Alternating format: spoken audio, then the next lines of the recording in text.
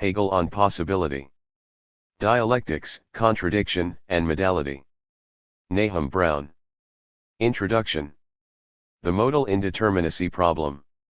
This book explores Hegel's theory of possibility in the science of logic, and his related conception of contradiction, by examining Hegel's solution to the problem of what I call modal indeterminacy.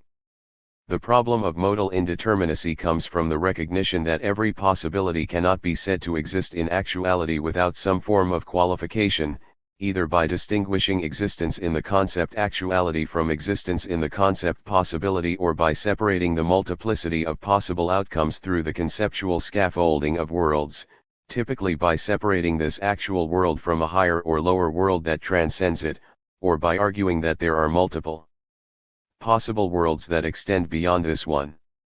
Most traditions in the West wrestle to find solutions for how to acknowledge the existence of possibility while avoiding the absurdity and meaninglessness that would result from the total existence in actuality of every possibility whatsoever. Point 1.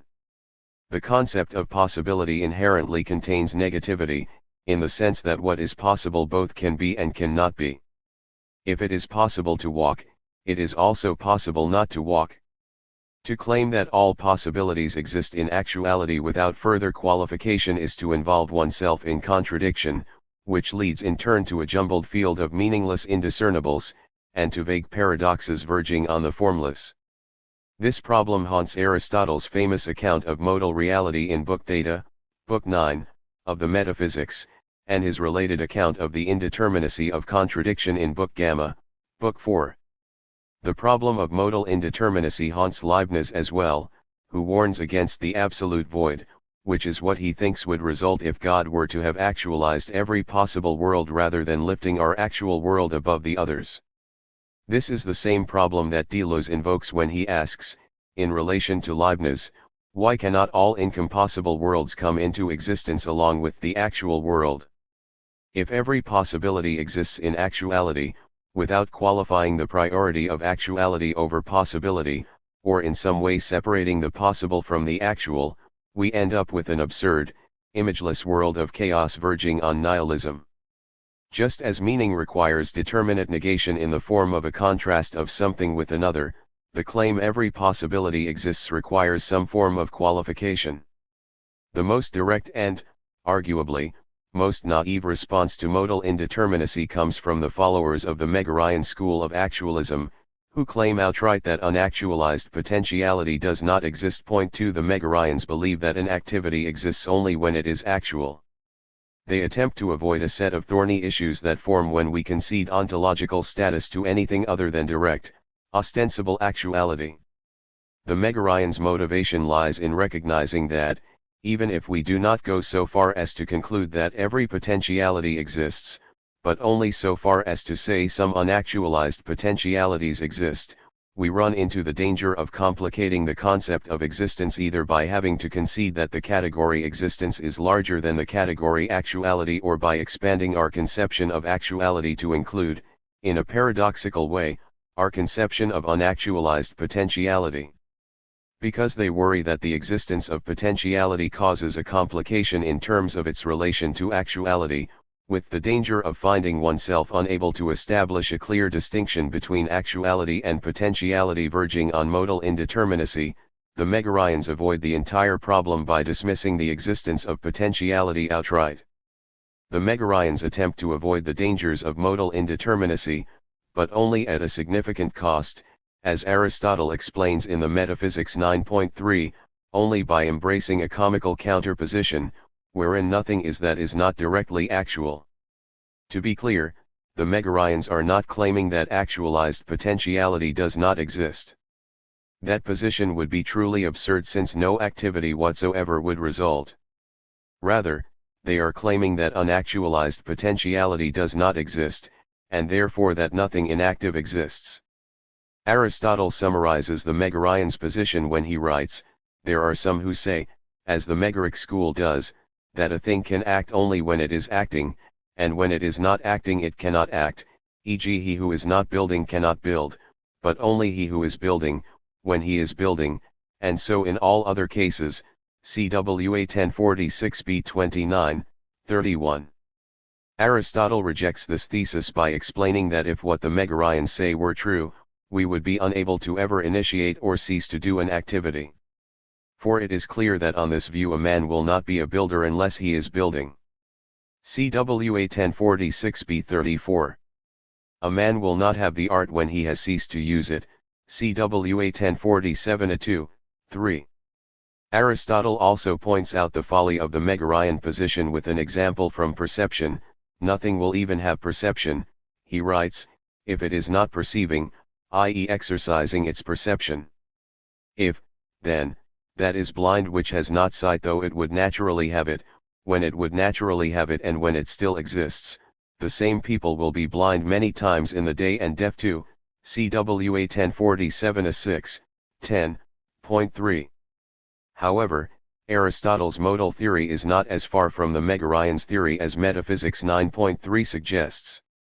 The reason why Aristotle engages Megarian actualism in the first place as a serious argument in need of refutation is because he also views the one-to-one correspondence of actuality and potentiality to be untenable, and he sees the Megarians' position as a natural although unintuitive reaction to this problem.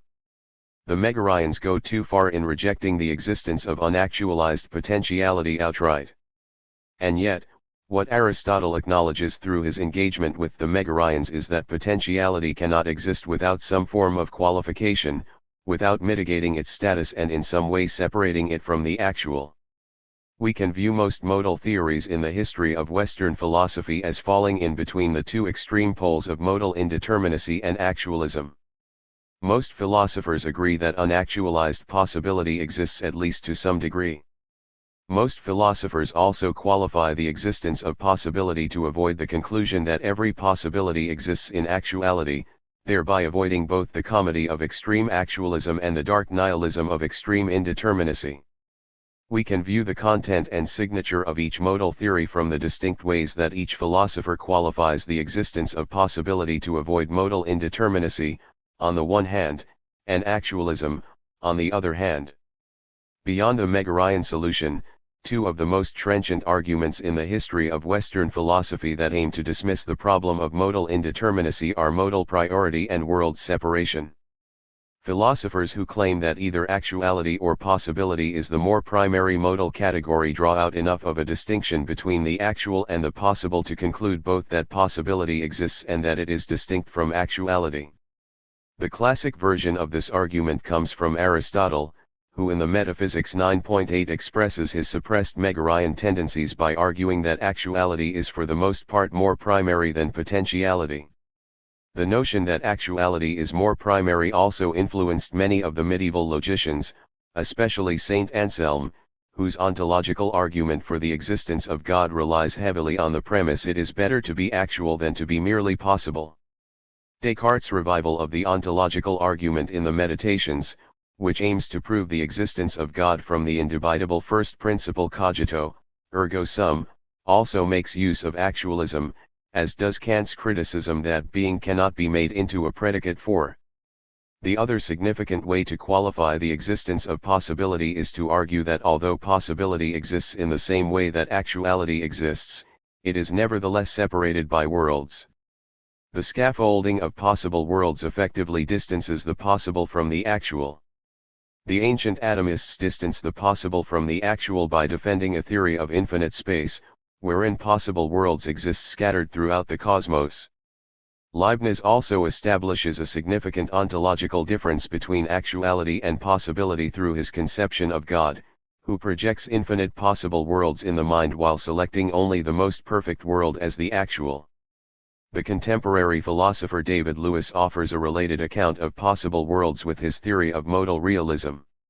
He claims that every possibility exists but nevertheless avoids modal indeterminacy by defending an index-equal separation between the actual world and alternative possible worlds. In contrast to proponents of modal priority, who view either the actual or the possible as the more primary modal category, and thereby avoid the issue of modal indeterminacy, possible world philosophers divide the possible from the actual through the compartments of worlds. The underlying consequence of any possible world theory is that this separation is upheld.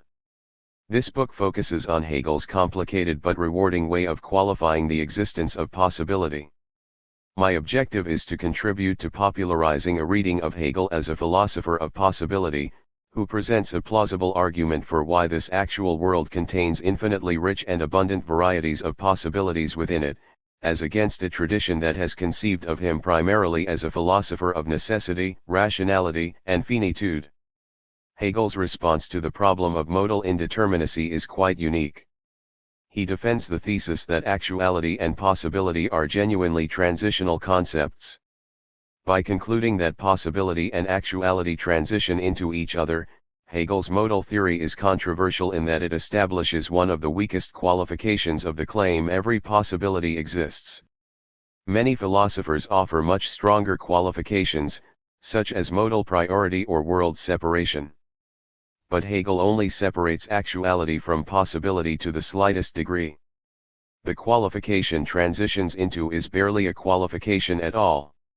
Analysts of Hegel's modal ontology face a significant challenge in articulating how to view actuality and possibility as transitional concepts without falling into the modal indeterminacy trap that Hegel also definitely wants to avoid.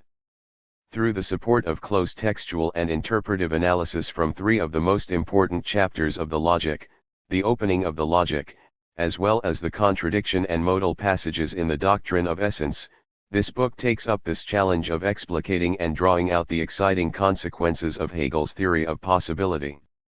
By claiming that possibility and actuality are transitional concepts, Hegel's modal theory comes closest to the position of modal indeterminacy, but nevertheless maintains a robust, meaningful account of modal reality that avoids Leibniz's fear of the absolute void. Why is Hegel's claim that possibility and actuality are transitional concepts significant?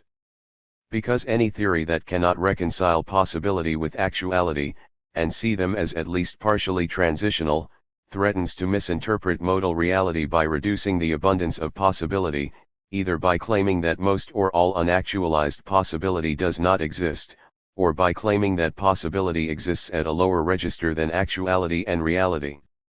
The rewards of Hegel's theory are as significant as they are controversial.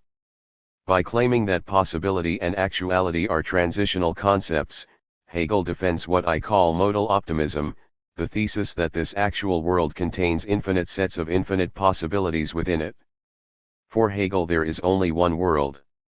This world contains infinite varieties of other world-like composites, not as a set of exterior worlds that transcend the actual world, but as a layered, immanent part of the constitution of actuality. What other modal theorists refer to as alternative possible worlds lie, for Hegel, embedded in the determinate content of this actual world. The actual world contains infinite sets of every possible combination within it. It is, as Hegel says, of absolute necessity insofar as it includes the real existence of every possibility. However, much of what it contains remains inaccessible to itself. Most modal theorists are committed to a multi-world system of transcendence that relies on an exterior position beyond the world, on a God who chooses the best of all possible worlds at the expense of alternatives, or on a transcendent realm of heavenly ideals beyond any account of what is given in actuality. In contrast, Hegel's vision of modality makes a dialectic of actuality and possibility. An infinite variety of possible world-like composites exist as immanent to this world. The world is of absolute necessity because all possibilities whatsoever exist within it. The world is nevertheless determinate and meaningful because, although possibility and actuality are transitional concepts, possibility requires the process of emergence through dialectics to become fully present in actuality. Hegel thereby avoids the problem of modal indeterminacy by conceding to only the slightest qualification, while defending a system that allows for genuine freedom at the same time as it includes the existence of every possibility whatsoever. Before outlining the main tenets of Hegel's one-world modal theory, his argument that actuality and possibility are transitional, and what I call his modal optimism, that is, Hegel's conclusion that this world contains immanent but infinite sets of possibility within it, I will present a brief overview of the two primary solutions philosophers have devised to make sense of the existence of possibility. In the first of these solutions, the solution from modal priority, philosophers argue that the existence of possibility depends on the more fundamental existence of actuality. In the second of these solutions, the solution from world separation, philosophers argue that reality is divided into two or more worlds and that either the truly actual world or the totality of all possible worlds exists elsewhere. Actuality stands higher than possibility. Philosophers who endorse actuality primacy argue that as long as modal priority is upheld, unactualized possibility can exist without succumbing to modal indeterminacy. Indeterminacy only crops up if every possibility exists in the sense that every possibility is actual without further qualification.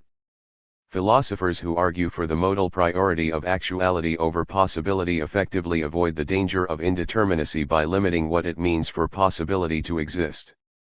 Aristotle's statements about actuality primacy, which appear in Book Theta of the Metaphysics, establish the classic and most influential version of the modal priority argument to date.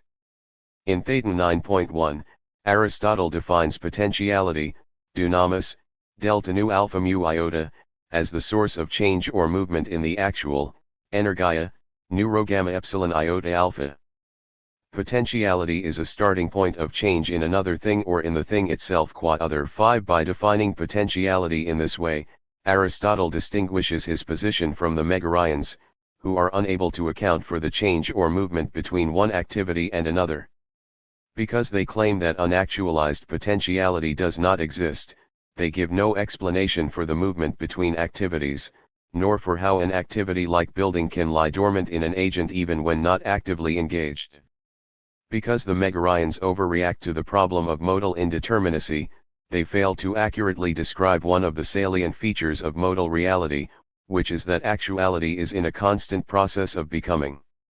Aristotle, in contrast, goes so far as to claim that actuality is action, CWA 101050 at 22, 6, inferring from this that potentiality and actuality are united as movement. The Megarians not only fail to describe the source of the change from one activity to another, as in the case of an active agent who becomes momentarily inactive, or in the case of a perceiver who momentarily does not perceive, they also fail to give an account of the most basic teleological movements of growth, maturity, and decay, a theme that was of the utmost importance to Aristotle, as it was also to be for Hegel. Yet Aristotle's definition of dunamis as the source of change or movement in the actual also betrays his underlying tendency toward actualism. Because it is the source of change, Aristotle concludes that potentiality does in fact exist, but he also concludes that it only exists for the sake of the actual. Potentiality does not exist for itself but always only for another. Viewed on its own, it is incomplete and requires actuality as its completion. The seed exists as potential, but it is not really anything at all if it is not understood from the terms of its relation to its actuality in the oak tree. Potentiality is change or movement, but it is only a change or movement that has its end in the actual. Aristotle concludes from this that potentiality is fundamentally dependent upon actuality, while actuality is fundamentally independent of potentiality. In what can be conceived of as his defense against modal indeterminacy, Aristotle outlines in 9.83 arguments, from definition, 1 sense of time, and substance, for the primacy of actuality over potentiality. In the B section of 9.8, he also claims that eternal substances take precedence over perishable substances. This can be viewed as a fourth argument in favor of actuality primacy. Aristotle's first argument has to do with definition, logos, lambda gamma omicron.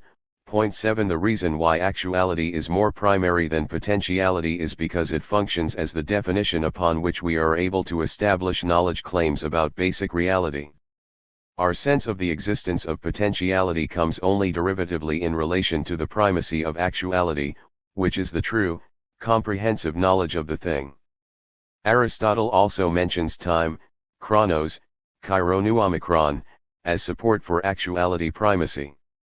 Actuality precedes potentiality in time because the actual member of a species is prior to the potential member of the same species, CWA 1049b18, in other words, because the generation or procreation of the form comes from the parent. There is, incidentally, a literal sense in which the potential does come before the actual in time, that is, in the sense that the individual is potential before it is actual, CWA 1049b18, in other words, the child, seed, or condition has to grow into the maturity of its form over time. But this one case of potentiality primacy is not particularly significant. Aristotle's third argument for the primacy of actuality has to do with substance, ousia, omicron sigma alpha. To establish this argument, he makes two interrelated points. First, he claims that substance is the form, eidos, epsilon delta omicron, and that as form, it exists prior to the potential. Man is prior, for example, to boy, and human being to seed, for the one already has its form, and the other has not, 1050 6. Second, Aristotle claims that it is because of substance that the potential moves in the direction of the actual and seeks out the actual as its principle or end. Everything that comes to be moves toward a principle, i.e. an end. For that for the sake of which a thing is its principle, and the becoming is for the sake of the end, and the actuality is the end, and it is for the sake of this that the potentiality is acquired, 1050 10. Substance is really at the heart of his commitment to actuality primacy, because it is in terms of substance that he is able to establish the dependency as well as the teleological movement inherent in potentiality. Aristotle goes on to explain that these three reasons, definition, one sense of time, and substance, support the conclusion of actuality primacy only in terms of perishable substances, but not in terms of eternal substances. The actual is the definition because it is the form, or archetype, of perfect knowledge, which always also appears instantiated and imperfect in potentiality. Likewise, Aristotle understands the actuality primacy of time in terms of how the forms of life are passed on from generation to generation by way of the first-order actuality of the parent. His argument from substance is also said only from the context of perishable substances, since the potential as the for the sake of which of actuality grows, ages, and dies. However, Aristotle claims that such support for the argument from actuality primacy is not needed when it comes to the modal priority of eternal substances. According to Aristotle, eternal substances are more primary than perishable substances, and they are always only actual and never potential, CWA 1050b6, 7. The argument for this is quite persuasive: eternal substances are not capable of not being. But what is potential has to be capable of both being and not being. Example, if I potentially have $100, then this can either be or not be. Therefore, since eternal substances are not capable of not being, they cannot exist potentially, but only actually. For a substance to be perishable, there has to be a division between its actuality and potentiality. The potential is thoroughly dependent on the more primary existence of the actual, but nevertheless exists through this dependency as a fracture in the actual. The existence of the potential is the sign of the vulnerability and perishability of substances. On the other hand, eternal substances are always only actual. Aristotle lists the sun and stars as two examples of eternal substances at CWA 1050b22. One cannot even say, along with the megarions, that actualized potential exists while unactualized potential does not exist, since the category actualized potential does not even apply to eternal substances. 8. To summarize, because his account of dunamis as the source of change or movement in the actual leads to the double-sided consequence that potentiality exists and yet actuality is primary, Aristotle can be construed to have successfully defended his description of modal reality against both the extreme actualism of the megarions as well as the extreme nihilism of modal indeterminacy. By recognizing potentiality as always existing only for the sake of actuality, Aristotle thereby limits the ontological status of unactualized potentiality. He offers a plausible account of the movement between activities and of the action of the actual, while marginalizing the role of potentiality by recognizing it as a dependent. One might think that the growing popularity of modal theories from the contemporary continental tradition that attempt to reverse or complicate Aristotle's argument from actuality primacy by arguing for possibility primacy 9 threatens to succumb to the dangers of modal indeterminacy. But this is not the case. For example, Heidegger's startling reversal of Aristotle's actualism in the Introduction to Being and Time, a reversal epitomized in the catchphrase possibility stands higher than actuality, 10 uses the same resources as actuality primacy to defend against modal indeterminacy. Even though Heidegger reverses the order of the priority from actuality to possibility, the same strategy of separating the actual from the possible by way of modal priority remains in effect. Heidegger's existential analysis of being toward death and of Dasein's grasping the whole leads to a powerful alternative conception of our teleological drive from that of Aristotle's actuality-focused drive toward the end of eidos, i.e., this is the difference between the fruit ripening, in Aristotle's account, and Dasein's futural anticipation of the possibility of death, in Heidegger's account, which is inevitable but also impossible to reach in actuality. Point 11. And yet, even though noticeably different arguments for the nature of modal reality arise from conclusions about possibility primacy, both directions of modal priority use the same strategy to avert the danger of modal indeterminacy, both conclude that one category is more primary than the other, and both thereby dismiss the threat of modal indeterminacy. Possible worlds are separate from each other.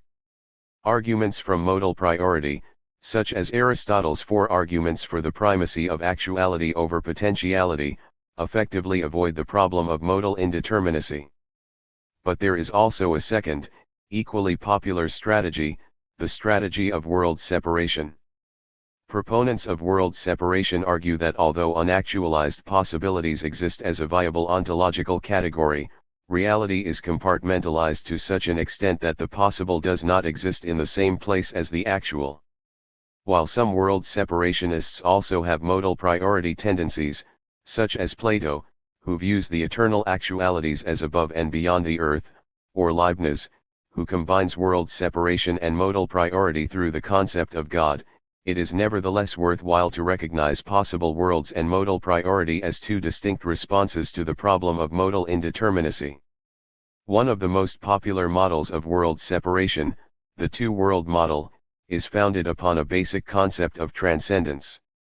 Plato, for example, who can be interpreted to recognize the true forms of reality in terms of eidos, ideals, epsilon delta omicron, which exist above and beyond the shadowy everyday world of Dasein, belief, delta xi alpha. Arguments that divide reality in this way demand that we look beyond the most obvious, sensual form of actuality toward the heavens as a higher form of actuality. Most proponents of transcendence claim that this world is really 2 worlds. On the one hand, there is the world that we perceive directly, a dependent, perishable world that represents and merely copies the true world. On the other hand, there is the genuine although invisible world of the forms, which admits no conception of unactualized possibility, but only the timeless actualities of the archetypes that make up fundamental reality. Aristotle, in contrast, brought eidos closer to the earth by presenting the forms as the essences of scientific investigation, and thereby collapsed the 2-world order of Plato, defending, instead, a modal priority model that recognizes potentiality and actuality as existing on the same plane, even though divided by priority. Plato's 2-world order gave way to further developments of transcendence through the Judeo-Christian 3-world order. The Judeo-Christian notion of transcendence divides reality into heaven, hell, and earth, thereby framing the unity of actuality and possibility in a 3-part division. Point 12. While followers of Plato's 2-world metaphysical system rely on epistemological arguments that establish the transcendent world beyond this world as the truer world of complete knowledge, followers of Judeo-Christian 3-world metaphysical systems rely on a further, normative argument. Not only is reality divided into an above and below, but the actions we take throughout our lives are predicated on these other realms. Because when we die, we are sent above or below, the decisions we make while on earth are at least partially guided by these invisible worlds. Kant's division between a noumenal and phenomenal realm can also be viewed as a development on as well as a critique of transcendent metaphysical systems. Nietzsche's declaration that God is dead has largely been interpreted to signal the waning of transcendence in the West. One of the most formidable opponents of transcendent metaphysical systems, Nietzsche challenges us to quit pretending that there are other worlds beyond this world, and to strive instead to live authentically in this one world we have. He criticizes the history of Western philosophy from Plato to Kant and Schopenhauer for having created a variety of make-believe, fictional worlds, which shelter us from the suffering of the real world, but also take away the gravity of being alive in this world. In contrast to two- and three-world metaphysical systems that rely on a vertical conception of transcendence with categorically different realms above, and sometimes below, the earth, the history of Western metaphysics has also laid claim to a litany of multi-world theories of possible worlds.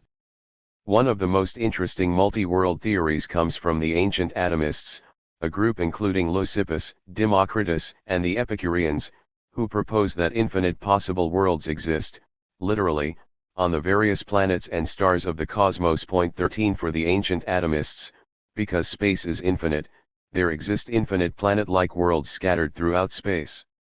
The Earth we live on is home to only one of an infinite variety of possible worlds, which appear in the sky above us when we look at the stars at night, but nevertheless connect together in one massively vast expanse of space.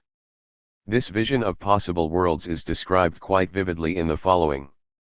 Democritus holds the same view as Leucippus about the elements, full and void. He spoke as if the things that are were in constant motion in the void, and there are innumerable worlds, which differ in size. In some worlds there is no sun and moon, in others they are larger than in our world, and in others more numerous. The intervals between the worlds are unequal, in some parts there are more worlds, in others fewer, some are increasing, some at their height, some decreasing, in some parts they are arising, in others failing. They are destroyed by collision one with another. There are some worlds devoid of living creatures or plants or any moisture. 14. One of the unique features of the atomist theory is that every world is actual, however distant spatially. They claim not only that every possibility whatsoever exists, but also that every possibility exists somewhere out there in actuality in the greater cosmos. Their conception of the spatially distant is the principal defense the atomists maintain against modal indeterminacy. Every possibility exists in actuality, but not every possibility exists right here on this earth. The atomists' concept of worlds scattered throughout infinite space effectively averts the threat of modal indeterminacy.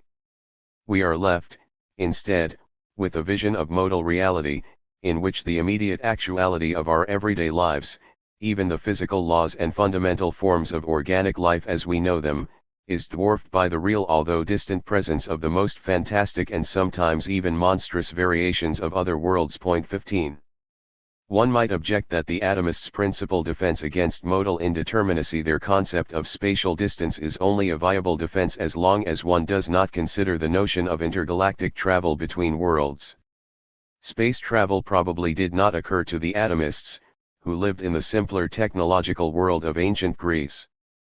But does the revelation that intergalactic travel is possible really complicate the consistency of the atomists' theory? Does spatial contradiction underlie their vision of modal reality? We can answer this by acknowledging that even if we were able to meet other iterations of ourselves throughout the cosmos, we need not conclude that such a rendezvous between possible selves is inherently contradictory. It follows from the atomist's modal theory that each version of myself belongs to a separate home planet. Even if the most diametrically opposed versions of myself were to somehow meet, these selves would nevertheless be compartmentalized by the notion of home planets and also by the fact that as separate bodies we would have to travel across spatial distance to reach each other. There is no logical inconsistency that would force us to conclude from the atomist's theory that intergalactic space travel would lead to the indeterminacy of contradiction. 16 The reason why it is not against the law of non-contradiction to recognize infinite possible worlds as existing in actuality is because of the space separator, as with Aristotle's place qualifier, i.e., it is not a contradiction to be and not to be as long as there is a difference of time, manner, or place. The multiverse of the popular animated television series Rick and Morty offers an extended example of the atomist's theory of possible worlds, one filled with imaginative themes about the possible world adventures that the grandfather scientist Rick has with his grandson Morty. Rick travels from world to world by use of his portal gun and encounters infinite variations of himself and his grandson, who populate the endless spatial multiverse of possible worlds. There is even a citadel of Ricks, where multiple varieties of Ricks and Mortys participate together in a strange social world of possible selves. The philosophical import of this popular cartoon series is indebted to the ancient atomists' conception of worlds, but it is also original in that it speculates about what it would mean to travel in space between atomists' worlds, a theme the atomists never fully developed.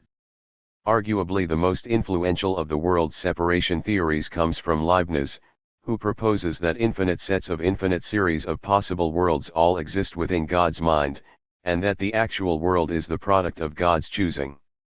With his theory of possible worlds, Leibniz attempts to simultaneously avoid what he considers to be the two most dangerous misconceptions of modal reality.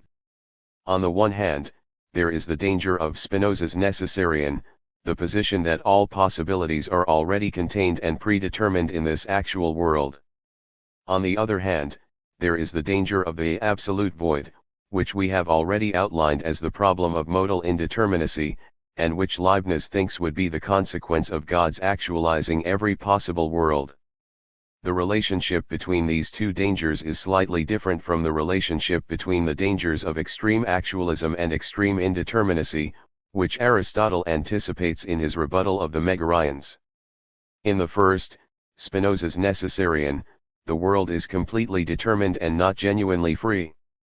In the second, the absolute void, one could say that the world is too free and dissolves into meaningless chaos through the inclusion of everything whatsoever. The first danger comes from the claim that there are no alternative worlds whatsoever and that this is the only world that could possibly be. The second danger comes from the claim that every alternative world we can think of is already included in this actual world, leading to total indistinctness. By asserting that God is free to actualize any world whatsoever but chooses the one with the most perfection in it, Leibniz finds a narrow path between the necessarian that he attributes, fairly or unfairly, to Spinoza, and the absolute void of total inclusion. One of the signature features of Leibniz's conception of possible worlds is that he combines the world separation strategy with an element of the modal priority strategy.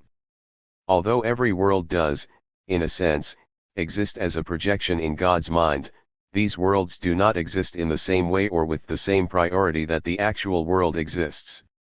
In his book on Leibniz, the Leibniz scholar Nicholas Rescher helpfully distinguishes the existence of possible worlds in God's mind from the real existence of this actual world by claiming that alternative possible worlds merely subsist rather than fully exist. 17 Leibniz defends against the absolute void of modal indeterminacy not only by claiming that God organizes the endless multiplicity of possibility into the neat compartments of separate worlds, but also by claiming that the actual world is of a higher ontological gradation than the ontological status of alternative possible worlds.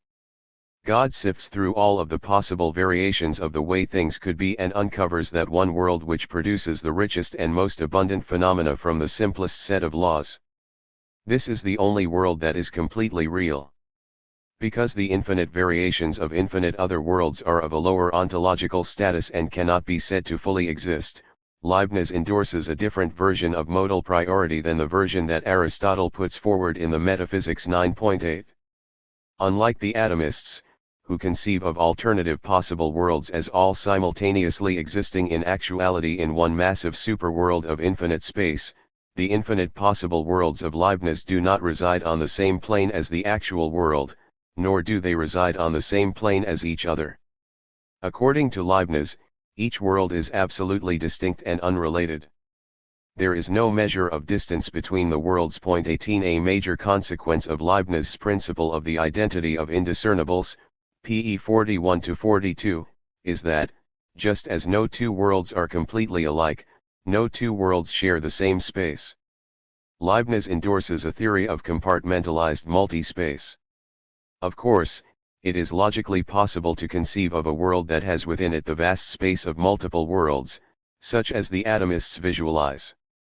But Leibniz would identify the packed layers of worlds within worlds as simply another possible world, which is no larger than any of the others, and not necessarily more perfect. While Leibniz claims that possible worlds exist only in God's mind and do not exist in the way that the actual world exists, David Lewis claims in his now classic book on the plurality of worlds that all possible worlds do indeed exist. Lewis endorses the theory of modal realism, the thesis that the world we are part of is but one of a plurality of worlds, and that we who inhabit this world are only a few out of all the inhabitants of all the worlds. 19. One of the features of Lewis's modal realism is that he makes use of the possible world semantics of modal logic. He defines the modal categories in the following way: possibility amounts to existential quantification over the worlds, with restricting modifiers inside the quantifiers. Necessity amounts to universal quantification. What is impossible is the case at no worlds, what is contingent is the case at some but not at others. 20. He claims that if we agree to the thesis of modal realism, the thesis that every possible world exists, this enables us to apply the symbols of modal logic for necessity and for possibility to quantify over multiple worlds. Lewis says that just as the realm of sets is for mathematicians, so logical space is a paradise for philosophers. 21. Lewis's possible world theory resembles Leibniz in a number of ways. In opposition to the atomists, Lewis and Leibniz both claim that infinite possible worlds do not share the same space. The worlds are something like remote planets, Lewis writes, except that most of them are much bigger than mere planets, and they are not remote. Neither are they nearby. They are not at any spatial distance whatever from here. 22. They also do not share a common time, and there are no causal connections between them. Actions taking place in one world cannot cause actions to take place in other worlds. Leibniz would certainly agree with all of this. However, there are also noticeable differences between Lewis's and Leibniz's conception of possible worlds. Modal realists propose that every possible world exists, whereas Leibniz claims that possible worlds only exist, or subsist, as Rescher puts it, in God's mind. By taking God out of the picture, Lewis views the actual world and other possible worlds as existing equally. Because Leibniz is committed to the theological assumption of an omnipotent, omnibeneficent God who brings only the best of all possible worlds into real existence, Leibniz is also committed to a theological version of modal priority. With his multiple attacks on modal indeterminacy, Leibniz can be construed to be the most forceful opponent of modal indeterminacy outside of the Megarians.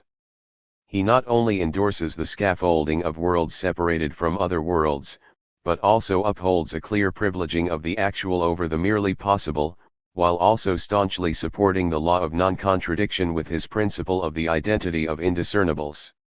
In contrast, Lewis offers a milder defense against modal indeterminacy. He does not share Leibniz's theological assumptions. He is not claiming that this actual world is any better than other possible worlds. For Leibniz, perfection is what distinguishes the actual from the merely possible. Lewis claims, instead, that the only reason why the actual world is distinct from merely possible worlds is because of what he calls index Eichel reference 23. What saves Lewis's modal realism from the danger of modal indeterminacy, and thereby upholds both the law of non-contradiction and a robust conception of worlds as distinct from other worlds, is his notion that each world is actual to itself and merely possible to all other worlds. Every world is actual to itself, and thereby all worlds are on par 24. Actuality is relative. It is based on a lexical distinction between here and there. This, along with the basic division that comes from the concept of worlds, is enough to separate the actual from the possible in Lewis's theory. This one world contains every possibility. Philosophers who do not endorse some form of modal priority or world separation, but who nevertheless claim that every possibility exists, are led to a third, controversial strategy. They are led to the strategy of critically revising our common sense assumptions about the indeterminacy of contradiction. Some philosophers, such as Deleuze, propose that the multiplicity inherent in the concept of the possible need not be recognized as contradictory when it is actualized. He proposes that the concept possibility should be replaced by the concept virtuality, and that, as virtuality, the multiple outcomes of the future, or of a decision, or of an activity are able to coexist simultaneously in the same field without triggering the law of non-contradiction. In contrast, Hegel argues that contradiction does not give rise to indeterminacy, as Aristotle thought. Generally, proponents who endorse this strategy embrace an immanent conception of modal reality, while rejecting both the notion that there are transcendent worlds and also the notion that either actuality or possibility has more primacy. Let's turn back to Aristotle briefly and look at why he believes that contradiction is bound together with indeterminacy, and then present Deleuze and Hegel as two philosophers who, in very different ways, undermine the modal consequences of the law of non-contradiction. Aristotle claims that the law of non-contradiction is the first principle of philosophy. It is impossible, he writes in the Metaphysics 4.4, for anything at the same time to be and not to be. The law of non-contradiction is the most indisputable of all principles, 1006a2, 5. Aristotle infers from this that without the law of non-contradiction, reality would be utterly indeterminate. The law of non-contradiction is a law of separation, individuation, and determination. Aristotle says this in the Metaphysics 4.4 when he explains that for an expression to be meaningful, it cannot mean everything at once, but only one thing at the exclusion of all other meanings, 1006b5, 9.25. The same point can be applied to the relationship between actuality and possibility. For actuality to be meaningful, not everything can be included. The actual must have over against it that which does not occur in actuality.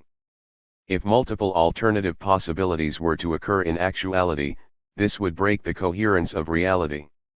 The actuality of even two conflicting possibilities at once, example walking and not walking, would result in the real existence of contradiction. According to Aristotle, since contradiction leads only to indeterminacy, possibilities cannot be united in this way.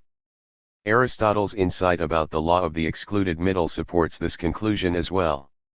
There cannot be an intermediate between contradictories, he writes in Book Gamma of the Metaphysics, but of one subject we must either affirm or deny any one predicate, CWA 1011b 23, 24.26. The modal articulation of the law of the excluded middle comes from the recognition that if walking is actual, it follows that not walking cannot also be actual for the same subject. Everything cannot occur. Only some things occur at the exclusion of others. The process of actualization is the process of the divided middle.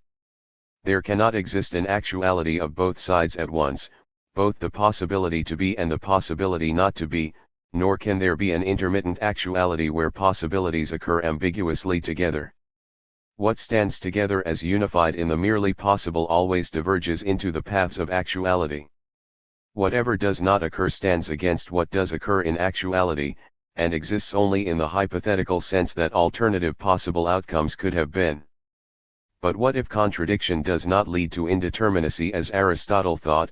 27. What if the multiple sides of possibility can be united in actuality, either because this does not fully encounter contradiction, as Deleuze proposes, or because the existence of contradiction is itself meaningful and productive, as Hegel's modal theory suggests?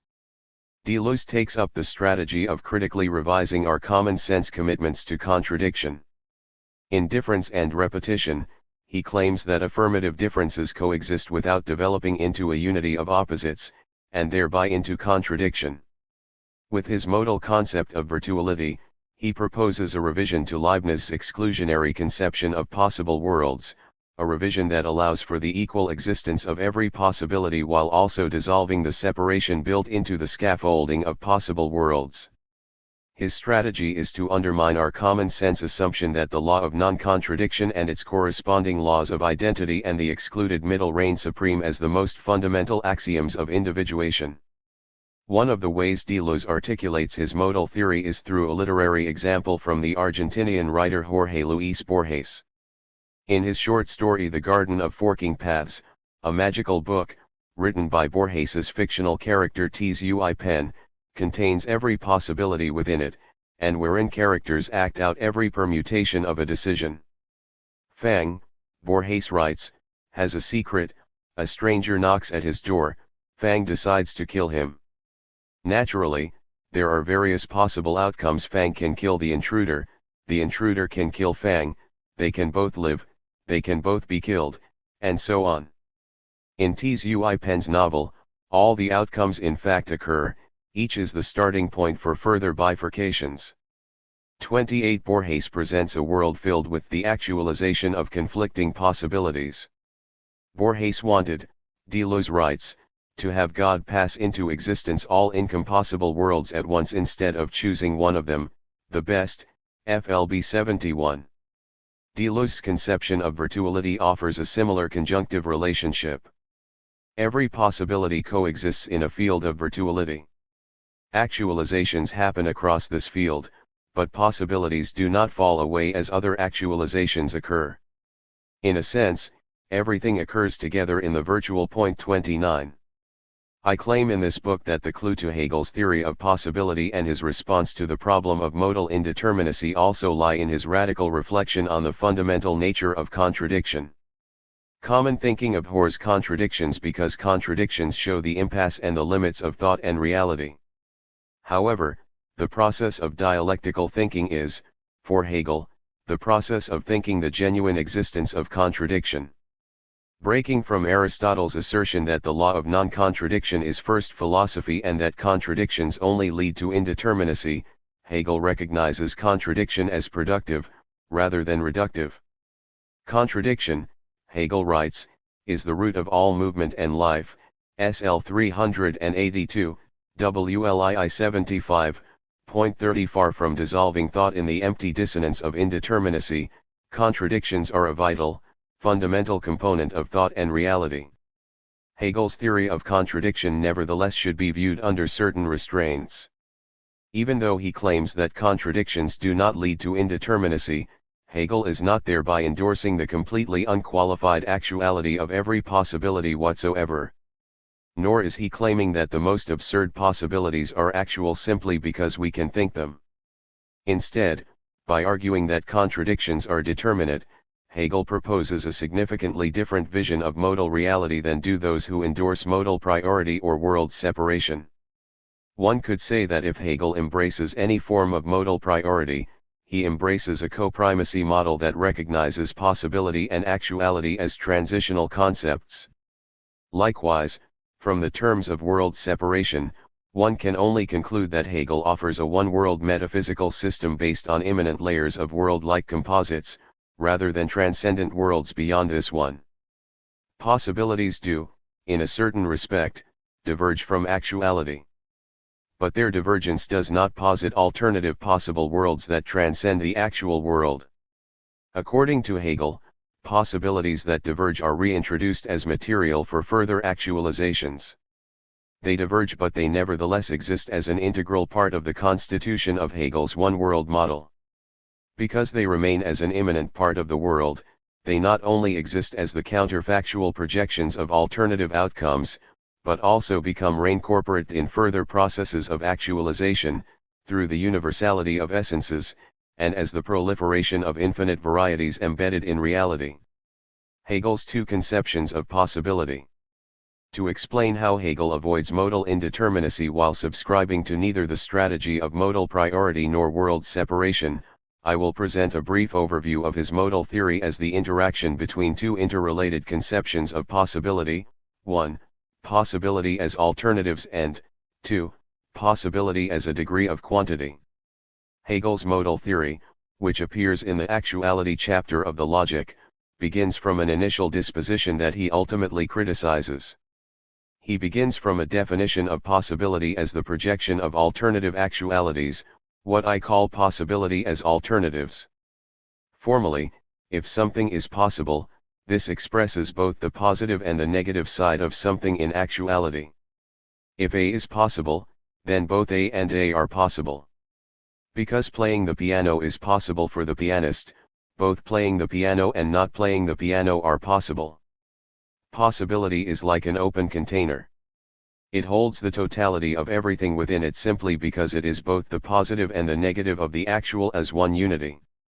To actualize possibility causes a seemingly inevitable, structural fracture of possibility to occur.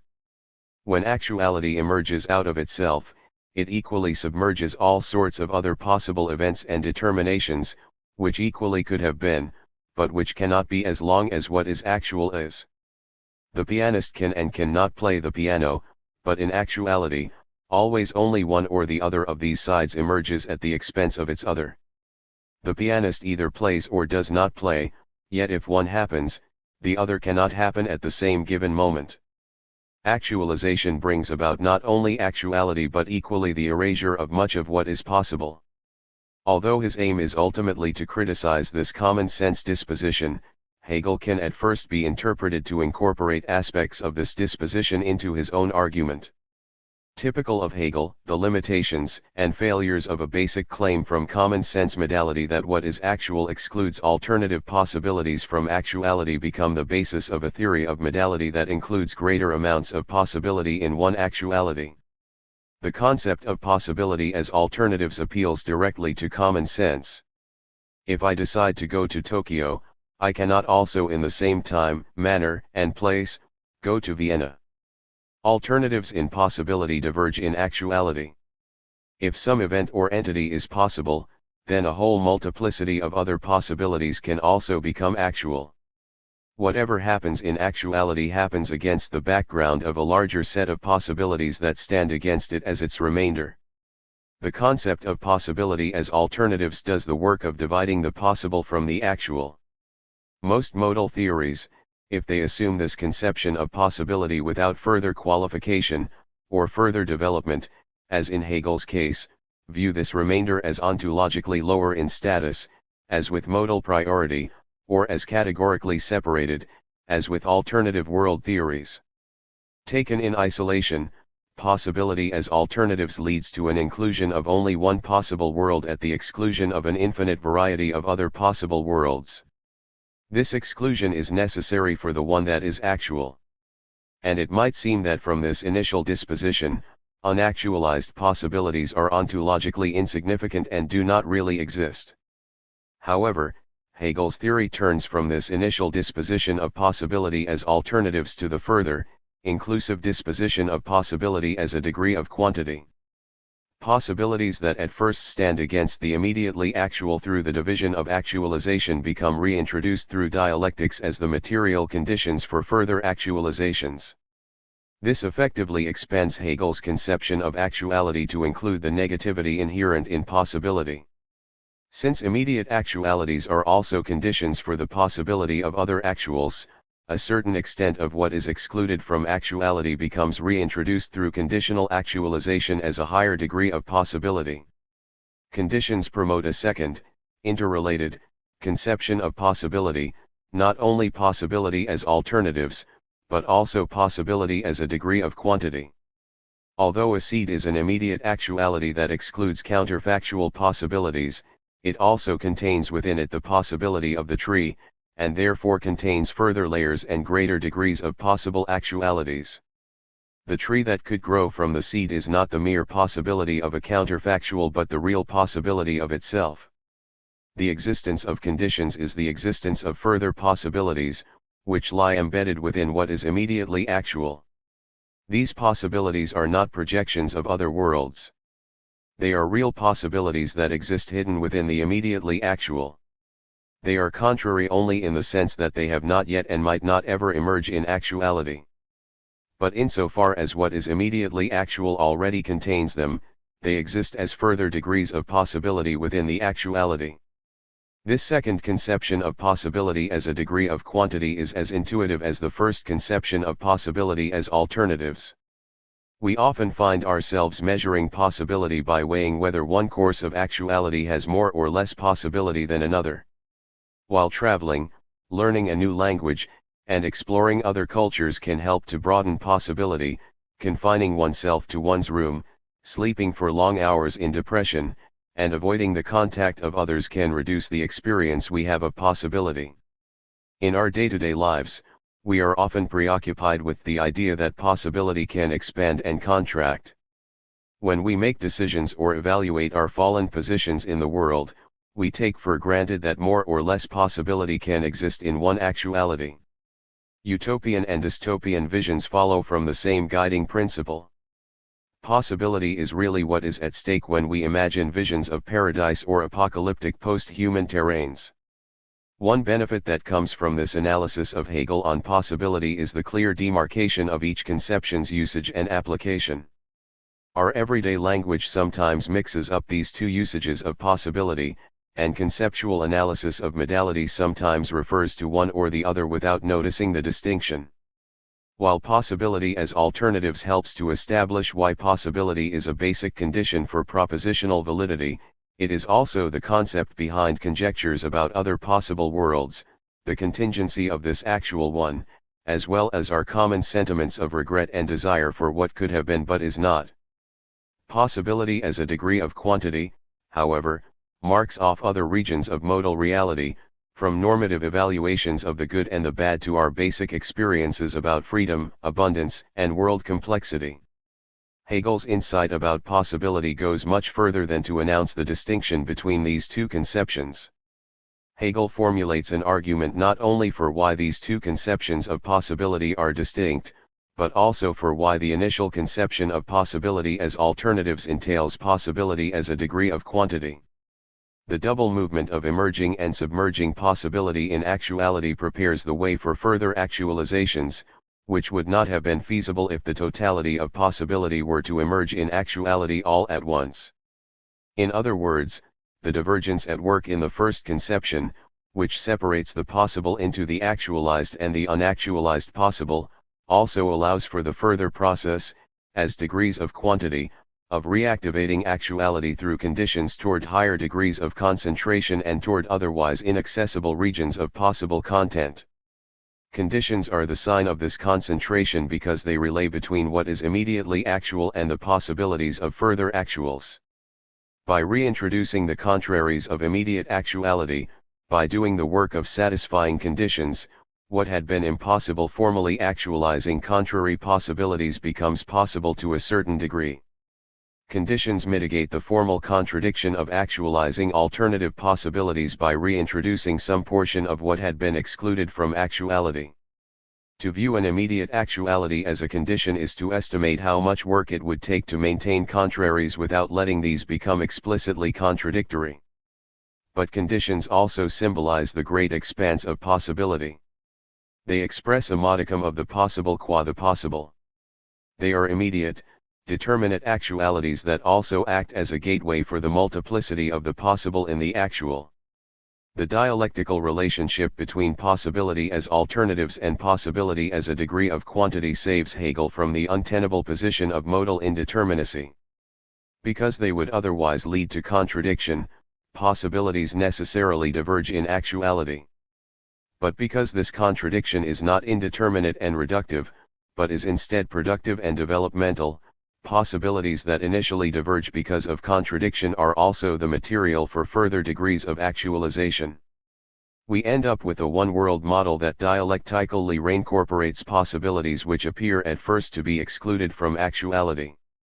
The concepts of possibility and actuality are, therefore, not identical in the way that would lead to modal indeterminacy, but are, rather, transitional, in the sense that excluded possibilities are the material for further actualizations. Possibility and Contradiction, Chapters 1-3.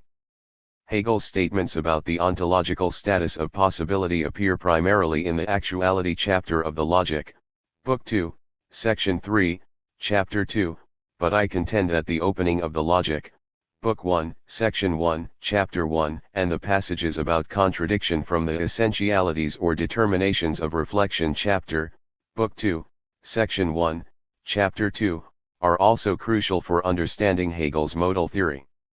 To this end, the first half of this book, Possibility and Contradiction, offers a close textual and interpretive study of Hegel's conception of possibility as it appears in the doctrine of essence by situating some of the primary consequences of dialectical modality within broader discussions of Hegel's presuppositionless starting point as well as his thesis that contradiction is more primary than identity. 31 The exegetical analysis that takes up the first half of the book is not intended to be a commentary of the logic as a whole. The intention, instead, is to explore the possibility theme by presenting the dialectical totality conclusion, in Chapter 1, and the productive contradiction conclusion, in Chapter 2, as a necessary setup for Hegel's one-world modal vision. In Chapters 1 and 2 of this book, I analyze two interrelated usages of contradiction, which are then applied to Hegel's modal theory. In Chapter 1, Hegel on Totality, I outline a conception of contradiction as totality. A forms a totality and in this way is exhaustive. Contradiction conjoins the negative with the positive in such a way that transcendence collapses into immanence.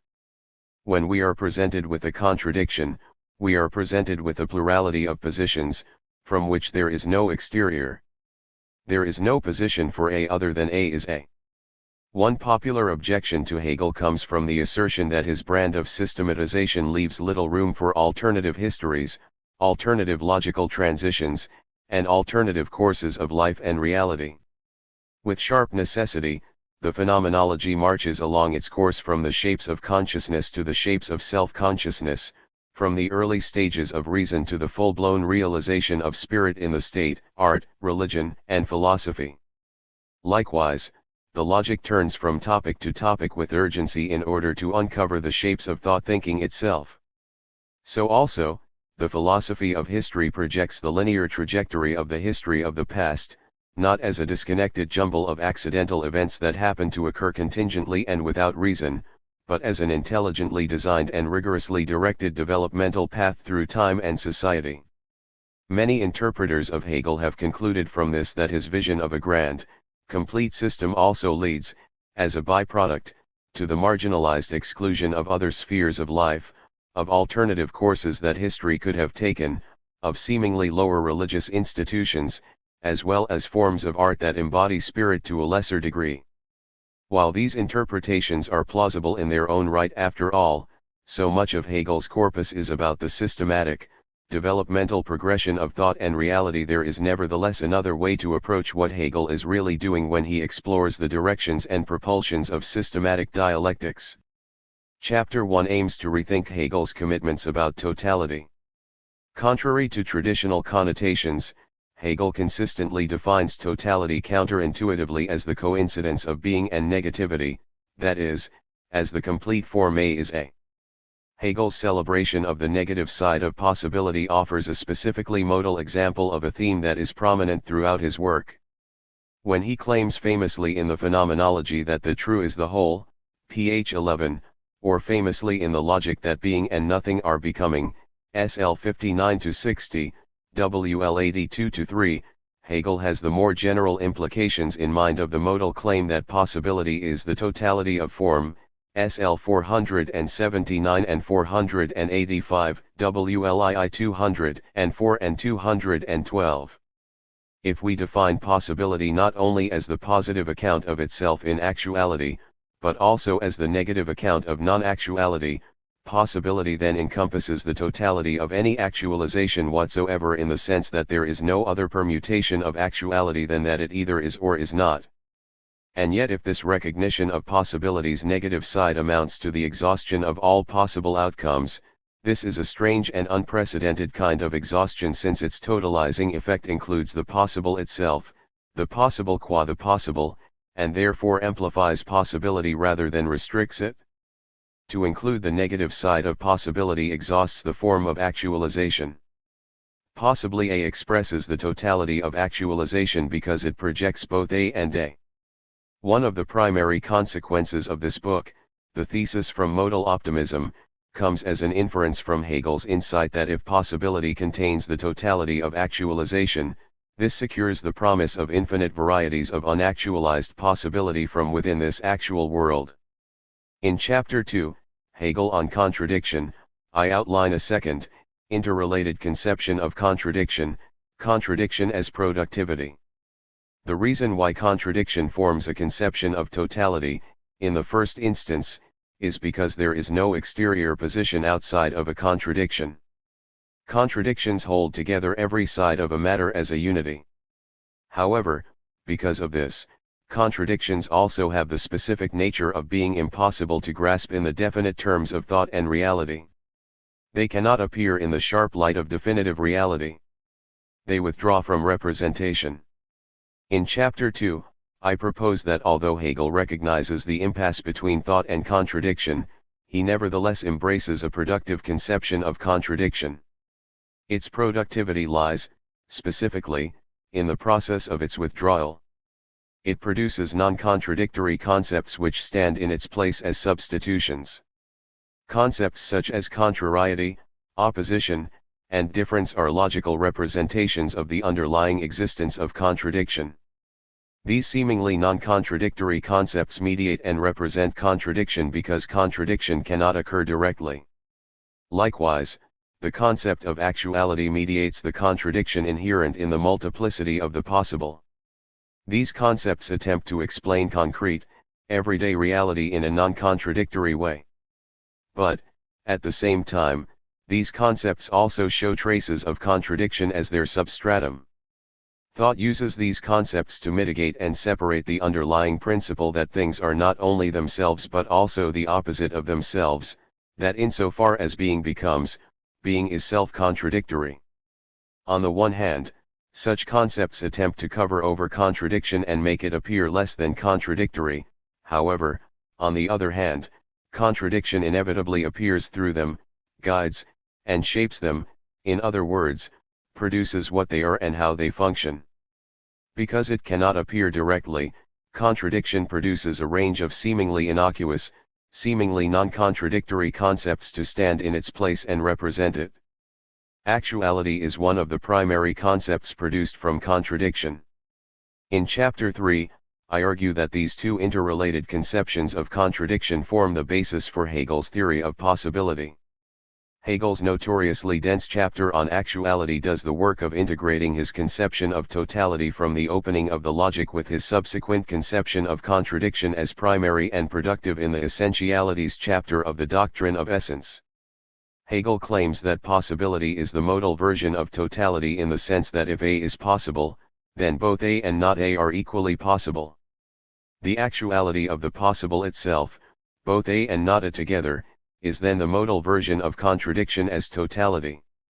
Hegel shows that this raw, unmediated actuality of possibility leads, at first, to our conception of the impossible, as the direct and unsustainable actuality of contradiction. Actuality can only sustain the possible itself through mediation. Thought covers over the underlying contradiction by dividing the possible into actualized and unactualized compartments. Thought explains the contradiction away by offering a teleological account of how something emerges into actuality by satisfying the conditions of its possibilities. Conditional actualization mitigates the otherwise unsustainable actualization of contradictory positions of the seed, for example, that is also an oak tree. However, although this teleological account of the actuality of possibility does the service of mitigating and softening what would otherwise be a contradiction, this account also leads to growth, decay, becoming otherwise, in short, to the production and proliferation of further domains and new access points of possibility. In other words, because it is impossible to sustain the direct actualization of the possible, actuality goes through the process of developing new and otherwise inaccessible variations of possibility, new forms of life, spirit, concepts of logic, etc. Contradiction produces these forms at the same time as it withdraws from direct actualization. Because it cannot fully emerge but must nevertheless emerge in some way, contradiction generates not only the abstract modal concepts that make up Hegel's theory in the actuality chapter, i.e., formal, real, and absolute actuality, possibility, necessity, and contingency, but also the promise of the infinite variety of biological, social, and religious forms of life. One of the most controversial Hegel claims I analyze in this book appears at the end of the actuality chapter, where Hegel says that absolute necessity is contingency. Most commentators argue that what Hegel means is that contingency is one out of many necessary categories of his system. In this way, Hegel allows for a moment of contingency, which is, paradoxically, a necessary feature of the logic as a whole. While I also think this interpretation is right, I develop the idea further in Chapter 3 by exploring the theory that by absolute necessity Hegel means the total inclusion of every possibility whatsoever. The reason why nothing can be otherwise is because everything has already been included, as with a contradiction, where A cannot be otherwise because A is A and A. Contingency is the outcome of absolute necessity. I take this to mean that further contingencies are produced from the dialectical structure of totality. Total inclusion is not only the closing off of further possibilities but also the generation of further proliferations of possibilities at the same time. One of the seminal ideas of Hegel's modal theory is that necessity not only restricts possibility but also amplifies it, producing endless variations of thought and reality. The thesis from modal optimism, chapters 4 to 6. The second half of this book examines the thesis from modal optimism as a consequence of the textual analysis that takes up first half of this book.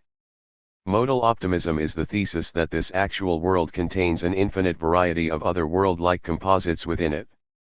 Proponents of modal optimism reject strategies of both modal priority and world separation. They reject the long-standing tradition of the hegemony of actuality over possibility. They also reject transcendent visions of two-world or multi-world divisions between the actual and the merely possible. Proponents of modal optimism challenge Western conceptions of transcendence and offer an immanent vision of modality, where all possibilities whatsoever exist as part of the basic constitution of modal reality, where the actual and the merely possible share the same ontological status. The second half of this book presents the tenets of modal optimism through an exploration of some of the primary insights from Hegel's actuality chapter. Common sense thinking supposes that actuality and possibility are distinct modes that can be applied variously to an object of thought, but Hegel proposes instead that the meaning of each concept is included in the meaning of the other. That actuality and possibility are transitional concepts is, for Hegel, the modal version of his statement in the doctrine of essence that essence must appear, SL 418, WLII 124. The reason why immediate actuality, what Hegel calls shine at the beginning of the doctrine of essence, undergoes a pressure to express the negative side of possibility is because essence does not stand against this world, as an exterior transcendent realm beyond this world but, to the contrary, must appear directly as the basis for the constitution of reality. One of the primary projects of the logic is to expose that thought and being are completely intertwined, that essence is not something other than existence, but that the actuality of this world is at the same time the essence and totality of this world.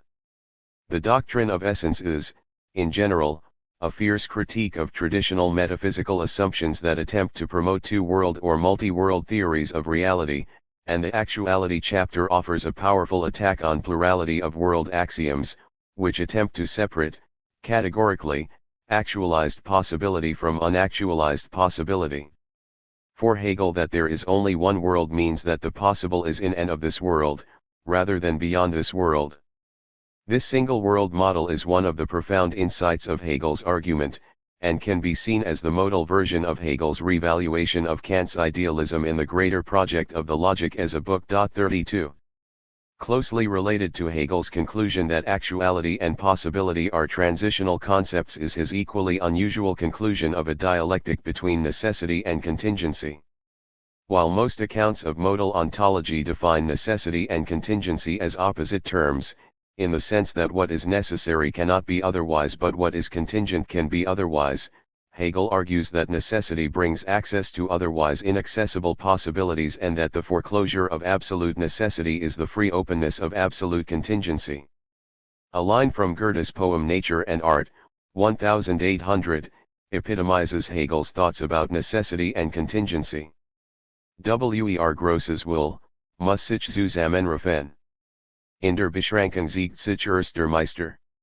Und das Gesetz nur kann uns Freiheit geben. Whoever seeks greatness must gather himself together. Only in limitation does the master distinguish himself. And only the law can give us freedom. 33. The Actuality chapter presents three speculative ways to think of the relationship between necessity and contingency dialectically. The first comes from the claim that contingency is a necessary concept of reality, that for things to be at all, they must be otherwise.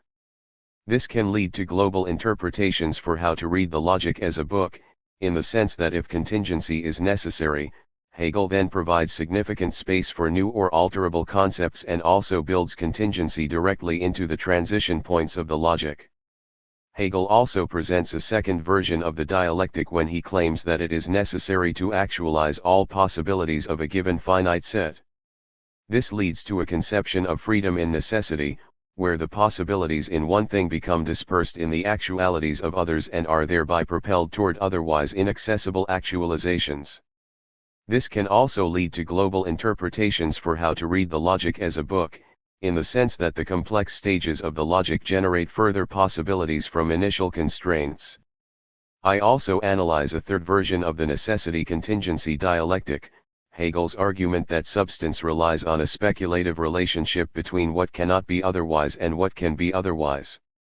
Hegel's account of substance is innovative because, by defining substance in terms of this dialectic, he presents a reasonable explanation for how the immediate actuality of an individual thing is also the universality of its genus. In Chapter 4, Necessity Amplifies Possibility, Hegel's theory of modal transitivity, I propose that modal transitivity is central to Hegel's conception of necessity and that productive constraint is one of the main consequences of his dialectic between necessity, contingency, and possibility. Modal transitivity shows that, while necessity restricts possibility in a superficial way, it also produces otherwise inaccessible possibilities. This entailment from the constraints of necessity to the proliferation and abundance of possibilities finds its most vibrant expression in the free play of artistic movements motivated by the enactment of formal and content-related constraints. In the realm of aesthetics, we see this, for example, from the formal restrictions of the English sonnet. The rhyme scheme, the iambic pentameter, the three quatrains, and the one couplet are a kind of constraint that nevertheless produce regions of aesthetic contemplation, balance, beauty, measure, which we could not otherwise have access to. Hegel's dialectic between absolute necessity and absolute contingency leads to the optimism of modal optimism. If immediate actualities are the conditions of other actuals, then being itself contains an immense variety of determinate possibilities within it. Yet most of what it contains either is not yet accessible from the given immediacy of factual existence or has not yet been produced from the formal structures that generate this variety in the content of things. The thesis from modal optimism has historical implications if we think of Hegel's argument as a revision of Leibniz's claim that this actual world is the best of all possible worlds. The thesis also has contemporary implications if we think of the consequences of this as sharing an ontological commitment with Deleuze's argument for why incompossible worlds all enter into existence. Proponents of modal optimism believe that conditional actualization explains how embedded possibilities come to emerge in actuality. Conditions act as a gateway between the real, however distant, possibilities of alternative actualities and the surface of actualization. Conditions are the embodiment of possibility and actuality as transitional concepts. The actual world is one massive assemblage of conditional possibilities. These conditional possibilities stretch out in infinite ways and infinite directions. And yet, since they are always anchored in terms of their entailment with what is immediately actual, their status as conditions makes them as determinate and realizable, however distantly, as they are infinite, boundless, and measureless. But conditions also place significant limitations, rules, and criteria on what can and cannot presently emerge into actuality. This is the case because conditions constrain and enable possibility with equal but opposite force. Necessity is the demonstration of perfection, of greater degrees of possibility in actuality. Perfection comes directly from the theory that possibility and actuality are transitional concepts. What is this actual world? It is nothing other than the reality of the possible itself, which appears through the enabling limiting structures of conditions. The reason why necessity is the demonstration of perfection is because conditions allow for access to further regions of possibility. Although this actual world is only immediate, since it contains the conditions for further actualizations, it contains the most perfect abundance and variety of possibilities, not only in the relative sense of greater and more complex degrees of actualization, but also in the absolute sense of the explicit coincidence of actuality and possibility. One reason why modal optimism is an optimism is because proponents of the theory believe that the possibilities embedded in the process of actualization are not only infinite in number, degree, and qualitative determinateness, but also that infinite sets of infinite series exist and share the same ontological status. Modal optimists embrace the small infinity defined by the infinite possibilities of the actual world. But modal optimists also embrace the theory that there are infinite sets of infinities, and that it takes all of these infinites together to make up the total immanent inclusion of modal reality, what Hegel calls the absolute necessity of contingency. This principle of the large and the small infinite together can be viewed as a significant revision to Leibniz's optimism, where one perfect infinite world converges, the actual, at the expense of infinite sets of infinite worlds, unactualized possibilities, which, although composable with themselves, diverge from the actual and do not exist. Chapter 5, Leibniz, Hegel, and Deleuze on incompossibility, proposes Hegelian revisions to the incompossibility problem in Leibniz and Deleuze. I claim that the incompossibility problem arises in the first place because Leibniz does not effectively distinguish between 1. Possibility as alternatives and 2. Possibility as a degree of quantity. Hegel's solution has to do with upgrading the ontological status of possibility to that of real existence and thereby expanding actuality to encompass what are for Leibniz diverging, incompossible worlds that do not exist. Chapter 6, Totality and Transformation, More Objections and Consequences, anticipates two of the most serious objections to modal optimism, from determinism and radical transformation, and thereby offers a more robust account of modal optimism. The objection from determinism claims that modal optimism leads to political and social confinement. The objection from radical transformation claims that the thesis from modal optimism leads to the absurd consequence that things can transform into entirely different things without reason. This chapter also concludes with a statement about the ontological significance of modal optimism, which is, at the same time, the conclusion of the book. The second half of this book also explores the relationship between modality and system in Hegel. The thesis that necessity brings access to otherwise inaccessible possibilities has broad consequences for debates about the trajectory of Hegel's system as well as for his method of sublation, Aufhebung. Taken as a grand narrative, the developmental structure of the phenomenology can be interpreted to provide a large-scale account of how necessity entails possibility and free contingency.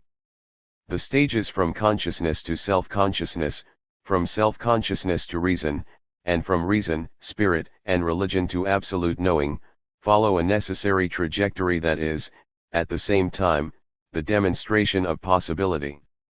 In absolute knowing, the complete coincidence of subjectivity and objectivity, what can be conceived of as the culmination of the phenomenology, then prepares the way for the developmental stages of thought thinking itself in the logic. Consciousness undergoes a series of developmental stages that lead to the possibility of philosophy. 34 The same motif that the necessity of conceptual analysis generates further possibilities of conceptual analysis describes the basic movements of the logic. We can read the logic as a complicated network of necessary deductions, where each concept becomes motivated by inherent restrictions and limitations of its determinate being, to generate itself as other concepts, and to become at its own end the contingency of others. Although the emergence of further concepts might seem to be the exhaustion and failure of former concepts, the emergence is also a transformation that realizes otherwise inaccessible ranges of possibilities from what seems to have been exhausted. In this way, earlier concepts, reduced to contradiction, become reintroduced at later stages of the logic, with the enhanced capacity of free movement, since they are no longer beholden to the relative necessity that had made them determinate in the first place. This reading of the logic as a whole is one of the broader consequences of Hegel's dialectical account of modality. Part 1. Possibility and Contradiction. 1. Hegel on totality, from being to nothing. The aim of this chapter is to articulate Hegel's implicit conception of contradiction, as it occurs in the doctrine of being, through an analysis of his transition from being to nothing in the opening of the logic. I outline a variety of interpretations of the being to nothing transition, and I defend what I call the dialectical totality interpretation as support for the conclusion that Hegel is committed to a version of totality that, at the same time, embraces genuine altruity. The dialectical totality interpretation leads to a reassessment of totality as a preliminary formulation of what will become, for Hegel, the explicit contradiction of A and not A in the doctrine of essence. Traditional connotations of totality as exclusionary exhaustion, predetermination, and finitude have often been attributed to Hegel's thought, especially from critics such as Kierkegaard, Levinas, and more recently from William Desmond. But the dialectical totality interpretation of the transition from being to nothing that I defend prepares the way for an alternative reading of totality in Hegel's work. In this chapter, I argue that Hegel's conception of totality should not be defined as the exhaustion of all positive content, but as the coincidence of being and nothing, as the contradiction A is not A, and as the completion of form and content by way of a dialectic with altruity. The transition from being to nothing exposes a unique kind of totality that is particular to Hegel. To recognize that something is and is not is to exhaust all of the permutations of what that thing can be. The ontological ground for this is established in the being to nothing transition. While we normally think of totality in terms of finitude and identity, where to totalize means to exhaust and to comprehensively know, because the opening of the logic combines being and nothing together, it offers a significantly different conception of totality. Being and nothing form a totality through negation, where the exhaustion and completion of all determinate possibilities is at the same time the result of altruity. At later stages of the logic, Hegel will develop this alternative conception of totality by privileging contradiction over identity. See my analysis in Chapter 2. Just as there is no position beyond the all-inclusive unity of being that is at the same time nothing, likewise, the formulation of A as not a completely captures the identity and all of the permutations of A. Hegel will eventually refer to this unique kind of totality as the concept, Begriff, which he develops extensively in the third doctrine of the logic. Dialectical totality is also one of the crucial elements of the relationship between actuality and possibility. By recognizing how Hegel presents this type of totality in terms of the transition from being to nothing, we will be in a position to understand why Hegel claims that possibility is the totality of form, SL 479 and 485, WLII 204 and 212, and why absolute contingency turns out to be the same as absolute necessity. This conception of dialectical totality prepares the way for Hegel's further conception of expanded actuality and for his one-world system, which includes the totality of every possibility whatsoever. The transition from being to nothing at the start of Hegel's logic marks one of the most controversial but rewarding moments of the book. The transition is controversial because of the abstract nature of the indeterminate concepts being and nothing and because of the sheer immediacy of the conversion. It is rewarding, nonetheless, because it establishes the first movement and the whole trajectory of the book. This transition is, in effect, the second of four arguments that constitute the opening of the logic. That being transitions to nothing comes directly after the question of how to begin a presuppositionless science at all, first argument, which Hegel addresses in with what must the science begin. It also precedes two subsequent arguments, the argument for why being and nothing together transition into becoming, third argument, and why this prepares the way for determinate being, fourth argument. While not everyone will agree that there are four arguments to the opening, nor that each transition can be clearly distinguished from the others, nor even that Hegel's thinking can be organized as a series of arguments at all. I would like to focus, nevertheless, on the specific question of the motivation for the transition from being to nothing. Second argument. I will start by explicating the being, nothing, becoming passages of the opening of the logic. I will then catalogue some of the most prominent commentaries on Hegel's transition into the various branches of source and non-source interpretations, before defending the dialectical totality interpretation. This chapter concludes with a discussion of how contradiction operates in the doctrine of being specifically. Being, nothing, becoming. While it takes up less than a page of the logic, the seemingly innocuous little transition from being to nothing has captivated many noteworthy commentators of Hegel. The British Hegel scholar G.R.G. Muir puts it quite well when he says that for readers of the logic, it must come as a real shock to common sense to see Hegel claim that being is nothing. 1. Why does being transition into nothing? What exactly is the motivation for the movement? Let us start by explicating the official passage of the opening. Being, pure being without any further determination. It is in its indeterminate immediacy equal only to itself, and yet it is not unequal in contrast to others. It has no inner difference but also no outer difference. If it were able to posit a determination or interior, from which a distinction could be drawn, or through which a distinction could be posited against another, it would not hold fast to its purity. Being is pure indeterminateness and emptiness. There is nothing in it to be intuited, even if one could here speak of intuiting. Or it is simply this pure, empty intuiting itself. There is not anything to be thought in it, or, what is the same, it is empty thinking. Because being is indeterminate immediacy, it is in fact nothing, and not more nor less than nothing. WL 82-83. Hegel's description begins from the fragment being, pure being. Being is so simple that it does not even warrant a full sentence, as if the image associated with being were prior to the associations of the syntax of a full sentence, i.e., prior to the format subject-verb-object. Point 2. Without further determination suggests that the positing of being, pure being is itself the first mark of determinateness. And yet if being is otherwise truly indeterminate, as Hegel describes, then it cannot at the same time be one-sidedly indeterminate, since if it were, it would have determinate being over against it, and this would make indeterminacy determinate.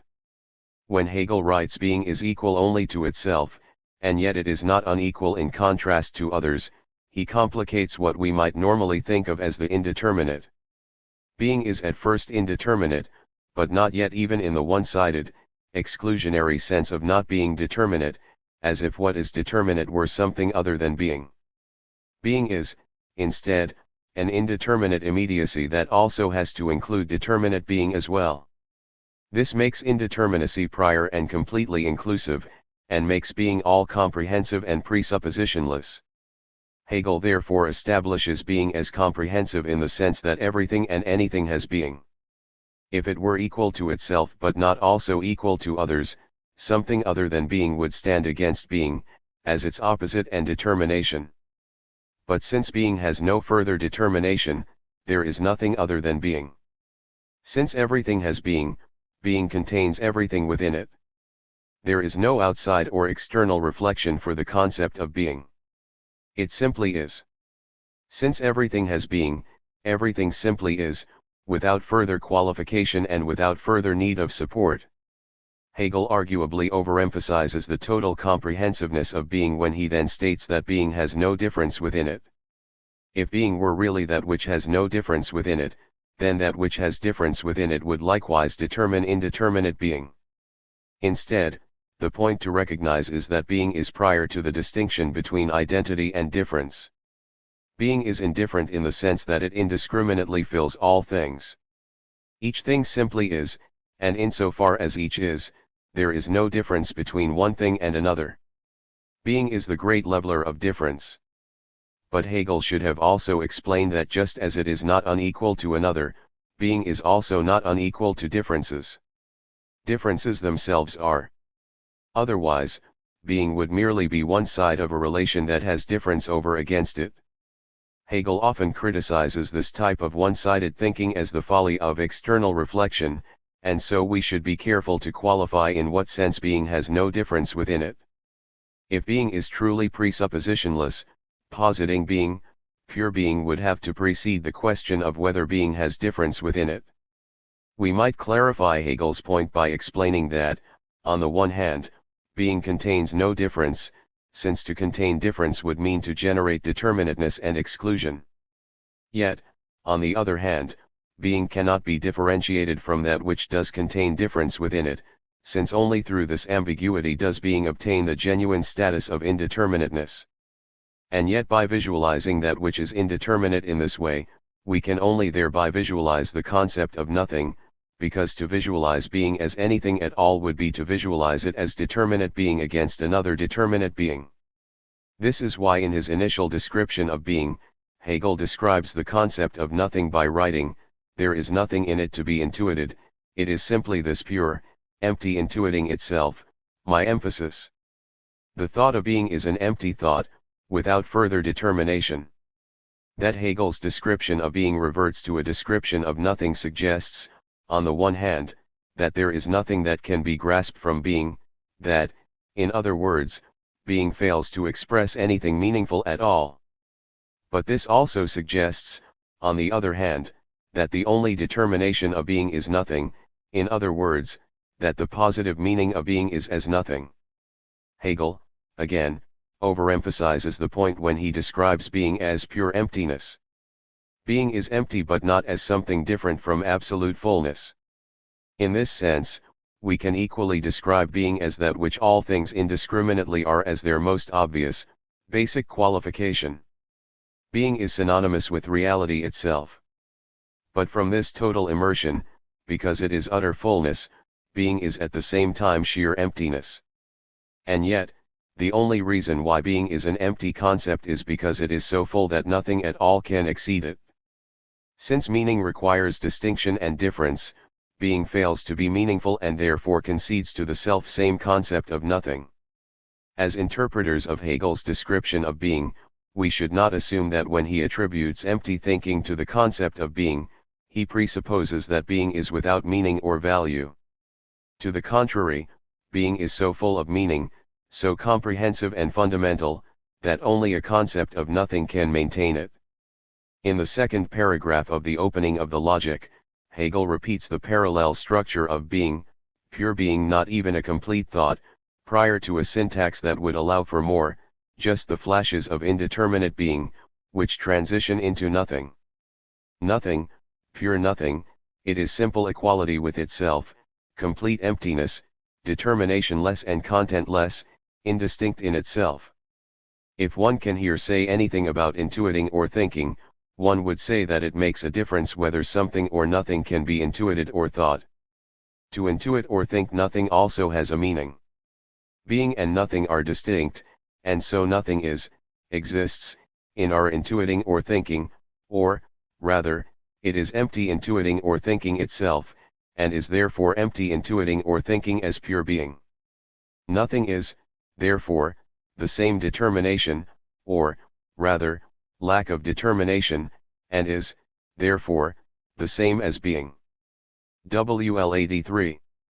Hegel's descriptions of being and nothing are, at first glance, almost identical. It would seem that the term nothing could be substituted for the term being without any real change in the meaning of the description. As with his description of being, Hegel begins with a sentence fragment, this time, nothing, pure nothing. And yet nothing is also the polar opposite of being.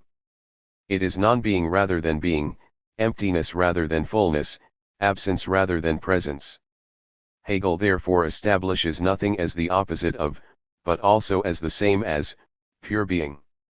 It is the opposite of being in the sense that being is and nothing is not. However, nothing is also the same as being in the sense that the absolute fullness and total comprehensiveness of being can only be maintained, and can only be conceived of, if being is nothing. In other words, to describe being as indeterminate is to describe being as nothing. The semantic ambiguity of being has nothing over against it reveals the double meaning of being's relation to nothing. The pun expresses that, on the one hand, the concept nothing is the opposite, exterior, external contrast of being. But on the other hand, there is literally nothing that stands over against being. That which is the opposite of being is at the same time proof that there is no opposite of being, that even nothing is. In this sense, nothing at all can escape being or be otherwise than being. Either nothing is, in which case, it is not opposite to being, or it is not, but then it has no concrete position against being, and can only produce from this the conclusion that there is nothing other than being, or that this nothing over against being is nothing at all. This makes nothing different from, but at the same time, the same as being.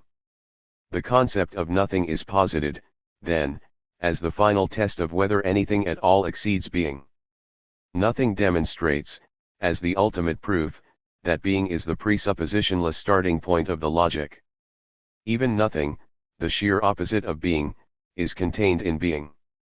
The conclusion that being is nothing is the only conclusion that secures being as first philosophy. This is a similar test to the one that Socrates uses in conversation with the citizens of Athens who claim to know something. This is a similar test as well to the one that Descartes uses in the Meditations when he asks whether anything is beyond all doubt. To submit being to such a radical test, which Hegel proposes to do when he claims that being is without presupposition, is to significantly alter the concept of being. Being was supposed to be the full comprehension of indubitable reality. But because it can only achieve this status through the proof that being is nothing, the logic guarantees indubitable being at the cost of conceding that being is, at the same time, the opposite of itself. The transition from being to nothing is then further explored in Hegel's concluding description of becoming. Pure being and pure nothing are therefore the same. What is true is neither being nor nothing, but that being is nothing and that nothing is being not as passing over, but as having already passed over into each other. What is more, the truth does not lie in their indistinctness, but rather in that they are not the same, that they are absolutely distinct, and yet that they are at the same time unseparated and inseparable, and that they immediately vanish into each other as into their opposites. Their truth is, therefore, this movement in which being and nothing immediately vanish into each other. This movement is becoming, through which both are distinguished, but by a distinction which has immediately dissolved into itself. WL83. Hegel defines becoming as the conclusion that being and nothing are the same. Being turns out to be the same as nothing because only insofar as being is nothing is being all-comprehensive as everything whatsoever. Hegel's description of becoming does not really add anything further to his descriptions of being and nothing.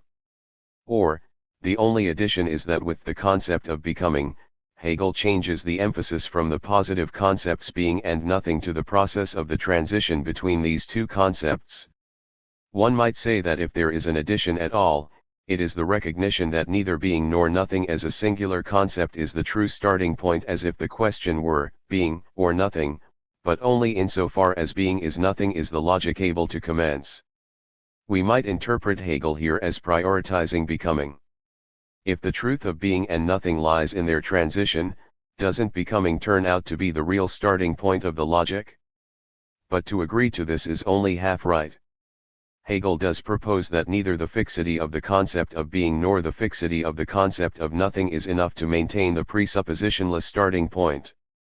However, this also means that becoming is a compound concept, which cannot be thought apart from its presupposition in being and nothing. Becoming is, therefore, the real starting point, in the sense that it is the truth of being and nothing, but is also derivative, in the sense that it is not more than the summation of being and nothing together. By defining this transition as becoming, Hegel establishes an unusual type of movement between being and nothing. More than a motion in which one side dissolves, mutates, manifests itself, moves upon, or otherwise passes over into its other, Hegel describes the transition of becoming as having already passed over into its other nicht übergeht, sondern übergegangen ist, and as a vanishing verschwindet of one into its opposite. More than being capable of passing over into, or even of being in the process of passing over into, Hegel claims that to think being, and thereby to think nothing, is to have already witnessed their having passed over into each other. This is the significance of Hegel's use of the past tense, that being has already passed over into nothing. The transition is so immediate that to think being at all is to have already thought being's transition into nothing. Invoking the past tense allows Hegel to describe the transition as so immediate that we are left to wonder whether being and nothing are really distinct at all. Hegel's choice of the word vanishing verschwindet is particularly appropriate in this regard.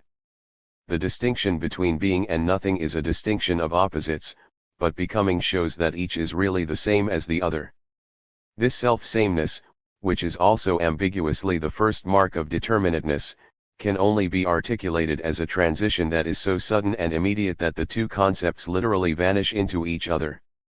From this, we can define vanishing as that type of transition where the distinctness between terms is at the same time completely undermined in their identity. The ambiguity of whether being and nothing are distinct allows for the closest of transitions. In Hegel's vocabulary, the closest type of transition comes when two concepts vanish into each other. We might assume from Hegel's initial descriptions that the transition from being to nothing, articulated as being is nothing, moves in only one direction, that is, only from being to nothing. To assume this is to assume that being has priority over nothing. Being is, after all, the first term of the triad. Nothing is second and can only be identified derivatively as what being turns out to be. However, Hegel complicates this path of interpretation by proposing that, because each vanishes into the other, the transition is not only absolutely immediate, having always already happened, but equally bidirectional. In a remark that comes after the official passages of the opening, Hegel calls the transition from being to nothing ceasing to be. He calls the transition from nothing to being, in contrast, coming to be. To describe becoming as both of these transitions together is to undermine what we would normally conceive of as a significant difference between something that is in the process of coming into being and something that is falling out of being. At this indeterminate first stage of the logic, becoming does not yet discriminate between rising and falling. Controversies surrounding Hegel's transition from being to nothing. The claim that being is nothing is controversial for a number of reasons. First of all, since nothing is normally conceived of in everyday thought as the opposite of being, it should look strange to a casual reader of Hegel to see directly from the outset of the book the conclusion that being is nothing. Even a reader who interprets Hegel's description conservatively as only a mediated and partial transition, rather than as the vanishing identity of each concept as the other, is still left with the difficult project of having to make sense of the broadest ontological unity that one could possibly conceptualize. A second, equally difficult controversy comes up when we try to explain how the logic moves from being to nothing in the first place. While the logic is filled with movement, the question of the motivation for the movement from being to nothing is an especially important and problematic question, different from all other transitions in the book. The transition from being to nothing is the momentous first revolution of the logic. While other transitions have to do with the inner tensions of various stages of the logic, which can already be conceived of as in flux through various presuppositions, the transition from being to nothing is a special kind of transition because it exposes the risk of whether and by what means the logic will begin to move at all. This risk is exasperated by the presuppositionless nature of the starting point of the logic. Whatever the motivation is for the movement from being to nothing, our explanation will have to address Hegel's commitment to a presuppositionlessness starting point. The Hegel scholar Michael Rosen articulates this problem when he writes, "The forward movement of the logic, if it is to be in keeping with Hegel's own understanding of his philosophy, must be rigorous and perspicuous ex ante. Any account which needs to supplement the forward movement with a retrospective justification must violate Hegel's self-understanding." 3. On my account, the reason why Hegel begins from being as the only genuine presuppositionless starting point is because being is all-inclusive. Being must always already be presupposed whenever we recognize anything determinate at all. This makes it first philosophy. And yet being can only achieve the status of first philosophy if it is as inclusive as nothing is, to the extent that being is the same as, or at any rate vanishes into, nothing. There is no position beyond the ontological unity of being and nothing together. Being captures everything only insofar as it cannot be understood apart from nothing. This leads to a reconception of totality. Totality is the self-contradictory unity of being and nothing together.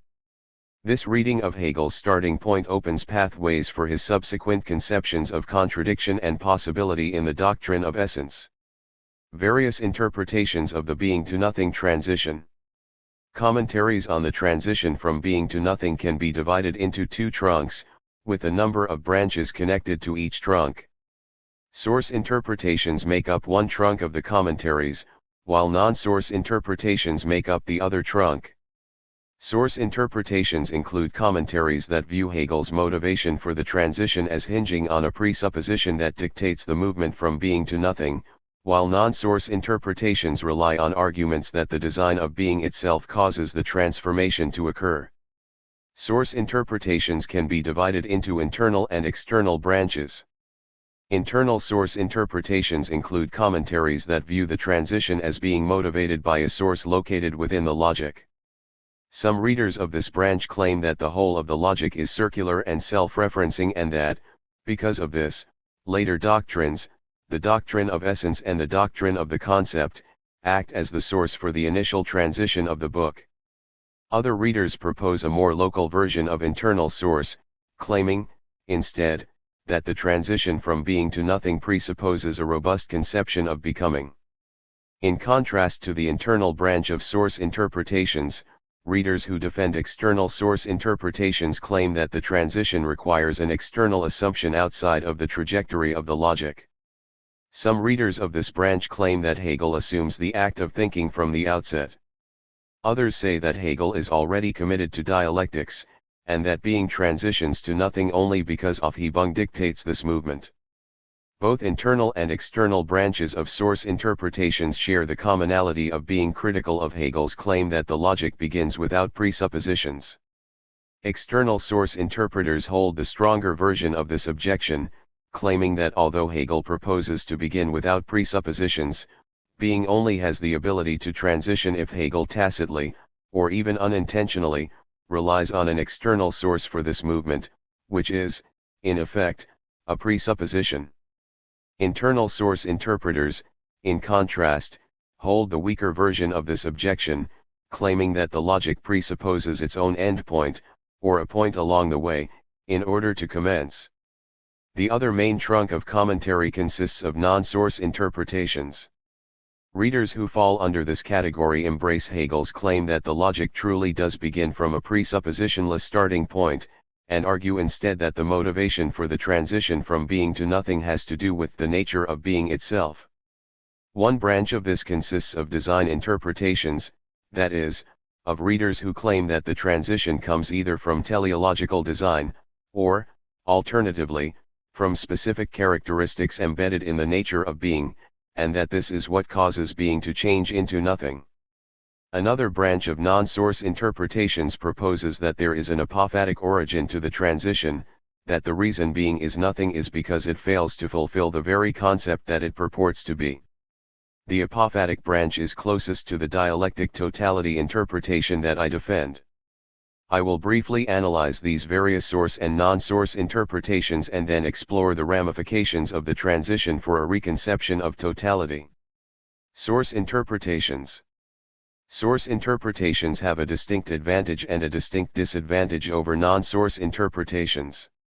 They have the advantage that they are able to consistently explain, by exposing a presupposition in Hegel's opening, why being transitions into nothing. Without being able to cite a presupposition, the initial movement of the logic appears to move paradoxically as if from nowhere.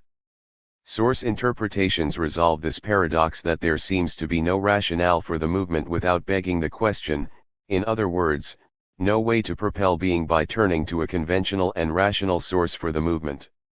They have the disadvantage, however, of not being able to fully make sense of Hegel's thesis that the logic begins without supposition.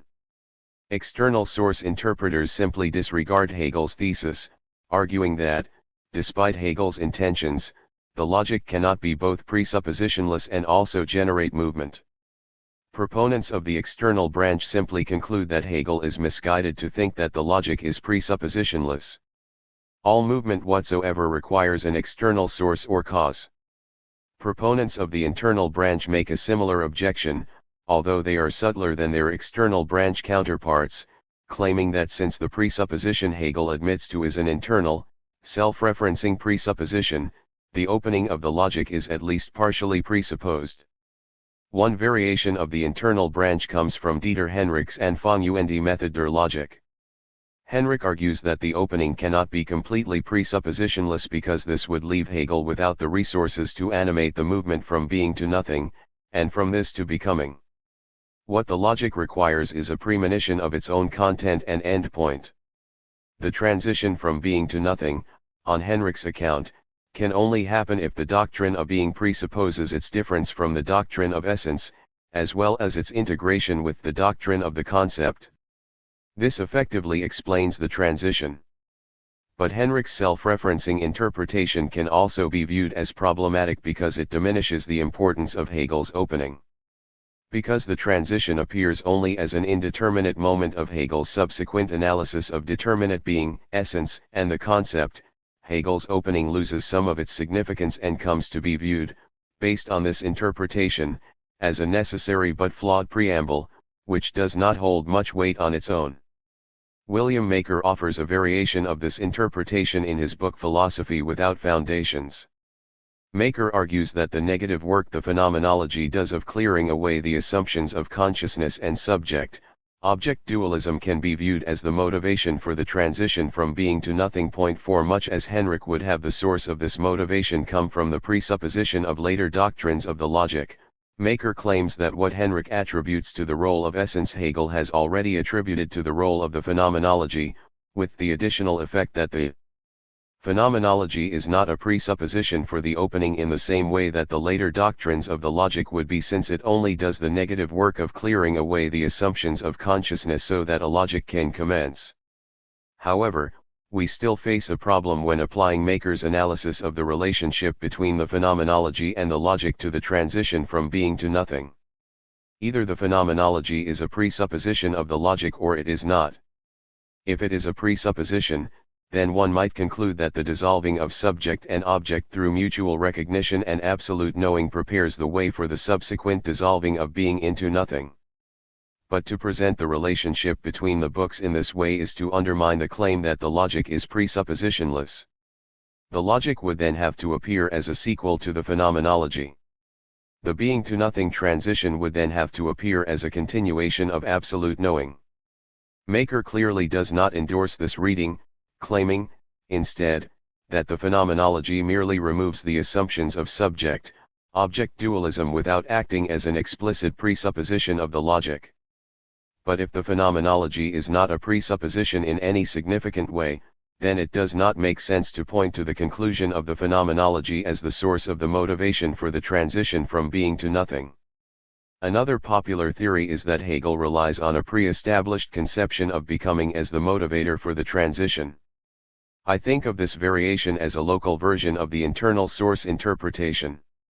Much as Henrich would have the reasoning for the transition lie in conceptions of essence and the concept, proponents of this local version see becoming as the real motivator for why being is nothing.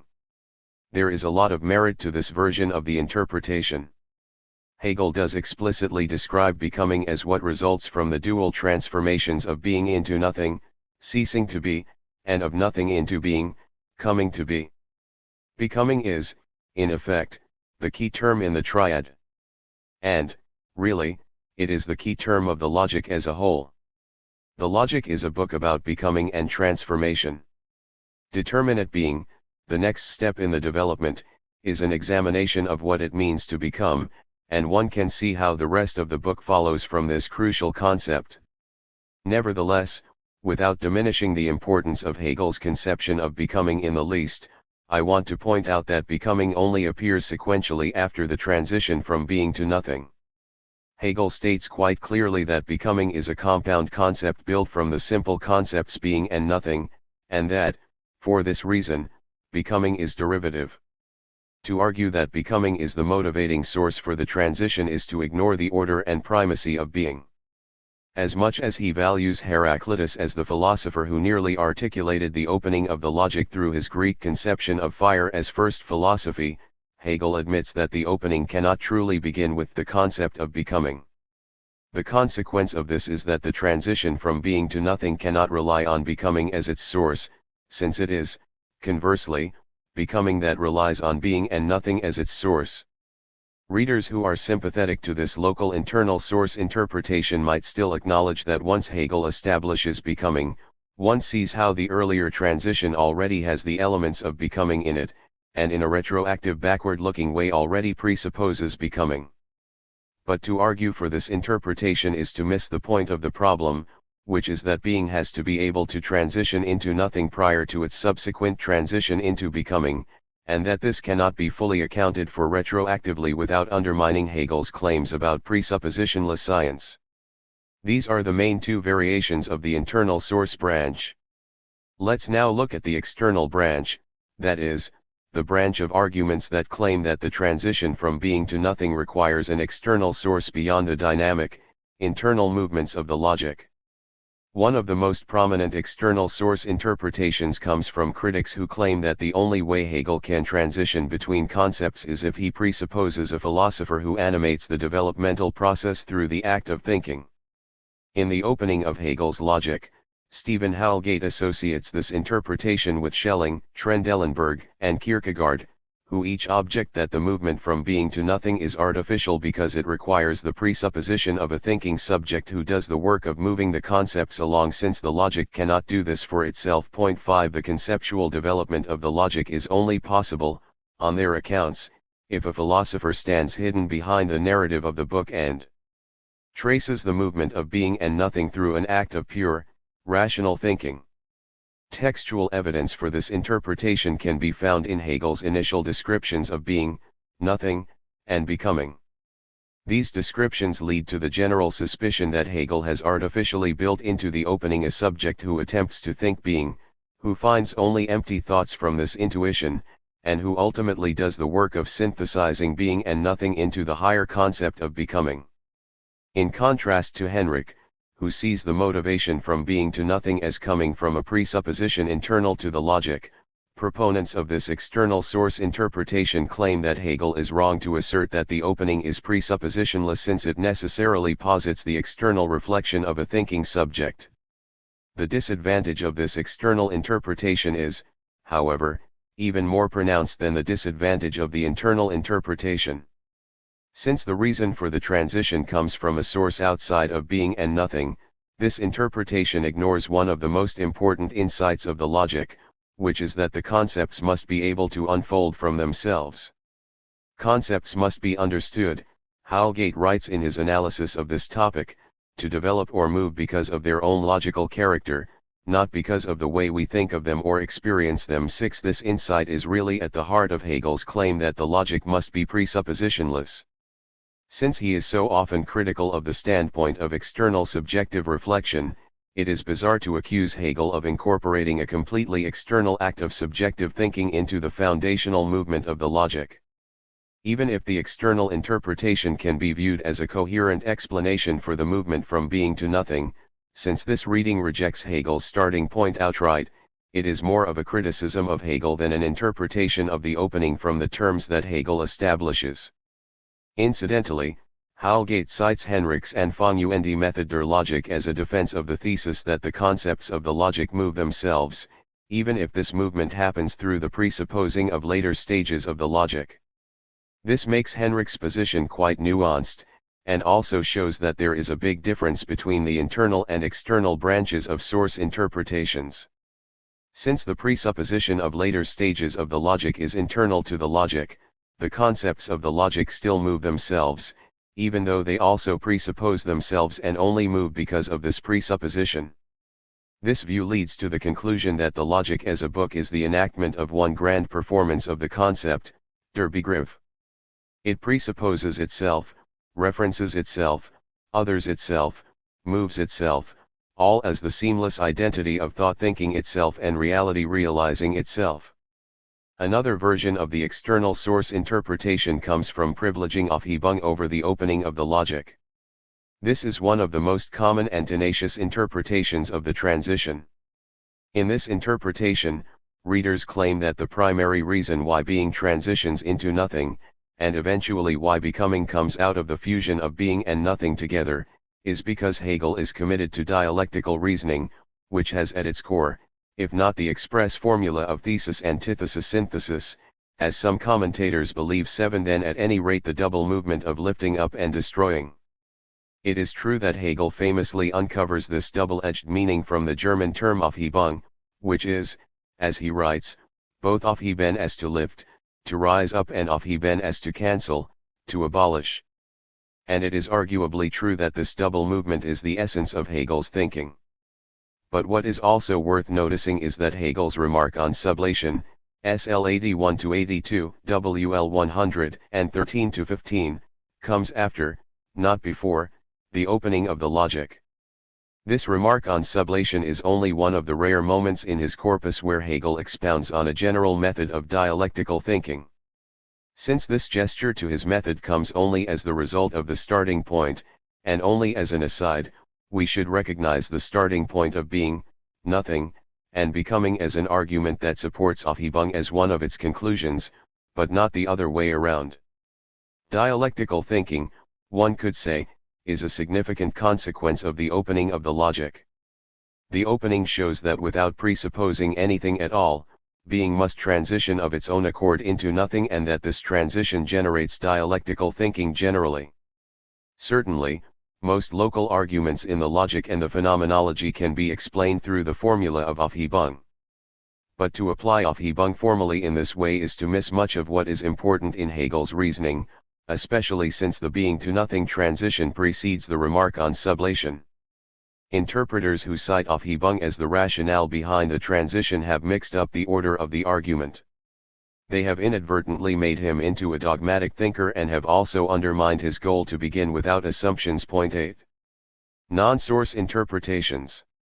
The interpretations I have outlined so far are all either internal or external source interpretations, in the sense that each interpretation of the transition explains the movement from a source other than the design of being itself, either internally from other divisions of the logic or externally from tacit, unannounced presuppositions. But there are also branches of interpretation that explain the movement from being to nothing as coming explicitly from the logical character of being and nothing, rather than from a rejection of the claim that the logic is truly presuppositionless. The advantage of non-source interpretations is that they remain a lot more faithful to Hegel's thesis that the logic is presuppositionless. Some of the non-source interpretations are also able to offer closer textual evidence for their conclusions, since they work directly from Hegel's description of the transition. The main disadvantage of this trunk is that since interpreters only have being itself to work with in explaining the transition, these interpretations run into the danger of not being able to adequately show the rationale behind the motivation. The three main branches of non-source interpretations that I will discuss are called design interpretations and apophatic interpretations, as well as my own dialectical totality interpretation. Readers who stand behind the teleological approach to the design interpretation propose that there is a teleological impulse embedded within Hegel's conception of being that drives being on a path to transform into becoming. Song-Suk Susan Han defends this interpretation in her book Contradiction in Motion. Just as we see the foreshadowing of the oak tree in the seed, we see the foreshadowing of the concept of nothing in being.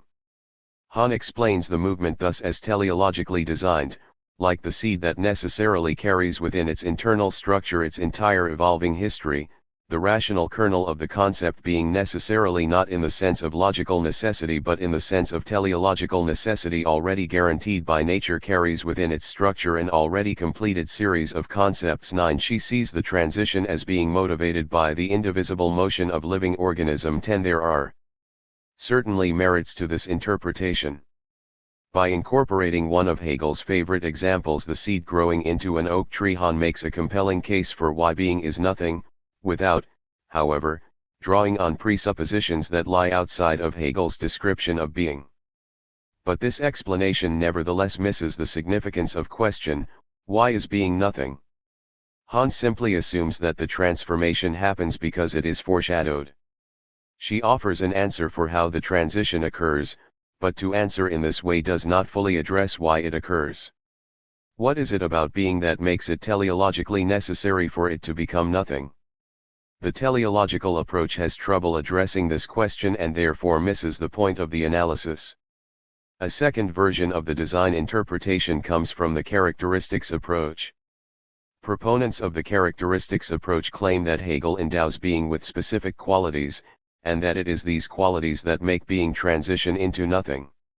I attribute this branch of non-source interpretations to Heidegger, who in the opening pages of Being and Time criticizes Hegel's conception of being for having the specific characteristics of universality, indeterminateness, and self-evidence. 11 Heidegger sees Hegel as the culmination of a tradition of philosophers from the history of Western thought who cover over the primordial question of being. Plato and Aristotle wrestled with the primordial question of being, but from then on, heirs of the Greek tradition such as Descartes, Kant, and Hegel forgot the true nature of the question, since it, seemingly, had already been answered. Point 12 According to this interpretation, the reason why Hegel is able to animate the logic in the first place is because he has already deemed the question of being to be superfluous.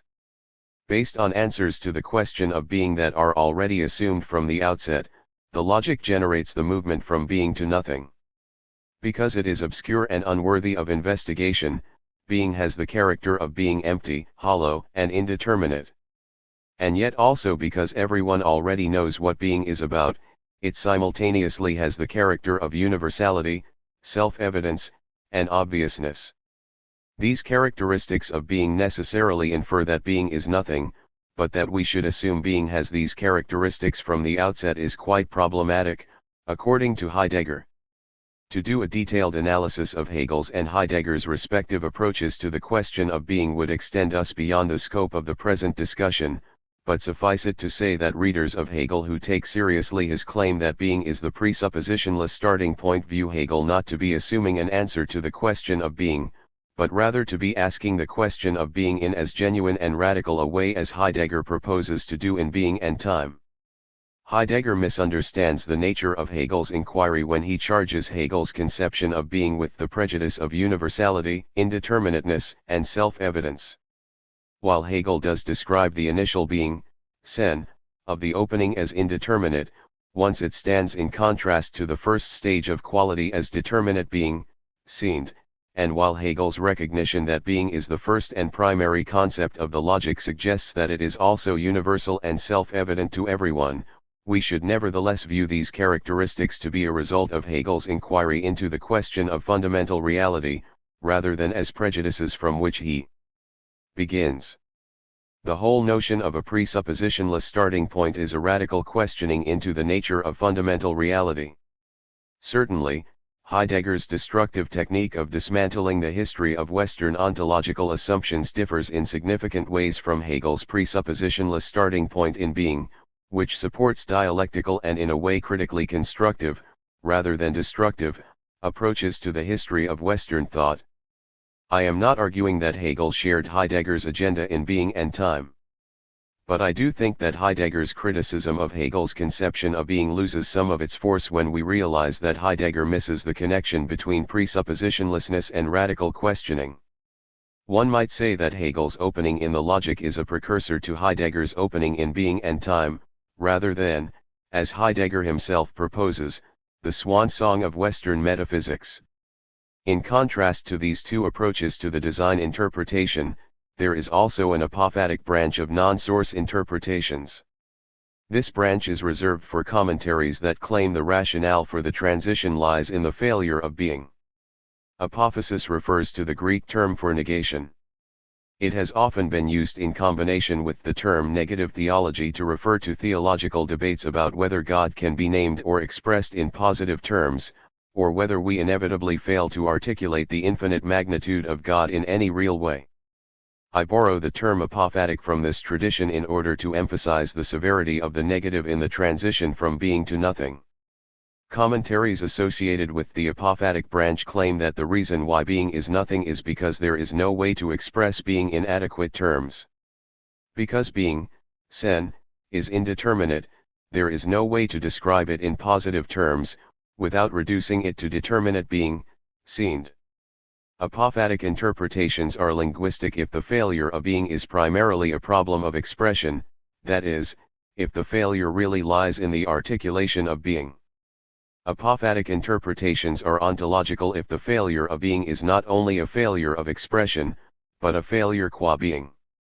The Hegel scholar Michael Rosen outlines one variation of the apophatic branch, which he attributes to Ernst Tugendhat, through what he calls being as intuition in his book Hegel's Dialectic and its Criticism. 13 Proponents of this interpretation claim that the transition from being to nothing finds its motivation through the contentless intuition of pure being. To approach being is to remove all content from the determinate images of reality. If we gain access to pure being only by muting all determinateness from being, what we are left with, Rosen writes, is being but, equally, nothing. 14 Rosen then says that Tugendhat has misunderstood certain key sentences in Hegel's description of being and nothing. Even though Hegel mentions intuition when he writes there is nothing to be intuited in it, if one can speak here of intuiting, SL 59, WL 82-83, Rosen objects that the modality of image thinking, Vorstellung, is inappropriate to the opening of the logic. Because of the proximity between Vorstellung and Denken, Rosen's objection is in a way similar to the objection to the external source interpretation, where Hegel is accused of inserting a thinking subject behind the scenes of the logic. Rosen says that if Tugendhat were talking about the opening of the phenomenology, which begins from the standpoint of consciousness, then Vorstellung would be an appropriate term to use, but not for the starting point of the logic. 15 For Rosen, Hegel does not mean to derive nothing from being by way of a contentless image, but rather, as Rosen puts forward in what he calls the direct approach, Hegel operates by way of co-reference such that the difference between being and nothing is a difference of the reference of words. 16. Rosen also outlines a linguistic approach, which he contrasts with his own direct approach. Followers of the linguistic approach propose that the failure to express the meaning of being in language causes the transition from being to nothing. The reason why being is nothing is because the word being fails to express anything determinate, because language itself does not have the capacity to capture the meaning of pure being. The linguistic approach is apophatic in the sense that being, much like the word God in the Judeo-Christian tradition of negative theology, fails to express the infinity of what is meant in positive terms. By contrast, the ontological approach makes an even larger claim about the failure of being, not only at the linguistic level that words cannot represent what being in fact is. Followers of the ontological approach claim that being itself fails to be. This is not only a failure of language and expression, but more deeply, the failure of being itself. It is the nature of reality itself, not only of a subject who perceives it or of words that express it, to be indeterminate and ungraspable. Beyond this difference, the linguistic and ontological versions of the interpretation offer a similar insight. The reason why being is nothing is because of a fundamental and explicit failure of being.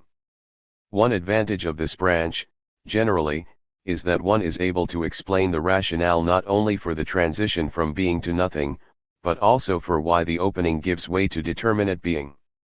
Determinate being is the result of our inherent failure to grasp being itself. The logic turns to determinate being as a product of its failure to grasp being itself. Nothing is the initial shape of this failure, and then determinate being is the more advanced continuation of the ineffable nature of being itself, a stage in which being is reduced to something determinate and graspable, but also to something less than itself, with an other over against it. Such a reading presents the logic in a pessimistic light.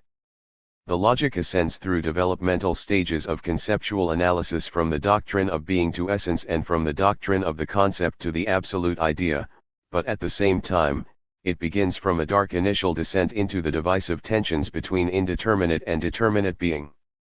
Proponents of the apophatic branch see the initial challenge of a presuppositionless starting point as giving way to the failure and indeterminacy of meaning. Being is, in effect, fallen. Through its descent, it arrives at nothing, becoming, and determinate being, and from this begins to ascend again slowly and systematically to the concept, where it finally succeeds as substance to be both foundationless and yet determinate and meaningful. The end of the logic eventually returns to the height from which it began. The doctrine of the concept is, in this sense, the resolution to the apophatic problematic that Hegel's presuppositionless starting point announces at the beginning. The Logic as a book is, from this standpoint, a book about the fallenness of being, that is, of being's descent, but it is also a book about the recovery of being and its return to the concept. Being falls through division and limitation into something less than the presuppositionless totality, and yet it methodically recovers from this division and limitation to appear ultimately as both meaningfully determinate and total through the self-othering movement of the concept. The main objection to the apophatic interpretation comes from the concern that to cite the failure of being as the primary rationale behind the transition is to overemphasize the role that the concept of nothing plays in Hegel's theory. Hegel's explanation in the remarks that follow directly after his description of being, nothing, and becoming is definitive and clear. Being precedes nothing and the two together mark the transition into becoming only from this specific order. As a thought experiment, Hegel actually does entertain three alternative, counterfactual openings to the logic, which he attributes respectively to Parmenides, Buddhism, and Heraclitus. Let's go over all three of these counterfactual openings, as a brief digression. The point to keep in mind is that Hegel's rejection of the Buddhism starting point can also be construed as a rejection to the apophatic interpretation as well. The first counterfactual opening, which Hegel attributes to Parmenides, starts from the position that only being is, and nothing is absolutely not, SL 60, WL 84.17. But Hegel rejects this opening, which can be referred to as the being only is opening, because he claims that no movement could come from a conception of being as absolutely separate from nothing. Hegel argues, to the contrary, that being is nothing, that there is really no separation, or only the faintest separation, between the terms. The second counterfactual opening, which Hegel attributes, fairly or unfairly, to Buddhism, and which is the one that can be viewed to make trouble for the apophatic interpretation, begins directly from the concept of nothing, rather than from the concept of being. In the Oriental systems, essentially Buddhism, Hegel writes, it is well known that nothing, the void, is the absolute principle, SL 60, WL 84.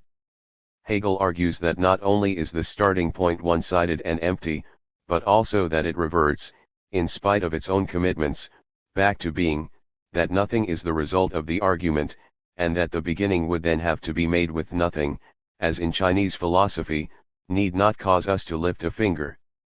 For even before we had lifted it, this nothing would have turned into being just as much, SL 75, WL 105. Hegel is more generous to the third counterfactual opening, which he attributes to Heraclitus, and which he claims begins directly from the concept of becoming. Against that simple and one-sided abstraction of Buddhism, the profound Heraclitus proposed the loftier, total concept of becoming and said, being is no more than nothing, or also, all flows, that is, all is becoming, SL 60, WL 84. Yet even Heraclitus misses the mark slightly, as we have already discussed, since Heraclitus, with his first principle of fire, does not seem to recognize that becoming merely makes the transition from being to nothing explicit. By rejecting each of these three counterfactual openings to the logic, Hegel supports his own version of the opening, where nothing follows from being and becoming follows from both. The reason why both the linguistic and the ontological branches of the apophatic interpretation lose some credibility, then, is because they privilege nothing over being in a similar way to how Buddhism, according to Hegel, privileges nothing over being. This is more pronounced in the ontological version of the transition than in the linguistic version. That being fails qua being can only make sense from the terms of nothing as the primary concept, where being is merely the mark of the copula of nothing, a platform for the unthinkable, uncharacterizable trace beyond being. If we put aside the question of whether Hegel is fair or unfair to the tradition of Buddhism in the East when he associates it with the second counterfactual opening, Hegel's point about the one-sided emptiness of any opening that privileges nothing over being is persuasive enough, I think, especially when we work through the details of his reasoning, that any nothing over being opening necessarily witnesses nothingness revert to being as the more originary position. This is not to say that in Hegel's own version of the starting point, being is more primary or privileged than nothing, but merely that the starting point requires that being stand in the first position, even if the transition from being to nothing is recognized as seamless and immediate. This is the case because to say that nothing is requires the presupposition of the is. While there are a number of advantages to the linguistic and ontological variations of the apophatic interpretation for most, this kind of explanation preserves Hegel's intention to maintain a presuppositionless starting point, while initiating enough developmental movement to propel the logic into motion. The disadvantage is also significant. Apophaticism threatens to overemphasize the concept of nothing. Hegel suggests that such a mistake would throw the mechanics of the opening out of balance, or at least obscure the true combination of being, nothing, and becoming. The dialectical totality interpretation. In contrast to these versions of the apophatic interpretation, the dialectical totality interpretation that I defend proposes that the transition from being to nothing commits Hegel to a weaker and more ambiguous form of apophaticism. Proponents of this interpretation attempt to retain some of the advantages from apophaticism, without prioritizing nothing over being. By using a more limited version of the thesis that the reason why being is nothing is because being fails, this interpretation retains the advantage of preserving Hegel's intention to maintain a presuppositionless starting point, while at the same time propelling the logic into motion. The key term of this interpretation is total inclusiveness. The reason why being transitions into nothing is because being contains everything in the most complete way. The South African Hegel scholar Errol E. Harris interprets Hegel in this sense when he says that being, as being, is all-inclusive. 18 The primary theses of the dialectical totality interpretation are that by establishing a presuppositionless starting point, Hegel means the most complete form of inclusion possible, and that such a radical form of inclusion can only be met if being is the same as nothing. What Hegel is really looking for when he proposes to begin the logic from a stance outside of all presuppositions is a concept that captures everything whatsoever, that leaves nothing outside of it, and that claims no dependency, prelude, or prior reference to an other. Being is precisely this concept. It captures everything. Each thing, one could say, depends upon being as its foundation and source. But this dependency is not reciprocal. Being does not depend upon any other thing. It simply is prior to another source. However, being is only successful at capturing everything if it is equally itself and nothing. Being can only maintain its status as the independent foundation for all things if it remains open to the total inclusiveness of everything and anything whatsoever. Total inclusion can only be established from the concept of nothing.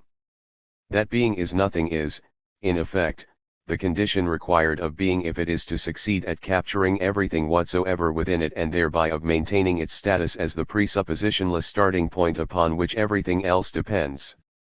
What the dialectical totality interpretation shows, then, is that the rationale behind the transition from being to nothing has to do with being's own status as first philosophy. A number of potential criticisms follow from this interpretation. One such criticism comes from the claim that the unity of being and nothing does not really lead to total inclusion, on Hegel's account, since becoming follows directly from this unity and can be conceived of as transcending the inclusivity of being and nothing together.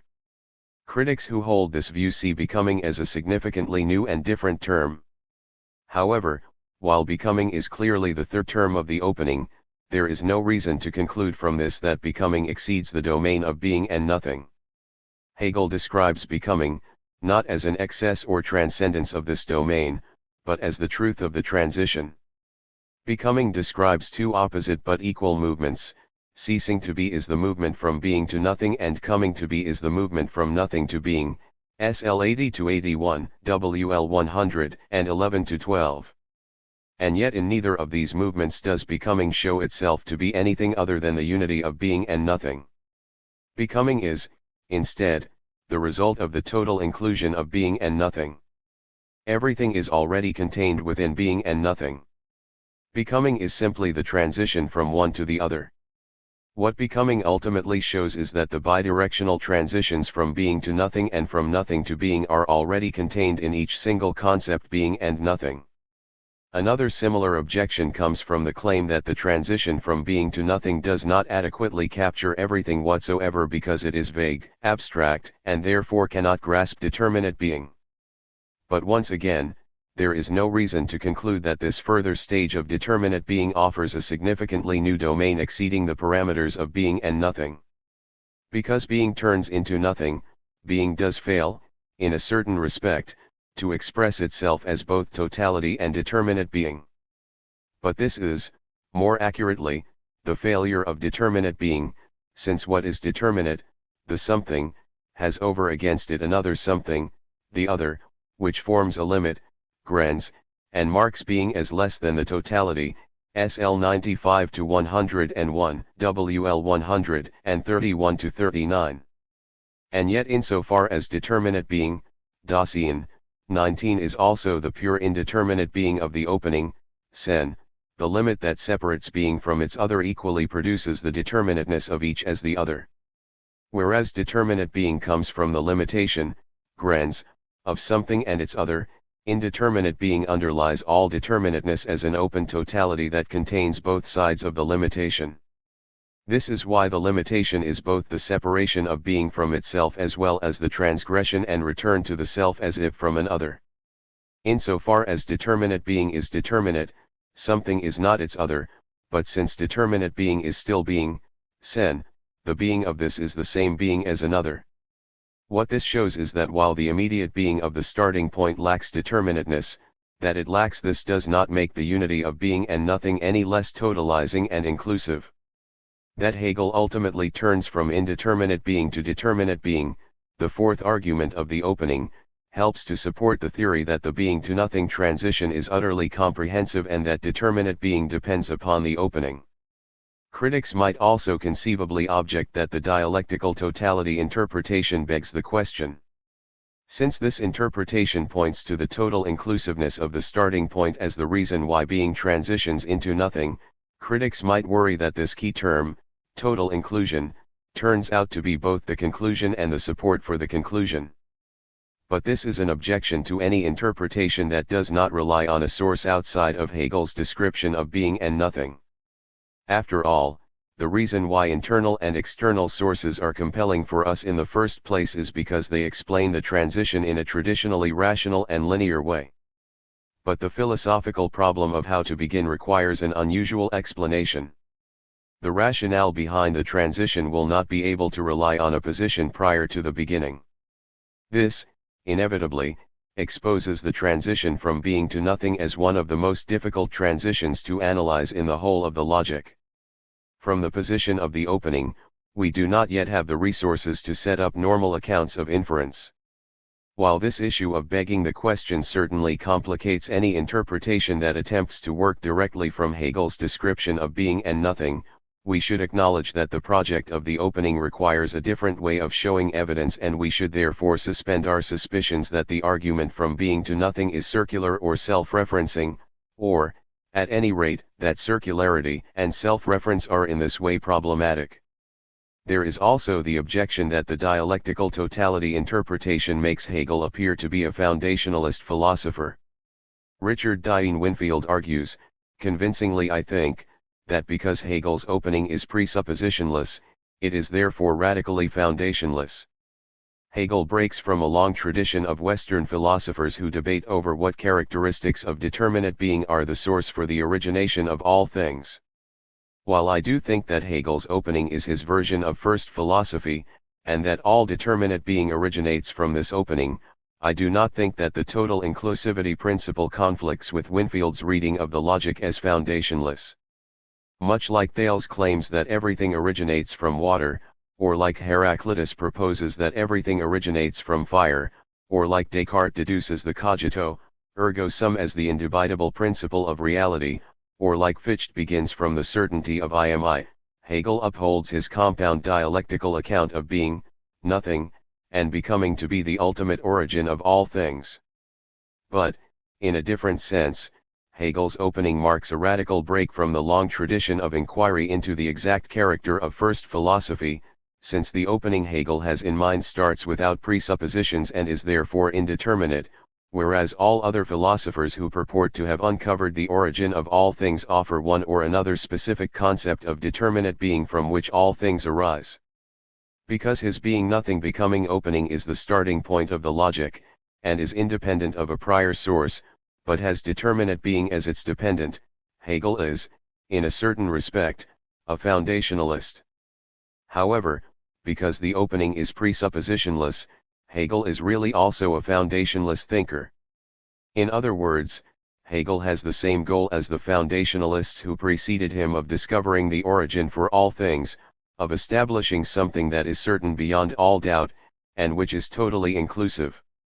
However, his foundation is strikingly different from all other foundations insofar as it is presuppositionless and therefore indeterminate, whereas all other foundations begin idiosyncratically from some aspect of determinate being, as an arbitrary, and, in Hegel's view, false or dogmatic starting point. I think that the advantages of this interpretation outweigh these criticisms. Since it explains the transition as integral to the requirements of a presuppositionless starting point, it avoids the problems associated with internal and external source interpretations. All source interpretations undermine the very nature of a starting point, as Hegel conceives of it. To claim that other sources stand in as prior to the opening makes the concept of a beginning ineffectual.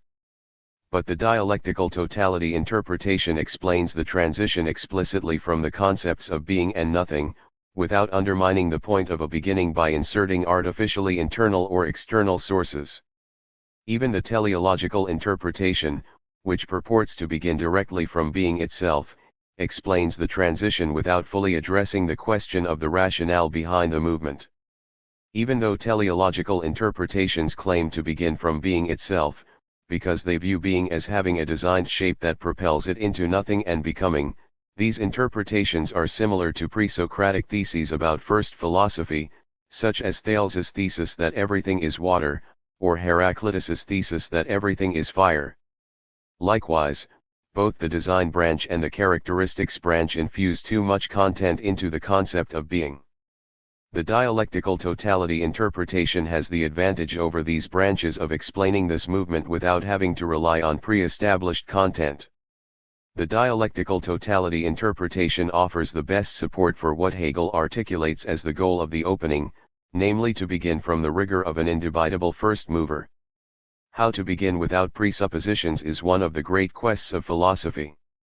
This problem preoccupied the ancient Greek world from Thales to Socrates, but also marked the emergence of the modern world from Descartes' method of doubt to its continuation in German idealism. 20 Since the dialectical totality interpretation proposes that being's status as first philosophy is also what requires its transition into nothing, this reading has the advantage of supporting Hegel's argument that being is the beginning. Being's transition into nothing is, in effect, the explanation behind why being must stand in the first position as the principal foundation for the logic. Detractors aside, this interpretation is successful at showing that the motivation for the transition lies in the immanent goal of first philosophy as absolutely independent of any precondition. Desmond's objection to dialectical totality. In his book Hegel's God, A Counterfeit Double, the Hegel scholar William Desmond outlines one of the most interesting objections to dialectical totality through what he calls holistic immanence. According to Desmond, Hegel aims to radicalize totality by establishing the absolute whole of reality through the immanence of God.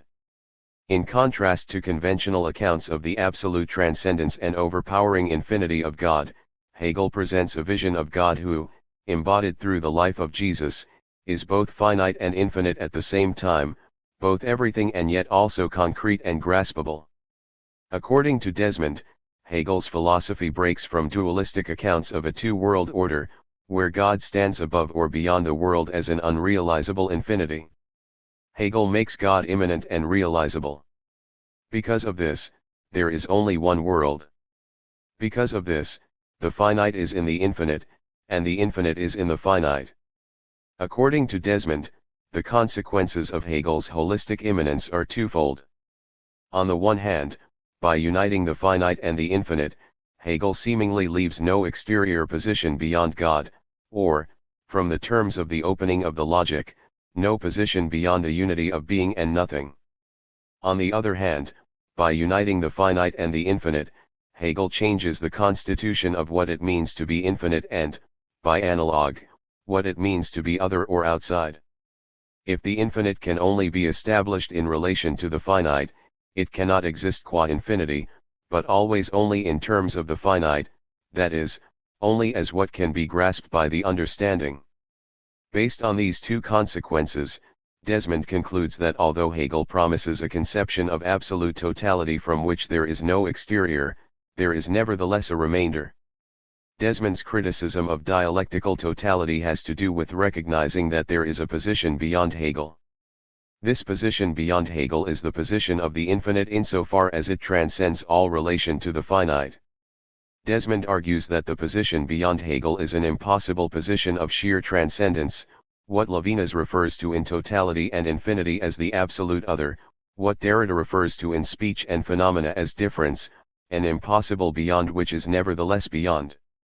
This position beyond is the other that exceeds its entanglement with the subject, an excess that comes not from the perfect dissolving of subject and object in absolute knowing, as Hegel proposes at the end of the Phenomenology, but rather from the withholding of dialectical relations, as the absolute other of alterity, or, in Desmond's words, the God beyond.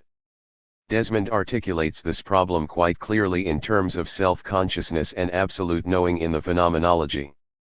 The dialectical journey of the Phenomenology begins from the initial shapes of consciousness, sense certainty, force and understanding, etc., and the uneven shapes of self-consciousness, the death struggle, the master-slave dialectic, the unhappy consciousness, etc., but eventually develops a robust account of mutual recognition and reason, where, ultimately, subject and object dissolve in absolute knowing.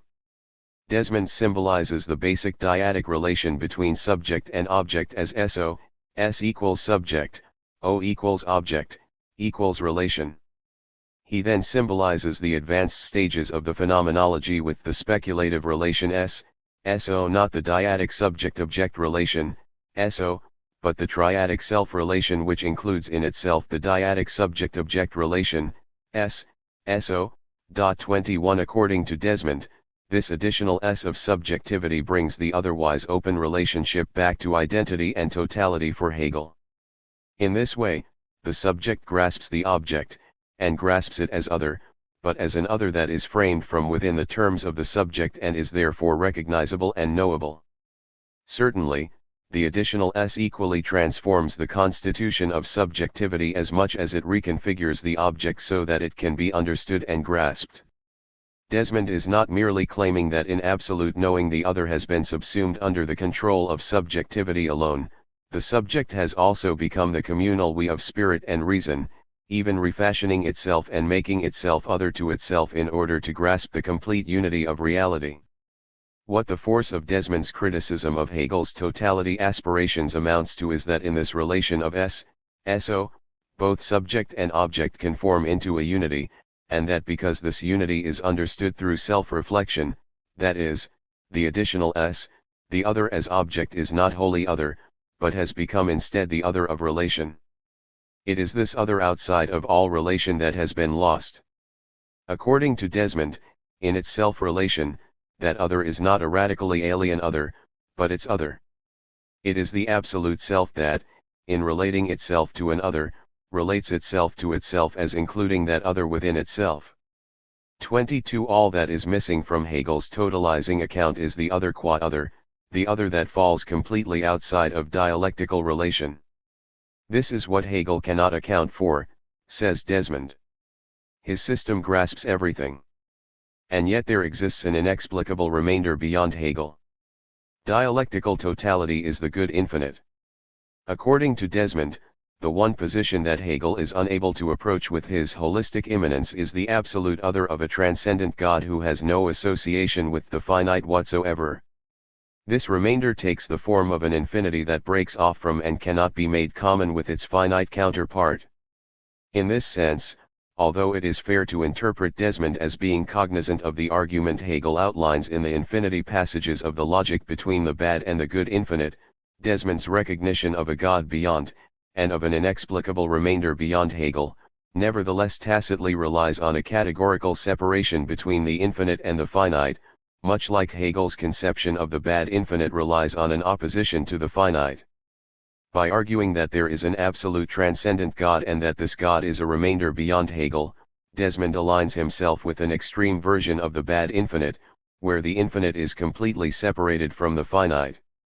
I will briefly outline Hegel's distinction between the bad and the good infinite, and I will argue that Hegel does not claim that the two types stand in direct opposition, but, instead, that the bad infinite is a necessary moment of the good infinite. Desmond does not recognize that for the good infinite to be genuinely infinite, as Hegel claims, the good infinite will also have to make use of the bad infinite as one of its pathways. The remainder that Desmond views as standing beyond Hegel is a reminder that the good infinite has to be able to anticipate, if it is truly infinite. Desmond's objection undermines how completely inclusive the good infinite has to be. I argue, instead, that the good infinite is a further conceptual advancement on Hegel's initial vision of dialectical totality as it appears through the unity of being and nothing. Hegel describes the bad infinite as a conception of the infinite that stands in stark opposition to the finite. He writes, "Because it is posited against the finite, the infinite is called the bad infinite, the infinite of the understanding, evaluated as the highest, absolute truth. The understanding is satisfied that it has truly reconciled the finite and the infinite, but what is true is that the understanding has become entangled in unreconciled, unresolved, absolute contradiction. The reason why this contradiction is directly apparent is because in this relation of the bad infinite the infinite remains over against the finite, thereby positing two determinations, two worlds, one infinite and one finite. In the relation between these worlds, the infinite is merely the limit of the finite and is therefore merely a determinate infinite, an infinite which is itself the finite." WL 152. The infinite and the finite are, from this conception, both one side of the other. Neither is the whole. Each is one-sidedness. In this way, each is dependent on the other and each limits the other. The infinite is the non-finite, SL 122, WL 170. The paradox here, or, as Hegel describes it in the passage, the unreconciled, unresolved, absolute contradiction comes from a conflict in the definition of the infinite. The infinite is supposed to be beyond all limits as the limitless. But if it stands in opposition to the finite, it gains this determination through the limitation that it is not the finite. But to have such a limitation goes against the very definition of infinity that led to its separation from the finite in the first place. The infinite is, therefore, not truly infinite if it has over and against it the finite as a realm that is other than it. Hegel goes so far as to claim that if the infinite is separated from the finite, such as when we conceive of the separation of two or many possible worlds, the infinite turns out to be the same as the finite. Hegel claims that in separating the infinite from the finite, we reduce the infinite to the finite. His argument for this is not simply that the infinite and the finite are interconnected by mutual determination, as when we say that because darkness is the opposite of light, darkness and light are incorporated into each other by negative contrast. Hegel's argument for why the infinite turns out to be the finite is a lot more sophisticated than this.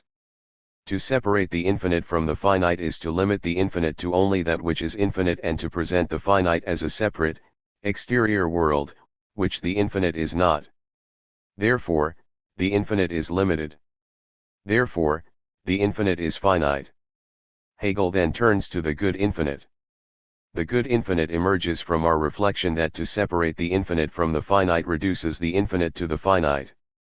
The good infinite is simply the affirmation of this unity. The infinite can only be conceived of as genuinely infinite if it is not limited by its opposition to the finite. It has to include the finite as part of what it is. Only from the stance of such radical inclusion, where the infinite is so limitless that it is not even limited by the finite, can we come to terms with an infinity that is truly infinite. The infinite is not truly infinite if it has over against it the finite as a realm that is other than the finite. The only way to achieve true infinity is by including the finite in the infinite from the terms of the finite.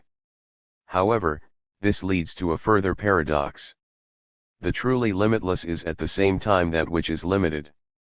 Hegel's true infinite is, therefore, not only the unity of the finite and the infinite, as Desmond suggests when he argues that there is an impossible remainder beyond the infinite, finite correlation insofar as Hegel cannot include an absolutely transcendent infinite that has no relation to the finite whatsoever.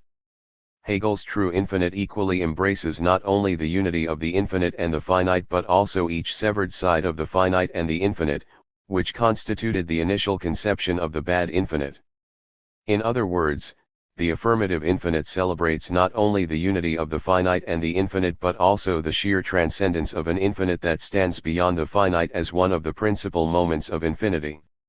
After all, if the infinite were unable to include a conception of infinity that completely transcends the finite, then the affirmative infinite would have a limit over and against it and would be as spurious as the bad infinite. It would be a mistake to conclude that Hegel opposes the good infinite to the bad infinite. His conception of the good infinite should be understood as a higher, more developed and resolved comprehension of the contradiction inherent in the bad infinite. The only difference between the good and the bad is that, while in the bad infinite, the unity between the infinite and the finite is implicit and unresolved, in the good infinite, this same unity is upheld as the exhaustion of all limitation. The reason why the good infinite is truly limitless is not because it succeeds at divorcing itself from the finite, but because by including the genuinely finite, there is no other position that could possibly stand against it in exterior contrast. Similar to the unity of being and nothing, the reason why the good infinite is limitless is because it includes the finite as an exterior which is and is not an exterior. On the one hand, the finite that it includes has to remain in a respect exterior to the infinite. Otherwise, Desmond's criticism would hold. Otherwise, there would be something a finite and an infinite that has no relation to the other that remains exterior. However, paradoxically, on the other hand, this finite which is exterior to the infinite is also included and therefore makes up the interior of the infinite, which contains, as a dialectical totality, every possibility whatsoever. The bad infinite is, paradoxically, one of the folds of the good infinite. It is not only included as a position that the good infinite ultimately overcomes. It is also included in its own terms, as an infinite that has no relation to the finite. The infinite is only genuinely limitless if this position is also, paradoxically, upheld. Such a unity is a dialectical totality much like the unity of being and nothing, with the conceptual development that the totality is now recognized as limitless because it includes the limited as part of what makes it truly limitless. This unity will become, as we will see in Chapter 3, the unity of actuality and possibility. Dialectical totality and contradiction. One of the consequences of the dialectical totality interpretation is that we come to form an implicit recognition of a concept of contradiction that underlies the doctrine of being. This is not to say that the official concept of contradiction should have appeared earlier in the logic than where it appears in the doctrine of essence. Point 23. I believe that Hegel was right to place it in the essentialities chapter, and that this is the natural progression of the logic, which has to generate the order of the concepts in precisely the way he laid them out, if form and content are to remain the same, as Hegel advocates in the introduction that precedes his presuppositionless starting point. My point is only that, although the proper emergence of contradiction occurs in essence, there are nevertheless earlier and later formulations of contradiction, which appear inadequately and prematurely as dialectical totality through the unity of being and nothing, and then again, one might say, over-maturely, in the concept as the explicit relationship of self-othering and self-movement. Contradiction is, in a sense, an umbrella term like Aufhebung, and so it should be viewed as a motor for the developmental revolutions of new concepts in the logic in general. The conception of contradiction that appears in the opening movements of the logic is a conception of contradiction as totality. Contradiction is the most inclusive relation possible. What is contradictory precisely because it excludes nothing. There is no position for A other than that A is not A. Contradiction fills all sides and leaves no remainder. Likewise, the unity of being and nothing forms a contradictory relationship, from which no exterior is possible, not because some exterior which could have been is not, but because that which is exterior to being, namely nothing, is already included in being. Contradiction is not just a unity of A and not A. Such a unity would subsume A and not A under the heading of identity. Contradiction is also the separation of each term, A on the one side, and not A on the other side. A and not A have to be seen as both apart and together to view them as a contradiction. Whether it takes the form of the finite and the infinite together, or of being and nothing, or of A and not A, proponents of dialectical totality argue that there is no way to go beyond a relationship that includes the positive and the negative together. One finds oneself always caught up somewhere within the relation. Since the other is included, to be other than this relation is already to be included within it. This also holds for the non-relation of Desmond's transcendent God. Proponents of dialectical totality conclude that even this position has to be inexplicably included even as it is excluded. The inexplicable impossibility of the inclusion is resolved as contradiction. In this way, contradiction is the most inclusive totality possible. 2. Hegel on contradiction, from the categories of reflection to ground. Hegel's treatment of contradiction in the doctrine of essence of the logic is one of the most polarizing and yet most exciting aspects of his work. Readers have been drawn, in particular, to Hegel's polemic remarks about the primacy of contradiction over identity, such as the following. It is one of the biases of all previous logic and of ordinary thinking generally that contradiction is viewed to be less essential and less immanently determinate than identity. But if it were a question of ranking the two, and each had to be kept separate, then contradiction would be recognized as more profound and more essential than identity. WLII 75.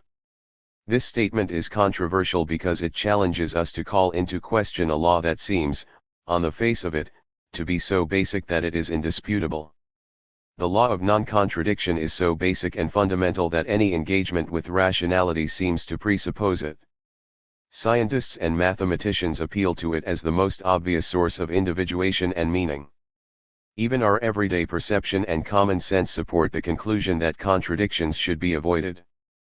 Any philosopher who dares to question the supreme principle of non-contradiction threatens to throw logic and scientific reasoning into a quagmire of chaos and absurdity. Nevertheless, Hegel is notorious for calling this law into question. And yet, readers of the logic are often in disagreement about what the exact parameters are of Hegel's investigation into the nature of contradiction. Some readers claim that Hegel defiantly disregards the basic law of non-contradiction, proposing, instead, that for Hegel true contradictions really do exist, and not only in rational conception, but equally in the very fabric of reality. Other interpreters propose less direct readings of Hegel's thesis from productive contradiction, either by limiting Hegel's statements about contradiction to only certain forms, such as only in relation to essences, or by presenting Hegel as a thinker of reductio ad absurdum, who views the impossibility of real contradictions, rather than their positive existence, to be constitutive of reality. In this chapter, I explicate Hegel's transition from contradiction to ground in the doctrine of essence and argue that this transition is crucial to understanding Hegel's controversial claims about the primacy of contradiction over identity. Hegel's conclusion that contradictions fall to the ground exposes his commitment to the productive nature and real existence of contradiction, on the one hand, but also to the impossibility of directly actualizing contradiction without a set of mediating concepts that buffer and soften contradictions before they can emerge into actuality. This reading of the transition from the contradiction passages to the ground chapter leads to what I call the substitution interpretation, an interpretation that views the earlier forms of reflection, identity, difference, diversity, opposition, along with movement and vitality as substitutions that emerge in the place of and are grounded by contradiction. In Chapter 1, I outlined a model of contradiction as totality. Even though Hegel does not discuss contradiction officially until around the midpoint of the logic, one can find a powerful insight about the nature and role of contradiction in the opening lines of the book, based on the transition from being to nothing. The reason why Hegel points to the transition from being to nothing as evidence for why the logic is presuppositionless, in the first place, is because a foundationless opening requires the broadest and most abstract combination of concepts, being and nothing together, with the result that literally nothing falls outside of it. Such a broad combination of concepts expresses a conception of totality that is at the same time a conception of contradiction. That being is nothing is the principal and most fundamental contradiction of the whole book. Hegel officially discusses contradiction in the Essentialities or Determinations of Reflection chapter, as the culmination of his analysis of the related terms identity, difference, diversity, and opposition. I argue here in Chapter 2 that Hegel's official discussion leads to a second, interrelated conception of contradiction, not only of contradiction as totality, but also of contradiction as productivity. As a way to understand how contradiction can be productive, I offer fresh textual analysis of Hegel's Essentialities or Determinations of Reflection chapter and its seemingly strange transition to the ground chapter, thereby exposing the nuanced points of transition from identity to difference and from difference to contradiction. The goal of this explication is to make sense of why Hegel would turn from contradiction to ground in the first place, and what exactly the motivation is for this transition, which Hegel describes as essence determining itself as ground, WLII80, and as contradiction sinking to the ground Zugrundjet, WLII70. Proponents of the substitution interpretation propose that although contradictions really exist, they can only be expressed through substitutions such as contraries, essences, life, death, secrecy, movement, etc., which expose the vanishing point at the impasse where contradictions appear through their disappearance. Hegel's theory of possibility relies on the interaction between these two conceptions of contradiction. Possibility is a totality because it contains the form A is A, but since it is reduced in actuality to only a moment of itself, i.e., to either A or A, actualization produces possibilities that would not otherwise be there as a way to express the suppressed form of contradiction inherent in the actualization of possibility. Before explicating the Essentialities or Determinations of Reflection chapter, let's briefly list some of the most important interpretations of what Hegel means by the primacy of contradiction over identity. Qualifying Hegel's treatment of contradiction. Readers of the logic have adopted a number of strategies to make sense of Hegel's controversial claims about the primacy of contradiction over identity. One strategy is simply to ignore the theme altogether or to visualize Hegel as a philosopher who is only marginally involved with the question of contradiction. Some interpreters think that Hegel's statements about the primacy of contradiction are really only statements about opposition. Such interpreters claim that dialectics is really, at its core, about the strife and opposition that come from integrating conflicting viewpoints, but that it falls short of anything as radical as the denial of the law of non-contradiction. Point 1. Another strategy is to use Hegel's statements about the positive nature of contradiction as evidence for why we should reject his work. Karl Popper takes up this approach when he claims that Hegel's poor use of logic is dangerously misleading and that it threatens the basis of scientific reasoning. Point 2. Bertrand Russell also takes up this approach. Russell claims that by disregarding the law of non-contradiction, Hegel has built vast and imposing systems of philosophy, upon stupid and trivial confusions. 3. The implication here is that Hegel has made a series of blatant logical mistakes, example disregarding the law of non-contradiction, confusing identity in the subject with identity in the predicate, conflating contraries with contradiction, etc., which doom his project from the outset. The implication is also that these logical confusions are what enable Hegel to unveil his hugely complicated grand system in the first place. Russell probably has Hegel in mind in his History of Western Philosophy when he states as a general maxim, "The worse your logic, the more interesting the consequences to which it gives rise. For while Popper and Russell dispute Hegel on logical and rational grounds, the 19th-century philosopher Eduard von Hartmann rejects Hegel's ideas about contradiction because he thinks such a position can only lead to meaningless open-endedness and indeterminacy. Hartmann claims that because Hegelians ignore the law of non-contradiction, there is no way to enter into a dialogue with them. Those who desert the law of non-contradiction can derive anything from anything. 5. Readers who are more generous to Hegel take up the strategy of qualifying his statements about contradiction, either by showing that he does not actually mean to disregard the law of non-contradiction at all, or by claiming that he only means to disregard the law of non-contradiction in one specific way. Generally, the point of these qualifications is to ease critics who would otherwise object that Hegel's treatment of contradiction is flagrant and dangerous. By qualifying Hegel, readers are able to distance his position from the purely formal version of contradiction, which many readers find objectionable. I will outline 6 different ways to qualify Hegel's claims about contradiction, by way of radical non-contradiction, essence, organic life, self-identity, as well as the non-qualification interpretation, and my own substitution interpretation. One of the most effective ways to qualify Hegel is to show that his commitments to contradiction are really commitments to a more radical form of the law of non-contradiction.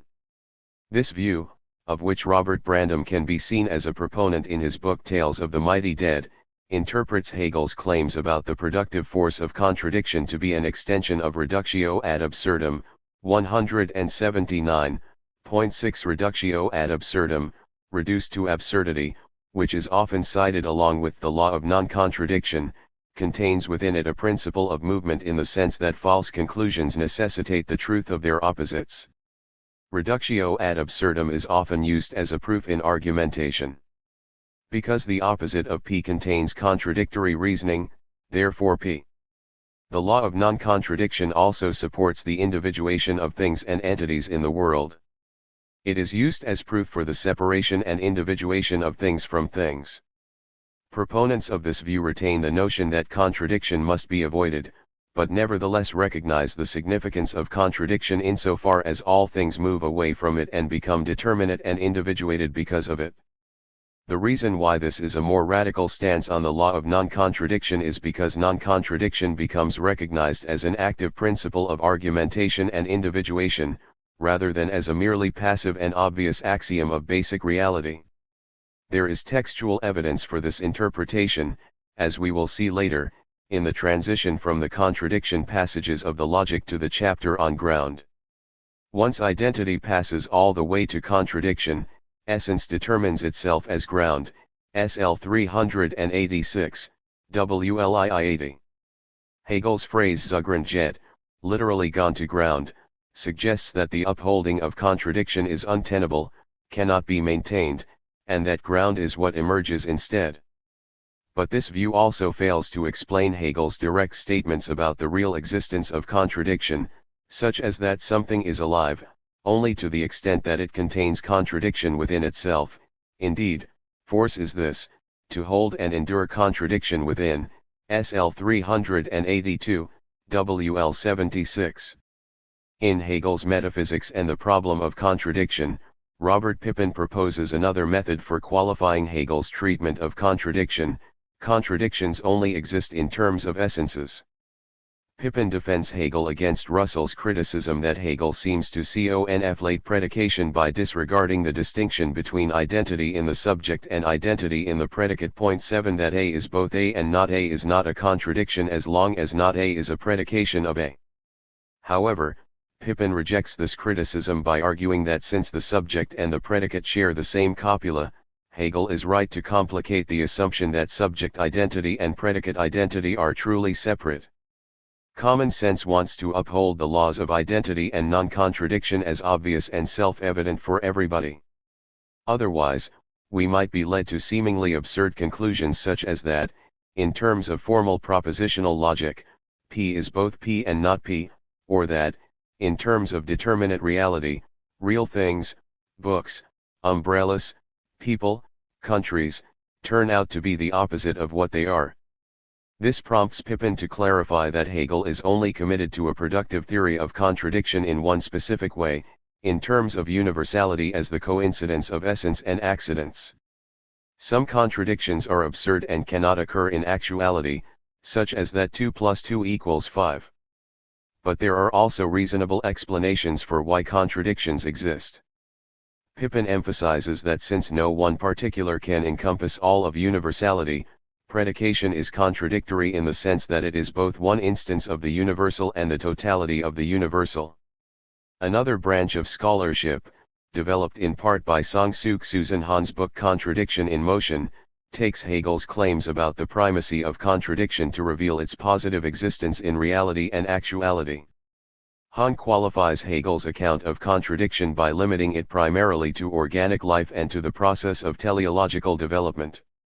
She offers a broad interpretive reading of the logic as a whole in her chapter Organic Holism and Living Concepts by arguing that, for Hegel, the concepts of the logic are living and ensouled, in the sense that they move themselves through teleological design.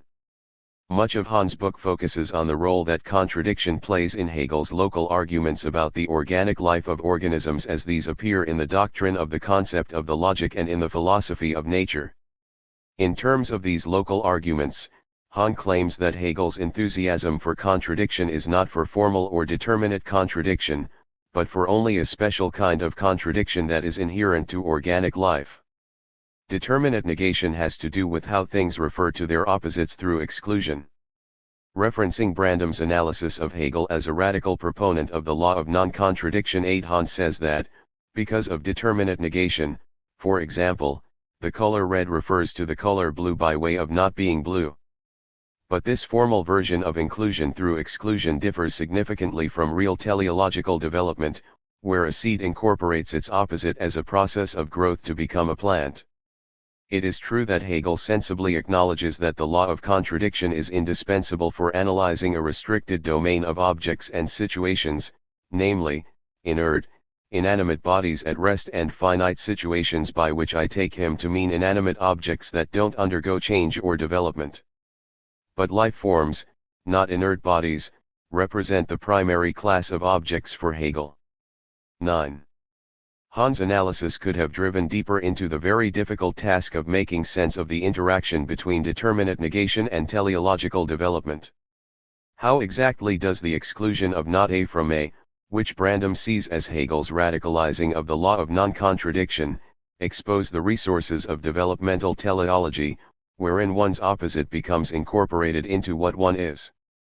Han proposes that formalizing determinate negation leads to the law of non-contradiction, where propositions function under bivalence, and where things are clearly what they are and are clearly not others. Yet developmental teleology operates from a significantly different conception of contradiction. Since the plant includes opposition as the motivating teleological force behind the process by which it grows into itself, its movements are produced from contradiction. Karen de Boer also qualifies Hegel's theory of contradiction in her book on Hegel, The Sway of the Negative, which is largely about Hegel on tragedy, by claiming that contradiction becomes productive, for Hegel, when it is recognized as a condition for self-identity. De Boer underscores a distinction Hegel makes early on in the being for itself passages of the logic between a spurious mode of being that repels contraries and a true mode of being that integrates contraries. Self-independence only comes about through the integration of contraries that at first appear in opposition. 10 There is a kind of speculative treatment of contradiction that is a necessary condition for being oneself. In contrast to the process of dissolving a contradiction in the understanding, which de Boer attributes to Kant's antinomies, Hegel's speculative treatment of contradiction recognizes that the same act of dissolving contraries at the point of contradiction equally exposes the one-sided nature of being a contrary, and thereby generates a true mode of identity through the incorporation of differences, oppositions, and conflicts. Referencing the spirit passages of the Phenomenology, de Boer claims that the reason why Antigone and Creon meet their fate is because they fail to achieve a mode of independence capable of incorporating its counterpart into itself. 11. Graham Priest presents the most direct approach to Hegel's theory of contradiction, what I call the non-qualifier approach to Hegel on contradiction. Priest does not attempt to rescue Hegel from the formal version of the claim that A is not A. Nor does he revert to the law of non-contradiction. Nor does he limit Hegel's meaning to essences, organic life, or self-identity. Instead, Priest views Hegel as an important precursor to dialecticism. Dialecticism is the theory that some contradictions are true, at least at some times. 12 Priest proposes that with dialectics, Hegel gives a similar account of contradiction. Contradictory propositions make up an essential part of formal logic. Contradictions sometimes exist, and not merely in the sense of the law of non-contradiction. They exist in a positive sense as well, as part of the fabric of thought and reality. According to Priest, Hegel demonstrates this constantly by tracing the movements of dialectics. Hegel's commitment to Aufhebung is equally a commitment to the existence of contradiction. On my estimation, the main issue with Priest's approach is that he treats Hegel's dialectic purely formally. I give a formal model of dialectical progression, he writes in The Logical Structure of Dialectic 13. While this reading makes Hegel's method quite clear and accessible, it is also problematic for two reasons. 1. It disregards Hegel's argument in the introduction of the logic that form and content cannot be separated, that the form of dialectical reasoning is, at the same time, its content. 2. It reduces Hegel's complicated local arguments to a simple formula, and, because of this, covers over many of the subtleties and nuances of dialectical reasoning. Hegel does not assume dialectics from the outset. His local arguments show that dialectics is the case. Whenever Hegel's arguments are effective, this is because they show the reasons why sublations must occur. These various qualifications, as well as Priest's non-qualification, of Hegel's treatment of contradiction do not have to be viewed as standing in conflict with each other. Each succeeds at showing why Hegel's position is not absurd. The reading that I endorse, the substitution interpretation, offers a compromise between the claim that Hegel avoids contradiction by radicalizing the law of non-contradiction and the claim that Hegel embraces the real existence of contradiction. On the one hand, proponents of the substitution interpretation think Hegel is committed to the primacy of contradiction over identity, and that because of this, contradictions literally exist. However, on the other hand, they also complicate the direct existence of contradictions by claiming that contradictions necessarily withdraw from actualization and cannot appear directly as existence. As they withdraw, they produce substitution concepts that stand in their place. In other words, proponents of the substitution interpretation hold both the real existence of contradiction position and the avoidance of contradiction position as one coherent interpretation. Because of this compromise between avoiding and embracing contradiction, this theory is able to incorporate Pippin's insight that contradictions exist through the universality of particularity, by establishing the existence of essence as one of the primary modes by which contradictions exhibit themselves through other concepts.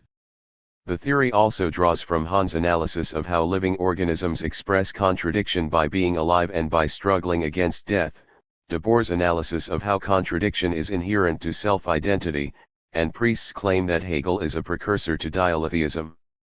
The advantage of the substitution interpretation is that it allows for all of these insights.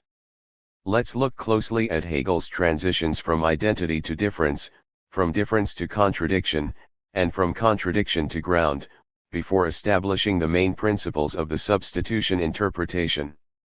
The categories of reflection.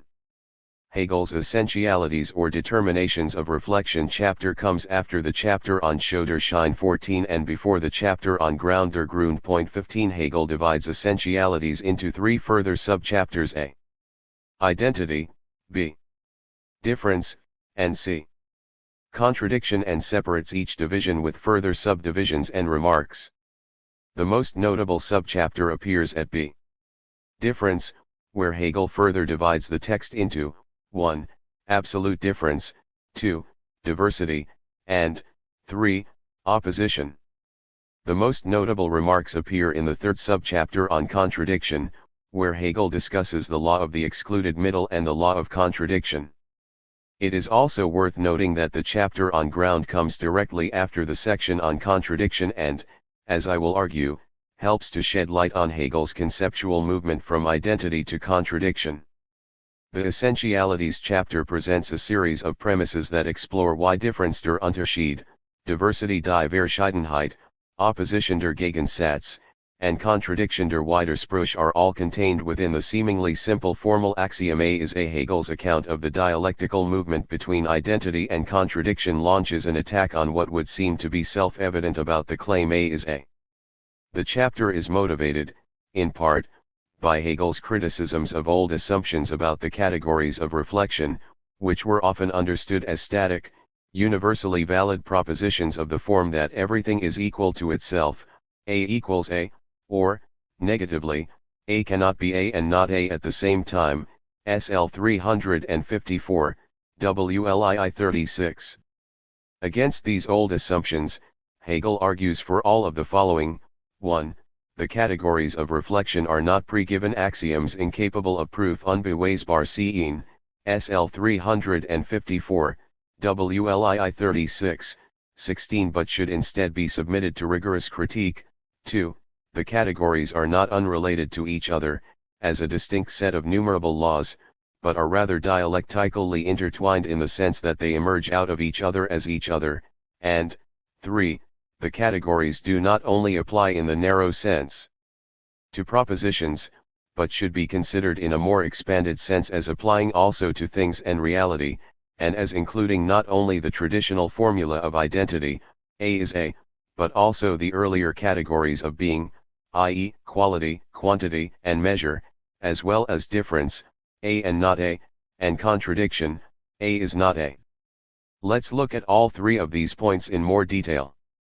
1. That we do not need to give an argument for the validity of the laws of identity and non-contradiction is an assumption that is at least as old as Aristotle, who decisively articulated these laws as the most basic of axioms in Book 4 of the Metaphysics, sections 3 to 6. We tend to accept both the laws, that something can only be equal to itself and cannot be itself and the contrary of itself, as well as the equivalency between the laws, that non-contradiction is another way to articulate the law of identity, as irrefutably simple and evident to everybody, to the extent that the proposition A is A appears as tautological and without need of an argument. However, Hegel attacks this assumption in the Essentialities chapter, arguing instead that just as we must begin from a critical, presuppositionless starting point in the logic, we must also be thoroughly critical of even the most basic and seemingly self-evident laws of identity and non-contradiction. If it turns out that things simply are what they are and are not what they are not, then this is the result of the logic's own development. But if it turns out that the relationship between identity and contradiction is more complicated than common sense assumes, it is the task of the logic to uncover these complications and articulate the form that these determinations of reflection actually take. 2. What Hegel discovers from this critical standpoint is that the categories of reflection are not unrelated, but emerge out of each other and at the same time conflict with each other dialectically. Hegel's subsequent exposition from identity to difference, diversity, opposition, and contradiction should be viewed as detailed evidence for the conclusion that the categories are significantly relational. In contrast to Aristotle's definition of a category as what is definitively said and asserted of every existent, Hegel claims that a determinateness of being is essentially a transition into the opposite of it. The negative of every determinateness is just as necessary as that determinateness itself, SL 355, WLII 36-7. That the laws are numerable on their own and yet codependent as well complicates the traditional assertion that the laws of identity and non-contradiction are simply equal to each other. On Hegel's account, the further categories of difference, diversity, opposition, and contradiction emerge along with the reflection of identity, rather than simply the equivalence of non-contradiction. 3. This more complex articulation of the law of identity causes us to expand the domain of the categories from its traditionally narrow application as the function of the validity and invalidity of propositions, to include, instead, its application to things and reality in general. This expansion includes the earlier categories of being, quality, quantity, and measure, thereby exposing the continued relevancy of the doctrine of being for the doctrine of essence. But this expansion also undermines the assumption that the categories can only be understood from the terms of thought and rational conception, as if identity and contradiction and reflection in general could only be understood through the intellect and imagination of consciousness. What Hegel establishes, instead, is that the categories of reflection are equally categories of being as much as they are of thought. This opens the way for the exciting conclusion that if contradictions exist, they do not only exist in terms of rational conception, as if they were only held together in the fantasies of one's mind, but also exist in the very fabric of reality as the clots and folds of being itself. From identity to difference. Against the background of his critique of these assumptions, Hegel's exposition of the argument from identity to contradiction nevertheless begins from a premise about identity. The logic generates the concept of identity from the recognition that the negativity of essence is at the same time the being of essence. Essence's negativity, Hegel writes, is its being, SL 356, WLII 38. One might assume that essence is otherwise than being, but since it is the reflection of being, it is a negativity that is at the same time the self-reference of being. Hegel calls this identity because essence, as that which being is not, reveals what being is. Such a movement against being, which is at the same time an explanation of being, takes the form of A is A.17. The immediacy of being is reflected into itself. The copula between the subject and the predicate projects the negativity of A. But this A is still the same A throughout. Its reflection shows that it is both different from itself and the same as itself. The clue to a dialectic between identity and difference starts from the realization that the identity must contain difference in the process of confirming that the subject and the predicate are the same. Difference is the negativity that reflection possesses in itself, the nothing which is said in identity discourse, SL 361, WLII 46. The act of confirming identity posits difference through the iteration of a second A in the position of the predicate. Difference comes in the anticipation brought about by the copula that the predicate will be something other than the subject. In this way, the simple form that A is equal to itself exposes identity to its opposite. Furthermore, the role of difference is more than a simple moment of hesitation in the reflection of the copula. The subject is only understood to be identical with itself if it posits difference alongside the identity of itself in the predicate position. Hegel explains this relationship in terms of self-subsistence and absolute difference. A is equal to itself because it does not require anything other than itself. And yet the form that A must take as the confirmation of its own identity requires reflection, which in turn requires absolute difference. The identity requires confirmation in the copula that it is equal to itself. This means that identity self-subsists but also depends on its own negativity. Identity, therefore, subsists through difference. Difference, therefore, emerges alongside identity. Yet, this takes the further formulation that difference, emerging alongside identity, is both itself and identity. Difference is, itself and identity, SL 361, WLII 47. Identity comes in the form of absolute difference, A and not A. The determinate negation of the identity, not A, is itself a form of identity. But difference comes from the comparison between A and not A, SL 361, WLII 46. Difference is supposed to be the opposite of identity. However, the reflection of identity reveals that its truth lies rather in the positing of itself as a difference from itself. Difference is therefore the more comprehensive term because it contains both the form of identity and the identity of the negation, both A and not A together, SL 362, WLII 47. Hegel then proposes that difference is diversity. This further transition comes from exposing that if difference is both moments of identity and its negation together, then this state of affairs generates a plurality with members that are indifferent to each other. Indifference is the key term of this transition, as Hegel clarifies when he writes, the different subsists as diverse, indifferent to any other, because it is identical with itself, because identity constitutes its base and element, SL 362, WLII 48, my emphasis. The indifference of diversity generates plurality from the splitting up of identity in difference, where each difference is itself an identity but has over against it a multiplicity of others, which, in turn, are each identities as well. As Hegel writes, identity breaks apart within itself into diversity, SL 362, WLII 46.18. These differences are, nevertheless, indifferent to each other because that which is different from the identity is nothing other than the self-same identity throughout. Hegel describes this relationship as a subsistence of differences. On the one hand, the terms of identity are distinguished from each other. On the other hand, the reason why the distinguished terms are indifferent to each other is because identity still dictates the parameters of this relationship. While identity falls apart and therefore produces diversity through its differences, the indifference of each side of the diversity allows for the subsistence of each as identical with itself and as different from all others. From difference to contradiction. Diversity can only explain the coincidence of identity and difference in an implicit way. When this coincidence becomes explicit, opposition reveals itself to be the truth of diversity, SL 365, WLII 52. The barrier of indifference that held diversely different identities together breaks down because the relation A is A requires one self-coherent identity throughout, not a fragmented plurality of differences.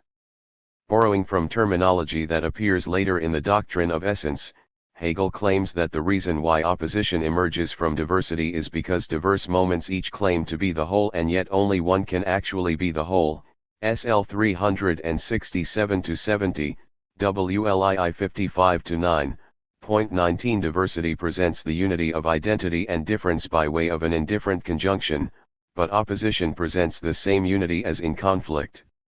The difference inherent in the identity turns from a structure of plurality, where each side is respectfully indifferent to the differences of others, to a situation in which the differences between each side form an explicit conflict, where each side claims to be the whole, even though all sides cannot equally subsist as the whole.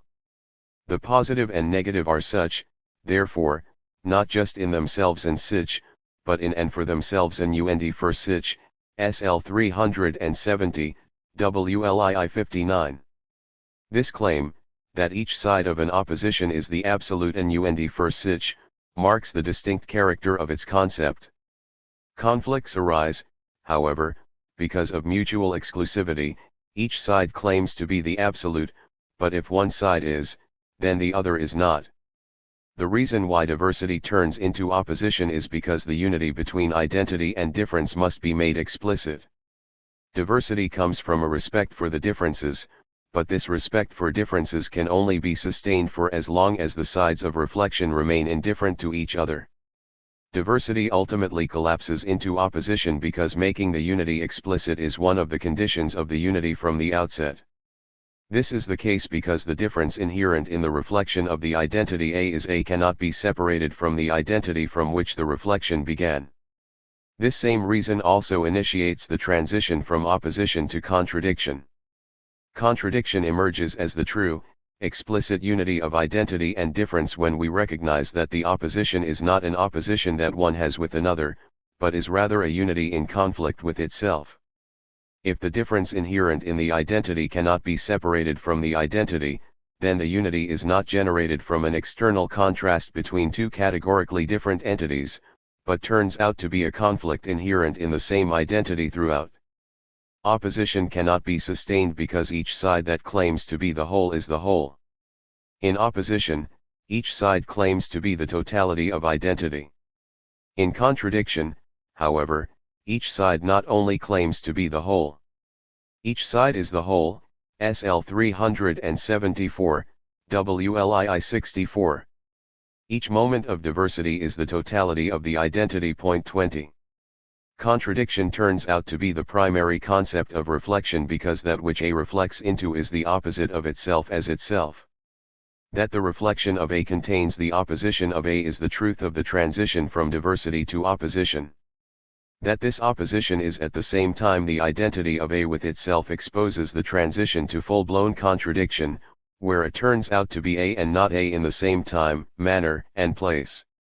Contradiction comes from the recognition that the sides of opposition are not really sides at all, as an external comparison would have us believe, but each is, in effect, the absolute in and for itself. Contradiction emerges because the relation that is shown to be oppositional is not many relations, but one and the same relation of A with A. From contradiction to ground. Hegel makes his position about the existence and primacy of contradiction clear in the final remark of the chapter, on the law of contradiction, SL 381-5, WLII 74-80. Here, Hegel proposes that for as long as we continue to hold the law of identity, and the corresponding law of non-contradiction to be sacred, we should also come to recognize the one determination into which they pass over as in their truth, namely contradiction, which should be grasped and enunciated as a principle. All things are in themselves contradictory, SL 381, WLII 74. This formulation of the law of contradiction is significantly different from the law of non-contradiction, which states that A cannot be both A and not A. Hegel proposes, instead, that movement and vitality are guided by contradiction, in the controversial sense that contradictions are built into the fabric of reality, and that all things are in their self-identity at the same time self-contradictory. Hegel goes so far as to claim that we are wrong to think that identity is more primary than contradiction. Let's look again at the quote in Hegel's remark. It is one of the biases of all previous logic and of ordinary thinking generally that contradiction is viewed to be less essential and less immanently determinate than identity. But if it were a question of ranking the two, and each had to be kept separate, then contradiction would be recognized as more profound and more essential than identity. In contrast to contradiction, identity is merely the determination of simple immediacy, that is, of dead being. But contradiction is the root of all movement and vitality. The only reason why things move, have a purpose, and are active is because they have a contradiction within them. WLII 75. The task of weighing the primacy of identity and contradiction is only a thought experiment for Hegel, since the two concepts cannot be divided from each other. Nevertheless, Hegel's point is that if we could separate them, contradiction would appear as the primary concept. Against a long tradition that reads identity and synthesis into an abstracted, non-contextualized version of dialectics, here Hegel establishes the primacy of contradiction over identity as the essence of living vitality over against dead being. What is less clear from the text is why Hegel would propose that contradiction passes over into ground. Ground is arguably one of the stranger, metaphorical concepts to appear in the logic. The ground chapter establishes essence as the ground, or reason, for all things, and then explores a dialectical relationship in the absolute ground and determinate ground subchapters between form and essence, form and matter, as well as form and content, concluding with Hegel's analysis of the conditional and the unconditioned. Hegel conspicuously refers with the term ground to Leibniz's famous principle of sufficient reason, which states that all things must have a reason or ground for why they are, SL 388, WLII 83. As if to mitigate the force of the claim all things are in themselves contradictory, Hegel subsequently proposes, as the next major transition of the logic, that contradiction sinks to the ground. The contradiction is, therefore, resolved as ground, as essence, which is a unity of the positive and the negative. Opposition and contradiction are, in ground, both removed and preserved. The contradictory, self-subsistent opposition was already disposed to be ground. All that was added was the determination of unity with self, a unity which emerged because the opposites sublated themselves and made themselves into the other, and from this they sink to the ground, and yet at the same time reunite together. Therefore, their going under, as positedness or negation, is, moreover, essence as self-reflection and identity with self. WLII 69-70. The term ground brings up a number of associations.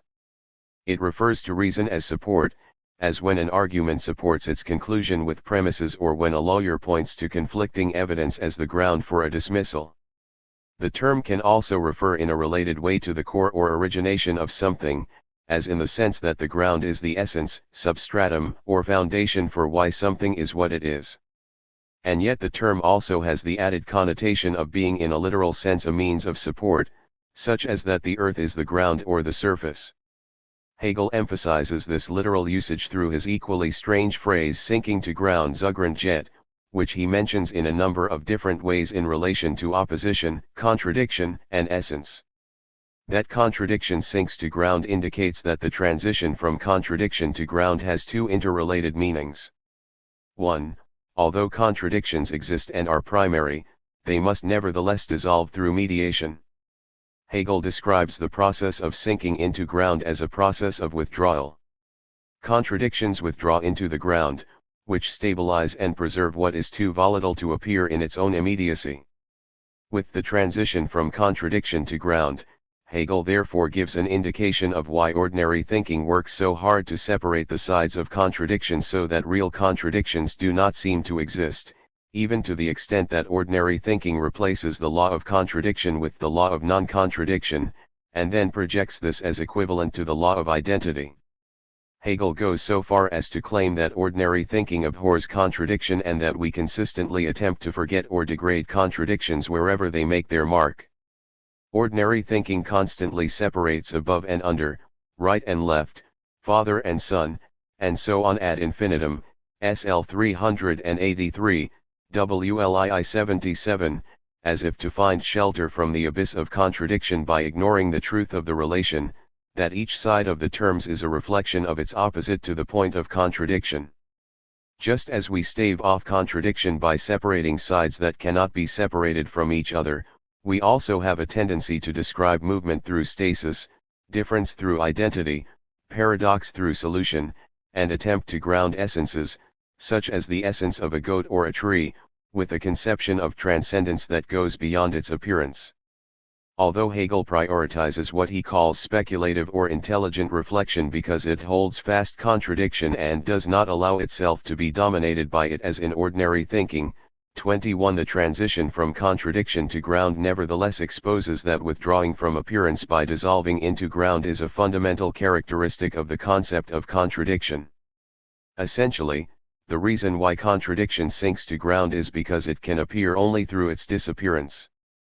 2. And yet, that contradiction turns into ground reveals contradiction to be the foundation for all things. What appears through the disappearance of contradiction, when it withdraws into the shelter of static, identity thinking, is at the same time conditioned by contradiction and claims contradiction as its ultimate reason for existence. The substitution interpretation.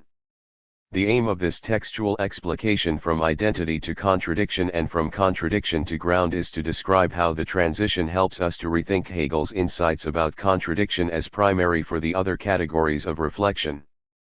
What the ground chapter reveals is that the earlier formulations of diversity and opposition already contain the agent of contradiction within them. Ground shows that difference as such is already implicitly contradiction, for it is the unity of beings which are, only in so far as they are not one, and it is the same reference connecting them, SL 374-5, WLII 65. Diversity and opposition, as the two subconcepts of difference, are already implicitly contradiction. In other words, they are only posited as concepts of reflection insofar as they are implicitly contradictory. Each appears as a distinct concept only through the obscurity of the truth of their contradictory nature. Diversity is contradiction when it is dressed up with sides that seem to be indifferent to each other. The world then appears as a plurality of identities that are indifferently different from one another.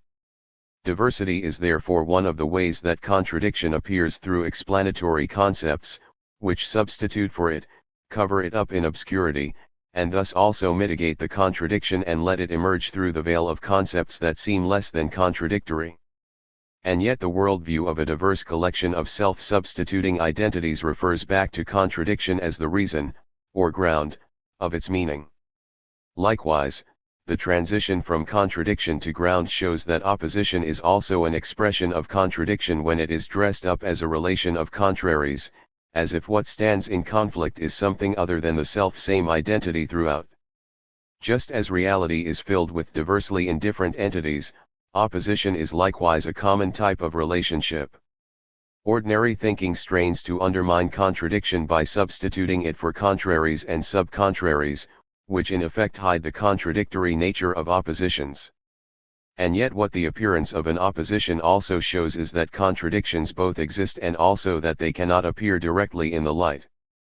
Contradictions reveal themselves, instead, through the appearance of diversity and opposition, and reveal themselves only partially through these gentler formulations.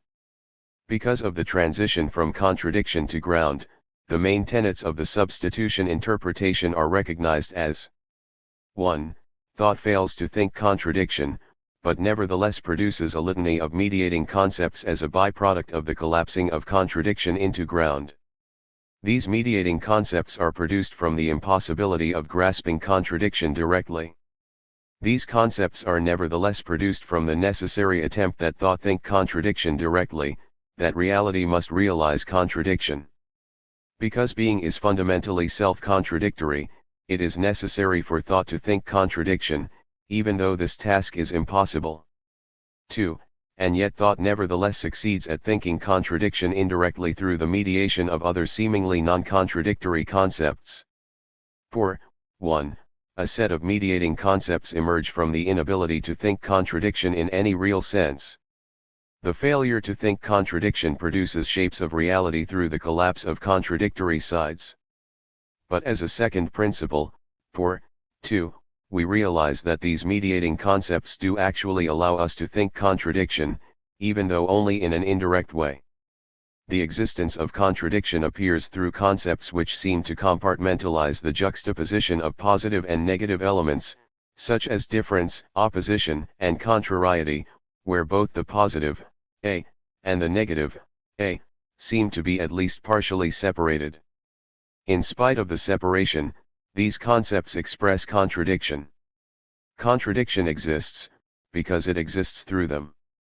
Contradiction is thinkable, because it is thought through the mediation of concepts which pretend to be less than contradictory.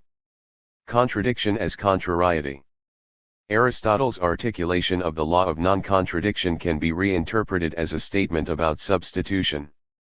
A cannot be both A and not A in the same time, manner, and place. Proponents of the substitution interpretation view the qualifications time, manner, and place to be ways of dressing up contradiction so that it does not appear to be contradictory.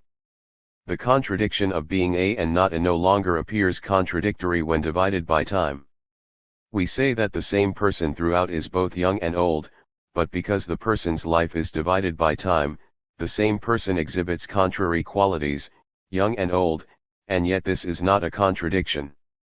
Likewise, contrary qualities occur simultaneously as long as there is a difference of manner, as when a pun simultaneously gives off two ambiguous meanings, but this is not viewed to be completely contradictory. The qualification manner compartmentalizes contraries that would otherwise appear as contradictory. Yet again, we qualify the contradiction of being both A and not A by interjecting spatial and place designations, which mediate A and not A and let contradictions exist. Aristotle is certainly right when he lists these primary qualifications to the law of non-contradiction. The only addition that proponents of the substitution interpretation make is to point out that it is the primordial existence of contradiction, not the law of non-contradiction, which causes the qualifications of time, manner, and place. It is contradiction itself that gives these qualifications their role of mitigating, softening, and explaining away the otherwise inadmissible revelation that A is both A and not A. This reinterpretation of the law of non-contradiction comes down to a detail about the difference between contraries and contradictories. Ordinary thinking assumes that a pair of contraries is categorically different from a pair of contradictories. Contrary properties can adhere to the same substance, hot and cold, for example, can be attributed to the same source. Because hot and cold are merely properties, it would seem to be a basic category mistake to conflate contrary properties with outright contradiction. Aristotle articulates the difference between these categories with his square of opposition, which establishes the distinct separation between contraries, subcontraries, subalternations, and contradictions. According to the diagram 22, the pair A and O is contradictory, which means that A and O have opposite truth values, i.e., if A is true, then O must be false, and vice versa. However, the pair A and E is merely contrary, but not contradictory, which shows only a degree of opposition. If either A or E is true, then the other must be false, in other words, both cannot be true. But if A is false, then E can be either true or false, in other words, both can be false. The case is similar with subcontraries, because propositions I and O are subcontraries, both cannot be false, either one or the other must be true, or both must be true. Based on Aristotle's square of oppositions, we are led to the same conclusion that our common sense also leads us to: contraries and subcontraries are categorically different from contradictory relations. The reason why contraries can exist in thought and reality, while purely contradictory relations cannot, is because contraries are only partially oppositional, while contradictions are blatantly oppositional. Partial opposition is a way to explain propositions or events as non-contradictory. Fire exhibits the contrary qualities of being both hot and not hot as long as a qualification holds between time, manner, or place. Fire is hot if we stand too close to it, not hot if we stand at a good distance from it. The fire is not hot when we begin to light it, hot when it is fully burning, not hot, again, when it has died down. In this way, the opposition of the pair hot and not hot is only a partial opposition, mediated by qualifications. In this way, we explain how something that might otherwise appear to be contradictory is merely contrary. The only addition that the substitutionist makes is to frame the difference between contraries and contradictories as a relationship of mediation. Proponents of the substitution theory claim that contraries and contradictories are not completely separate but, instead, that contraries express contradictions in a non-contradictory way. The fire is both hot and not hot. This is a result of the fundamental characteristic, according to Hegel, that being is self-contradictory, that contradiction is more fundamental than identity, and that contradiction is the ground or reason why things are what they are. The substitutionist merely points out that concepts which qualify contradiction are really generated by contradiction. The result is that what is contrary is contradictory both because it appeals to contradiction as its source and ground, and because it is the impossibility of grasping contradiction directly that makes the structure of the merely contrary possible in the first place. Contradiction as essence. The doctrine of essence is a doctrine about the coincidence of existence and essence. In our everyday thinking, we tend to make light of this coincidence. We say that things are in one way particular and in another way universal. We tend to ignore the strange, double quality that things are both expressions of universal concepts and also purely singular existence. All things have this double quality. When I look around my office, I see all sorts of objects: the chair, the table, the laptop, the window, etc. These things appear in their immediacy as particular things. They claim factual existence and, in doing so, reference only themselves. However, on the other hand, when I look around my office, I see things which are, at the same time, instantiations of essences. This chair that I sit on is unique in itself, and yet it is also an instance of a chair. In Hegel's account, the particular and the universal constantly appear together as a unity. Each side appears as a unity in the sense that we can only think of particular things insofar as each is bound up with universal conception. And yet, Hegel claims that essence must appear, SL 418, WLII 124, which adds the further nuance that the unity of the particular and the universal is not only a unity of instances referring to essences, but also the real, determinate appearance of essence. The chair that I sit on is really a chair. The universal must exist and make itself known in the particular instances of everyday, factual reality. What I see when I look around my office is, literally, the universal. The universal exists as the coincidence of itself and the particular. Proponents of the substitution interpretation recognize Hegel's claim about the coincidence of existence and essence to be a claim about the primacy of contradiction. But they also recognize that in our everyday explanation of the particular as being a mere instance of a universal, thought attempts to withdraw from the underlying contradiction that existence and essence are one. We tend to think of the particular as merely an instance of a universal, which in turn is located somewhere else, in the Platonic heavens, in the things themselves, or simply in our ideal definitions. Proponents of the substitution interpretation view the artificial division of the particular from the universal to be a necessary byproduct of the impossibility of grasping contradiction directly. Because thought cannot fully approach contradiction, thought makes sense of the unity by compartmentalizing the particular and the universal. But by dividing and explaining the contradiction, the further consequence, according to the substitutionist, is that the existence of the contradiction appears indirectly through the cracks of the division. It is a necessary but artificial explanation. The compartmentalizing is, in this way, both a product of real contradiction and also a product of its withdrawal. The grammatical distinction in English between the definite and the indefinite article can be viewed as an expression of the contradictory unity of existence and essence, but also of its necessary division into seemingly non-contradictory elements. While the definite article indicates that a thing is determinate and particular, as in the case of the chair that I sit on, the indefinite article a refers to the same thing from the disposition of the universal. The same chair that I sit on is also a chair. Hegel's point is that since the thing in question has the same identity throughout, its existential and universal modes cannot be thought of as categorically separate from each other. There is a profound way in which the mundane particularity of this everyday world we experience is at the same time, and in a contradictory sense, the universal world of ideality. The chair is both the site of its particularity and its universality. When thought attempts to divide the site, and compartmentalize the particular from the universal, thought thereby attempts to conceal from itself one of the most fundamental contradictions of basic reality.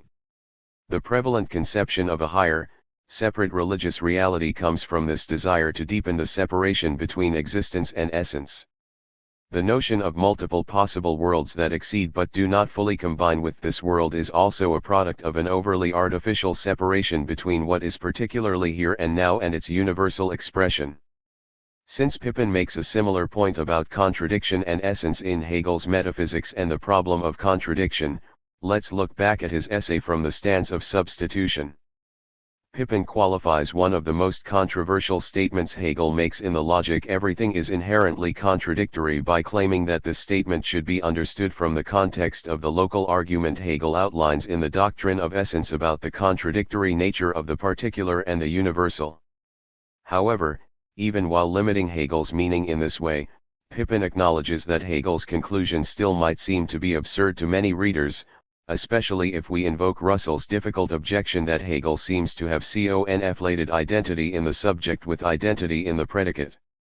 For there to be a contradictory unity between the particular and the universal, we would have to accept both the statements, as per Pippin's example. I. Socrates is male. And 2. Socrates is not male. 23. Pippin argues that because existence and essence are a unity, both I and 2 have to be true. On the one hand, this person, Socrates, is male. However, on the other hand, Plato, Alcibiades, and others are also male but are not Socrates. 24. This leads to the paradoxical result that the particular person Socrates is both the universal and not the universal, since other people are also male but are not Socrates. The obvious way around this conclusion, as Pippin points out, is to follow Russell's distinction between identity in the subject and identity in the predicate. Has Hegel not obviously confused here, as Russell complained, the is of predication with the is of identity, a distinction he should be well aware of if he has read Plato, especially the Sophist, As carefully as is sometimes claimed, 25 traditional thinking has us avoid this problem by recognizing that although Socrates is male, he is only one instance of the universal category male. He shares part of the universal category without completely exhausting this category. Pippin nevertheless defends Hegel's position against Russell when he writes. The problem with such criticisms, however, is that, far from having overlooked this issue, Hegel considers it as the heart of what he is interested in claiming. His whole point is that the is in question for an essential determination must always be the is of identity, and in that sense the contradiction does arise in just the way described. That is, in investigating some essence, Hegel insists that we can never be satisfied with simply predicating a universal of some particular point. 26. According to Pippin, the reason why Hegel finds the division unsatisfactory is because it covers over the otherwise contradictory status of Socrates, who both exhausts and does not exhaust the category male. That Socrates shares this category with Plato and others needs to be understood as significantly paradoxical. Traditional thinking upheld by Russell, for example, does the disservice of repackaging the contradiction as something less than contradictory. The only amendment the substitutionist would make to Pippin's analysis is to establish the division of identity in the subject and identity in the predicate as a necessary substitution for the otherwise unthinkable conclusion that the unity of existence and essence leads to contradiction. What Pippin does not fully explain is that this contradiction cannot be thought except through mediation. To recognize a distinction between existence and essence is to have already conceded to this mediation. The distinction itself appears because we cannot fully think the contradiction that essence exists. Contradiction is the source of the division, before and after the copula, into subject and predicate. Thought can only partially approach this coincidence. This partial approach, partial withdrawal, is expressed in the divorce of the particular from the universal, in the partitioning of identity into subject and predicate, and in the appearance of superiority and transcendent distance of the universal, which claims mastery over the particular. Thought allows itself to think the contradiction through the division of existence and essence.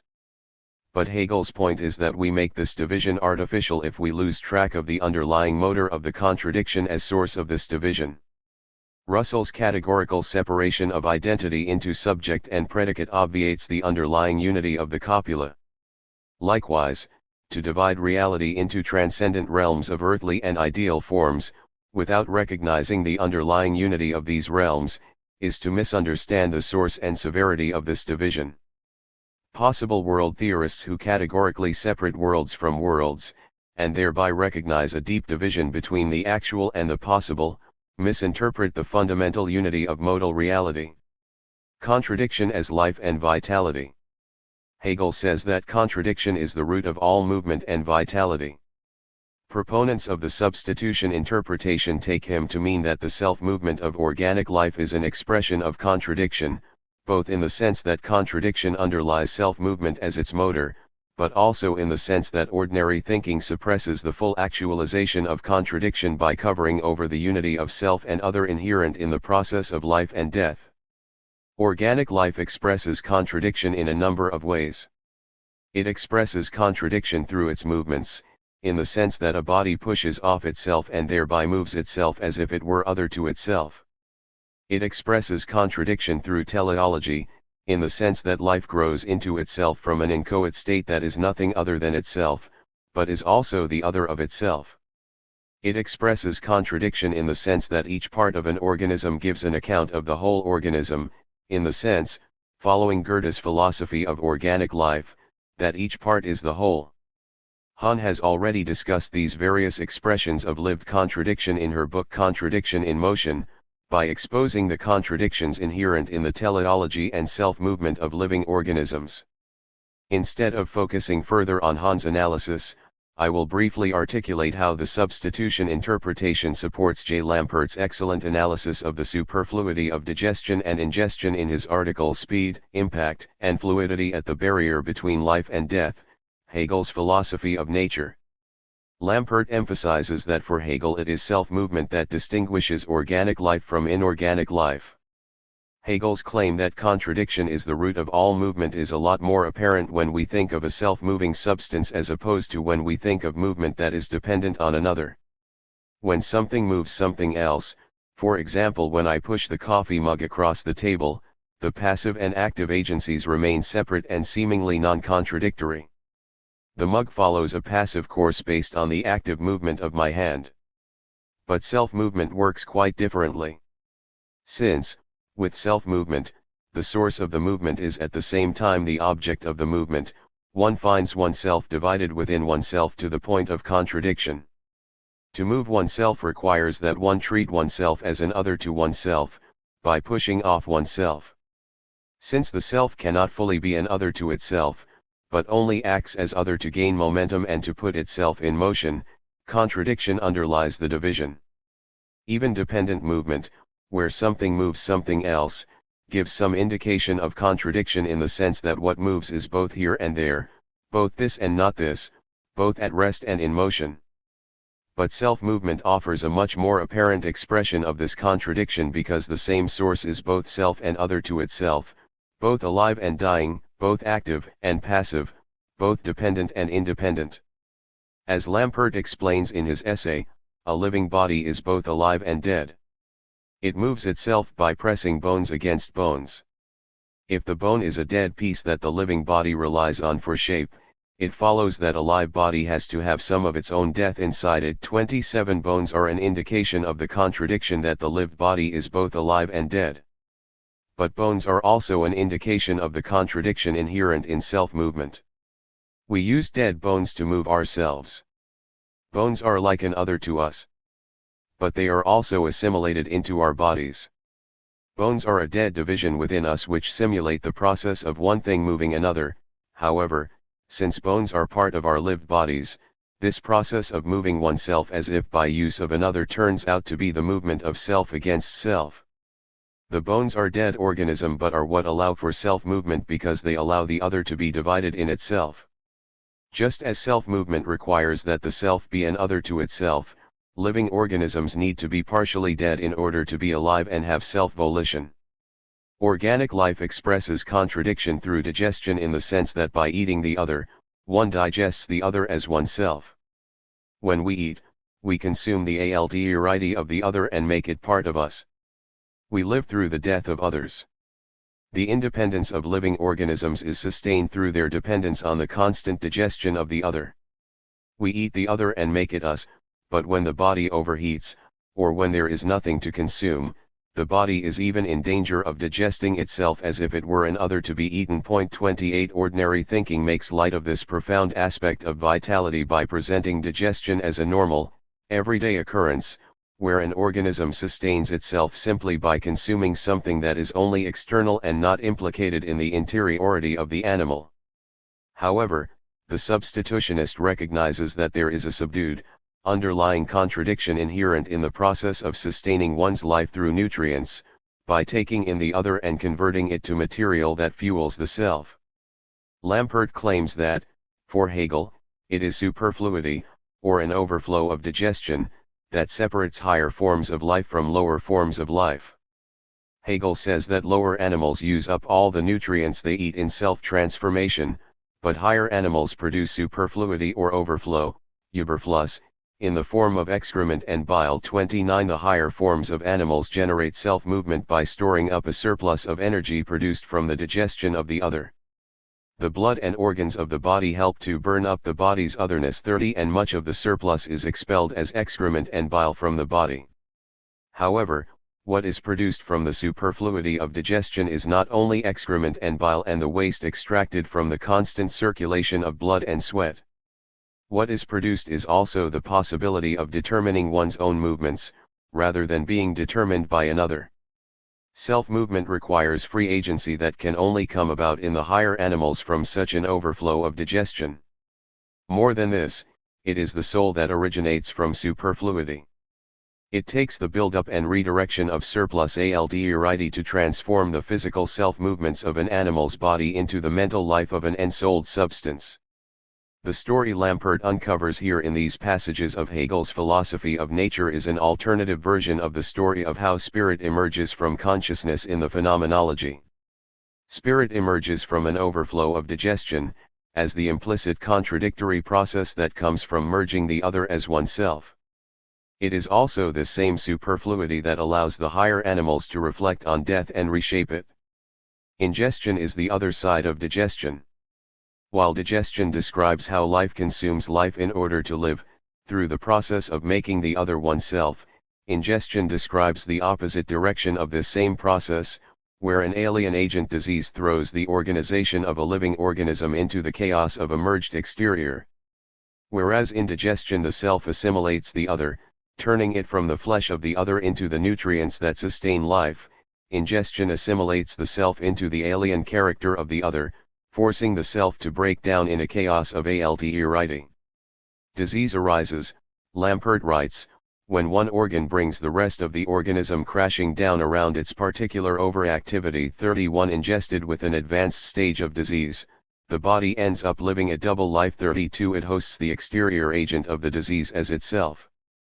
It is taken over by the other, but it is taken over by the other as its own process of sickness, not simply as a battle between two separate agencies, but as the struggle of a divided body that is in one sense doubled but in another sense still unified.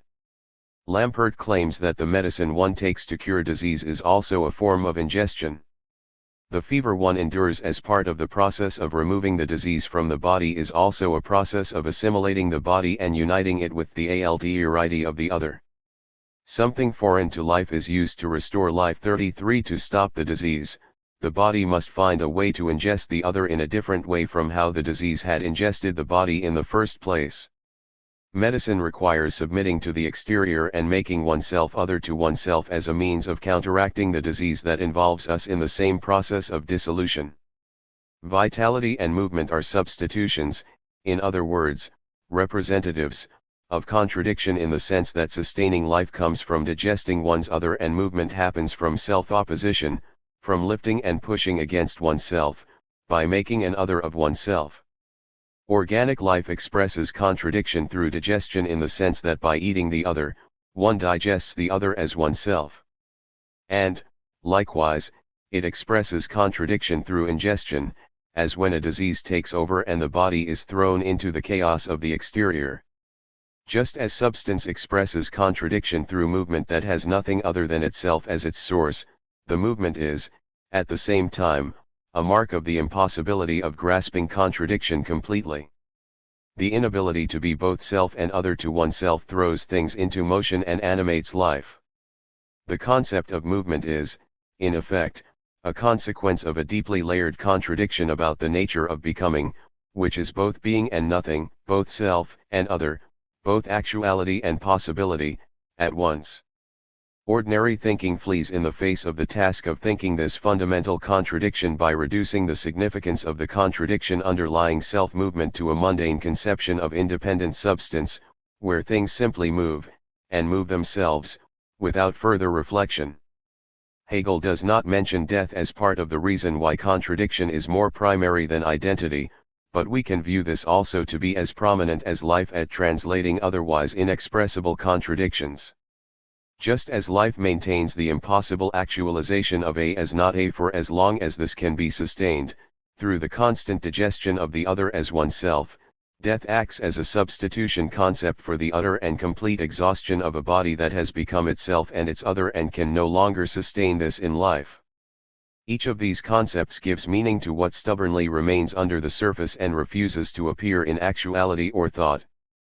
But just because contradictions cannot appear directly in the light of reality does not mean that contradictions do not exist. What this means, instead, is that contradictions appear combined with mediating concepts, which stand in their place to represent them. One might say that the reason why contradictions do not appear directly and cannot be thought adequately is because life and death are there in their stead. Or, one might say that the reason why life and death have determinate meaning at all is because being desires to realize itself as explicitly contradictory, but since it fails to express this directly, life and death and other concepts of this sort approximate the revelation of contradiction as much as possible in the place of it directly. Contradiction is productive. The reason why contradiction reverts to ground is because to make a contradiction explicit by unveiling it completely in actuality would commit oneself to the most violent, radical transformations of being as becoming. The reason why contradiction must constantly be covered over and explained away by concepts that are only implicitly contradictory is because identity would otherwise be torn apart in the most violent way by the negativity of itself as itself. Hegel recognizes in the transitions of difference as diversity and opposition, as well as through explanatory concepts such as contrariety, essence, life, death, vitality, and movement, that although contradiction is the most primary category of reflection, it can only appear through the more peaceful exteriors of these other categories. Contradiction is, as Hegel writes in terms of contradiction and actuality, averse to Leitlichtschule, SL 488, WLII 216. It exists through the mediation of other concepts, which help to ground it, because it is too powerful and too radical to appear directly in the light of thought and being. Contradiction is, therefore, the root of all movement and vitality in the sense that all things are self-contradictory insofar as they move and live, but also in the sense that the movement and vitality are themselves the expression of contradiction as it withdraws into ground. It is not just that contradictions withdraw. The contradictory sides of a speculative contradiction destroy each other, and mutually dissolve in this destruction. But the destruction is also production. Substitution concepts rise up at the same time as contradictory sides dissolve. What is really happening when substitution concepts explain contradictions as non-contradictory is that the sides dissolve in destruction. Contradiction then withdraws at the moment of this dissolution. And something further is then produced from the ashes of the destruction. The substitution concepts still trace the movement of the contradiction, but without harnessing the force of the contradiction any longer, even while they are nevertheless seared by the contradiction that produced them.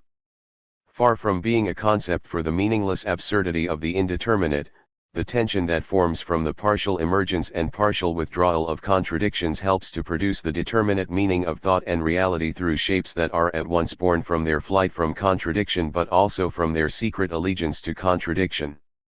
3. Hegel on possibility, from actuality to absolute contingency. Hegel's relentless investigation into the nature of negativity has been well documented in countless commentaries about Hegelian logic and Hegelian thinking in general. Jean-Luc Nancy's The Restlessness of the Negative, Slavoj Zizek's Tarrying with the Negative, and Karen de Boer's The Sway of the Negative name some of the most prominent book-length studies of Hegel's preoccupation with negation and dialectics. One of Hegel's most important insights about the nature of modal reality also begins from a preoccupation with negativity. As the basis of the actuality chapter of the Logic, Hegel claims that if something is possible, this means that it can become actual, but that it also cannot become actual. There are, in effect, two sides of possibility in Hegel's account. There is the positive side, that something possible can become actual.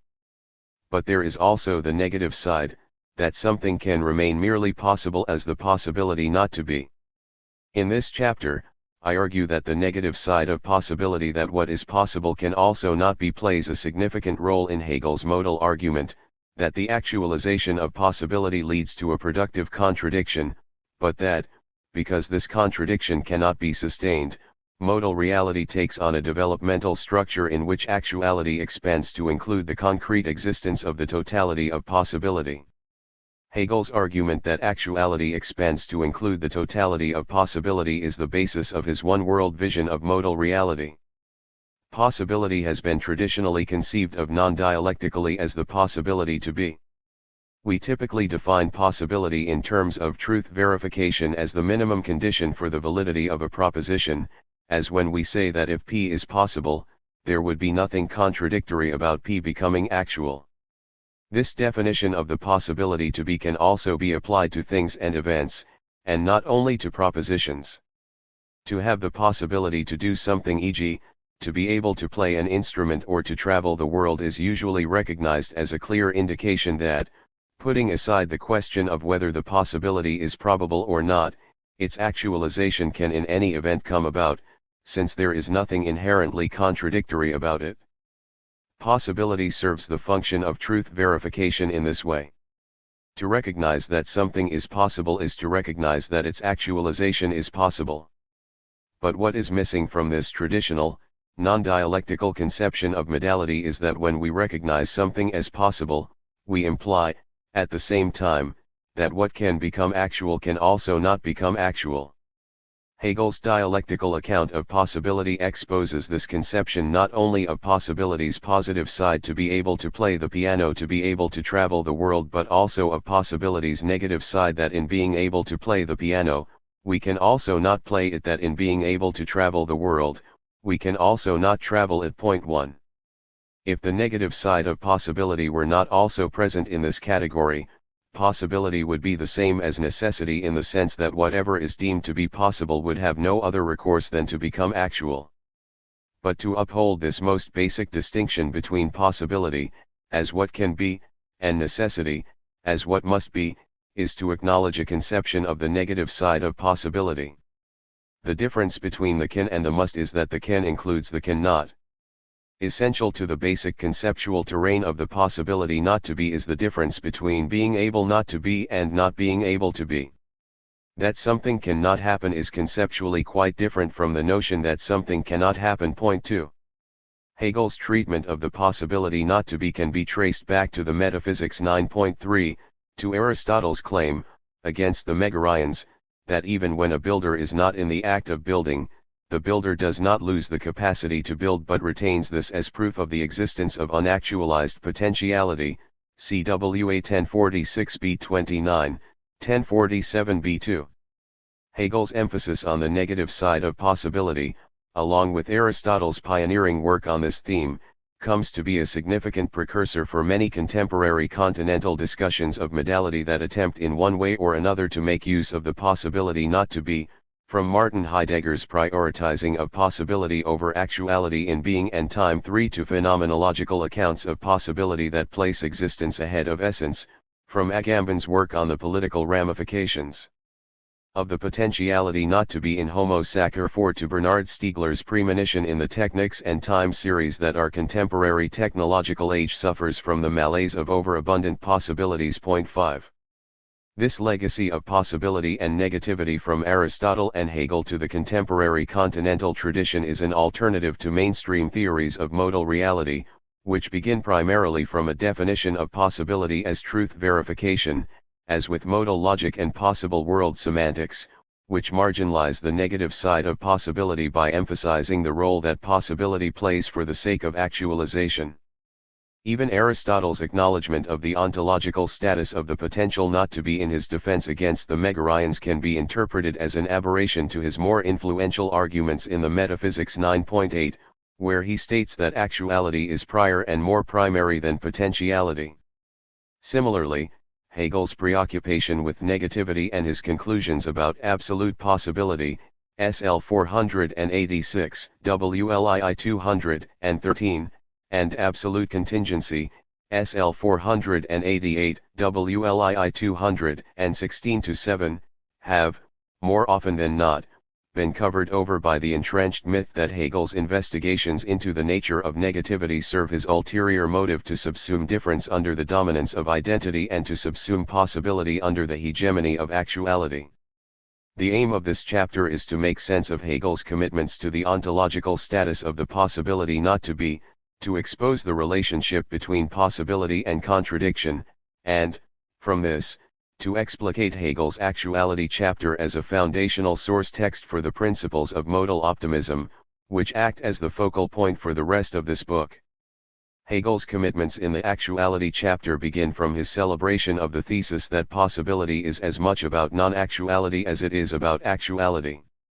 Based on these commitments, Hegel explores the category of the possibility not to be by drawing on strategies for how to actualize both sides of possibility as one actuality. This leads straight away, for Hegel, to a modal iteration of contradiction. What is fundamentally impossible, and therefore contradictory, would be to actualize the possible itself. However, from this impasse, as a result of the productive nature of contradiction, Hegel deduces the rest of the modal categories of reality as an expansion of actuality that comes to include the negative side of possibility as part of the process of actualization. A classic treatise on the nature of possibility, the Actuality chapter, offers an original and comprehensive vision of modal reality. Point 6 in it, Hegel presents the developmental progression of four dialectically interrelated modal concepts: actuality, possibility, contingency, and necessity, multiplied by three types of modality: formal, real, and absolute, for a total of 12 modal categories. One can also find various other implicit modal categories through the application of modality to formal and real contradiction, multiplicity and limitation, dispersion and condition, reflection and freedom, as well as substance and accident. Hegel's chapter works through Aristotelian distinctions such as the difference between activity, energia, and actuality, entelligia, between passive and active possibility, between privation and impotentiality, between necessary and sufficient conditions, between inchoate matter and complete form, as well as many others.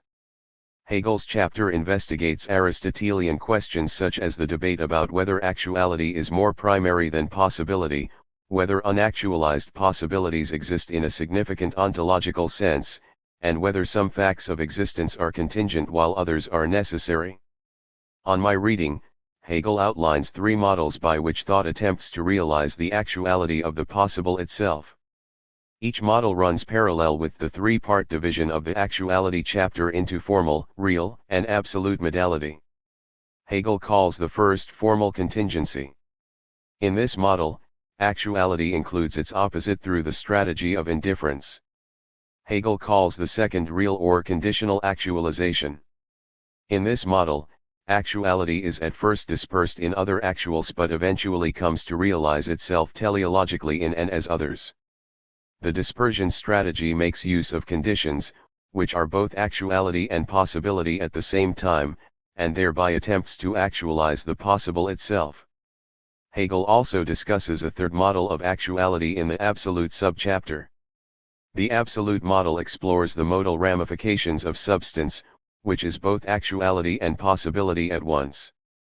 All three models can be viewed as substitution explanations, as an application of the interpretation from chapter 2 of this book, since all three models fail, in one sense, to completely present an actuality of the possible itself, but succeed, in another sense, to partially express the inherent contradiction of modal reality. I have divided this chapter into 7 sections. The first section, The Two Sides of Possibility, discusses Hegel's acknowledgement of the traditional conception of possibility as truth verification and as the possibility to be. In contradistinction, this section also examines Hegel's statements about the possibility not to be in formal terms. I then explore in the second section, Modality and Contradiction, what I think is Hegel's groundbreaking and controversial conclusion about modality, that actuality must be able to express both sides of possibility at once. While the actuality of both sides of possibility leads, at first glance, to an unresolvable modal paradox, that is, to the contradiction of conjoining A and A, the third section, The Actuality of the Possible Itself, anticipates why Hegel is nevertheless committed to the seemingly untenable actualization of both sides of possibility. The fourth section, Formal Contingency, The Indifference Strategy, explores Hegel's formal resolution of this paradox, which accounts for the strategy of indifference, where the conflicting sides of possibility stand together through the division of what is and what could have been. Conditional Actualization, The Dispersion Strategy, the title of Section 5, outlines a second, more advanced approach to the problem of how to actualize contrary possibilities through an explication of real modality, dispersed actuality, conditions, and relative necessity. The final 2 sections of this chapter focus on a third type of actuality expansion. Section 6, Absolute Modality, the Substance Strategy, presents Hegel's concepts of absolute actuality and possibility in terms of his related theory of substance. Finally, Section 7, Absolute Necessity is Contingency, analyzes Hegel's controversial statements about the necessity of absolute contingency, which serve as the conclusion to Hegel's modal theory. The two sides of possibility. Hegel's modal argument begins from the concept of formal actuality. Formal actuality, Hegel writes, is nothing more than a being or existence in general, WLII 202. Formal actuality is the modal version of being sent from the opening of the logic. It is also the modal version of Hegel's term existence from the beginning of the Appearance-Erscheinung section of the doctrine of essence, which precedes the actuality section of the logic.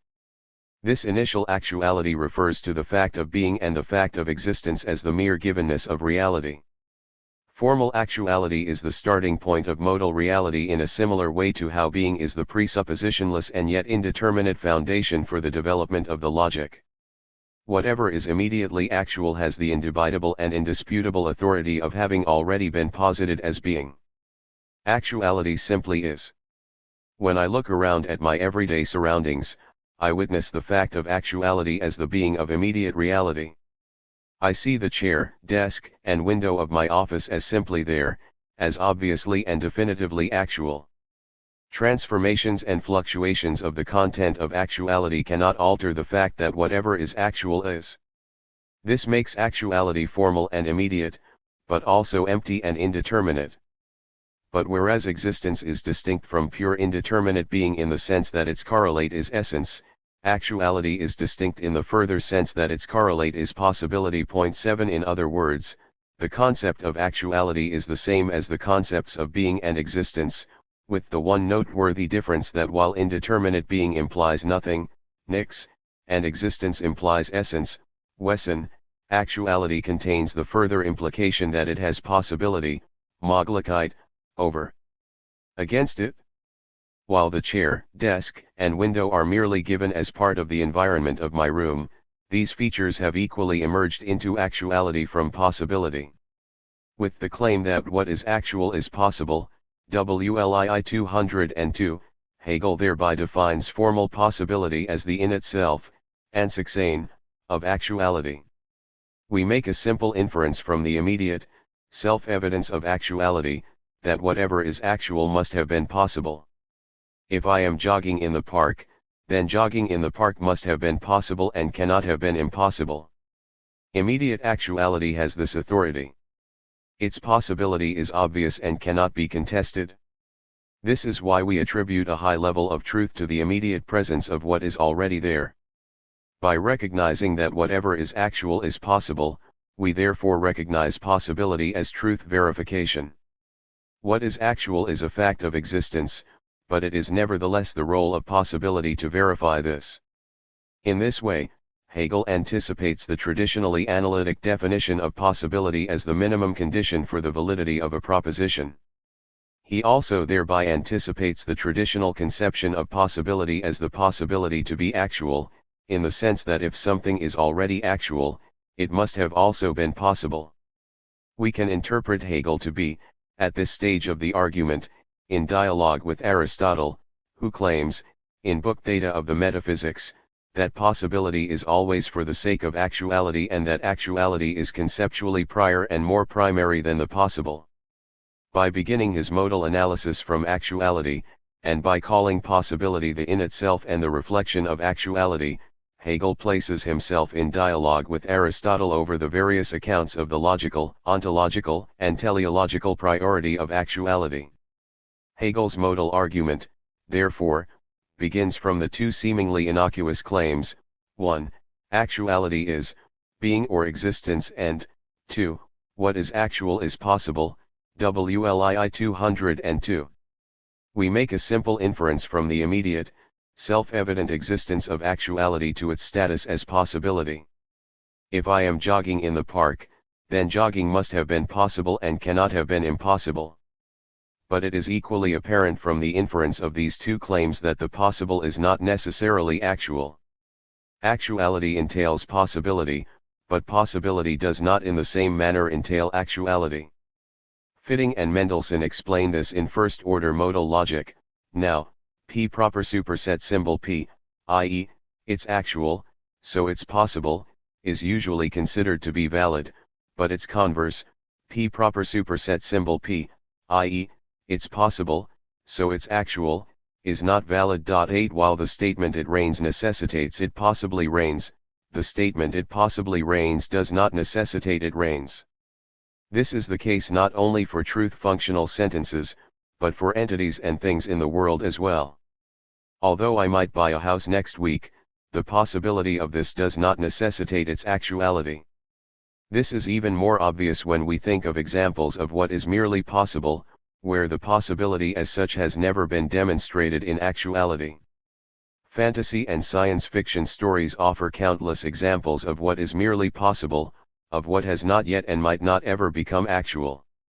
While we can speculate about these various possibilities, their mere projection in possibility does not necessitate their actuality. In this positive sense, possibility is merely the reflection of actuality into itself. To say that A is possible, Hegel writes, is merely to say that A is a WLII 203. Because the sea battle is possible, it would not break the logical coherence of the event if it were to become actual. In this sense, the possible is already predisposed to become actual. There is no difference added to the content of the possible when it becomes actual. But to say that the sea battle is possible is only to say that if it were to become actual, this would not be impossible, which is to say nothing at all. To say that A is possible is to express only the most empty of determinations that what is possible can be, because if it were to become actual, this would be no different than this content as possibility. 9. However, Hegel acknowledges not only the positive side of possibility as the tautological validity of actuality when it is reflected into itself, but equally the negative side of possibility. The possibility of actuality turns out also to posit the opposite of the actuality. Hegel writes, A is A, equally, A is A. Each of these statements expresses the possibility of content determination. But, because they are identical statements, each is indifferent to the other. That the other is also added is not posited in either. Possibility is the comparing relation of both statements. As a reaction of the totality, it implies by its definition that the opposite also is possible. Possibility is therefore the relating ground that, because A equals A also equals A, entailed in the possible A there is also the possible not A. WLII 204. This further claim about formal possibility significantly changes the course of Hegel's analysis. Hegel claims that if A is possible, this means not only that A is identical with itself, that A is A, in the truth-functional sense of the possibility to be actual, but also that the opposite of its identity, A, is equally possible, in the sense of the possibility not to be, as a projection of the negation of the actual. As the most general domain of content, possibility is the relating ground between these two equally true yet empty articulations of the law of identity that A is A but equally that A is A. All possibilities of content are contained within these two articulations of the law of identity. Possibility is the totality of form. It contains both A and A together. Possibility is, therefore, the modal version of dialectical totality, which we outlined in the first chapter of this book. It contains all of the permutations of actuality because it contains the opposite of the actual as one unity.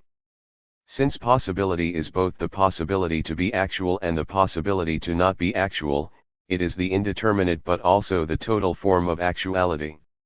This leads, on Hegel's account, to a modal contradiction that drives the rest of his deduction of the modal categories. Modality and contradiction. Possibility is the relationless, indeterminate container for everything generally. In terms of formal possibility, everything is possible that does not contradict itself. The realm of possibility is a limitless multiplicity. But every multiplicity is determinate in itself and as against another and has negation in it. In general, indifferent diversity passes over into opposition, but then opposition is contradiction. Therefore everything is just as much something contradictory and, because of this, impossible. WLII 203. Because the possible contains both the actual and the opposite of the actual, Hegel refines his definition of formal possibility by characterizing it as a limitless multiplicity, die grenzenlose Mannigfaltigkeit. As the unity of being and non-being, possibility is a relationless, indeterminate receptacle, open to the being, nothing, and becoming of anything and everything, of any content whatsoever. Hegel continues to refine this definition by pointing out that formal possibility is bounded only by the law of non-contradiction. However, Hegel then finds from this same initial definition of possibility as indeterminate receptacle the seemingly strange conclusion that whatever is formally possible is just as much something impossible and self-contradictory. Since possibility contains both the identity of the existent actual and the contrary of the existent actual, and contains both equally as one unity, everything is possible that does not contradict itself. However, the totality of everything is just as much something impossible and self-contradictory. This is the case because possibility harbors self-contradiction within the function that it serves as actuality's identity with self. This is why Hegel claims provocatively that possibility is self-contradiction, in other words, it is the impossible. WLII 204. Commentators have offered a great deal of explanation to justify Hegel's seemingly paradoxical claim that everything is possible and everything is just as much something contradictory and therefore impossible. The main branch of this comes from Burbage, who suggests that Hegel means everything together is impossible, stressing the universality of everything, while at the same time everything is possible, stressing the mere possibility of each determinate thing. 10 Although both walking and not walking are equally possible, everything is possible in this way. To both walk and not walk in the same time and manner would be impossible. While I think this branch of commentary is plausible, I also think that Hegel actively intends the passage to be paradoxical. The modal contradiction that he discovers at this point in his argument acts as the motor for the subsequent modal categories, from formal contingency to real and absolute necessity. If we explain why the passage is not paradoxical, we lose much of what is important about Hegel's modal argument. In this respect, Lampert really interprets Hegel well when he emphasizes how polemical the passage is, arguing that the function of a possibility is to express the totality, but that no one possibility can express everything the totality expresses without generating contradictions. Each possibility thus fails to express all that it itself expresses. 11. When we refer to something as possible, we refer to both its positive and its negative side. But to actualize both sides of possibility at once would be to actualize contradiction. To have the possibility to play the piano means both to be able to play it and to be able not to play it. However, to actualize both playing it and not playing it as one activity would be to actualize contradiction. Likewise, I can move to Paris or not move to Paris. These are two possible directions my life could take. However, to actually move to Paris and not move there in the same time and manner would be impossible. Since possibility contains both the identity of the existent actual, A, and the contrary of the existent actual, A, everything is possible that does not contradict itself. However, this makes possibility just as much something impossible and self-contradictory. This is the case because possibility harbors self-contradiction, A, within the function that it serves as actuality's identity with self. Hegel emphasizes in this passage that possibility is, at first, only the reflection of actuality into itself, which means that as the minimum condition for the validity of propositions and things, possibility merely affirms the identity of actuality, that if A is possible, then A is A. However, because this simple function of reflection includes the negation of actuality, that what is possible can also not be, possibility therefore also contains the moment of contradiction. When we recall what had seemed to be the innocuous claim from the first lines of Hegel's chapter, what is actual is possible, we are now faced with the paradoxical task of visualizing an actuality of both A and A. we are now faced with the seemingly contradictory concept of an actuality of the possible itself. Point 12. Now, since its determination is reflection, as we have seen, a reflection that sublates itself, possibility is therefore also the immediate and, as such, becomes actuality. WLII 204. Possibility has both a positive and a negative side, but to actualize both sides would be to actualize contradiction. Try to think of A and A as one unity. This is impossible. Even the pure conjecture of the imagination cannot visualize A and A together without transposition. Certainly, I can transpose A and A. But transposition requires a distinction of time, manner, or place. It requires a disjunction of the actual in the possible. To attempt to render in actuality the immediate status of the possible qua the possible is to present only the indeterminateness, incompleteness, and vagueness of the possible. This is why we fail to grasp the actuality of the possible itself at the formal level. While the possible A contains the possible A, actuality cannot present this with any determinateness. Or, in other words, its only determinateness is this indeterminacy.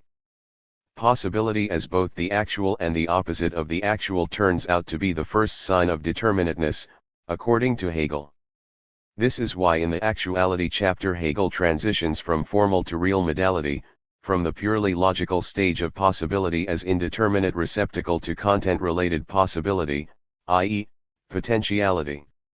Hegel's rationale for the transition from formal to real modality mirrors his rationale at the beginning of the logic from the indeterminate starting point in being, nothing, and becoming to determinate being.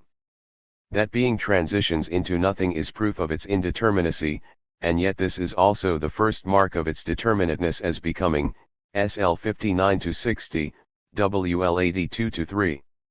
Similarly, the actuality of possibility turns out, at first, to be the total absence and indeterminacy of the possible that has no further relation to the actual. And yet this is also the first mark of its determinateness, from which Hegel deduces formal contingency. The actuality of the possible itself. The essential question we face when we explore this textual analysis of Hegel's passages about possibility is why, after setting up this conventional modal argument, which amounts to the bifurcation of the possible in the actual and amounts to a multiplicity of alternative possibilities, which are merely possible, Hegel would then claim, in what must appear to be a quite controversial step of his argument, that the actual must be able to express both sides of possibility as one actuality. From the perspective of possibility as alternatives, we normally think of actuality as one of many possibilities but not as the totality of possibility, that is, not as both sides together. This is our intuitive everyday sense of modal reality. That whole variety of other possible outcomes cannot also come from this decision. The actual is, in this sense, only one of many determinate possibilities. And the possible is that which can be actual, but it is also that which can remain unactualized. Why does Hegel set up this traditional argument only to break from it by claiming that thought must also be able to form an actuality of the possible itself, not only an actuality of one side or the other of the possible, with the other side removed? The primary reason Hegel offers for why thought must actualize both sides of possibility at once is that reality requires the existence of unactualized possibilities as part of the constitution of what makes it true, and that this truth is actuality in the greatest sense of the term. His reasoning lies in the analog between possibility and dialectical totality from the start of the logic. To be all-inclusive and presuppositionless, being must be the same as nothing. Likewise, to maintain the authority of actuality as being and the mere fact of existence, actuality cannot be one side or another of modal reality, but must rather be the totality of itself as the possible. His technical argument for this comes from his initial definition of possibility as the reflection of actuality into itself. Possibility functions as both the affirmation of actuality, that if A is possible, then A is A, but also as the opposite of actuality, that if A is possible, then A is equally possible. What is actual is, as Hegel says, possible. This seemingly innocuous process of reflection opens a pathway for the contradiction of actuality as both itself and the opposite of itself. When we think about what the seemingly simple statement, "what is actual is possible," really means, we are forced to admit that actuality ought to express not only the existent actual that it itself is, example playing the piano, at the expense of its opposite, example not playing it, but also the full expanse of the possible itself, including the possibility not to be. This leads to different types of examples, such as the teleological examples Hegel mentions in the real modality passages, where possibilities are at first dispersed in others and are actualized through conditions. This leads, in effect, to his second conception of possibility as a degree of quantity, to a model of actualization that strives to include as much of possibility as can be included in one actuality. Ultimately, Hegel challenges us to be critical of common sense assumptions about the nature of modal reality, such as that actualization must always form a disjunction, rather than a conjunction, of the sides of possibility. Hegel argues that actualization must be able to take up the contrary sides of possibility as the self-same actuality. In this way, Hegel's conception departs from most traditional conceptions of modal reality, which prioritize the ontological status of actualized possibility over unactualized possibility.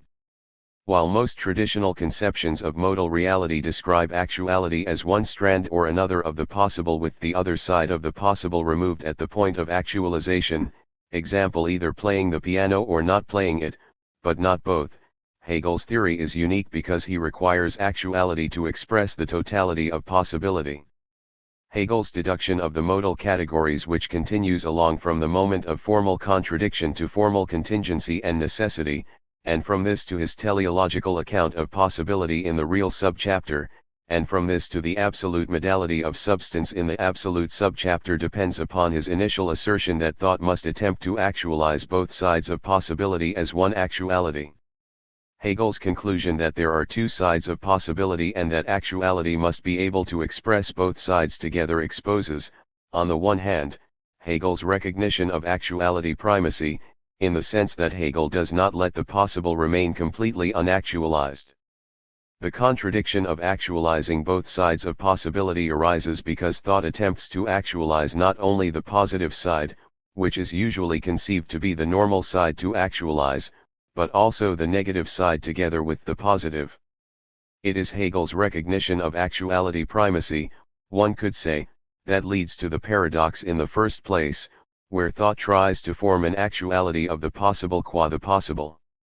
But this same conclusion also reveals, on the other hand, Hegel's recognition of possibility primacy. For what is actualized is not the divided possible, the actual A at the expense of A, or vice versa. What is actualized is the totality of possibility, both A and A together. To the extent that Hegel can be viewed as being involved with the theme of modal priority at all, he turns out to argue for a dialectical co-primacy between actuality and possibility, where both concepts are, in different respects, prior to the other. By claiming that thought must think the actuality of the possible itself, Hegel thereby lifts the ontological status of unactualized possibility to the status of actuality. Traditional, non-dialectical accounts of modality, in contrast, avoid this contradiction by lowering the ontological status of unactualized possibility to non-actuality, and by categorically separating actuality and possibility from each other. On my reading, Hegel expands actuality in three different ways. He calls the first expansion of actuality formal contingency. This type of actuality includes the negative side of possibility as what could have been. Hegel then calls the second expansion of actuality real or conditional actualization. An actuality that is a condition holds both sides of possibility together in the sense that a condition contains the possibilities of other actuals, example the stone is a condition for the statue.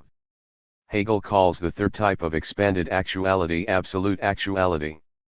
In the absolute modality passages of the chapter, Hegel anticipates how to conceive of substance as an actuality that is explicitly both sides of possibility together, i.e., both this particular goat and the universal instantiation of a goat. These three expansions of actuality mitigate the contradiction and do not let it fully emerge in its pure, unmediated format. In effect, they dress up the contradiction so that it does not appear as unsustainable.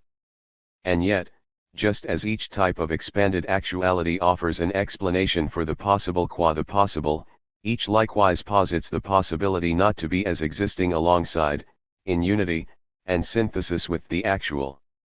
That actuality expands to include the possible itself is a consequence, therefore, of a substitution for the initial modal contradiction. The actual expands because it cannot fully and directly account for the possible. But its expansion is equally an expression of this contradiction.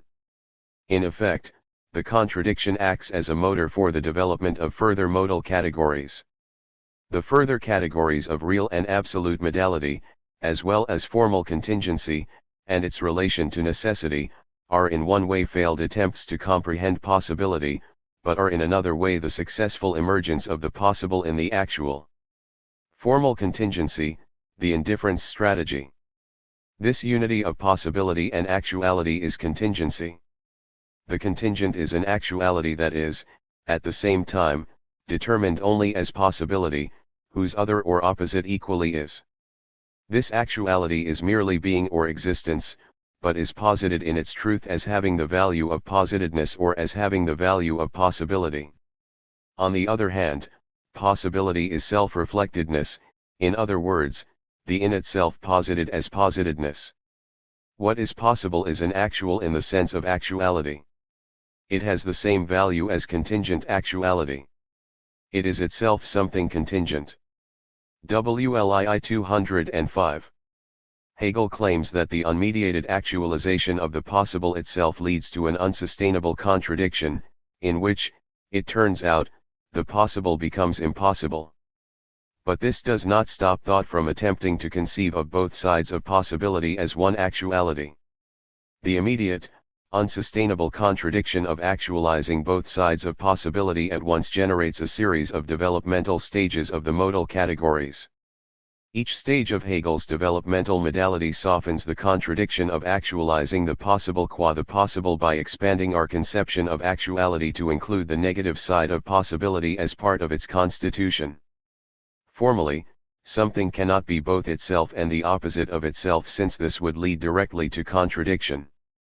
But if the actualization of the opposition inherent in possibility were to become softened to the point at which the two sides of possibility were no longer to lead to contradiction explicitly, this would affirm the differences that the opposition had contained without causing the erasure of these differences from existence.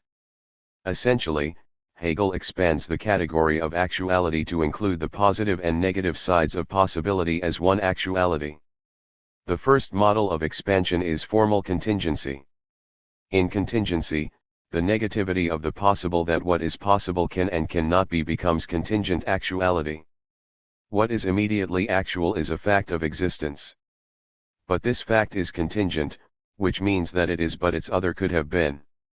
The negative side of possibility appears through whatever happens immediately to exist in actuality, and in this way, possibility itself is also posited, however indirectly. Because A is a contingent actuality, A posits A as what equally exists. Contingency thus presents, in a certain respect, the actual A as containing the existence of A within its own concept. The reason why this is not a contradiction is because A and A contain each other in a relationship of indifference. The indifference strategy explains as non-contradictory what would otherwise be the explicit contradiction of A and A together. To recognize actuality as contingent actuality is to insert enough mediation between the positive and negative sides of possibility so that the actualization of the possible itself can appear in existence. However, it appears this way only partially and insufficiently through the division of what is from what could have been. Let's visualize what Hegel has in mind. The actual world appears in its immediate givenness. This is the simple actuality of concrete existence. The horse, for example, is there in the barn. The other swimmer is there in the lane. If I look at a map of the earth, I see the mountains and the lakes as already there, as what is simply given to their region. Yet, Since this that just appears before me is itself possibility, I recognize in what is already there something more than what is already there. This leads to two further points.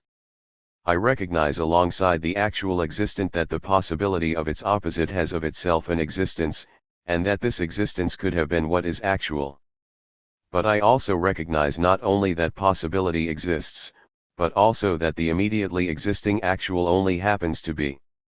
While what immediately appears has the authority of truth, it appears at the same time as finite, since it appears with its other alongside it.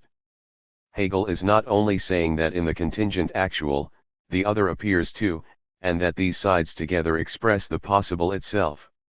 He is also saying that actuality depends upon the equal existence of the possibility not to be. The swimmer passes me in the lane, yet, the quality of this simple event is formed in the contingency and instability that what happens could not have happened. I see in the body movement of the other swimmer not only the appearance of what could have been but the literal texture of the possibility not to be as it exists in the actuality of what is. Formal contingency shows us that even though what emerges in actualization is only some limited actuality of content, the negative of this actuality equally could have been actual. Formal contingency is itself the immediacy of actuality, yet what is posited in contingency is at the same time the existence of non-actual possibility. In this way, formal contingency initiates a revision of the relationship between existence and possibility because it posits the negative side of possibility alongside the actual. However, contingency is equally grounded in the impossibility of actualizing the possible itself. In other words, the only reason why this actual is and its opposite is not is because contradiction cannot directly emerge into actuality without mediation. Formal contingency is the first of many modal substitution categories that mitigate the otherwise untenable contradiction of actualizing the possible itself. Just as contradiction reverts to ground in the essentialities of reflection passages of the doctrine of essence, formal possibility reverts to formal contingency as an initial explanatory concept. Possibility projects both sides of the actual at once. But since to actualize both sides at once would result in contradiction, formal contingency emerges instead of contradiction as an actuality whose opposite could have been. Contingency is, in this way, a replacement for the possible qua the possible, which cannot otherwise emerge into actuality. Contingency is, therefore, produced by contradiction in the sense that it stands in the place of impossible actualization. But this also means that it is grounded by the law of non-contradiction in the sense that contingency emerges because contradiction cannot emerge otherwise. Hegel repeats the transition from contradiction to ground in the modal transition from formal possibility to contingency.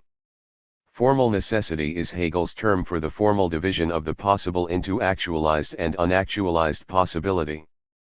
He defines formal necessity as what results from the impossibility of actualizing the possible itself. Since actualization cannot sustain both contraries of possibility, one side or the other of the possible emerges at the expense of its negation. Contingency is grounded by the impossibility of actualizing the possible itself. This impossibility is the force of necessity. Since both sides of possibility cannot emerge together, possibility simultaneously emerges and withdraws. Hegel defines formal necessity as the necessity of this division.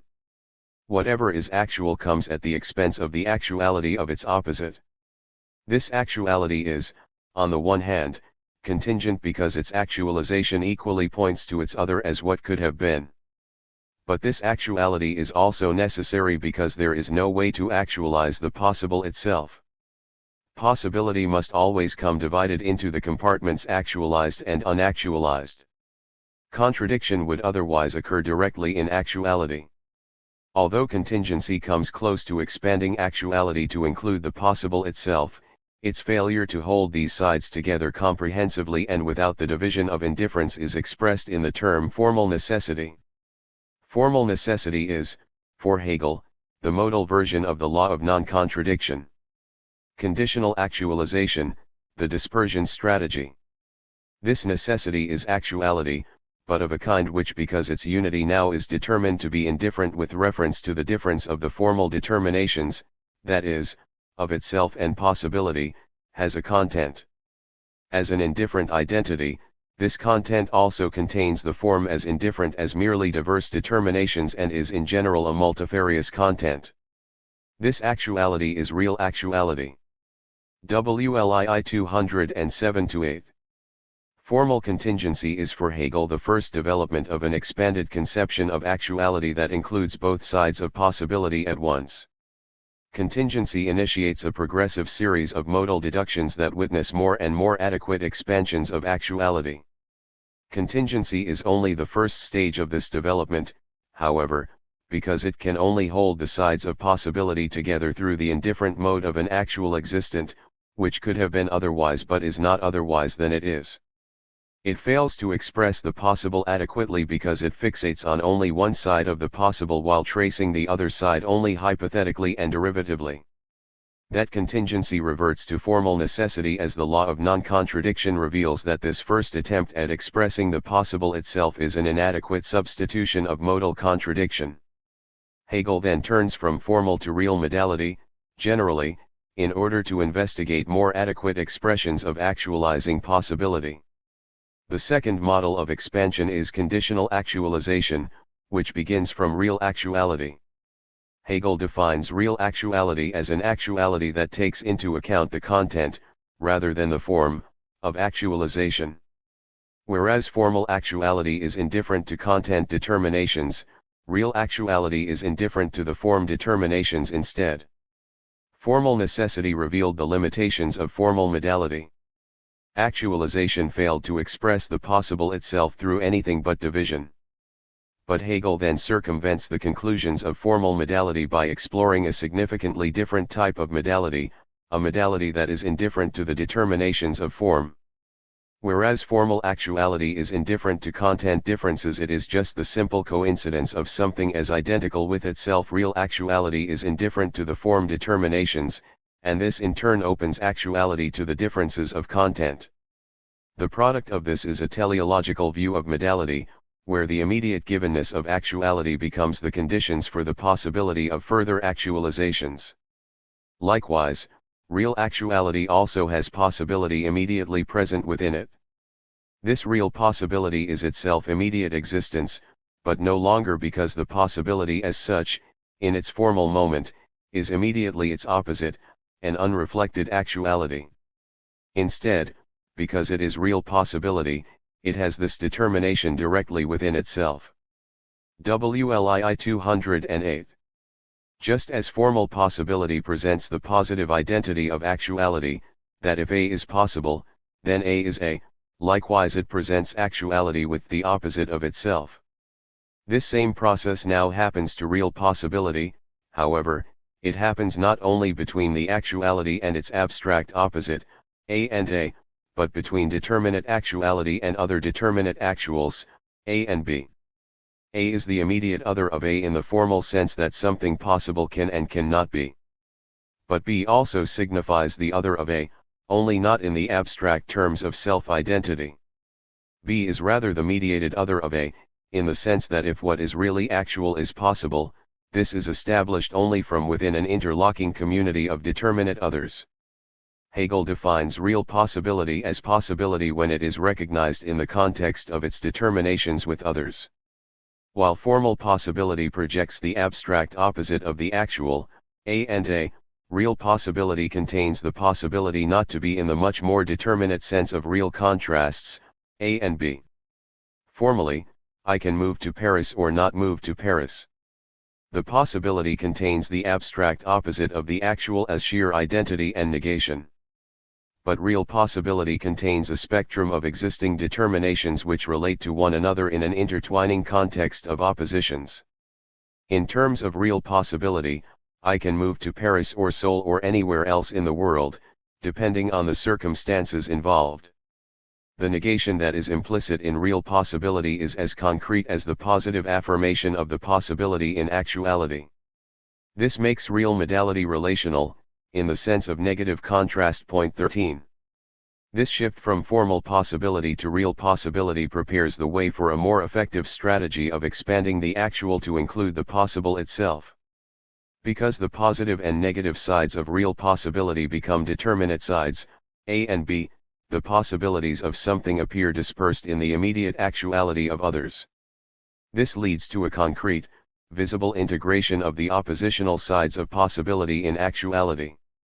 The partial contradiction unfolds through the determinate actions of the determinate context, and especially through teleological development, as when the seed becomes the oak tree, or when animals digest each other.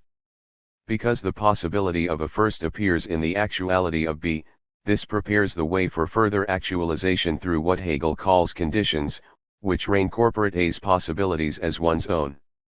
Real possibility constitutes the totality of conditions, a dispersed actuality, which is not self-reflected, but is determined, instead, to be the in itself, but of another, and is supposed to have returned to itself. WLII 209. Hegel describes the relationship between real actuality and real possibility as a process of dispersion. The possibilities of something are not simply its own but are rather the possibilities of other actuals. In this respect, dispersed actuality offers a significant advancement upon the earlier disposition of formal contingency. Formal contingency had presented the sides of possibility indifferently, by positing the equal existence of the non-actual other. This expressed the possible itself, but in an inadequate way, because contingency still held the contrary sides of possibility apart from itself.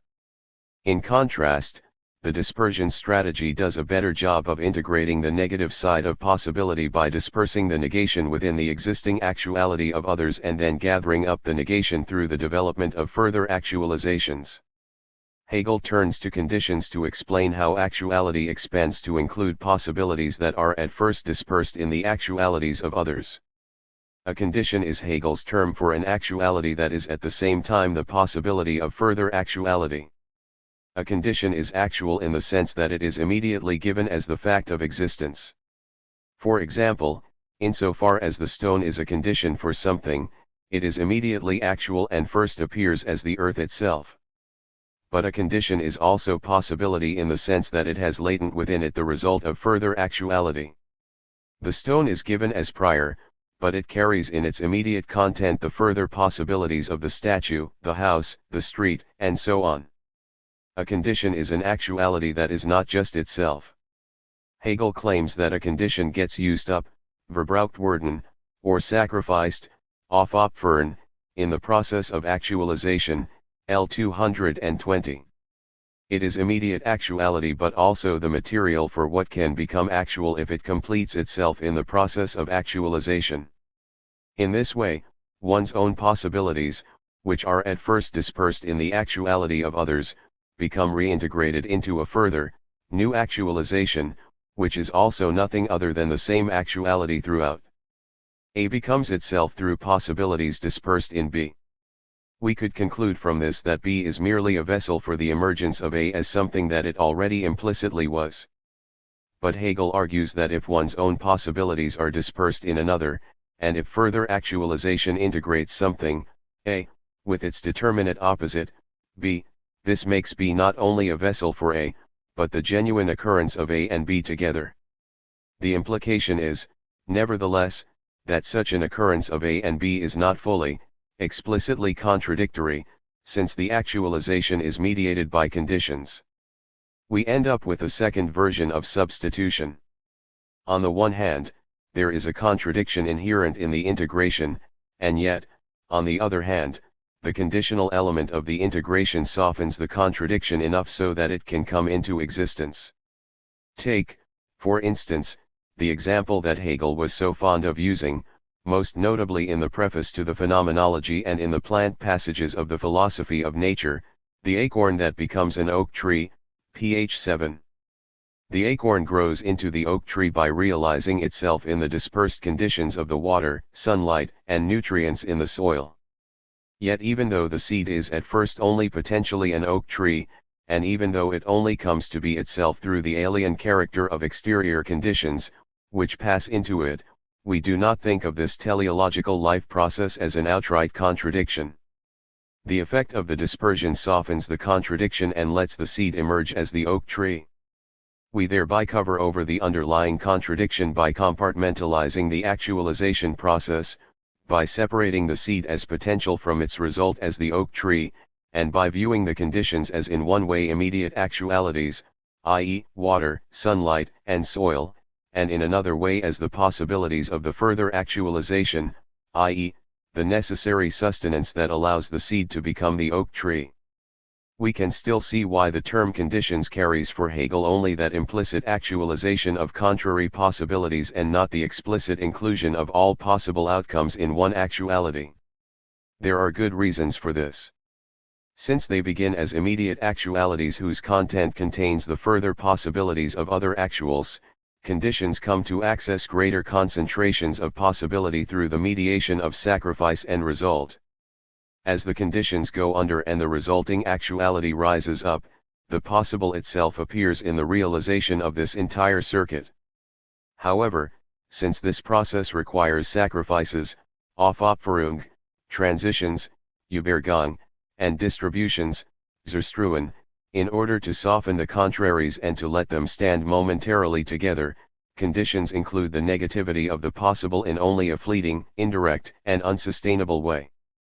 We might conclude from this that although actualizing conditions grants access to the real existence of alternative possibilities in the one sense that they become included within a greater notion of reality, this model of actualization can only actualize them to a limited extent. The possible qua the possible appears in its totality as the necessity of being, but it can only appear through the mediation of sacrifices, transitions, and distributions, and only in a volatile and unsustainable way as the holding together of contraries before they become contradictory. When we talk about the process of suspending contradiction by softening contraries, this describes how something can become both itself and the opposite of itself, even if only as a momentary trace of what appears in its divergence from actualization. Formally, something cannot become both itself and the opposite of itself since this would lead directly to contradiction. But if the contrariety in this opposition were to become softened to the point at which an actualization of these contraries were no longer to lead to contradiction, this would affirm the differences that the opposition had contained without causing the erasure of these differences from existence. This is why Hegel outlines in his theory of real modality how through sacrifices, transitions, and distributions, something can become both itself and the opposite of itself. We can define sacrifice as the loss or destruction of what is initially actual, as the going under that is also a rising up, a kind of Aufhebung which happens simply because what is immediately actual contains the possibilities of other actuals. Since the deer contains a possibility for the wolf's vitality, that the deer is sacrificed in this process is one of the results of the hunt. A transfer describes a slightly different process for how to soften the contraries. The form of what is immediately actual sometimes remains intact even while it is at the same time the possibility of other actuals. Bank transfers are an example of this since the monetary value remains intact even though the money changes hands. In contrast, a distribution describes the process in which an actual is literally in the possibility of another actual through relative contrast. For example, the cat's claws are dispersed in the actuality of others, in the mouse who finds the claws to be a fierce possibility, and in the bear who finds the claws to be a mild annoyance. Each of these processes shows that to soften the contraries is to mitigate the opposition to such an extent that an actualization of something as the opposite of itself is no longer self-contradictory. Although softening contraries undermines contradiction, it also preserves moments of opposition before they become contradictory. This preservation is, in effect, the preservation of moments that would otherwise be contradictory. To actualize across conditions is to overcome the initial impasse that formally an actuality is only actual if it excludes the equal possibility of itself as its opposite. To actualize across conditions is to set aside, or bracket out, the law of non-contradiction, and thereby to gain access to otherwise inaccessible possibilities. Sacrifices, transitions, and distributions are the price that one pays to undermine the law of non-contradiction, to preserve contraries, and to concentrate more of the possible in the actual. The negation of real possibility is, therefore, its identity with itself. Because it sublates itself, it is thus within itself the recoiling of this sublating, it is real necessity. WL 211. Hegel's theory of conditions anticipates a model of actualization that includes contrary possibilities within the same actuality. Under the logic of this model, something is both itself and the opposite of itself, yet this is not impossible because the actualization has come to capture the conditional movement of what Hegel calls real necessity. By real necessity, Hegel means the necessity that is embedded in conditional actualization. We can read in the connotations of the term conditions the same compulsion that Hegel has already established in terms of formal necessity. Because what is actual is possible, actuality cannot only be one side or the other of the possible, but must come to form itself as the totality of possibility. The other, although it would seem to remain against the actual as what the actual is not, must become consumed in the process of actualization. This is why, although conditions are immediately actual, they are also the possibility of something initial coming to its end in actuality. Conditions fall under as actuality becomes itself. Although one's possibilities are dispersed in the externality of other actuals, since these actuals are only the conditions for the possibility of something initial coming to its end in actuality, the thing in question nevertheless remains self-coherent throughout this process. And yet, it remains itself only if it satisfies conditions that compel it to realize itself in and as others. Certainly, there is a difference between necessary and sufficient conditions in this regard. There may be many ways to satisfy the conditions that let something emerge into further actualizations. The seed might still become an oak tree through adverse conditions, or when it follows an alternative path to realize its potential. Nevertheless, the identity of the seed as a potential tree will be torn apart by the identity of others if conditions are not satisfied at a basic level. The implications of this entailment as real necessity are developed in a lot more detail in Chapter 4, where I discuss Hegel's argument that necessity produces possibilities.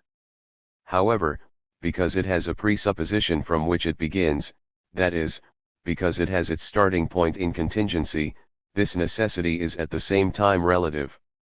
WL 211. If something is really possible, this makes it necessary. But directly after saying this, Hegel claims that the necessity in this is at the same time relative because it has its starting point in real contingency.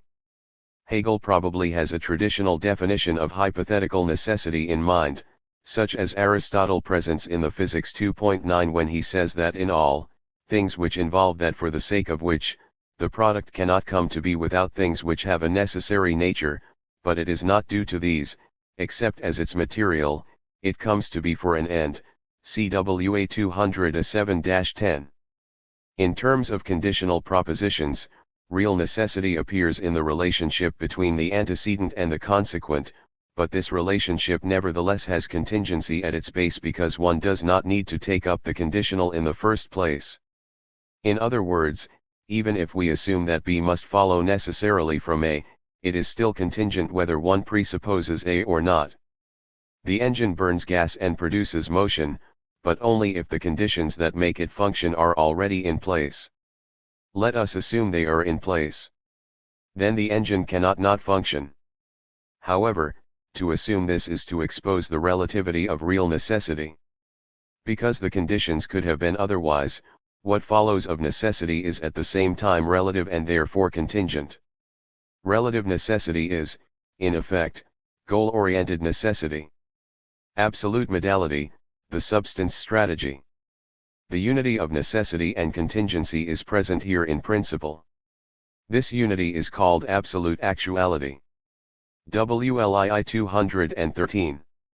This actuality, which is itself as such necessary, since it contains necessity as its in itself, is absolute actuality, an actuality which can no longer be otherwise, for its in itself is not possibility but necessity itself. WLII 213. Absolute actuality is the actuality that emerges from the conditions of possibility when all of the conditions are completely present, not only in the hypothetical sense of relative necessity beginning from contingent external actualities, but in the sense of total inclusiveness, where necessity and contingency are in principle the same. Real actuality took its possibilities to be equally determinate, external requirements, existing initially in other actuals, but one recognizes in absolute actuality that the possibilities are the self-movement of the same actuality throughout. In this sense, absolute actuality is the realization of real actuality.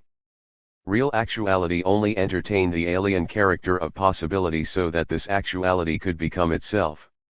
When real actuality overcame the conditions of its possibility, it included the other within itself. The conditions released themselves of externality, and what was initially possible became itself in the other.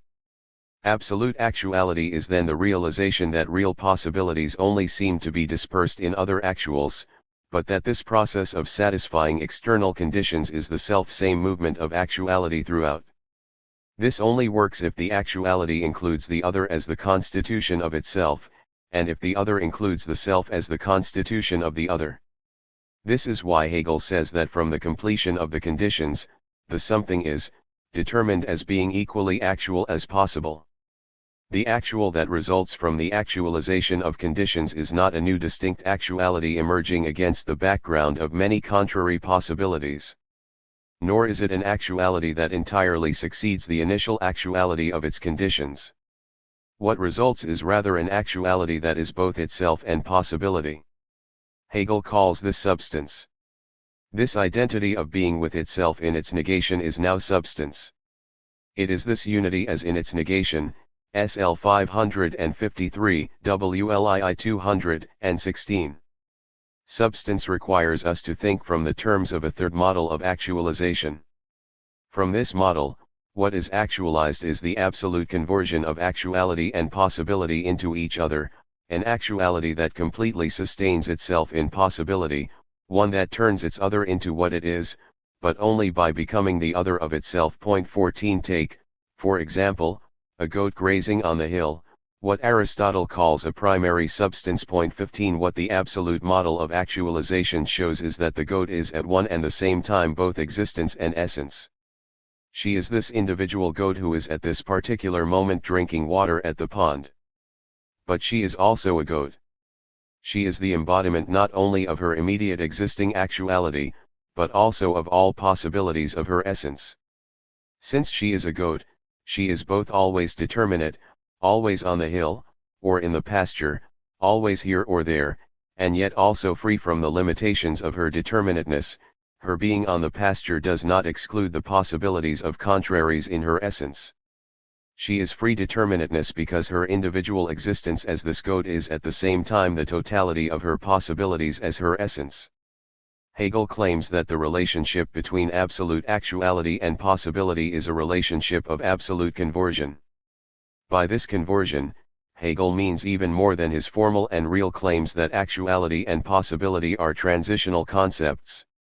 Whereas in the conditional model, the conversion of actuality and possibility into each other is only implicit since the possibilities of one thing exist only dispersed in the actualities of others. Hegel's subsequent discussion of absolute modality and his subsequent chapter The Absolute Relation present the total, explicit conversion of actuality and possibility into each other, where the possibilities that seem to be dispersed in others turn out to be one's own, and where the actualization turns out to be self-actualization. The absolute model of actualization goes further than the conditional model because it explains how to think the absolute conversion of actuality and possibility. Insofar as each individual substance is both existence and essence at the same time, each is the absolute conversion of actuality into possibility and of possibility into actuality. Absolute necessity is the truth in which actuality and possibility generally, as with formal and real necessity, withdraw. WLII 215. The substance strategy offers the most complete expression of the possible in the actual. The two sides of possibility, which appear as disjoint and separated formally by the law of non-contradiction, and appear as dispersed in terms of conditional actuality, become in absolute necessity the total inclusion of all possibilities whatsoever in existence. To establish this radical modal notion of inclusion, Hegel has to revert to the concept of being from the opening of the logic. Being is the whatever of the is. It includes anything and everything within it. In this sense, the actualization of being contains possibility in the most extensive sense. Absolute necessity is being because being is that which nothing could exceed. There is no way around being, no possible remainder or outside. In this sense, being is absolutely necessary and could not be otherwise. However, it would be misleading to say that Hegel has simply returned to the beginning of the logic, since this concept of being would bring along with it the connotations of indeterminateness, emptiness, and stasis, which I doubt Hegel intends. When he says that absolute necessity is both pure being and pure essence, SL 487, WLII 215, he most likely already means the one substance, and means this in the most inclusive of ways. The consequence of absolute necessity is that this disposition must include in actuality the existence of unactualized possibilities as part of the constitution of what substance is, in the sense that whatever something becomes, it still is.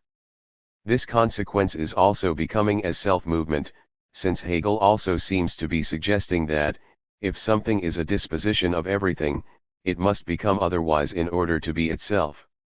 This means that unactualized possibilities cannot simply retain their initial status as the unactual, but must also expand what it means to be actual, and come to include themselves in the actual. Each differentiated actuality, if it follows the logic of absolute necessity, is the complete conversion of actuality and possibility. Of course, the individual goat grazing in the pasture cannot go in every possible direction, nor make all of her possibilities actual. If she is in the pasture, she cannot possibly be standing with the other goats in the barn. If she is a goat, she cannot in the same manner not be a goat. Hegel has already established these contradiction limitations with his theories of formal and real modality. In this sense, actuality and possibility are only partially transitional concepts and are not yet in a relation of absolute conversion. But if we think about what this individual goat is, we establish her existence and her essence as one. In terms of her essence, the individually existing goat can go in every possible direction, relative to what a goat can be. She can graze in the pasture and stand with the other goats in the barn. Her individual existence is like a metaphysical gateway that directly corresponds to all of her possibilities as her essence. As the existence of her essence, she can receive all sorts of contrary determinations.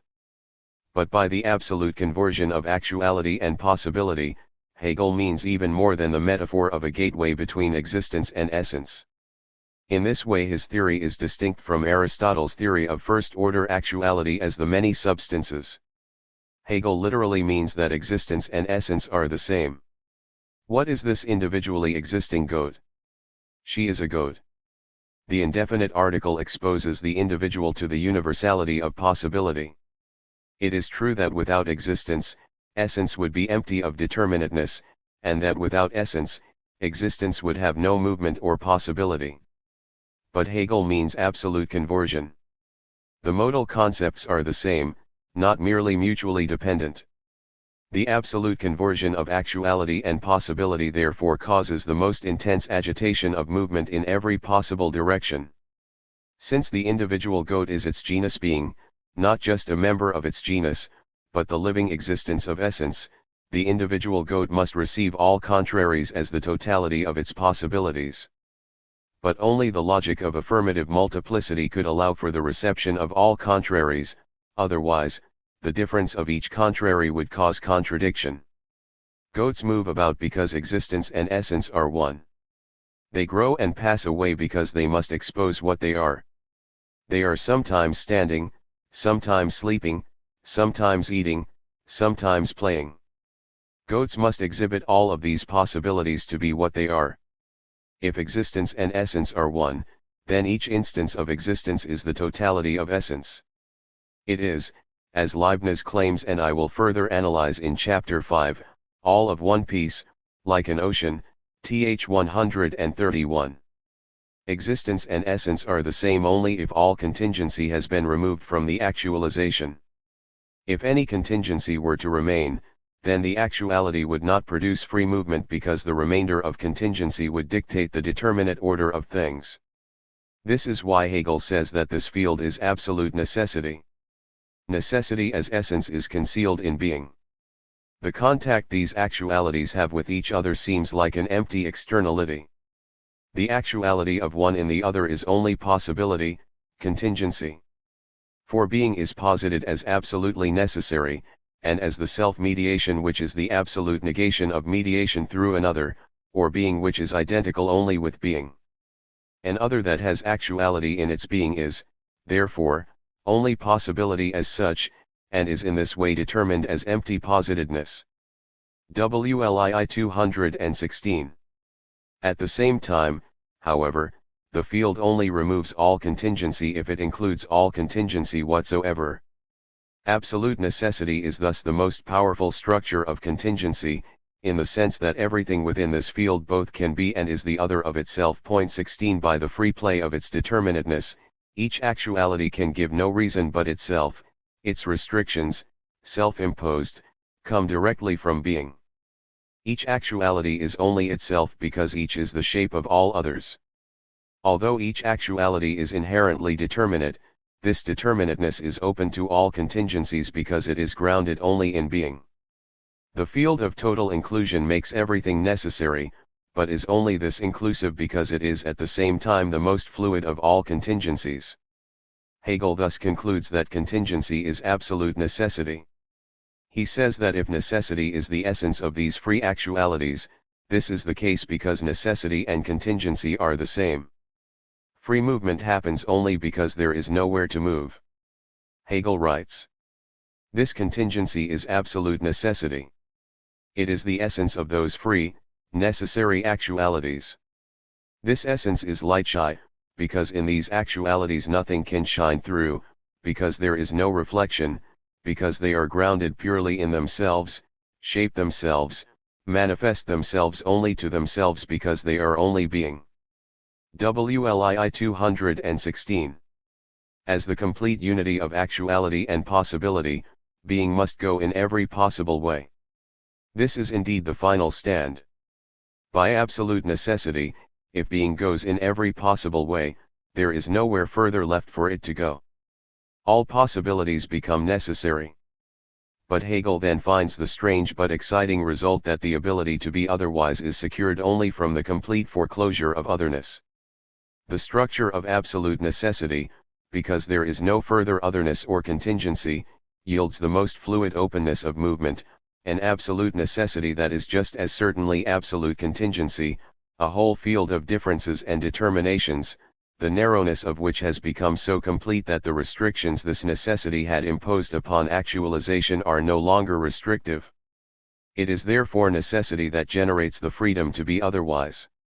Each actuality is free to be other than itself because in the process of being other than itself, each is itself.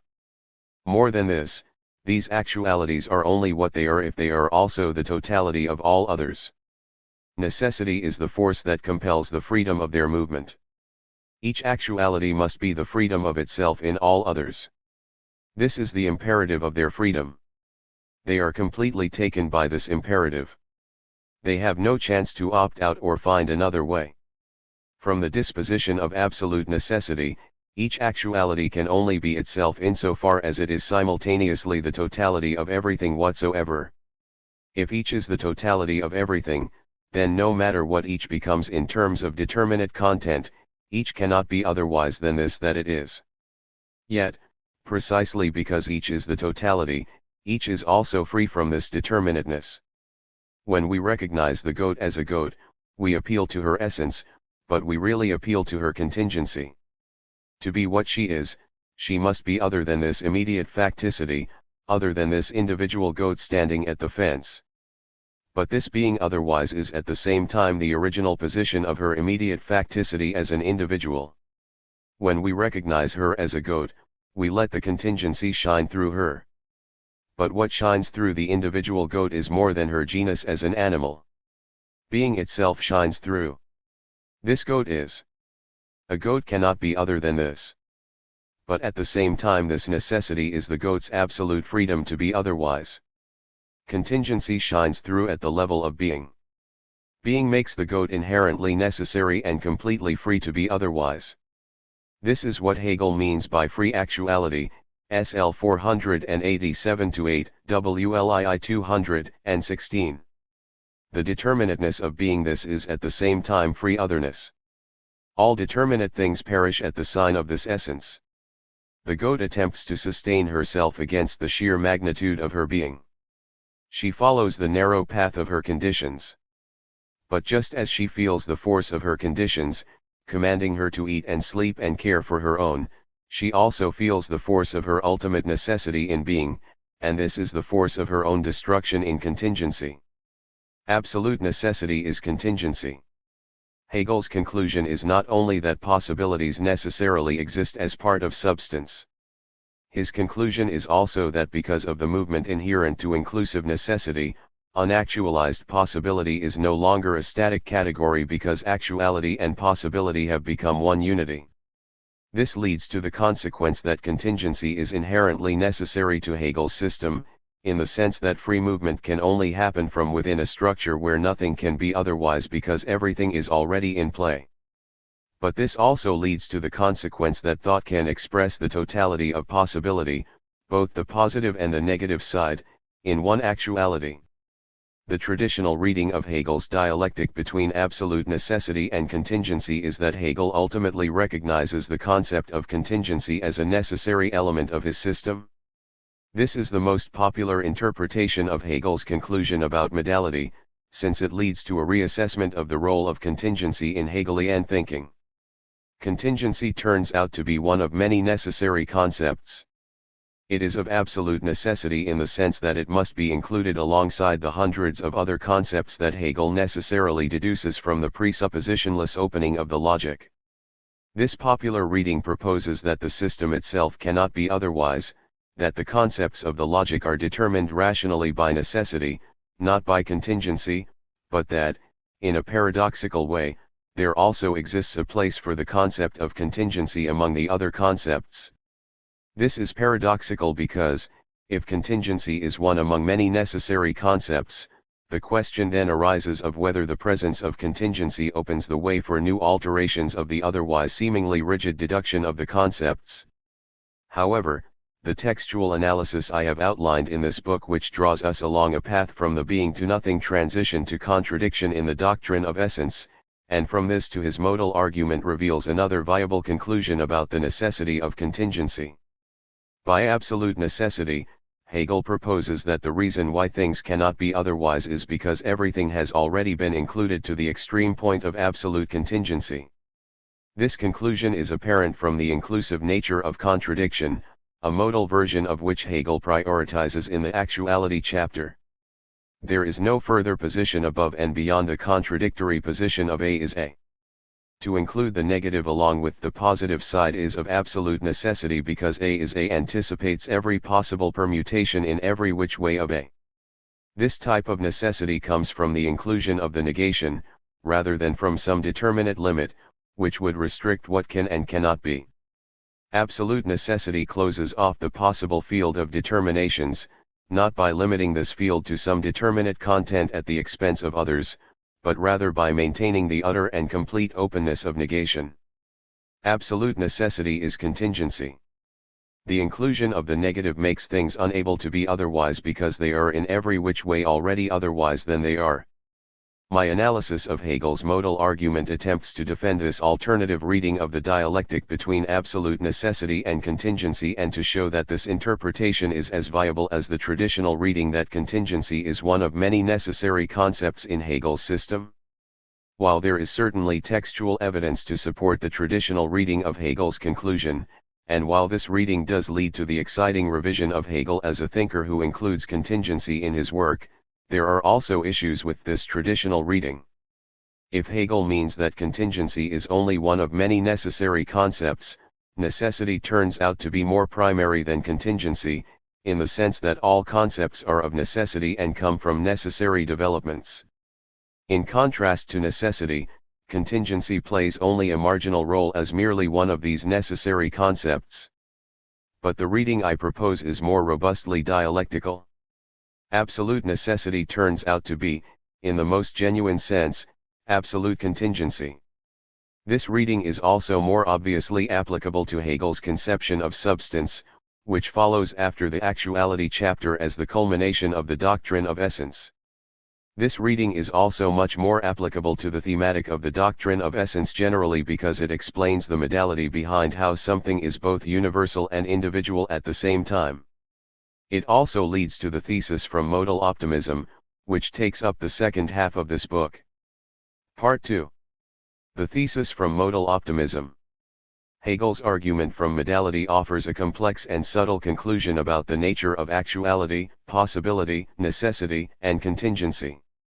His developmental methodology uncovers some of the most profound debates about modal reality, such as the question of the ontological status of unactualized possibilities, the critique of the primacy of actuality over possibility, the relationship between contradiction and modal reality, the thesis that necessity leads to otherwise inaccessible possibility, and the groundbreaking but controversial conclusion that contingency and absolute necessity are dialectically intertwined. The primary aim of Part 2 is to explore one particular inference from Hegel's modal argument, the thesis from modal optimism, the claim that infinite sets of infinite possible series exist in this actual world. Proponents of modal optimism subscribe to the theory that although the surface of this actual world expands and contracts by degrees of possibility, there is an underlying ontological commitment to the immanent yet infinite totality of the possible. What is exciting and controversial about Hegel's dialectic between absolute necessity and absolute contingency is that, if we extend its ramifications, we arrive at an optimistic thesis that secures the richest, most abundant, most complex varieties of possibility as constitutive of the actual world we live in. Modal optimism reveals that this actual world, whether it appears to be or not, contains within it, in absolute not relative terms, the most perfect variety and the best quality of possibility in actuality, because that which it contains is nothing less than the possible qua the possible. Since the thesis from modal optimism is a thesis that Hegel himself has only partially alluded to in the actuality chapter, the task ahead of us is to reconstruct what Hegel would most likely have endorsed if he had explicitly articulated this thesis in the Logic. To this end, Hegel's modal argument acts as the seminal source text for the theory of modal optimism developed in the following 3 chapters. It is in some respects difficult to wager to what extent Hegel himself would have been able to anticipate the vision of modal ontology that Part 2 explores, since this vision has benefited from contemporary modal and metaphysical insights that Hegel did not have access to when he wrote the Logic.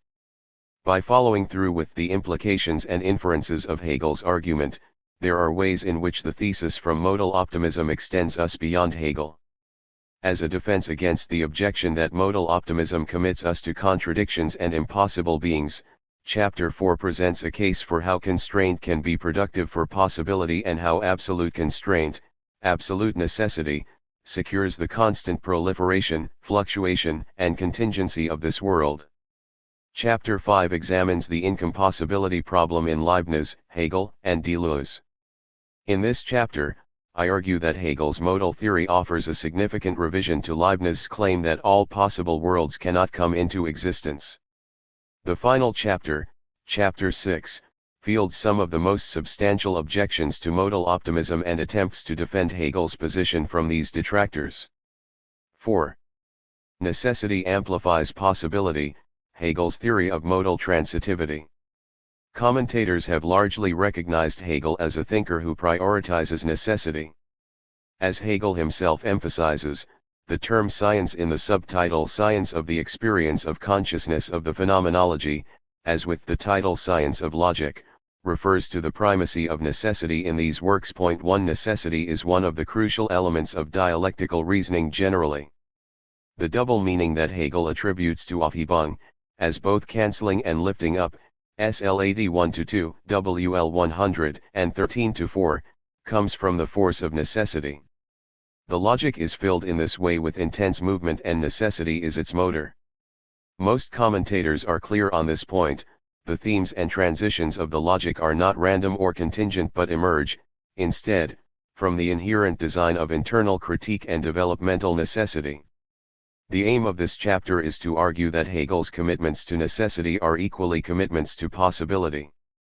While the textual interpretation I put forward of Hegel's dialectical account of possibility and necessity is not at odds with this general consensus of the primacy of necessity in Hegel's work, it offers a significantly different way to think about necessity. If necessity is not different from possibility, then the dynamic movements of the logic are driven as much by the proliferation of possibilities as by the narrow path of necessity. In other words, the science of the logic is a science of possibility. Much has been said about Hegel's statement in the preface to the Elements of the Philosophy of Right that what is rational is actual and what is actual is rational too. What has been less discussed, but is equally interesting and contentious, is another claim that Hegel makes about the modal categories. Near the end of the real modality subsection of the actuality chapter, Hegel claims that possibility and necessity are only seemingly different. 3. Möglichkeit und die Notwendigkeit sind der nur scheinbar unterschieden. WL 211. If by this he means that everything possible is necessary, then this is one of the more provocative statements he makes, not only in the actuality chapter, but in his corpus as a whole.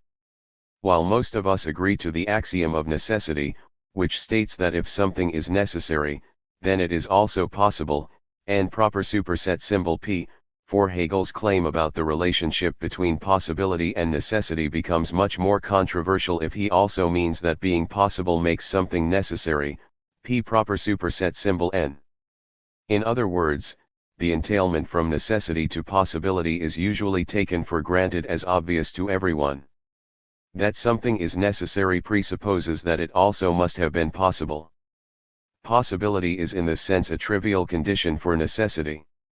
If P is necessary, then of course P is also possible.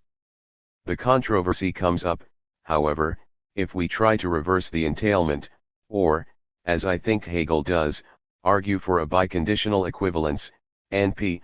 Point 5 to say that everything possible equally entails its necessity leads to the seemingly absurd further consequence, which is not a position that Hegel ultimately endorses, that what is merely possible in the boundless sense of possibility, i.e., surreal monsters, unicorns, worlds where gravity goes up, non-adherence to the law of non-contradiction, and so on, is necessary and either is or will become actual.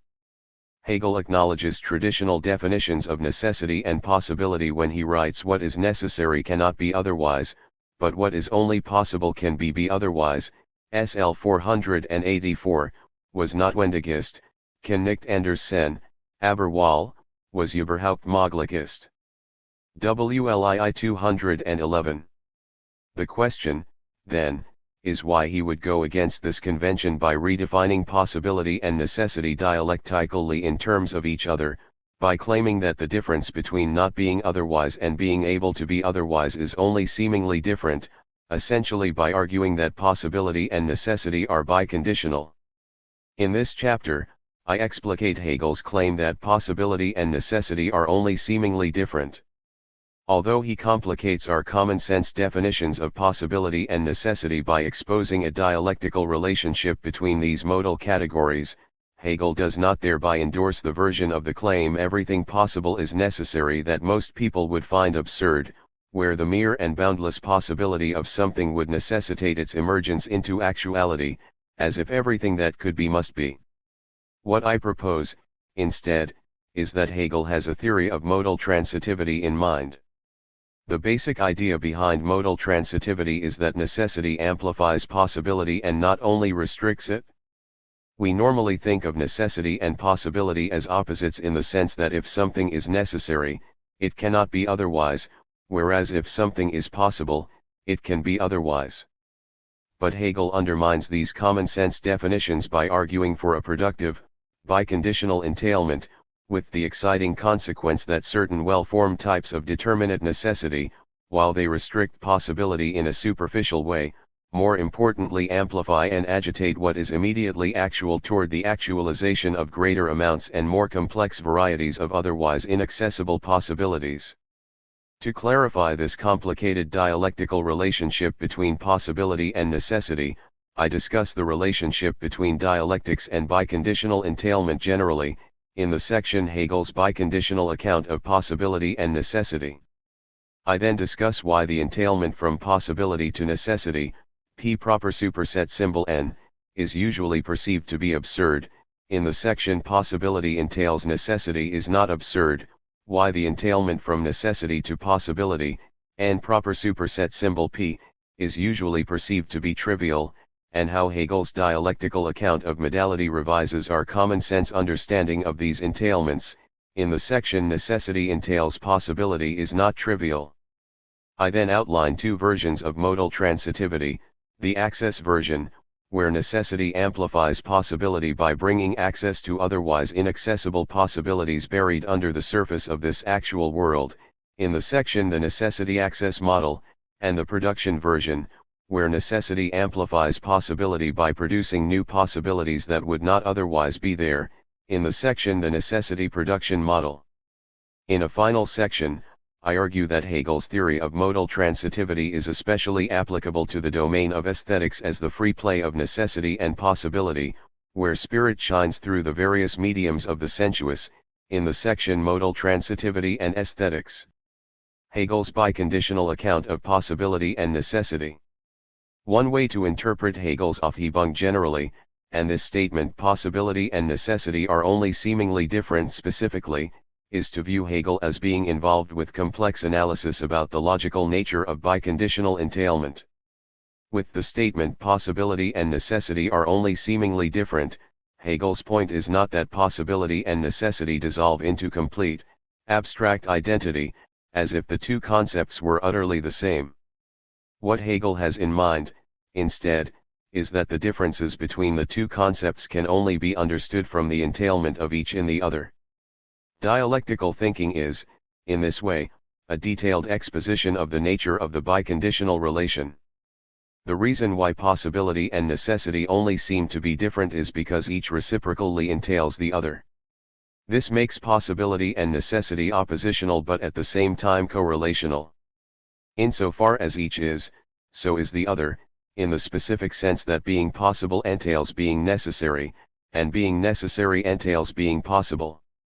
The process of sublation, where each side is both the opposite of the other side as well as the emergence of the one as the other, is the process of speculative biconditional entailment, where each is the condition of the other to the point at which differences submerge into each other, with the result that the conditioning of each is the advancement, the rising up, of each as the other. The task of analyzing possibility and necessity dialectically is the task of coming to terms with the interlocking meaning of each side of their biconditional entailment.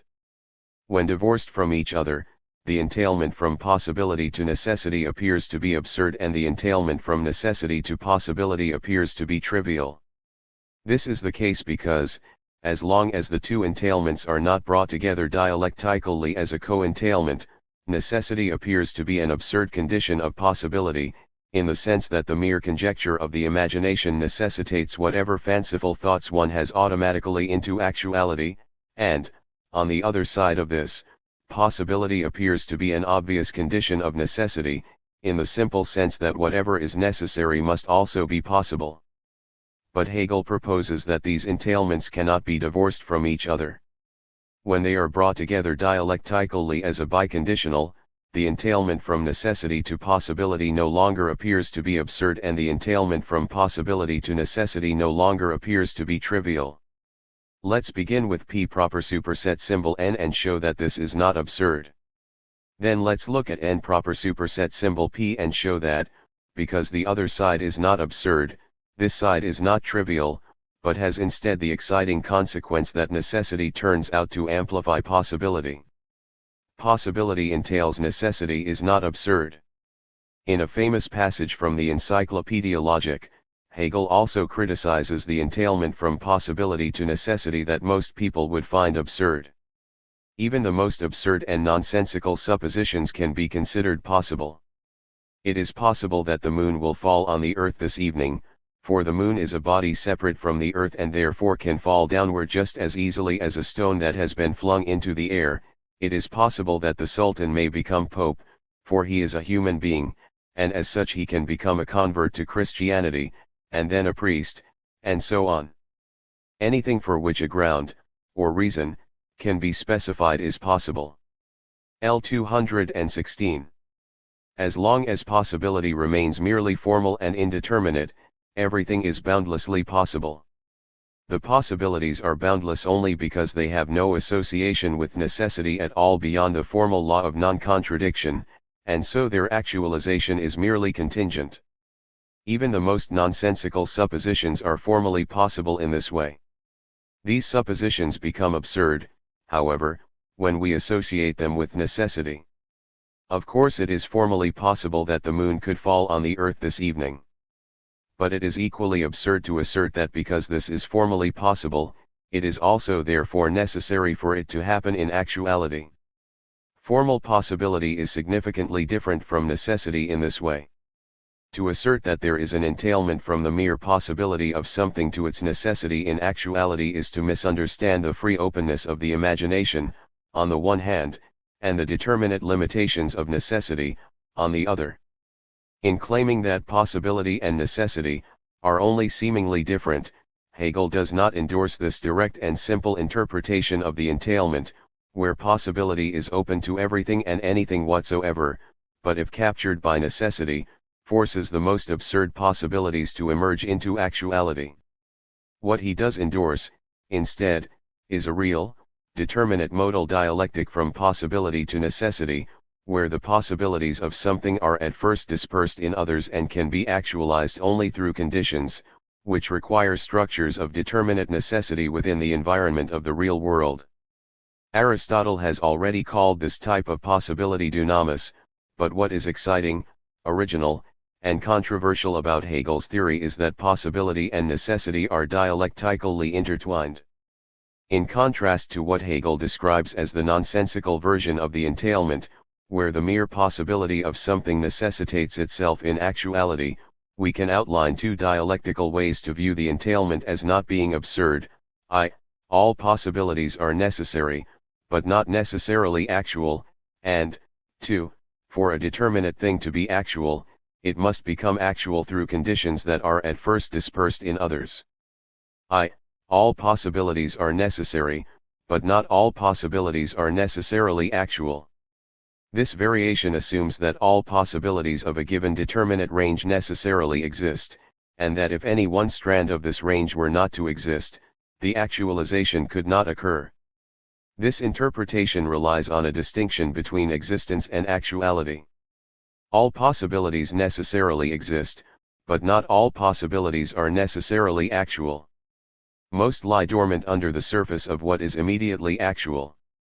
Most remain embedded in conditions and require necessity to bring about possibilities that are otherwise inaccessible and only distantly foreseeable. Based on this model, unicorns, monsters, and worlds where gravity goes up, all must exist. But their mere existence does not necessitate their actualization. This variation starts from the insight that every and any possibility whatsoever is constitutive for this actual world, that everything within an infinite range of possibilities must be given from the outset as part of the fabric of reality, and that any process of actualization whatsoever depends upon the equal existence of what does not become actual. By distinguishing between existence and actuality in this way, we are able to make sense of Hegel's claim that possibility and necessity only seem to be different. Insofar as possibility entails necessity, we can say that every possibility necessarily exists, even though only some of these become actual while others do not. This variation explains why possibility entails necessary by proposing that although possibility must become actualized, there is no one determinate possibility that must become actual any more than any other. The moment of necessity in this variation appeals to the basic assumption that there must be something rather than nothing. But the variation also avoids the controversy that what is merely possible is necessary, or, similarly, that only certain determinate possibilities must become actual. Its strength relies on a level distinction between two types of determinateness, one where something must be determinate because being is, but also where there is no specific determinateness that should or must become actual. Since actuality immediately appears before us as the fact of existence, actualization cannot not happen, but this necessity where actualizing possibility cannot not happen makes no further claim to determinism, other than that something of a set of possibilities must become actual. Or, Hegel might mean the more contentious claim that to posit a determinate range of possibilities commits something of this range to become actual.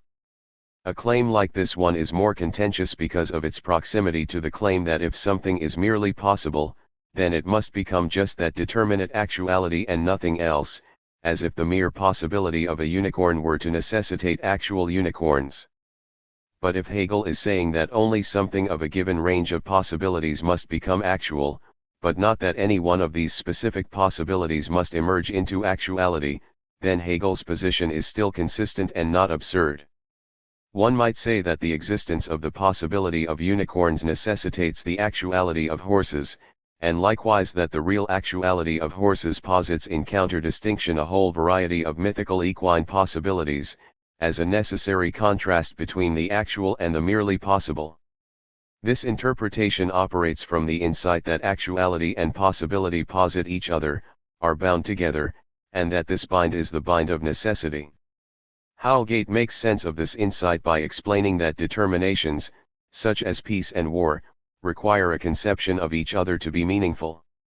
Although we might think of war as the opposite of peace and of peace as its own self-subsisting state of being, the two really require each other, certainly in terms of definition, but also in terms of possibility, in that the possibility of being at peace is also a condition for the possibility of being at war.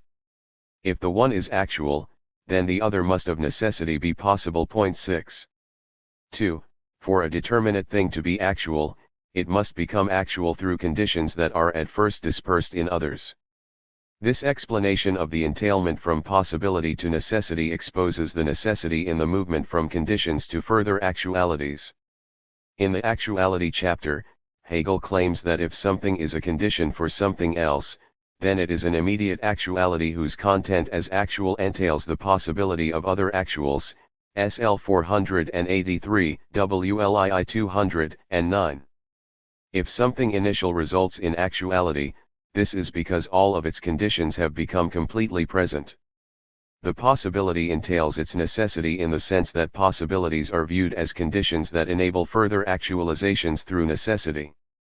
For example, insofar as a seed is the possibility of an oak tree, the mere possibility of the seed contains within it a teleological agent that directs the seed to emerge as the further actuality of the oak tree. Growth, movement, and vitality are all, in this sense, concrete expressions of the entailment from possibility to necessity. To posit the possibility is to posit the necessity of further actualizations as well. Of course, since the seed might not become an oak tree because this process requires specific conditions, water, rich soil, sunlight, etc., which might or might not come about, the entailment from possibility to necessity is not a foregone conclusion. But since the seed is a possibility only because it is the possibility of the oak tree, and since the oak tree can only emerge into actuality by way of a specific set of conditions, possibility really does entail necessity, not in the absurd way that the mere possibility of something entails its actualization, but in the real sense of possibilities, which through conditions necessitate the actuality of others. Necessity entails possibility is not trivial.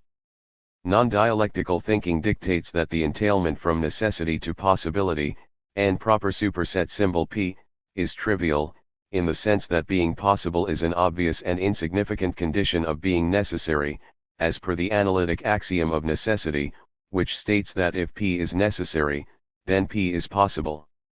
However, on Hegel's account, just as the entailment from possibility to necessity turns out not to be absurd, so too the entailment from necessity to possibility turns out not to be trivial.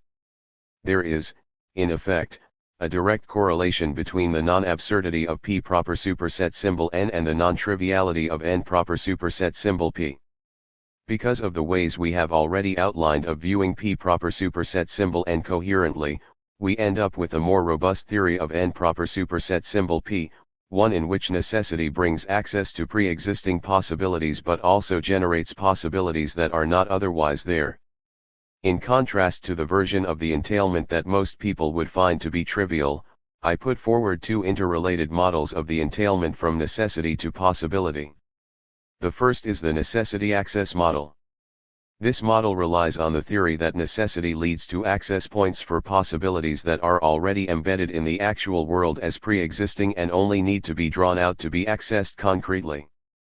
The second model is the necessity production model.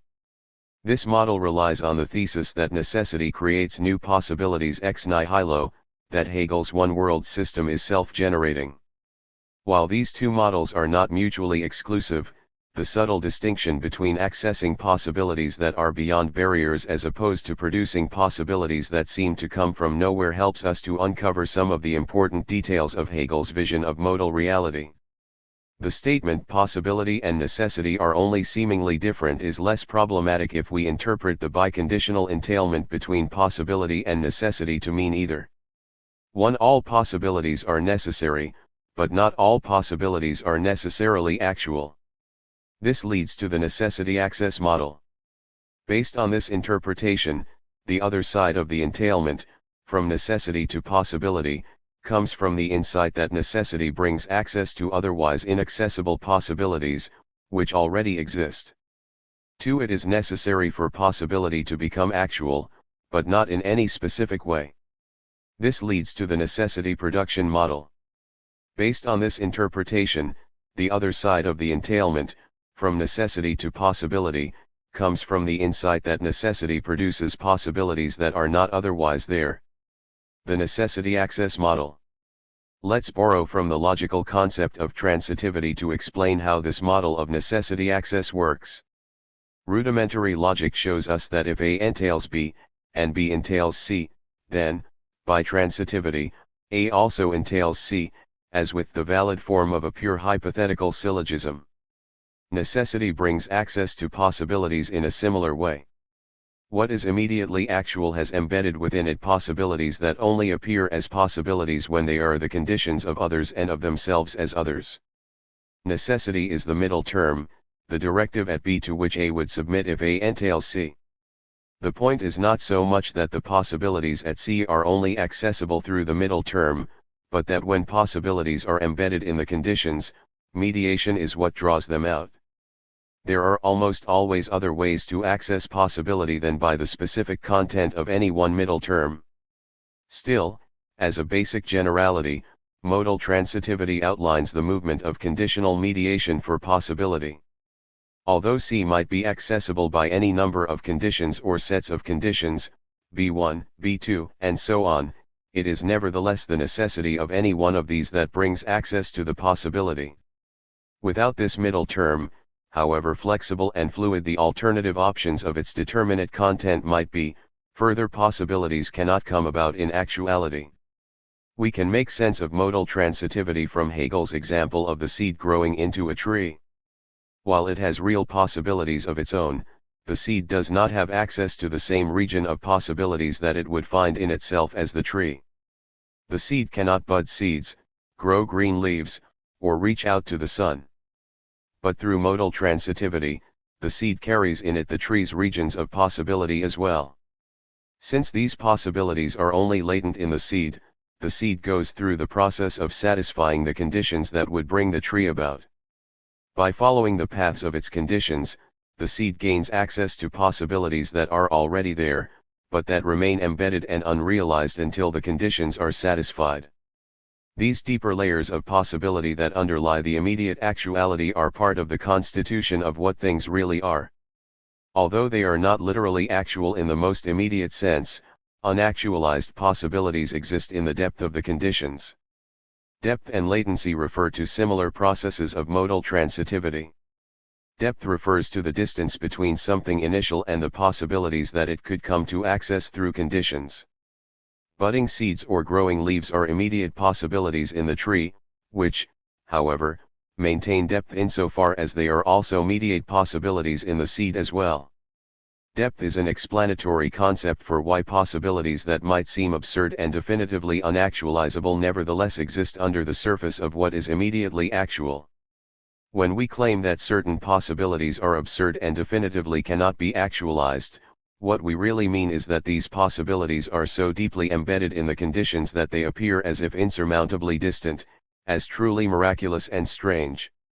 Latency, on the other hand, refers to the existence of possibilities that have not yet become realized in the conditions. Although growing leaves is a possibility in the seed itself, this remains latent in the seed, as a standing reserve is at the ready but has not yet fully come about. Although the child has a capacity to play the piano, this ability remains latent unless she learns from her instructor and practices consistently. Depth and latency have a layering effect. Not all potential actualities have the same amount of depth or carry the same latency within them. There is a certain layer of depth when the husk of corn grows from the seed in the field. But there is a deeper layer at work when the corn is ground into cornmeal, and this, in turn, gives energy and vitality to the people who eat it. The possibility of such vitality in the people is a possibility that already lies latent in the seed. Modal transitivity appears not only in natural teleological examples, such as in the seed as the possibility of the tree, but in a much larger sense, as the basic movement of any condition whatsoever. Conditions are immediate actualities that have embedded within them the mediate possibilities of other actuals. To be a condition is to be the state of affairs of a relay process between necessity and possibility. The access version of this supports the interpretation that while conditions are always only immediately this and not their others, in reality they are already disposed to be others, because in the immediate content of what they are lies the determination that they will become otherwise. In this sense, the possibilities embedded within conditions are merely dormant and at the ready. By going through the work of necessity, one comes to awaken possibilities that are already there. The necessity production model. Let's now turn to the necessity production model of the entailment from necessity to possibility. Proponents of the necessity production model propose that although possibility must become actualized, there is no one determinate possibility that must become actual any more than any other. While the necessity access model assumes that the possibilities are already embedded in the conditions, the necessity production model presents the thesis that necessity itself generates new possibilities. The locus of the possibilities then lies not in the thing in question whose possibilities are presupposed from the outset as pre-existing, but in the power of necessity to manufacture possibilities that are not otherwise there. A does not already entail C, assuming that it can meet the requirements at B1, B2, and so on. Necessity produces possibilities in the process of material actualization that are not otherwise there. In this sense, formal logic cannot fully anticipate this version of necessity since an act of creation can go in many different directions, since the results cannot be presupposed as embedded in the initial thing in question, and since the semantics of access cannot fully explain how the possibilities come seemingly ex nihilo into actuality. From the terms of the necessity production model, the seed does not automatically find the possibilities of the tree in the necessity of the soil, but risks that it might go in multiple directions from the soil. It finds in the soil the possibilities of itself that are the other of itself through growth, transformation, and adaptation. In this sense, the seed does not already have the possibilities of the tree latent in its own possibilities as the seed.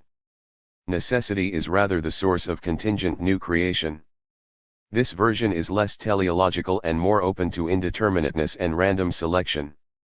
It also maps onto evolutionary theories better than the access version might appear to do. Production is still about necessity, however, because there are only certain ways to establish a position that would lead in such indeterminate directions. Hegel probably has both of these models in mind when he argues that possibility and necessity are not really opposite concepts, but that each entails the other. While there are subtle ways in which each model falls into conflicts with the other, we can interpret both of them together as offering a robust account of a generative biconditional entailment between possibility and necessity. When Hegel claims that possibility and necessity are only seemingly different, he exposes a very large consequence about the nature of modal reality. it is necessity that entails the proliferation and plurality of possibilities. In an attempt to present a few concrete examples from one specific sphere, I will turn to some suggestive remarks about the relationship between modal transitivity and aesthetics. I want to stress, however, that Hegel's theory is much broader than as an application to art alone. It applies to education in the sense that the restrictions of instruction bring about the possibilities of a learning process. It also applies to politics in terms of rights and laws, and ultimately to a deep ontological foundation about modal reality in general. What follows, then, is a sketch of the modal underpinnings of aesthetics, with the aim of showing one way out of many ways to apply this insight from the actuality chapter. Necessity plays the role of dividing the possible from the actual. This one world contains every possibility within it. However, the world is divided and in conflict with itself. Even though every possibility exists in the expanded sense of the actual world containing everything whatsoever, not every possibility is actual in the immediate sense. Necessity compartmentalizes the possible from the actual. This saves Hegel from the threat of modal indeterminacy, as outlined in the introduction of this book. Modal transitivity and aesthetics. In the introduction to his lectures on aesthetics, Hegel proposes that art should be treated scientifically. Although art appears to be involved with themes of chance, caprice, and whimsical imagination, as well as with aesthetic concepts such as the beautiful, the sublime, and the mimetic, which seem to be detached from the precise measurements and calculations of the natural and mathematical sciences, Hegel proposes, nevertheless, that the history and development of art unfolds scientifically, that is, from the terms of necessity, and that art serves an important function, alongside religion and philosophy, as the exposition of spirit in the sensuous. According to Hegel, the various mediums of art, architecture, sculpture, painting, music, poetry, etc., share the special quality of presenting spirit through the mediation of sensuous material. Spirit shines through the stone and gravity of architecture, it shines through the clay and tools of sculpture, it shines through the paint and canvas of painting, it shines through the instruments and voice of music, and it shines through the images and forms of poetry. Hegel divides the mediums of art into three historical periods. He argues that in the initial symbolic period spirit appears more sharply and definitively through the medium of architecture, that architecture then gives way to sculpture in the classical period, and that painting, music, and poetry become foundational for the Romantic period of Hegel's time. Hegel's discussion of the relationship between necessity and art primarily revolves around the necessary stages of development of spirit in the sensuous. But the connection between necessity and art also reveals that Hegel's theory of art as spirit in the sensuous is at the same time a theory of modal transitivity. Art opens up a supersensuous world seven from the constraints and limitations of material necessity. The restrictions in the material are, in effect, a gateway for the further, transitive possibilities of spirit. That spirit rises up out of the material finds its modal equivalence in the amplification of possibility from the limitations of necessity. Art movements demonstrate a wide variety of patterns and degrees of necessity as constraint, from strict adherence to classical ideals of symmetry and beauty to the more chaotic dissonance of atonal music and contemporary art movements that break from such classical ideals. For example, the constraints of an English sonnet can be construed to produce aesthetic contemplation that might not otherwise come about. To compose an English sonnet, the poet cannot write in an arbitrary way but restricts herself to the structure of the poem, to 3 quatrains and 1 couplet, to the rhythm of iambic pentameter, and to the conventional rhyme scheme of ABOB CD CD FF GG. But what is more important than these constraints, one could say, are the possibilities for aesthetic contemplation that come from these constraints. Adherence to the rules of the sonnet produce a specific character of beauty from the balance of the rhyme and measure.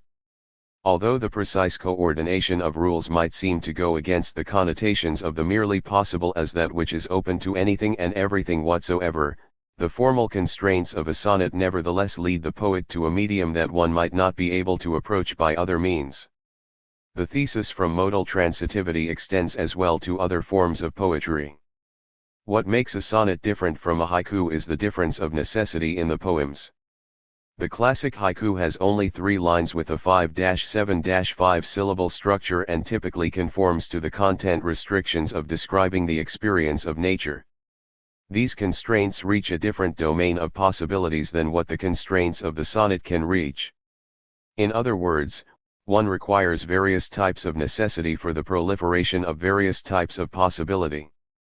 We can say generally that each medium of art, and each sub-movement within it, and even each original style from each artist and each piece of artwork explore a different type of necessity and amplify, in turn, whole sets of possibilities which are uniquely aligned to the constraints of their medium.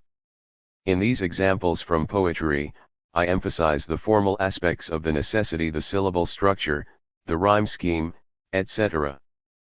But this does not mean that necessity is always formal, or that modal transitivity requires a clear separation between form and content, where strict adherence to formal necessity generates new possibilities of content. Following Hegel's explanation in the introduction to the logic about how form and content mutually generate each other, we can see how both formal and content restrictions lead the poet to the sensuous expression of spirit, how the cultivation of the necessity, essentially, constructs the further possibilities of spirit, and how this is also equally the result of form and content together.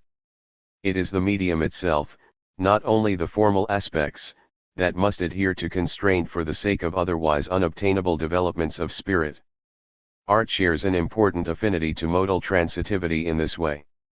One can find an almost self-conscious preoccupation with the very nature of necessity as constraint in art from contemporary art movements that aim to undermine classical ideals of symmetry and order. Avoid, the lipogram novel by the Oulipo writer Georges Perec, which omits the letter E from the entire book, can be read as a meditation on the mechanics of constraint for the production of possibility. The Dogma 95 movement also contributes to an artistic demonstration of how necessity entails possibility. The Vow of Chastity, Dogma Manifesto establishes 10 rules for filmmakers to follow in order to produce dogma films. It is certainly up for debate whether constraints such as no artificial lighting, artificial music, genres, or superficial plots could generate new possibilities for realism in film, but this, in any event, is the aim of the movement. These aesthetic examples expose how the free play of constraints leads to the imaginative creation of new possibilities as well as a theoretical realm of pure freedom. Their underlying aim is to expose the mechanics for how to generate possibilities. They thereby demonstrate the vast and complex concentration of possibility in actuality. Art is exemplary in this way. Each medium sets up a specific range of constraints for the sake of new creation and further access to possibilities in the sensuous.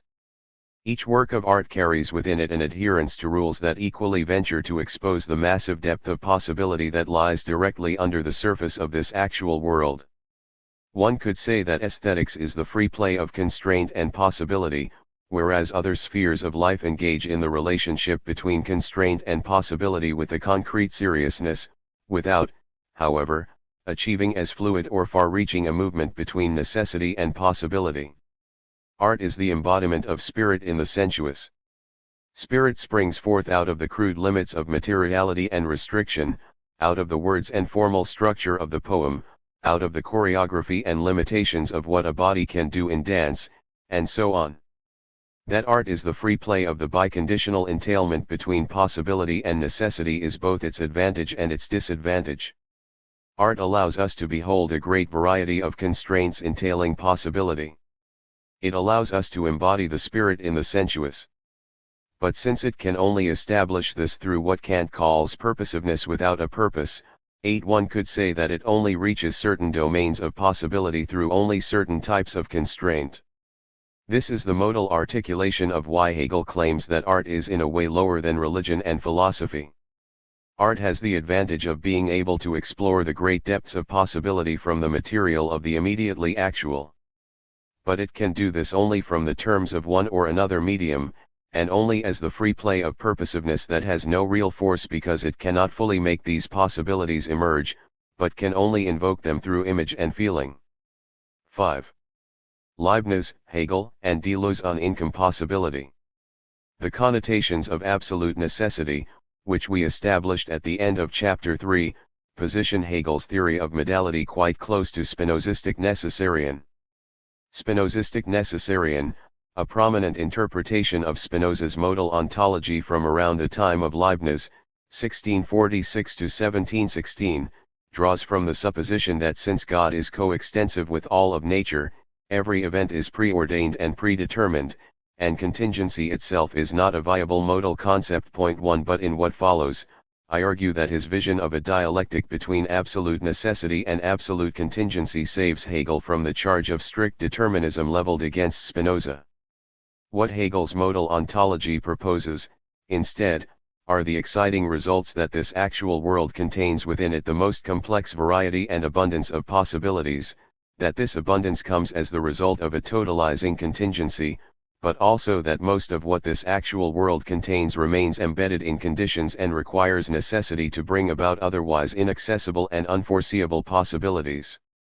Hegel's dialectic between absolute necessity and contingency offers an alternative account of the ontological status of unactualized possibilities than the account that Leibniz offers with his theory that God actualizes only the best of all possible worlds. It might seem that the primacy of absolute necessity as that which being always is exposes Hegel to a threat which Leibniz has made every intention to avoid.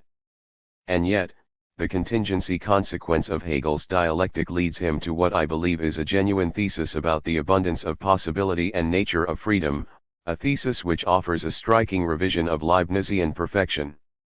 Hegelian perfection maximizes possibility in one actuality, not by way of the exclusion of other less possible worlds, as Leibniz proposes, but rather by way of the real existence of the possible qua the possible, which can, to a limited extent, irrespective of contradiction, come to the surface of actuality.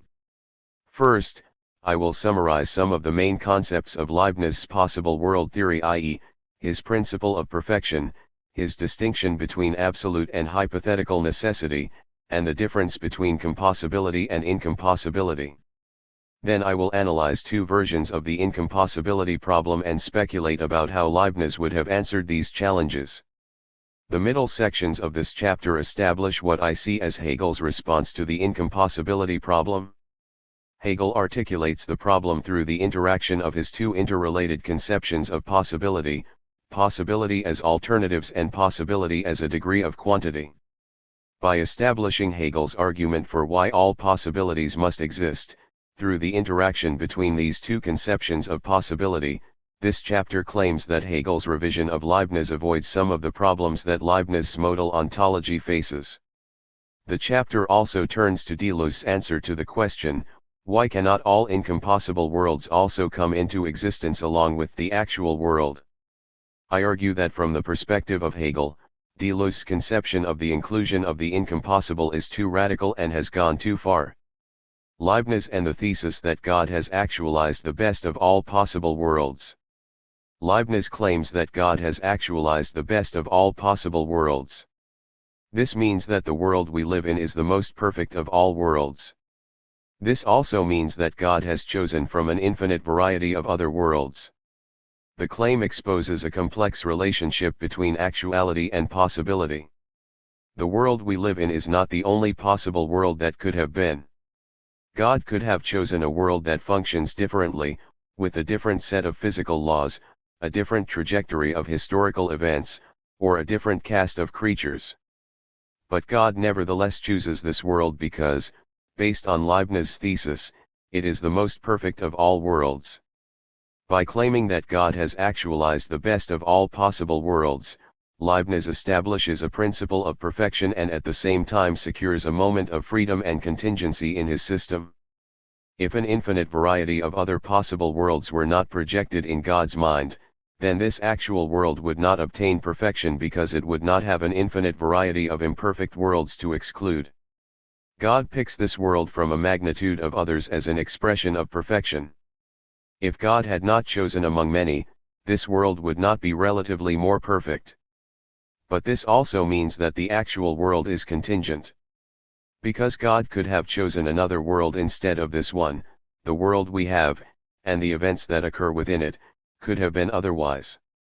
When we reflect on this, however, Leibniz's point about freedom might seem to be a specious amendment to God's omnipotence. After all, if God always brings into actuality only that which is most perfect, and if individual substances always act only in accordance with this principle, it might seem, as a number of prominent interpreters of Leibniz including Arthur O. Lovejoy, Nicholas Rescher and David Blumenfeld have argued too, that Leibniz's allusions to freedom and contingency are not entirely genuine. However, Leibniz clarifies that God also chooses the principle of perfection, suggesting that God is indeed free to choose from any world at all, but ultimately, of free will, chooses to make the best one actual. That God's creatures are free as well is perhaps a harder conclusion to justify. In the Discourse on Metaphysics, Leibniz says that they are inclined toward perfection rather than that they follow this principle of absolute necessity, DM 70. Agents pursue, according to Leibniz, goals that seem to be for the best, and pursue them from what seems to be their own volition. However, from God's perspective, the agent's volition is determined and couldn't be otherwise, since what an agent does is always for the best. Whether this is a satisfying answer or not, the claim that God has actualized the best of all possible worlds nevertheless leaves us with a distinct modality between the certainty of perfection, the exclusion of other possible worlds, and the role of freedom and contingency that comes along with this. Leibniz's thesis stands in stark contrast to the threat of Spinozistic necessarian. Spinoza represents for Leibniz an absolute determinism, th. 239. Because substance for Spinoza cannot depend by definition upon another for its existence, there can only be one substance, God, who, extended through attributes and expressed through modes, is the coincidence of all of nature. Since God is perfect, and since it is more perfect to be actual than to be merely possible, everything possible is actual. God is, therefore, the instantiation, through pantheism, of every possibility in actuality. Since God extends through all of nature, God does not project unactualized possibilities standing in reserve as a remainder. But this also obfuscates the distinction between actuality and possibility. If God is coextensive with all of nature, there is no place for unactualized possibility. In contrast, Leibniz avoids this complication and rejects Spinozistic necessarian by arguing for an infinite series of unactualized possible worlds projected in God's mind. Point 3. Absolute and hypothetical necessity. Division 13 of the Discourse on Metaphysics supports the conclusion that there is genuine freedom in this actual world by positing a distinction between two types of necessity, DM 70-1. On the one hand, Leibniz defines absolute necessity. He also calls this metaphysical necessity, as that the contrary of which would imply contradiction, such as the squaring of a triangle or the proposition that 2 + 2 = 5.4. However, Leibniz claims that much of our experience falls under the category of contingency, in the sense that it would not be impossible if the contrary were to have existed instead. Adam the sinner, PE 29, and Caesar crossing the Rubicon, DM 71, exist in this world, and yet there would be no contradiction if their contraries, Adam the non-sinner or Caesar not crossing the Rubicon, were to have existed instead. If their contraries were impossible, this would return Leibniz to the thread of Spinoza, to the conclusion that all events must follow the strict course of fate, that God has already determined the future direction of all things without the chance of contingency. By claiming that their contraries are not impossible, Leibniz demonstrates contingency and thereby complicates the theory that God necessarily brings only the best of all possible worlds into existence. On the one hand, contingent things follow a course of events that is certain, since God always knows what will happen. On the other hand, God's creatures are still contingent in a restricted sense, since God chooses them freely and lets the creatures of this world choose for themselves what is always the most perfect. DM 70. One might assume from this that there is no concept of necessity behind why contingencies exist and why their contraries do not exist. However, Leibniz proposes that contingent actualities are still about truth and that as contingent truths they follow the logic of hypothetical necessity, or what he also calls physical necessity, DM 70-1. The contrary of hypothetical necessity does not imply contradiction. But it still implies imperfection. Since the actual world would be less perfect if Adam the non-sinner were to have existed instead of Adam the sinner, the contingent facts of existence are implicated in necessity after all because the world would be less perfect if these things were to have been otherwise. For even if the world is not metaphysically absolutely necessary, Leibniz explains on the ultimate origination of things, in the sense that its contrary implies a contradiction or a logical absurdity, it is, however, physically hypothetically necessary or determined, in the sense that its contrary implies imperfection or moral absurdity, PE 151. Blumenfeld articulates this point about hypothetical necessity quite well in his essay Freedom, Contingency, and Things Possible in Themselves. Blumenfeld explains that if God always actualizes what is most perfect, then Leibniz must rely on hypothetical necessity rather than absolute necessity. The projection of other possible worlds serves as evidence that God could have chosen otherwise. However, if God's aim is to bring into actuality the most perfect of all possible worlds, his free choice binds him by hypothetical necessity to the principle of perfection. If the actual world is absolutely necessary, then everything that occurs, Blumenfeld explains, occurs necessarily. 5. But if the actual world is hypothetically necessary, the position attributed to Leibniz, then everything occurs necessarily if and only if God prefers perfection.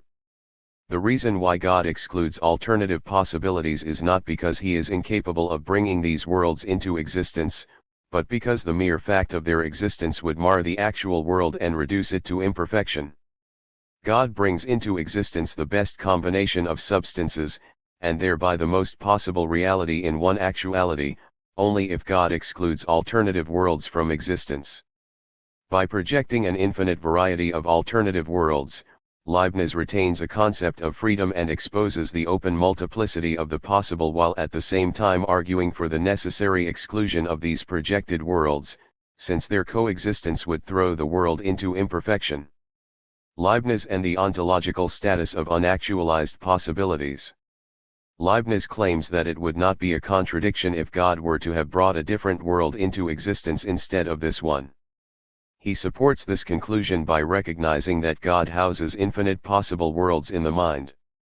Leibniz thereby upholds a subtle distinction between existence in God's mind and existence in actuality.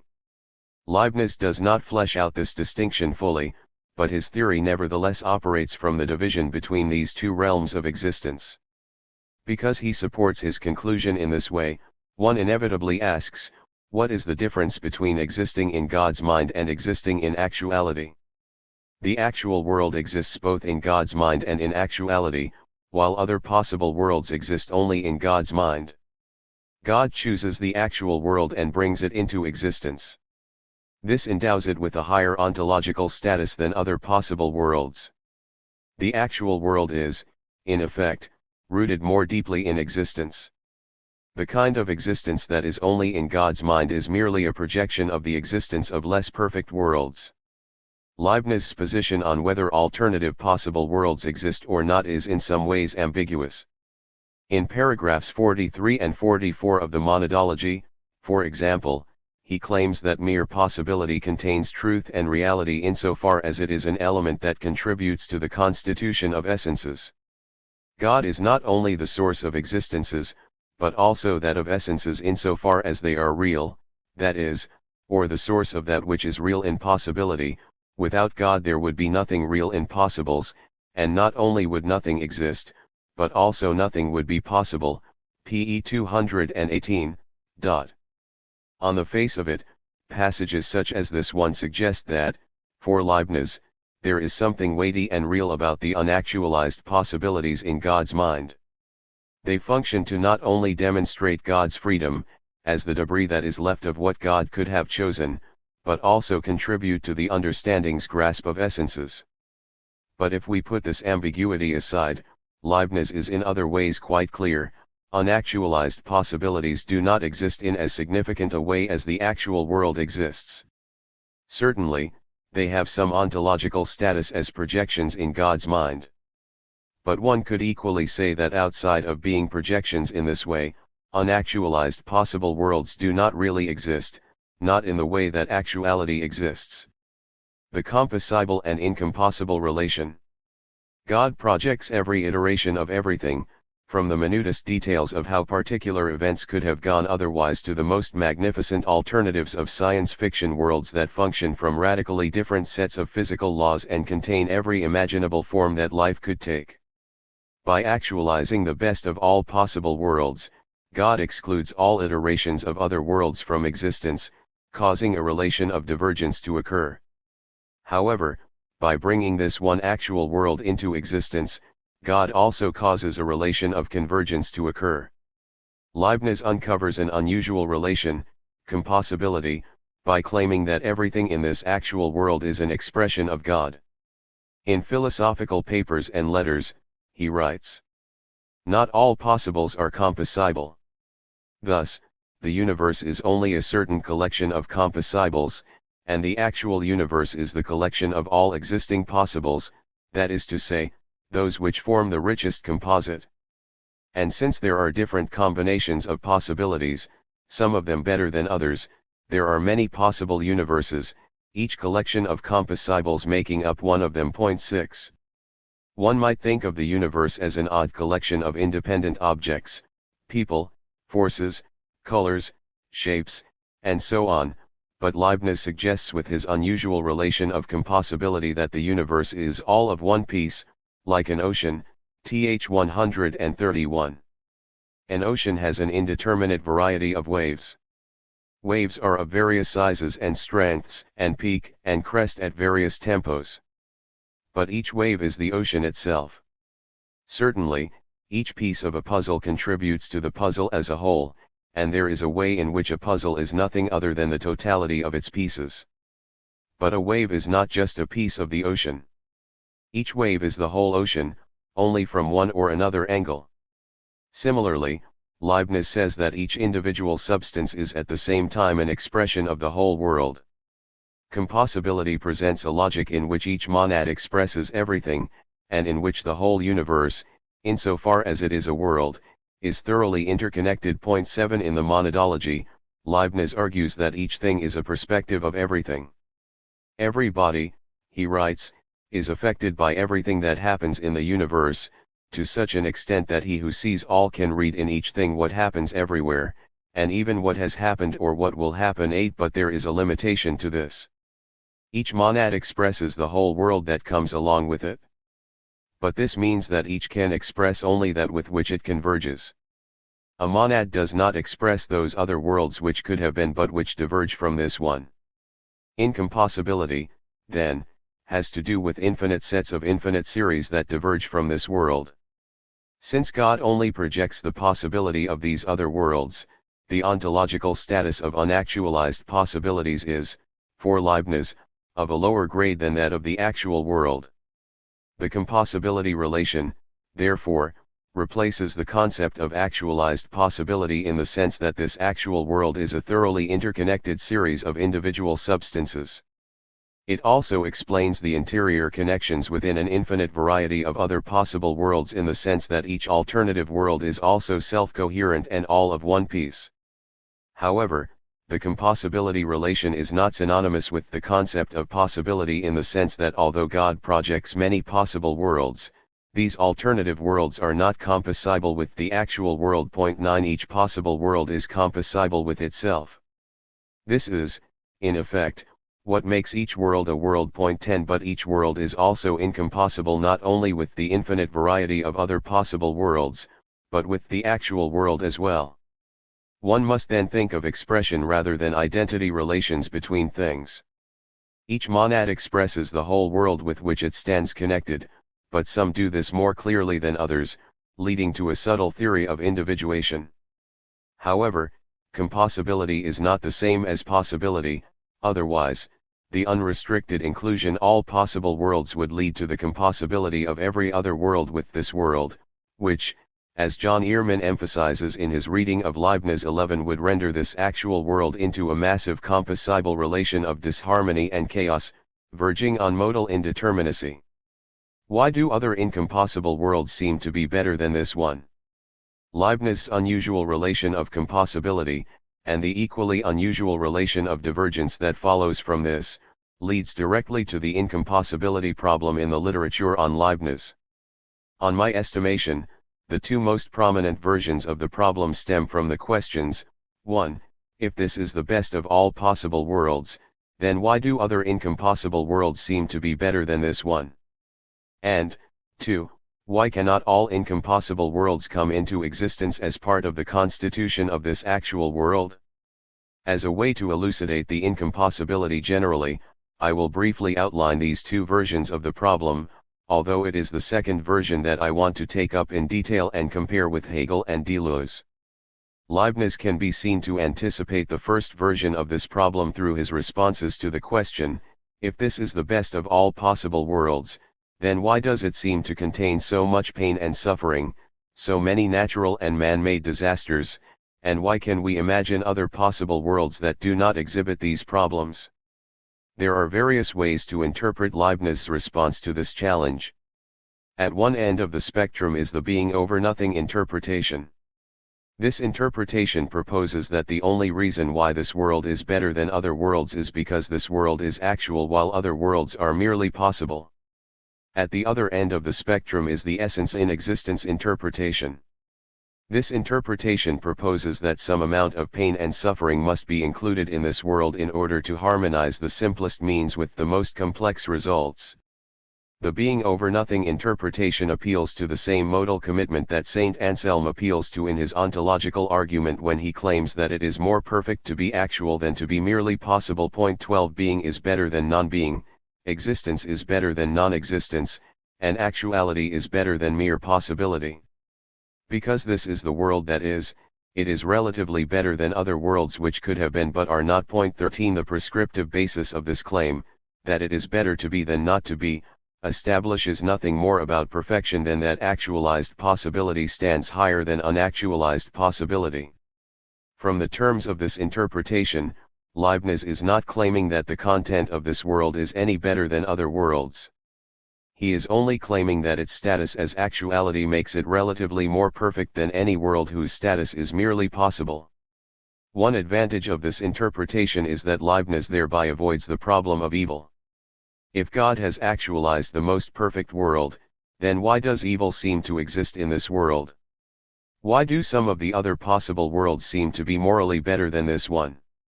In response, Leibniz writes in the Theodicee, "It is true that one may imagine possible worlds without sin and without unhappiness, but these same worlds again would be very inferior to ours in goodness. You must judge with me of effectu, since God has chosen this world as it is." Th. 133. The disadvantage of the being over nothing interpretation, however, is that it can offer no criteria for calculating perfection other than the ontological privilege of actuality over possibility. But Leibniz also argues that perfection has to do with maximizing possibility in actuality and that maximizing possibility has to do with quantifying essence in existence. Taking up the other end of the spectrum, then, is the essence in existence interpretation. This is the theory that by actualizing the best of all possible worlds, God has brought into existence as much of essence as can be brought into actuality. Leibniz states this prominently in his 1697 essay on the ultimate origination of things, of the infinite combinations of possibilities and possible series. The one that exists is the one through which the most essence or possibility is brought into existence. P. 150.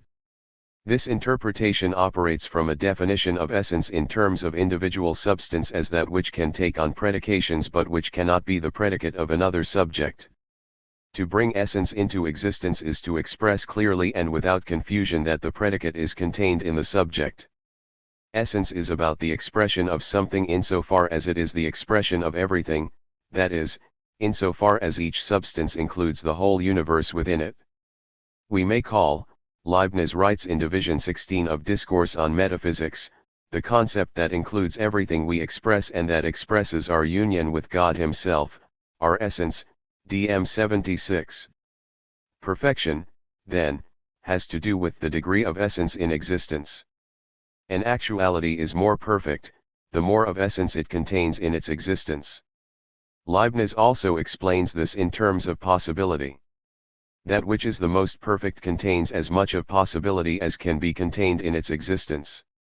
In one of the most revealing sentences of On the Ultimate Origination of Things, Leibniz defines essence in terms of possibility and defines existence in terms of perfection or degree of essence. Just as possibility is the foundation of essence, so perfection, or degree of essence, through which the greatest number of things are composable, is the foundation of existence, PE 151. In this sense he uses the terms essence and possibility interchangeably. It follows that since God is the only substance whose essence and existence are the same, God contains not only a degree of essence, but the entirety of essence, in one existence. In the being over nothing interpretation, the only reason why this world is better than other worlds is because actualized possibility is of a higher status than unactualized possibility, but, in the essence in existence interpretation, the actual world is better than other possible worlds because the maximum amount of essence exists in this world. If the actual world is the most perfect world because it contains the most essence in existence, then there are many permutations of possibility, some with more essence, some with less essence, and God has actualized that one series of permutations with the most possibility in it. We might think of how an individual thing could have a maximum amount of possibility within it, but Leibniz suggests that it is not a question of each individual thing being the best of all, but rather of the whole aggregate or series of things existing together as the best of all possible worlds. In a different way from how the being over nothing interpretation does this, the essence in existence interpretation also thereby attempts to avoid the problem of evil. Some adversary will perchance answer that the world could have been without sin and without sufferings, but I deny that then it would have been better. For it must be known that all things are connected in each one of the possible worlds, th 131. Although in other possible worlds there might have existed individual things that are more perfect, or creatures that sin less, Leibniz maintains that the reason why God has brought this world into existence is because the best possible aggregate of things exist within it. The question of maximizing possibility is then not about how each individual thing expresses possibility in actuality, but rather about how this actual world expresses the most possibility as a series of things. 14. To bring about as much of essence in one existence, that is, to express as much of possibility in one actuality, Leibniz subscribes to the strategy of simplest means for maximum ends. God has chosen the most perfect world, Leibniz writes, that is to say the one that is both the simplest in hypotheses and the richest in phenomena, DM 64. Perfection is as much about simplicity at the starting point as it is about complex variety in the result. In Division 5 of the Discourse on Metaphysics, he offers a number of examples and metaphors to explain this strategy. He says that to act with perfection is like the geometer, the architect, the householder, the machinist, or the author who, each in their own way, produces the richest and most abundant outcome from the simplest means and with the least effort, DM 62-3. On the Ultimate Origination of Things, Leibniz says that if someone were to direct us to walk from place A to B without designating any specific path, we would prefer the easiest or shortest path. Invoking a modal version of Occam's razor, he proposes that if we were to think of the actual world as one single plot of land, we would prefer to build the most pleasing building possible on this land because this is the minimum cost for the maximum effect. And within this building, since there would only be one building, it would follow that we should find a way to maximize the space within it, to build as many rooms as possible, and to make each room as elegant as possible, PE 151. Nicholas Rescher offers an insightful analysis of the opposition inherent in the strategy of simplest means for maximum ends. Perfection comes from a dialectic that synthesizes the simplest means, or laws as Rescher describes them, with the richest ends and the most abundant phenomena. It is, Rescher writes, A striking feature of Leibniz's criterion of world perfection that the two operative factors are opposed to one another and pull in opposite directions. Clearly, the less variety a world contains, the more monotonous and homogeneous it is, the simpler its laws will be, and the more complex its laws, the greater the variety of its phenomena must be to realize them. Two simple laws produce monotony, two varied phenomena produce chaos. So these two critical factors of order and variety are by no means cooperative, but stand in a relationship of mutual tension and potential opposition. Perfection overall is, for Leibniz, a matter of combining, harmonizing and balancing two distinct factors. Point 15. Rescher proposes that, for Leibniz, perfection comes from the harmonizing of an otherwise oppositional dualism between simplicity and complexity. Rescher could have taken this dialectical analysis further if he had concluded that as opposites these two factors are indeed in cooperation with each other, that perfection is produced, essentially, from the cooperation of integrating simplicity at the start with complexity at the end. This will become, as we will see, a major commonality between Leibniz and Hegel's approach to perfection.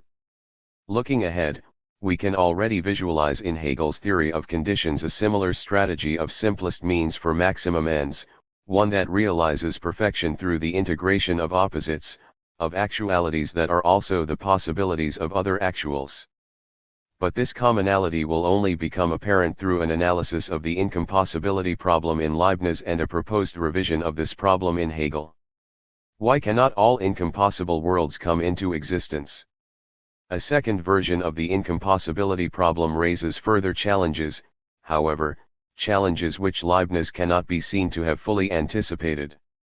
When we ask the question, what is the principle behind why worlds diverge and why cannot all incompossible worlds also come into existence, we realize that there is an ambiguity at the heart of Leibniz's distinction between the compossible and the incompossible. On the one hand, Leibniz privileges the maximum amount of possibility in his conception of perfection.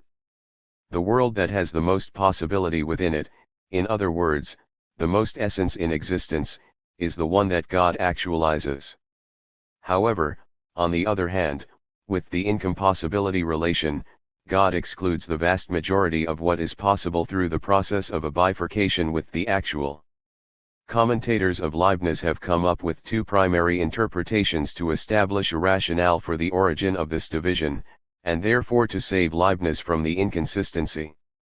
Some commentators including Jocko Hintikot, Benson Mates, and Nicholas Rescher 16 propose that the principle of non-contradiction is the main reason behind why God excludes incompossible worlds from existence. This is often referred to as the logical interpretation. Although God projects, for example, an alternative world where Adam does not sin, it would be a matter of contradiction if the actual world were to include both Adam the sinner and Adam the non-sinner. Moreover, since the whole world in which Adam does not sin would come along with Adam the non-sinner, it would be incomprehensible to imagine how these worlds, as well as an infinite variety of others, could combine together. If what is possible must adhere to the principle of non-contradiction, what is impossible, then, is that which logically contradicts itself. The world in which Adam does not sin cannot be made compossible with the world in which Adam sins, much in the way that, logically, A cannot be both A and not A. As James Messina and Donald Rutherford present it in Leibniz Uncompossibility, the strength of the logical interpretation is that it precisely delimits the compossible from the incompossible and thereby secures Leibniz's modal ontology from Spinoza's. Point 17. But the logical interpretation also exhibits a number of shortcomings. Foremost, it places a restriction on God in the sense that God can then only actualize what is logically coherent, and must admit a limitation insofar as he cannot also actualize across contraries. As Deleuze emphasizes in his reading, the logical interpretation conflicts not only with God's unlimited power, but also with the whole notion of the compossible relation. The reason why compossibility is an unusual relation, says Deleuze, is because its source of individuation comes through expression and relative clarity rather than through the more intuitive thesis that things are simply different in kind from other things. Although Leibniz frequently endorses a principle of non-contradiction in his analysis of formal and absolute necessity, where it would be a contradiction if the opposite of a necessity were also to be true, his privileging of hypothetical necessity further suggests a more complicated approach to non-contradiction, one that, at least to some extent, upholds contraries without the erasure of non-contradiction.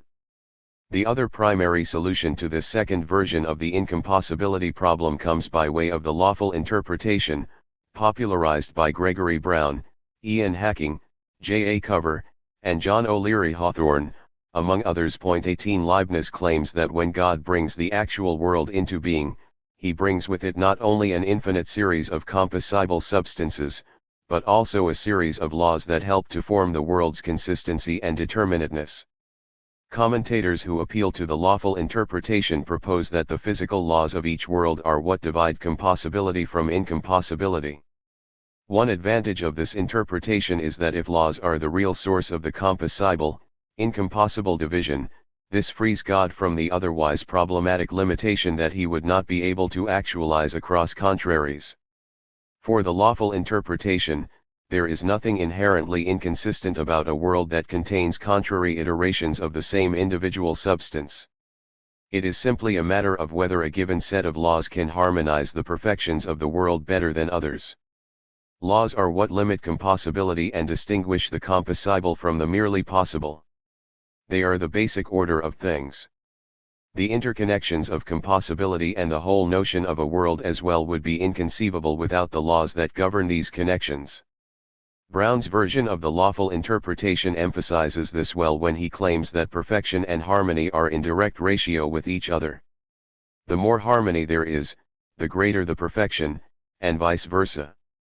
Brown cites Leibniz's argument in Division 6 of Discourse on Metaphysics that God always attributes an order to everything and that nothing could ever be extraordinary or chaotic for God, DM 63-4.19.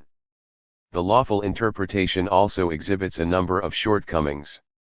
Messina and Rutherford point out that it does not fully target the problem of incompossibility as it is presented in the question why cannot all possible worlds come into existence along with the compossible world.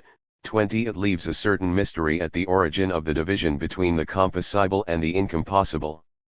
It is this mystery that any purported solution to the incompossibility problem was supposed to have explained. Listing an algorithm of laws instead of the principle of non-contradiction leaves the lawful interpretation vulnerable to the same ambiguity that had presented us with the problem in the first place.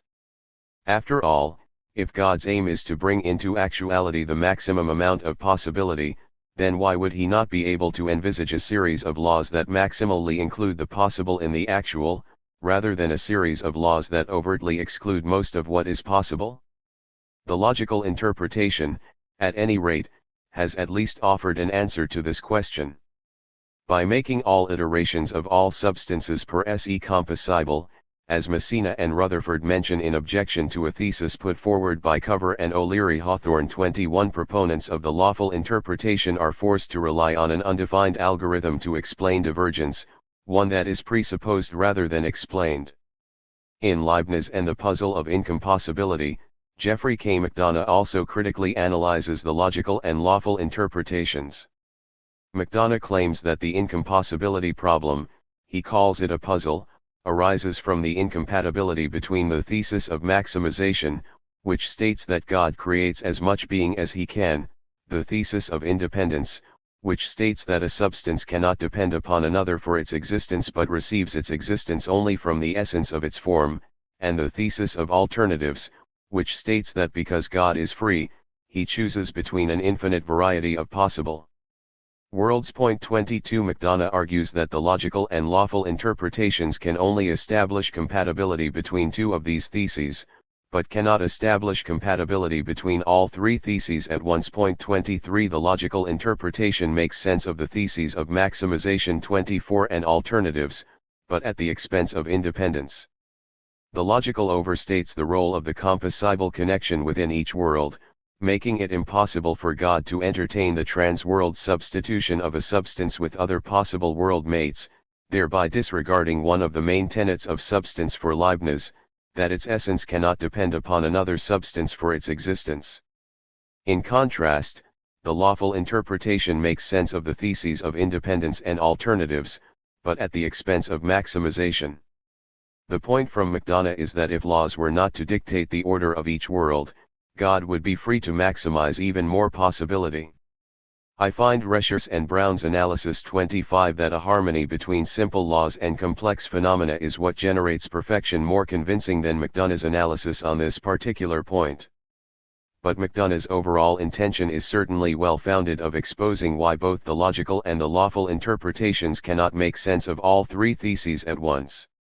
There is a branch of McDonough's alternative proposal, the packing strategy, that effectively addresses this version of the incompossibility problem.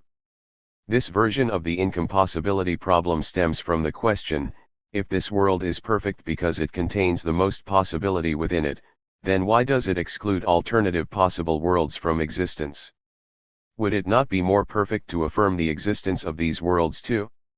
McDonough's packing strategy proposes that God intends to pack as much of essence into one existence, much like a traveler packs a bag as tightly as possible to optimize carrying the most things in the least amount of space. 26 In response to what he calls the debate about infinite idealist worlds, which comes from a theory of incorporeal substance in later Leibniz, McDonough visualizes a significantly inclusive version of compossibility, but one which still retains the exclusion of infinite sets of alternative possible worlds, and so continues to save Leibniz from the threat of Spinoza, and, in a different sense, the threat of modal indeterminacy. 27 McDonough entertains a compossible world that maximizes possibility by including all of the various perfections of every other possible world within it.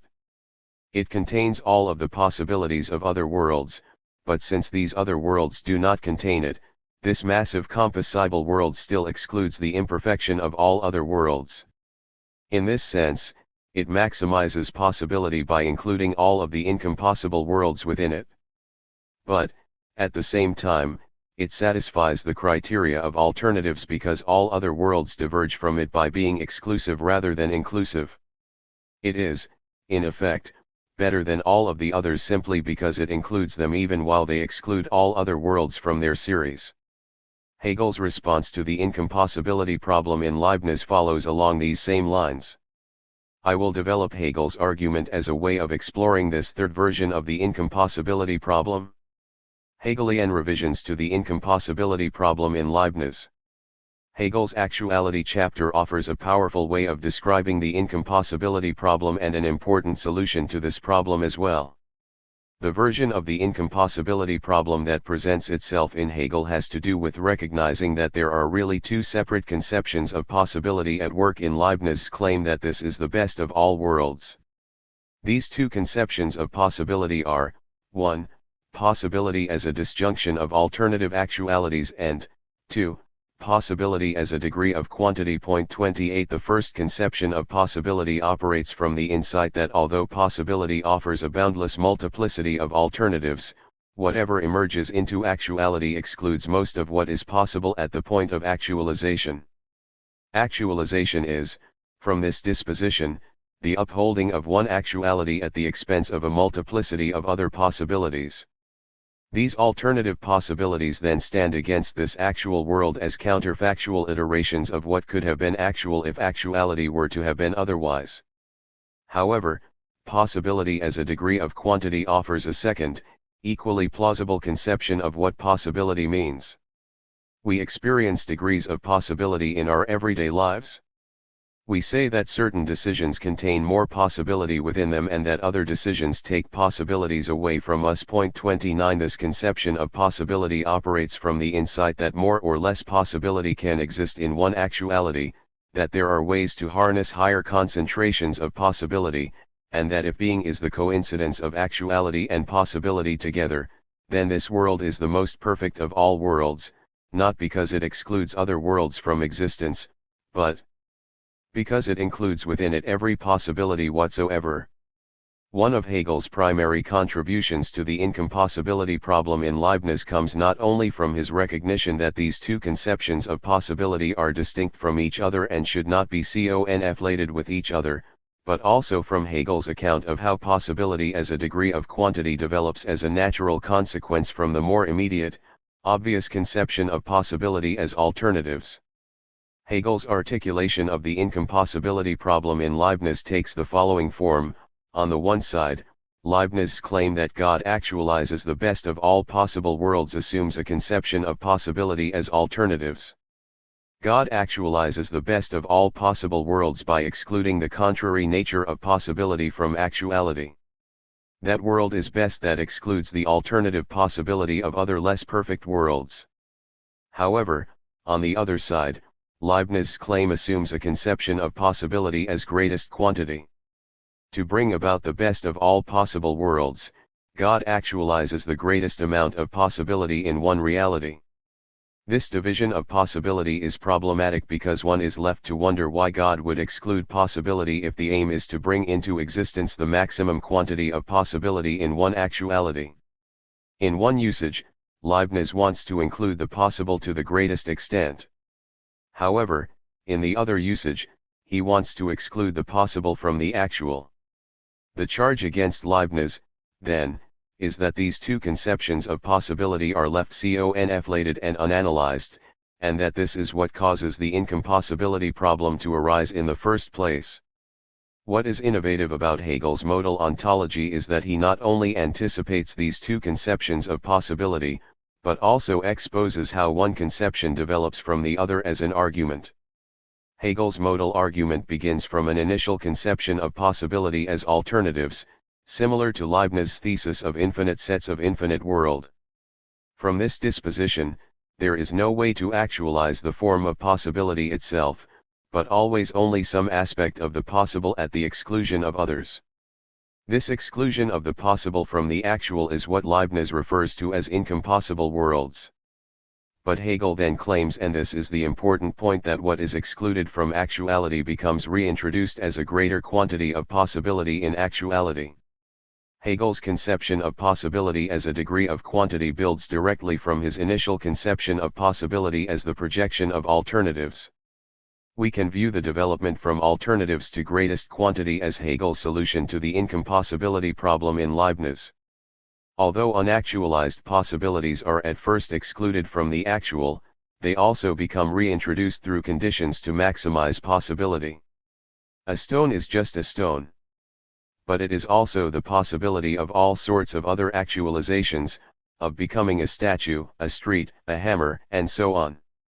Activating conditions means including possibilities that at first remain under the surface of what is immediately actual. In this way, Hegel offers a solution to the incompossibility problem by arguing that the two conceptions of possibility are not only distinct, but that a maximum degree of possibility is produced from the initial conception of possibility as diverging accounts of actuality. What diverges as the merely possible becomes reincorporated as contrary possibilities in an expanded version of actuality. Since conditions are both possibility and actuality together, to actualize across conditions is to actualize a larger extent of possibility's negativity and therefore a greater degree of possibility in actuality. Leibniz, on the other hand, keeps these conceptions of possibility separate from each other. He claims that the world God brings into existence is the one with the most possibility within it, but also that all other possible worlds diverge from it at the point of actualization. Everything turns on the question of the ontological status of unactualized possibilities. For Leibniz, unactualized possibilities exist only as projections in God's mind and otherwise do not exist. But Hegel states clearly in his explication of formal possibility that possibilities really do exist as part of the basic constitution of modal reality. Everything possible has existence, SL 480, WLII 205. Hegel thereby upgrades the ontological status of possibility from mere projection in God's mind to real existence. Of course, Hegel is not the only thinker since Leibniz to have prioritized the role of unactualized possibility. Deleuze also elevates the role of possibility through his reconception of modal concepts in terms of virtuality. Borges's wonderful story, The Garden of Forking Paths, presents a literary account of what it would mean to bring all possibilities whatsoever into existence. Philip K. Dick's vision of science fiction, especially in his novel The Man in the High Castle 30, promotes a subgenre of alternative history, along with other novels such as Eric Flint's 1632. As Rescher points out 31, this revival of the status of unactualized possibility has also gained scientific backing in recent years through the theory of quantum mechanics, and has gained credence as well in the analytic tradition through David Lewis's plurality of worlds thesis. The debate between Manon, Russell, and Quine over the question of non-existent objects offers yet another fruitful discussion of the ontological status of unactualized possibilities in the analytic tradition. Hegel's claim that every possibility exists is nevertheless original because it leads to an immanent theory of perfection that makes the two conceptions of possibility productive and cogenerative. Leibniz argues that there is an untraversable distance between the actual world and other possible worlds. Hegel claims that this distance is immanently traversable. Embedded unactualized possibilities exist under the surface of what is immediately actual. Although ultimately absolute modality collapses all distances between actuality and possibility, this type of modality nevertheless arises from real modality, which still maintains a modicum of distance through its explanations of how this distance is traversable. Unactualized possibilities still remain embedded in the conditions of immediate actualities and need to be drawn out to become actual. Hegel offers this, in effect, to satisfy Leibniz's requirement that not all possibilities can be actual. Actuality and possibility become transitional concepts. Since conditions are both actuality and possibility together, they allow for an amount of freedom and choice, insofar as what is immediately actual might or might not come to the realization of further actualizations. Hegel offers a one-world theory. This world, the only world there is, contains an infinite variety of other world-like composites within it. For Leibniz, incompossible worlds transcend the actual, but for Hegel, world-like composites stand embedded within the determinate content of this actual world, even though they are in large part inaccessible from the immediate state of conditions. Accessibility and inaccessibility, then, replace incompossibility. Leibniz's multi-world system is transcendent. God chooses the best of all possible worlds, all other worlds are products only of God's mind and therefore transcend this world and do not exist in a significant ontological sense. Hegel's theory presents a dialectic account of transcendence and immanence. An infinite variety of possible world-like composites exist in a significant ontological sense as immanent to this world. If we put aside these differences, the perfection thesis that comes from Hegel's theory of conditions can still be explained in terms of Leibniz's strategy of simplest means for maximum ends. One comes to maximize possibility by actualizing across the negativity of what is immediately present, thereby reaching an actuality of the whole process. As the conditions fall under, the actuality that rises up is both itself and possibility because it has come to include within itself the negative aspects of possibility. Actualization is of a higher status the more effectively one can actualize the negative side of possibility, and not only the positive. Since this process requires precision, in his descriptions of real necessity, Hegel can be seen to explore a special version of Leibniz's simplest means for maximum ends, one where particular conditions lead to maximum effects, and where from the sacrifice and integration of immediate actualities, a rich actualization of the whole possibility process appears before us. Like Leibniz's metaphor of a single building with the most elegant rooms, Hegel's material actualization follows directives in the conditions toward a certain concentration of possibility in one actuality. Even if we put aside Leibniz's theological assumption that God measures all things and brings only the best combination of these into actuality, we can still recognize in Hegel the theory that actuality is perfect because there exists an infinite concentration of the possible in it. Higher and lower concentrations of possibility appear through various patterns of conditions, but there is also a way in which this world is always perfect, whether what has emerged contains a high degree of concentration or not, simply because all possibilities exist within it. And yet, by upgrading unactualized possibilities to the status of existence, Hegel significantly changes the conceptual terrain between necessity and contingency.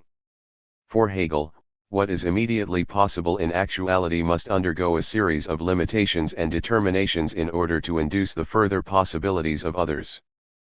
But this also means, as we have already discussed in Chapter 4, that the same entailment that begins from the restriction of possibility leads to otherwise inaccessible possibilities.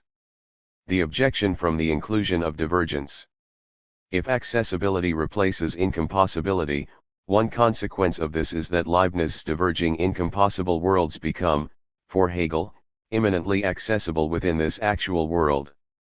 But this would seem to leave Hegel with one massive compossible world of disharmony and chaos, returning us to the threat of modal indeterminacy. 32 Before conceding this, however, we should recognize that Hegel does not exactly collapse the incompossible into the compossible, but rather complicates the relation between the two by arguing that the incompossible is part of this world. Making the incompossible into an infinite compossible relation is problematic, since there are then no compartments between things, no guiding rules, and therefore no limitations to generate determinate being. But since accessibility replaces incompossibility for Hegel, to include divergence does not exactly mean to make one massive compossible world. The accessibility relation establishes real limitations, however temporary and transgressible, which lead, in turn, to compartments, distinction, and determinate being. As another iteration of this objection, proponents of Leibniz might also object that actualizing contraries in conditions does not really commit Hegel to the claim that all possibilities exist, nor does it commit him to the thesis that what diverges nevertheless exists in a greater sense of reality. Actualizing through conditions could be viewed, in contrast, as a normal effect of convergence in a world. In this sense, the contraries that become integrated through conditions are not unactualized possibilities but are rather part of the existence of what is already actual. To actualize conditions is, from this objection, not really about actualizing alternative worlds. It is just a feature of the actual world and part of the mechanics of convergence. I maintain that either this facet of the objection does not take Hegel's strong claim about absolute necessity seriously enough, or revising the term compossibility to include conditional actualization commits Leibniz to a controversial interpretation of his modal ontology. If actualizing conditions is a normal effect of convergence in a world, Leibniz would have to be committed to the claim that the actual world expands, and contracts, in perfection. But there are significant debates about this in the literature on Leibniz, referred to as the question of the striving possibles. 33. The objection from modal elitism. The debate outlined in Chapter 4 about whether possibilities already exist or whether necessity produces them ex nihilo as a spontaneous act of creation presents us with a second, interrelated debate about whether we are able to make normative claims about the degrees of possibility. To claim that a tiger has a numerical degree of possibility that is greater than that of an inert stone does seem to be problematic, since it could be construed as modal elitism, where instantiations of actuality are stronger or better than others and where weaker instantiations should be avoided or discarded. This objection has the following form: let us assume that greater possibilities exist under the surface of this actual world, and that the function of necessity causes the actual world to undergo a constant pressure to expose as much of possibility as can be presented in actuality. Would it then not be better, as a normative claim, to secure in actuality a set of entities that embody higher concentrations of possibility than to let lower concentrations of possibility linger in the actual? To state this again in ontological terms, does being emerge into actuality to greater extents as it realizes higher forms of life, culture, and rationality? And if this is the case, are we able to measure entities in the world in terms of possibility in such a way that we might direct actuality toward more possibility, and thereby exclude what we deem to be lower concentrations of possibility? Since the theory of modal optimism extends beyond Hegel in many ways, let us put aside the question of whether Hegel himself might have endorsed this description of modal elitism, as some of his writings about history and religion suggest, and focus instead on what the exact connotations of a dialectic between absolute necessity and contingency reveal to us. The objection from modal elitism assumes that entities in the world can be endowed with numerically higher or lower concentrations of possibility, and then asks about the precision or imprecision of such an evaluation. But there is a misconception at the root of this interpretation of possibility concentration.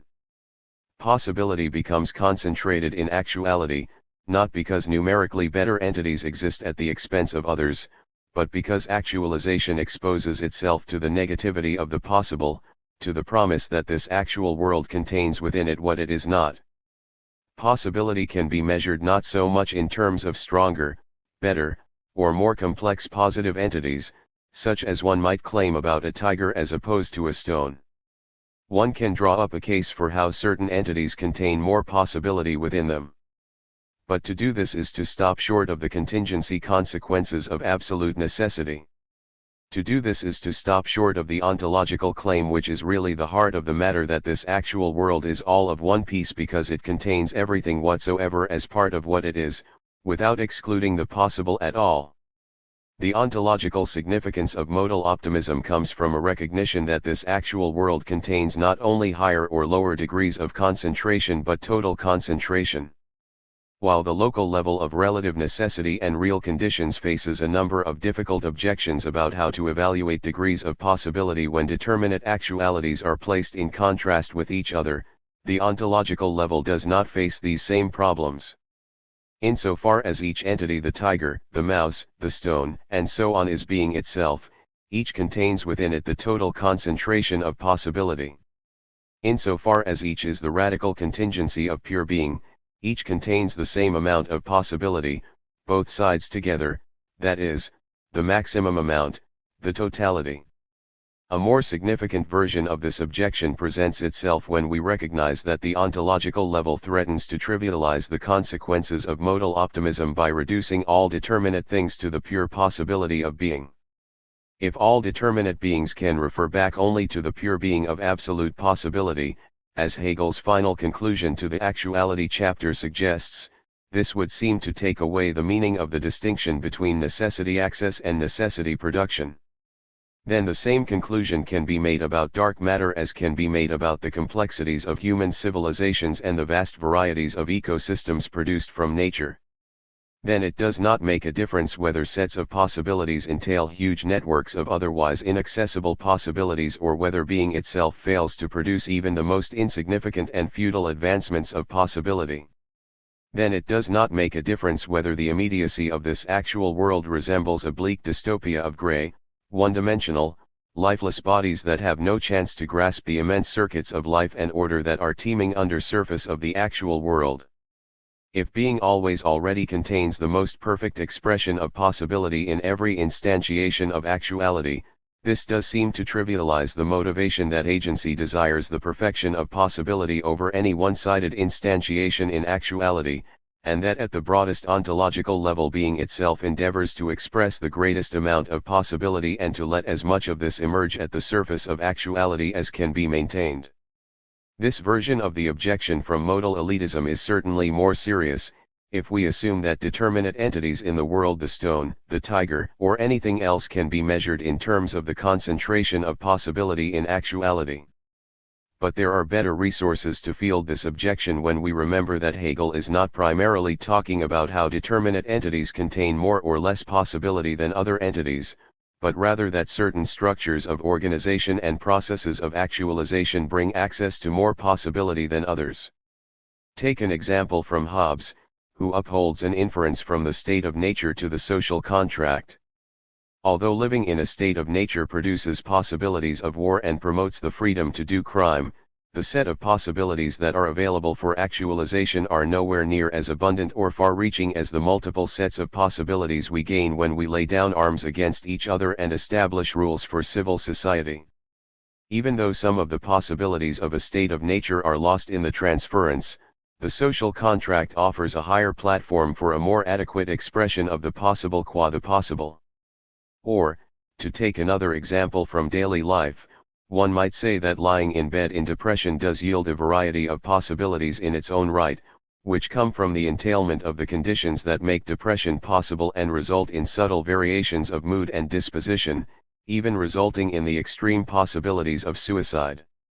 Depression produces unique possibilities, which happiness, boredom, love, etc. cannot directly approach.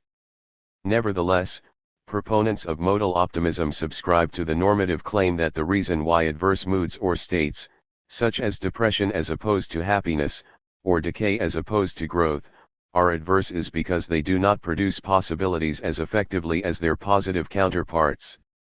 Although depression generates a variety of possibilities for pain, misery, and self-abuse, proponents of modal optimism defend the claim that some forms of organization, such as political, ecological, and aesthetic structures, set up better avenues for possibilities than others.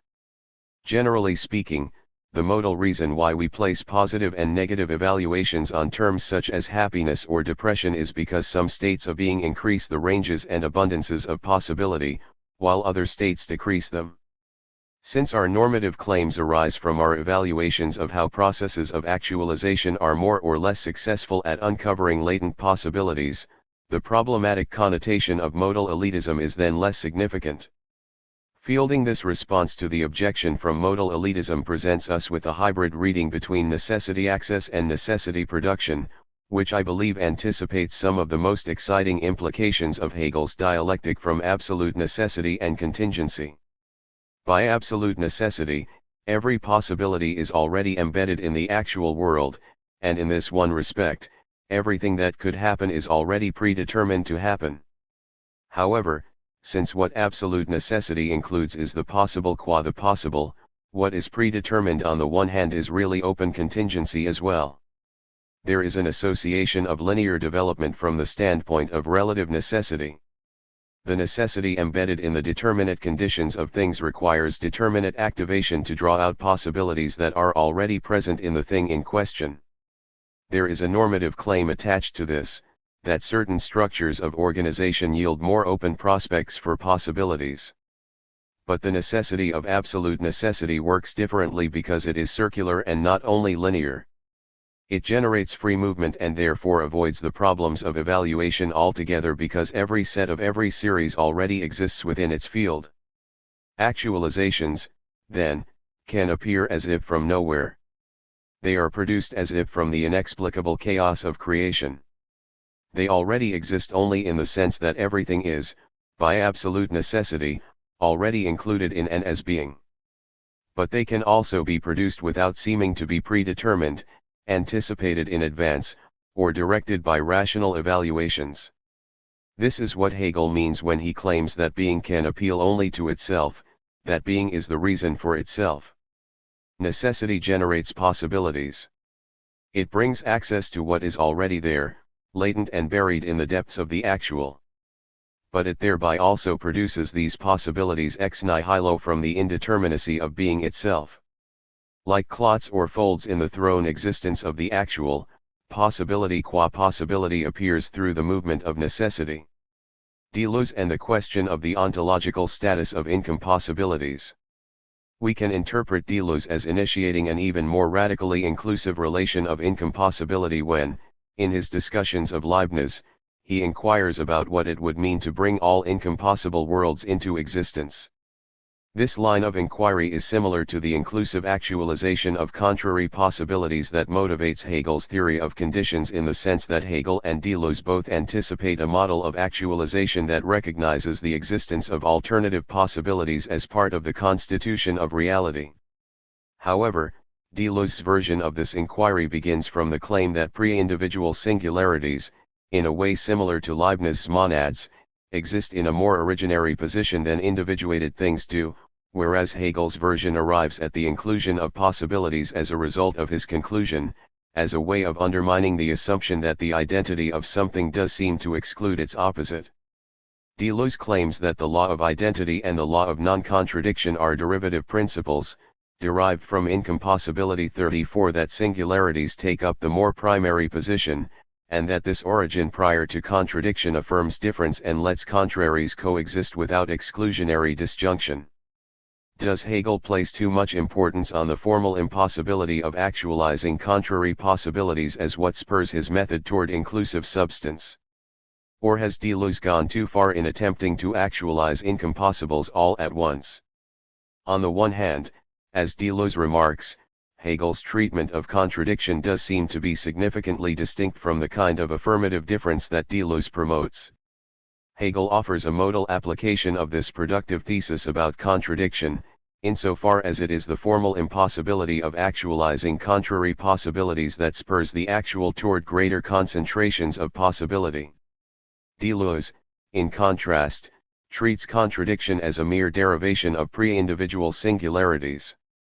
But on the other hand, Hegel and Deleuze can both be construed to come to a strikingly similar revision of Leibniz's incompossibility problem.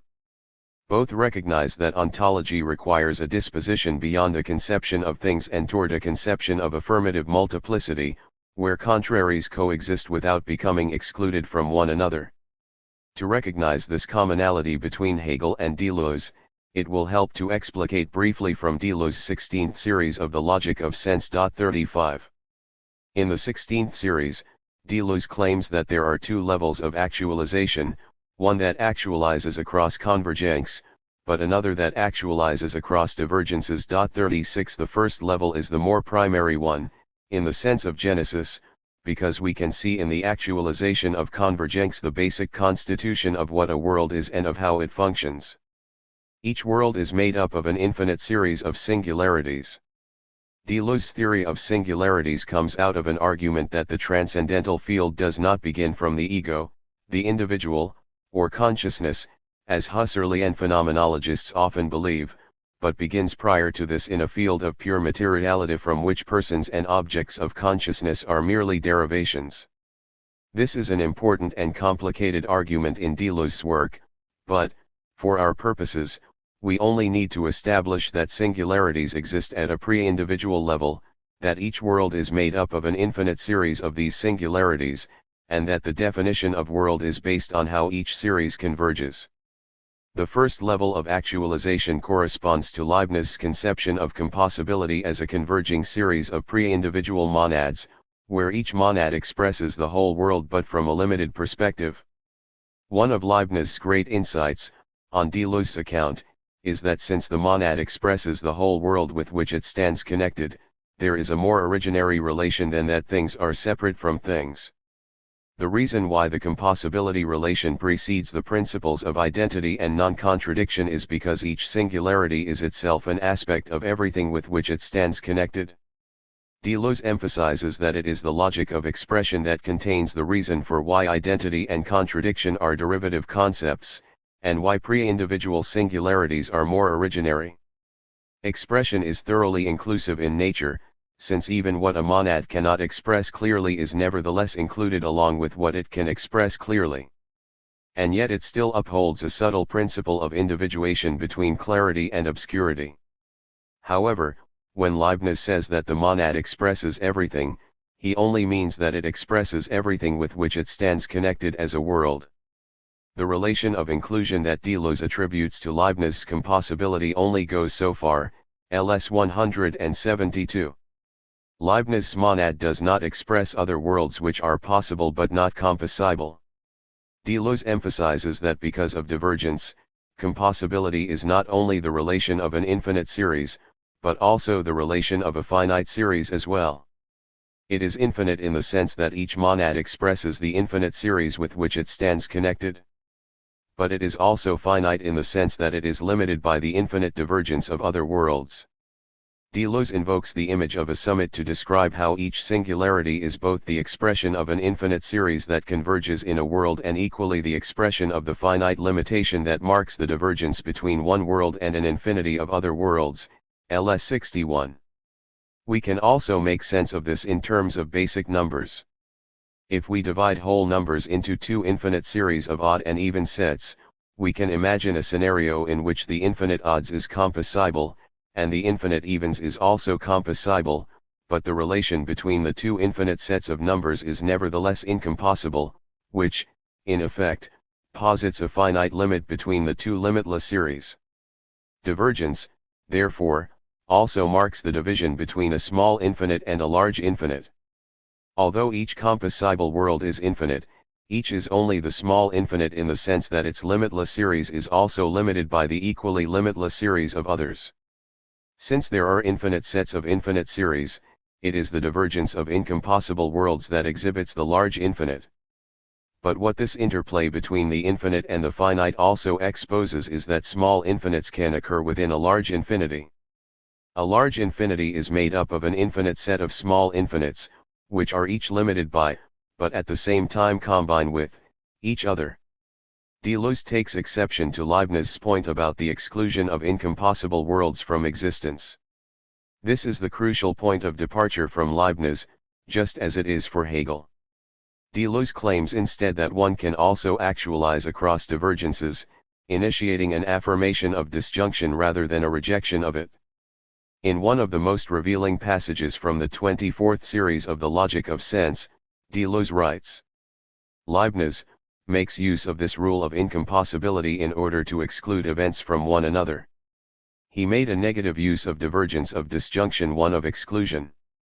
This is justified, however, only to the extent that events are already grasped under the hypothesis of a God who calculates and chooses, and from the point of view of their actualization in distinct worlds or individuals. It is no longer justified, however, if we consider the pure events and the ideal play whose principle Leibniz was unable to grasp, hindered as he was by theological exigencies. LS 172. Deleuze claims that if we leave behind the assumptions about God as an external source who calculates and chooses the most perfect world, we come to recognize a second level of actualization, one that actualizes across divergences and therefore authorizes the coexistence of incompossible worlds. By taking God out of the picture, we extend the original relation of inclusivity to worlds that diverge as well as to worlds that converge. Without dissolving the small infinite into the large, we nevertheless come to actualize across divergence as well as convergence. What does it mean to make divergence an object of affirmation? LS 114, 172. Does this mean that the world in which Adam sinned can affect the world in which Adam did not sin? If we retain the assumption that, strictly speaking, our world is the only actual one, and that all other worlds which diverge from our own do not enjoy the same ontological status, then the answer must be no. However, once we take God out of the picture, we come to what Deleuze calls the pure events of pre-individual singularities. This leads us to the primary modal problem for Deleuze: what is the ontological status of the disjunction between worlds? The affirmation of divergence explains how one and the same event can have many different futures. At the moment when Caesar pauses before the Rubicon, he can either cross the river or not cross it. Various composable worlds come along with each decision. There is the world in which Caesar marches his troops across the river, Pompey flees to Greece, and civil war starts. There is also the world in which Caesar goes alone to Rome, and an entirely different set of events then occur. Now, from the stance of what has already happened, it might seem as if, no matter which event comes about, the opposite of this event cannot also have occurred. But from the stance of the future, that Caesar can and cannot cross the Rubicon affirms a multiplicity of incompossible worlds. By affirming the divergence of the event, this lets the event be a free act that has an open future. If there is no God who can see everything that will ever happen, then one and the same event can have many different futures, then Caesar can and cannot cross the Rubicon, and this is not determined ahead of time from some external source, but is instead a free act of contingency generated from multiplicity. That Caesar crosses and does not cross the Rubicon only becomes contradictory if we assume that because the event has taken its course, the other worlds that diverge are then oppositional and cannot also have happened. But insofar as the event has a future, the possibilities that diverge from the event nevertheless constitute the multiplicity of the event, in much the same way that each compossibility is made up, at the first level of actualization, not of an odd collection of disassociated things but of the entire series of all things that come along with each. That Caesar crosses and does not cross the Rubicon exposes the event as having many futures, which, on its own, is not self-contradictory because the event itself is constituted by this divergence. Like convergence, divergence is also all of one piece. To affirm divergence does not mean to reduce all divergence to a series of convergence, as if the affirmation were a matter of making what diverges conform to the given principles of a converging series. To make divergence an object of affirmation is rather to include divergence as divergence, and to think from the terms of an actuality, what Deleuze calls virtuality and what can be attributed to Hegel as the expanded actuality of absolute actuality, that can include the alterity between other worlds as part of the constitution of an event. Just as each singularity expresses the whole world with which it belongs, each likewise expresses a multiplicity of other worlds which diverge from it at the point of actualization. Each singularity belongs not only to that one infinite series with which it converges, but equally to that infinite set of series with which it diverges. Caesar's decision to cross the Rubicon belongs not only to that world where Pompey flees and civil war starts. The decision also belongs to those incompossible sets of worlds where Caesar crosses the river alone or does not cross it at all. If the decision were not also to belong to innumerable incompossibles, the event would have no distinct differences in possibility, and the notion of compossibility itself would break down.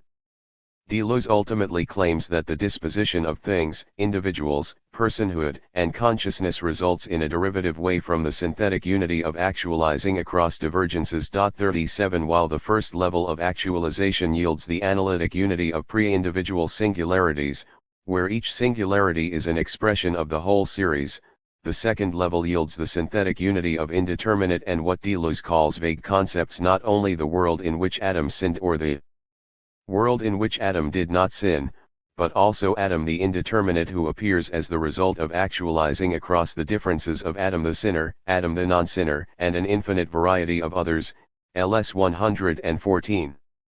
In this way, the steps Deleuze outlines from the first level of actualization to the second are a proof for why the principle of contradiction and the relation of exclusion that come out of this are derivative relations, relations that presuppose the more originary relation of inclusion. Since the disposition of things appears only in the result of actualizing across divergences, the relation of contradiction appears as only one of many possible relations, and only after one recognizes the affirmation of difference. More than this, since the synthetic unity that makes indeterminate concepts possible is the unity of pre-individual singularities, the indeterminate concepts that result from actualizing across divergence are concepts of these singularities, not generalities in the more traditional sense of genus and instance. Hegel and the incompossibility problem in Deleuze. Although Deleuze proposes a very different type of argument than Hegel does for a modal ontology that recognizes unactualized possibilities as part of the basic constitution of reality, we can also see in Deleuze's starting point of pre-individual singularities and in Hegel's conclusion from inclusive substance the same powerful insight about the nature of affirmative multiplicity. Hegel's argument begins from the formal impossibility of actualizing alternative possibilities within one actuality, and from the concept of possibility as alternatives. Because something can be identical only with itself, it cannot be both itself and the opposite of itself, at least not formally. But since for Hegel the possibilities of things are always contained in the context of others, literally as the immediate actuality of what these things are not, actualization happens across contraries and from a disposition that is inclusive rather than exclusive. This can be interpreted as Hegel's mediated, indirect solution for how to affirm the existence of unactualized possibility and for how to affirm the divergence of incompossibility as part of the modal fabric of reality. Even though Deleuze offers a more direct, and in a way more radical, theory for why all incompossible worlds come into existence, the two philosophers nevertheless share important ontological commitments. Hegel and Deleuze both argue for the priority and real existence of unactualized possibilities as constitutive of the actual world. Both present a case for why the possibility that diverges still helps to form our conception of modality. Hegel would have accepted Deleuze's account of why each existent is the expression of totality. Deleuze uses the language of expression and clarity from Leibniz's definition of the monad, while Hegel retains the language of existence and essence. Still, the relation of inclusivity, where something is both itself and the other, is an important conceptual point in both arguments. Hegel would have also accepted the claim that modality requires the inclusion of differences which are no longer, strictly speaking, contrary to one another. This results in a logic where contradiction no longer has an exclusionary influence. Hegel can also be construed to resist certain aspects of Deleuze's argument. Hegel would have resisted the theory that contradiction can only be derived secondarily from a field of pre-individual singularities. Contradiction is rather like a motor that motivates Hegel's central argument. Deleuze's theory of inclusion can be viewed as too extreme when he claims that modal reality begins from pre-individual singularities, and that identity and contradiction are laws that can only govern logic after consciousness and thinghood have been derived in a secondary sense from these singularities. Hegel would also have resisted Deleuze's thesis that incompossibles come into actuality all at once and without further mediation. By describing a process of material actualization where contraries become integrated to the point of non-opposition and non-contradiction, Hegel recognizes the actualization of incompossibles only to a limited extent. Hegel's premises from real modality offer strategies for how to overcome the formal impossibility of actualizing contrary possibilities. However, these strategies limit the actualization of incompossibles because they require mediation, where the reason why immediate actualities are the possibilities of other actuals is because they are conditions, because they go through various sacrifices, transitions, and dispersions in order to sustain in a volatile and temporary way the negativity of the possible. On the other hand, Deleuze claims that because an event can have many incompossible futures, and because these futures really exist in the constitution of the event itself, incompossibles are actualizable all at once and without limitation. That Hegel would have resisted this version of incompossibility is clear enough from his choice to omit temporality from his modal analysis. While these points of resistance make Hegel and Deleuze incompatible in a number of ways, Deleuze's revision of Leibniz is nevertheless of primary importance for this modal analysis of Hegel. Deleuze makes it possible to anticipate the kind of logic that Hegel presents in the absolute necessity premises of his modal argument. Under the logic of affirmative multiplicity, each thing is both itself and the other of itself, yet this no longer leads to contradiction because the negativity of the possible has become included as what the actual is. In this sense, affirmative multiplicity has removed all contingency from the field, but this only happens because it has come to include all contingencies whatsoever. This necessitates that each existent in the field is both a determinate thing, differentiated from all others, and yet everything that the field could possibly be. This reading of Hegel comes out of Deleuze's ideas about the affirmation of divergence because Deleuze establishes a model for how to think multiplicity and difference that is not under the influence of contradiction. Although Hegel derives this type of multiplicity from an earlier conclusion about the contradiction of multiple possibilities in one actuality, he nevertheless finds as the result of his argument from modality the same position where difference no longer carries over into contradiction. 6. Totality and transformation, more objections and consequences. Modal optimism is the theory that this actual world contains infinite sets of infinite possibilities within it. One of the main objections to this theory comes by way of a challenge about contradiction. If Hegel's accessibility relation stands in for incompossibility, the consequence of this is that Leibniz's diverging incompossible worlds become real and actualizable within this world. But this would seem to leave Hegel with one massive compossible world of disharmony, chaos, and contradiction, or, at any rate, with incompossible worlds compressed within the actual world to the point of breaking the definition of world. Is Hegel's commitment to the existence of unactualized possibilities a commitment to impossible beings and absurd aporias? Proponents of modal optimism upgrade the ontological status of unactualized possibilities by claiming that every possibility whatsoever exists.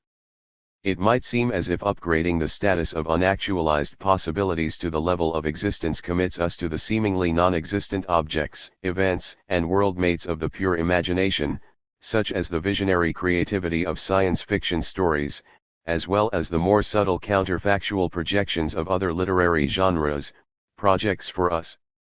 What is even more problematic, however, is that the immanent conception of modal reality that comes from the co-primacy of possibility and actuality as transitional concepts would seem to promote a very difficult consequence to accept, that contradictions really exist, such as that a square triangle is a real shape or that an event can and must realize all of its possible outcomes. Leibniz effectively avoids these problems by maintaining an ontological hierarchy between the existence of this actual world and the mere projection of alternative possible worlds. Divergence and incompossibility keep the world from splicing together all of the possible iterations of all other worlds and events. This saves Leibniz's theory from the endless contradictions, inconsistencies, and incoherencies that might otherwise seem to come from a modal theory that upholds all incompossible worlds as sharing the same ontological status as the actual one. One of the primary aims of this book has been to answer the question of how we can conceive of a dialectical account of modal reality, one that does not rely on modal priority or, as in the case of Leibniz, transcendent world separation, but one that nevertheless makes sense as a viable description of modal reality while avoiding the pitfalls of modal indeterminacy. This book explores Hegel's argument that, far from leading to indeterminacy and absurdity, as some critics might assume, the modal contradiction that forms between actuality and possibility makes up a fundamental aspect of modality, leading to a coherent one-world theory that views the modal concepts as thoroughly transitional. This chapter outlines further objections and consequences to Hegel's theory. Modal optimism faces two more of its most significant objections: indeterminism and radical transformation. Leibniz's model does not face these same objections since his theory assumes that incompossible worlds diverge from the actual world and do not exist in reality. But to replace incompossibility with a significantly different relation, accessibility, leads to the conclusion that this world is all of one piece in the maximum sense that all fractured world-like composites dividing from this actual world are also part of the basic constitution of this world. We are therefore confronted with an unusual kind of totality. If accessibility replaces incompossibility, then this actual world contains everything and excludes nothing. The consequences of this kind of totality are unusual because if we are no longer able to posit a transcendent realm that stands outside of this actual world, rigidity, on the one side, and absurd transformations, on the other side, would seem to be the basic characteristics of a world that operates from the principles of modal optimism. If this actual world contains an infinite variety of other world-like composites within it, it appears thus as a purely immanent world devoid of exteriority. Because absolute necessity includes everything in every which way, this modal theory must respond to the significant objections: 1. That because it is a totality it suffers from rigid confinement, and, paradoxically, 2. That the most absurd variety of transformations would seem likely to occur within it. Leibniz is safe from both of these objections because he promotes a world totality that maintains exterior, infinite sets of ontologically diminutive possible worlds. The theory of world totality that Hegel's argument inspires must account for why total inclusion does not mean fatal determinism and specious freedom.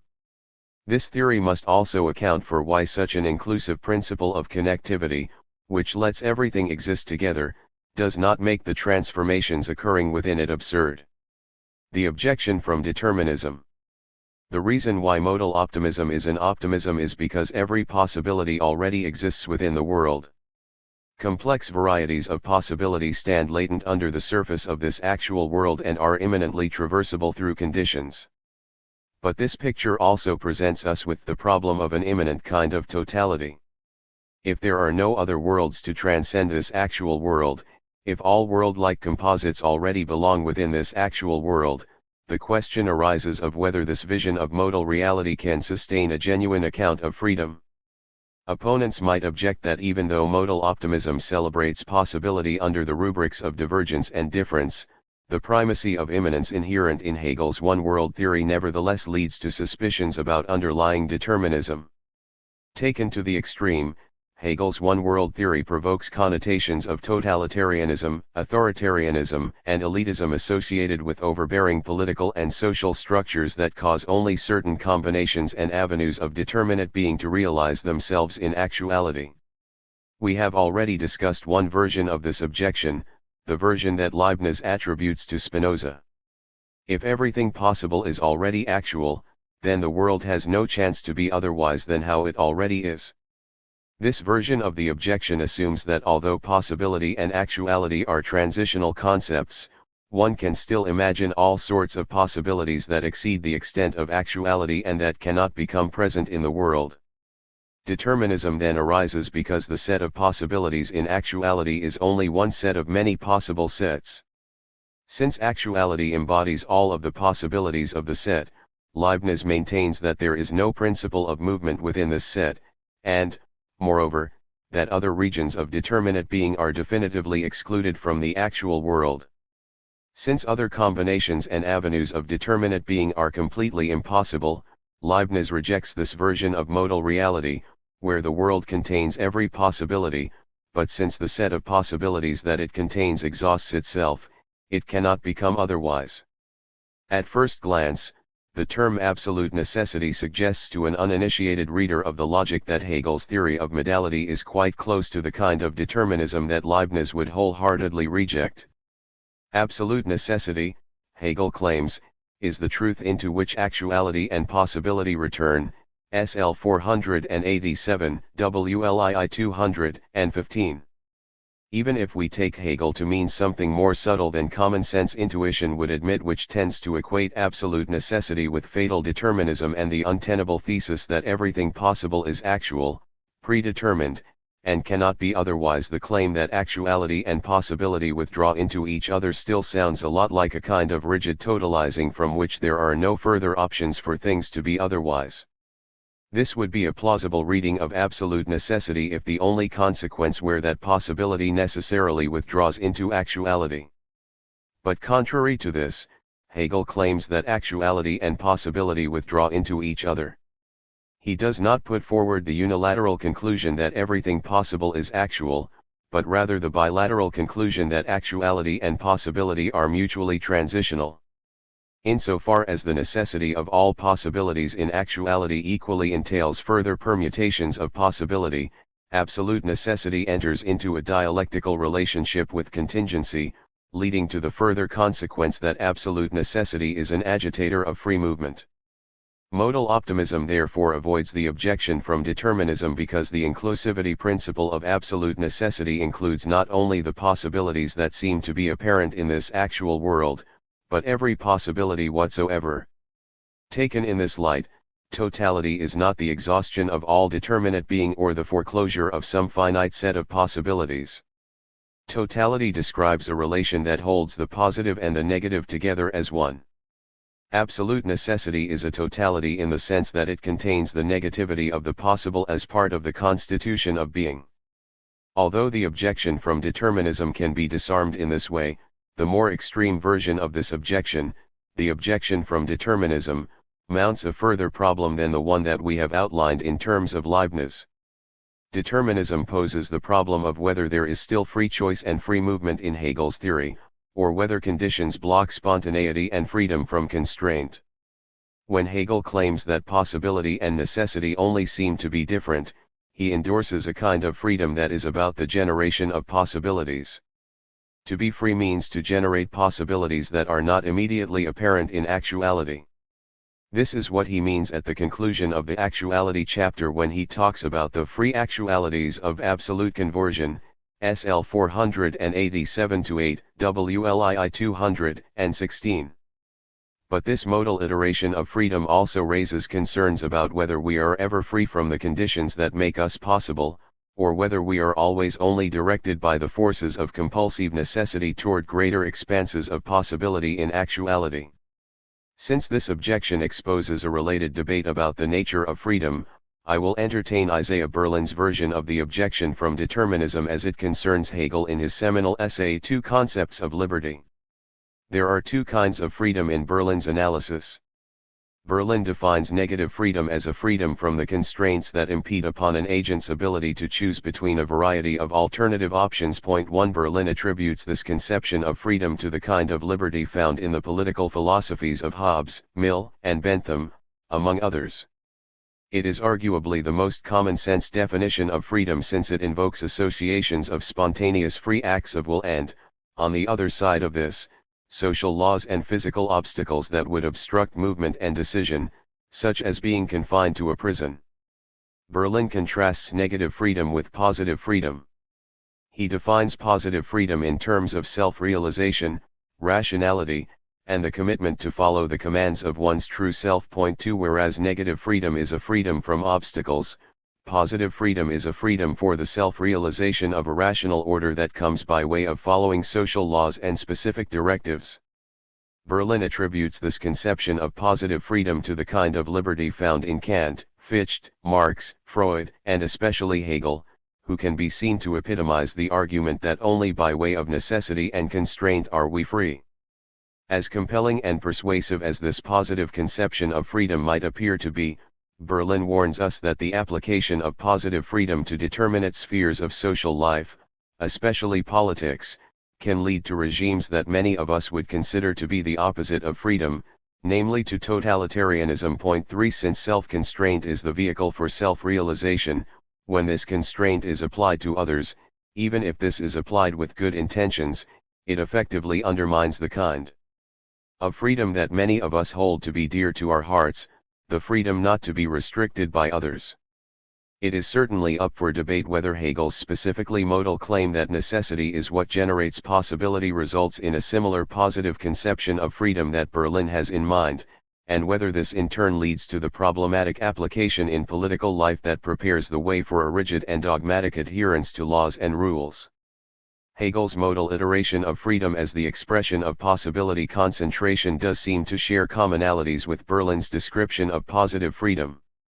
Conditions act as a kind of rational command that limit the immediate range of possibility, and yet since one gains greater concentrations of possibility, what is initially a limitation becomes revealed as freedom. Berlin's example of a musician under the constraints of composition presents a similar relationship. Point 4 The musician follows the precise patterns of the composition but, through cultivation and education, eventually internalizes these and no longer views them as constraints or as the loss of freedom. However, Berlin's example falls short, I think, of approaching the modal insights from Hegel, since Berlin does not seem to fully recognize that it is the constraints themselves that make the possibilities what they are. Berlin claims that once she has assimilated the pattern of the composer's score, the musician no longer views these patterns as commands but internalizes them as part of her own free movement. But what Berlin does not explain is that the pattern of the score is itself the possibility of music, that the musician would not be able to play, and that music itself would not be possible, without some adherence to the conditions, patterns, and constraints that make it possible. This, in effect, is the additional insight that comes from Hegel's modal iteration of freedom, and in one way separates him from Berlin's characterization of Hegel's positive freedom. Point 5. Whether modal optimism really presents us with a modal iteration of Berlin's positive freedom is one kind of question. Whether modal optimism disregards all aspects of Berlin's description of negative freedom, or whether gaining access to embedded possibilities can also be construed as spontaneous freedom is another kind of question. I think that there are good reasons to believe that negative freedom is still significantly part of the conceptual framework by which necessity generates possibility, that, in effect, being free from conditions is one of the results of accessing conditions. We can interpret Hegel in this way to conceive of positive freedom as involving a robust conception of negative freedom. Negative freedom is an essential feature for Hegel of any genuinely positive freedom. One reason why Berlin attributes positive but not negative freedom to Hegel is because of Hegel's overt rejection of spontaneous freedom in the introduction to Elements of the Philosophy of Right. Here, Hegel illustrates how the necessity of laws and rules, and, in a less strict sense, how cultural traditions and intimate social relations help to generate further possibilities of civil society. The common man, Hegel explains, thinks that he is free when he is allowed to act arbitrarily, but this very arbitrariness implies that he is not free. 6 Hegel's stance might seem to be overly conservative, like a paternal father curbing the spontaneous freedom of his children. But the sentiment of Hegel's argument is really that freedom comes from the activation of conditions, rather than from an actualization that rejects conditions. Certainly, there is a modicum of freedom gained from the spontaneous act against any conditional necessity. But since following the paths of conditions leads to the actuality of possibilities that are not otherwise accessible, it is often better to forego the immediate possibilities of actuality for the sake of gaining access to higher concentrations of possibility in actuality. Many passages of the Introduction to the Philosophy of History make Hegel look like a communitarian. The state appears as the house of freedom. Citizens follow the commands of the law so that they can maintain a cultivated version of freedom, ultimately to act spontaneously and to lack constraints. We can read Hegel's political treatise as a demonstration of how the state comes to actualize this goal of freedom, first in terms of property, then in terms of rights, and finally in terms of ethical substance and world history. By following the necessary forms of rationality, we release ourselves from the constraints of the external world, precisely where we come to recognize the unity of our particular desires in the universal. This communitarian version of Hegel might seem to be overly conservative and paternalistic, requiring that free action can only come about through the limitation of rules, and that freedom depends upon certain necessary and sufficient conditions of rationality. But we can also recognize a more moderate stance than this. Although there are cases where strict laws might be the only option to establish a position from which we can access possibilities, there are also many cases where something less severe than laws might also work, such as in the sphere of intimate relationships, where a more porous and dynamic set of conditions helps intimacy to flourish. If conditions are porous and various, and if they sometimes lead to further possibilities for spontaneous movement and free choice, then modal optimism does not obviously succumb to the objections from determinism. As the Hegel scholar Paul Franco effectively demonstrates, Berlin is driven to the conclusion that Hegel cannot think spontaneous freedom from an overly simplistic premise, that rationality commands us in only one determinate way, and not in various ways. 7 If Berlin's conclusion were correct, then when we think from the terms of conditions, there would always be only one precise way to gain access to possibilities that are embedded in the immediacy of actuality. But since the abundance of possibility and the variety of complexity are some of the primary consequences of modal optimism, there is no reason to come to Berlin's conclusion about Hegel. As we saw from our analysis of the aesthetic spheres of life in Chapter 4, limitations not only deter us but also prepare the way for a more abundant variety of alternative possibilities and for a greater sense of free movement and free choice. The possibilities and alternatives one has in a civil society greatly outnumber the immediate possibilities one has in a state of nature. Likewise, the formal constraint of the sonnet can be interpreted to induce a free state of aesthetic contemplation, giving us a glimpse into the infinite variety of the possible itself. And there is also no reason to conclude, and this is the essential criticism of Berlin, that these richer and more abundant states of alternative choice can only be accessed by way of a singular and therefore determinate pathway through the conditions. If infinite sets of infinite series of possibilities exist embedded in the immediate actuality of this world, we can also assume that there is a vast multiplicity of pathways that bring access to these embedded possibilities.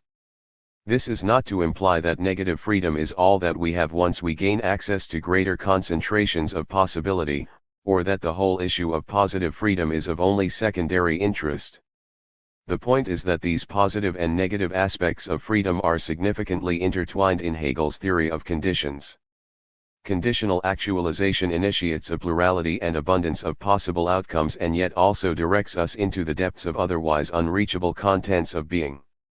Certain forms of organization, such as social contracts or the rights of property in terms of political thought, or such as material constraints in terms of aesthetics, open up the immediate surface of the actual to simultaneous collections and gathering points of possibility, i.e., negative freedom, but in doing this they also reach deeper into the conditional expanse by traversing the great extent of being, i.e., positive freedom. Hegel's language about how absolute necessity lets actualities go free, WLII 216, offers textual evidence to support this interpretation that positive and negative freedom are intertwined as part of the conceptual framework of modal optimism. Absolute necessity is the total restriction of all possibilities within a field. But because this amounts to the total inclusion of possibility, the effect of this severe restriction is, rather, an exponential agitation of free movement as well as new formulations of content. What the absolute necessity constraint sets free is the principle of connectivity, allowing everything to connect with everything else without the threat of exclusivity at the law of non-contradiction. Everything can and must connect in every possible way with every other thing, because the only reason for being, ultimately, is being itself. Necessity is, in this respect, a conception of freedom. 8. This conclusion about the connectivity of everything opens the way for a different kind of objection. Insofar as being is just being, the most radical transformations of free contingency must also be possible. Whereas the objection from determinism claims that there is not enough movement in a world that contains every possibility within it, the objection from radical transformation claims that there is too much movement in a world in which everything connects to everything else. The objection from radical transformation. Radical transformation refers to a kind of transformation, or becoming otherwise, which appears to be impossible. I will address both a weak and a strong version of this objection. The weak version objects to the claim that determinate entities can become radically different from what they are. The strong version objects to the claim that something unthinkable or unimaginable could occur in actuality. The weak version is weaker than the strong version because it objects to the radical transformation of determinate entities that already exist, or can be imagined to exist, within the content of this actual world. In contrast, the strong version is stronger because it objects to the radical contingency that this actual world could become otherwise in unthinkable ways, even beyond the stance of what is merely possible. Transformations such as a goat becoming a tree or worlds where gravity goes up and monsters roam the earth are at stake in the weak version. Sheer apophatic is at stake in the strong version. First, let us hear the weak objection and responses to this before we hear the strong objection. The weak version operates from the assumption that, although Y either exists or could possibly exist, it is impossible for X to become Y if this requires a radical transformation. Someone thinking through this version has the following train of thought: it seems hard to imagine how all possibilities could exist embedded within immediate actuality. It is one thing to say that the possibilities of the tree lie embedded within the possibilities of the seed. But it is much more problematic to claim that any and all possibilities stand within this world, that the seed, for example, could become a goat or anything at all. This world contains untraversable limitations. What is actually here cannot become anything but must follow a set of physical, social, and environmental laws that allow for only limited degrees of transformation. Even with Darwinian principles in play, a goat could never become a tree or something radically different from what it is simply because the range of her real possibilities, embedded in her identity, contains limitations that are in effect insurmountable. While there might indeed be ambiguity and imprecision about the parameters of these limitations, depending on the context and the entities involved, there are nevertheless obvious restrictions to one's possibilities, and it would be absurd to assert otherwise. Could it be that Hegel's accessibility thesis includes some but not all possibilities within it, and that many things that are possible, e.g., supernatural forces or worlds where gravity goes up, do not exist? This limitation, at any rate, would save Hegel from the seemingly absurd consequence that every possibility whatsoever lies embedded under the surface of what is immediately actual. The implications of accessibility supply us with a good response to the weak version of the objection from radical transformation. Accessibility and inaccessibility, effectively, replace impossibility for Hegel. A given entity can radically transform into anything else, but this is not absurd, because the principle of accessibility carries with it certain real limitations, stabilizing transformations within a normalcy of consistency, while offering internal explanations for why transformations occur when they do occur. Hegel's thesis is less problematic when we take into account the complex barriers that some conditional actualizations must face to turn from existence into actuality. For the seed of a tree to become a goat would require such a distant set of conditions that it might seem absurd even to entertain such a transformation from the disposition of what is immediately actual. Absurdities aside, even the most distant, seemingly improbable possibilities of transformation still exist embedded under the surface of what is immediately actual. In this way, distance and complexity save Hegel from the weak version of the objection of radical transformation. If we were to accept the limitations that the weak version of the objection proposes, this would return Hegel to Leibnizian exclusion, where only some possibilities exist and are actual while others diverge and do not exist. To accept that certain possibilities are impossible would revert Hegel's claim about absolute necessity to a milder claim about hypothetical necessity. Other worlds would remain not only inaccessible from the actual world, but completely impossible. But I contend that radical transformation should be embraced as a significant consequence of a genuinely transitional conception of actuality and possibility. The consistency factor of conditional constraints mitigates what would otherwise seem to be an absurd conclusion from Hegel, that every possibility whatsoever exists. Constraints are constantly in play at a local level, limiting, at least temporarily, what can and cannot be. Being is not determinate being, has no meaning, and is devoid of possibility, only if it is not constantly meditated by the constraints of real necessity. At this local level of real necessity, transformations must still follow the specific patterns of determinate being. Not anything at all, but only specific determinateness, can be produced from actualizing across conditions. But this limitation is only a limitation of distance and access. If we forget for a moment how complicated and obscure it would be to bring certain actualizations about, radical transformations really can occur. Entities really can become radically different, assuming that the conditions that would make these transformations possible were to come into place. The seed really can become anything at all.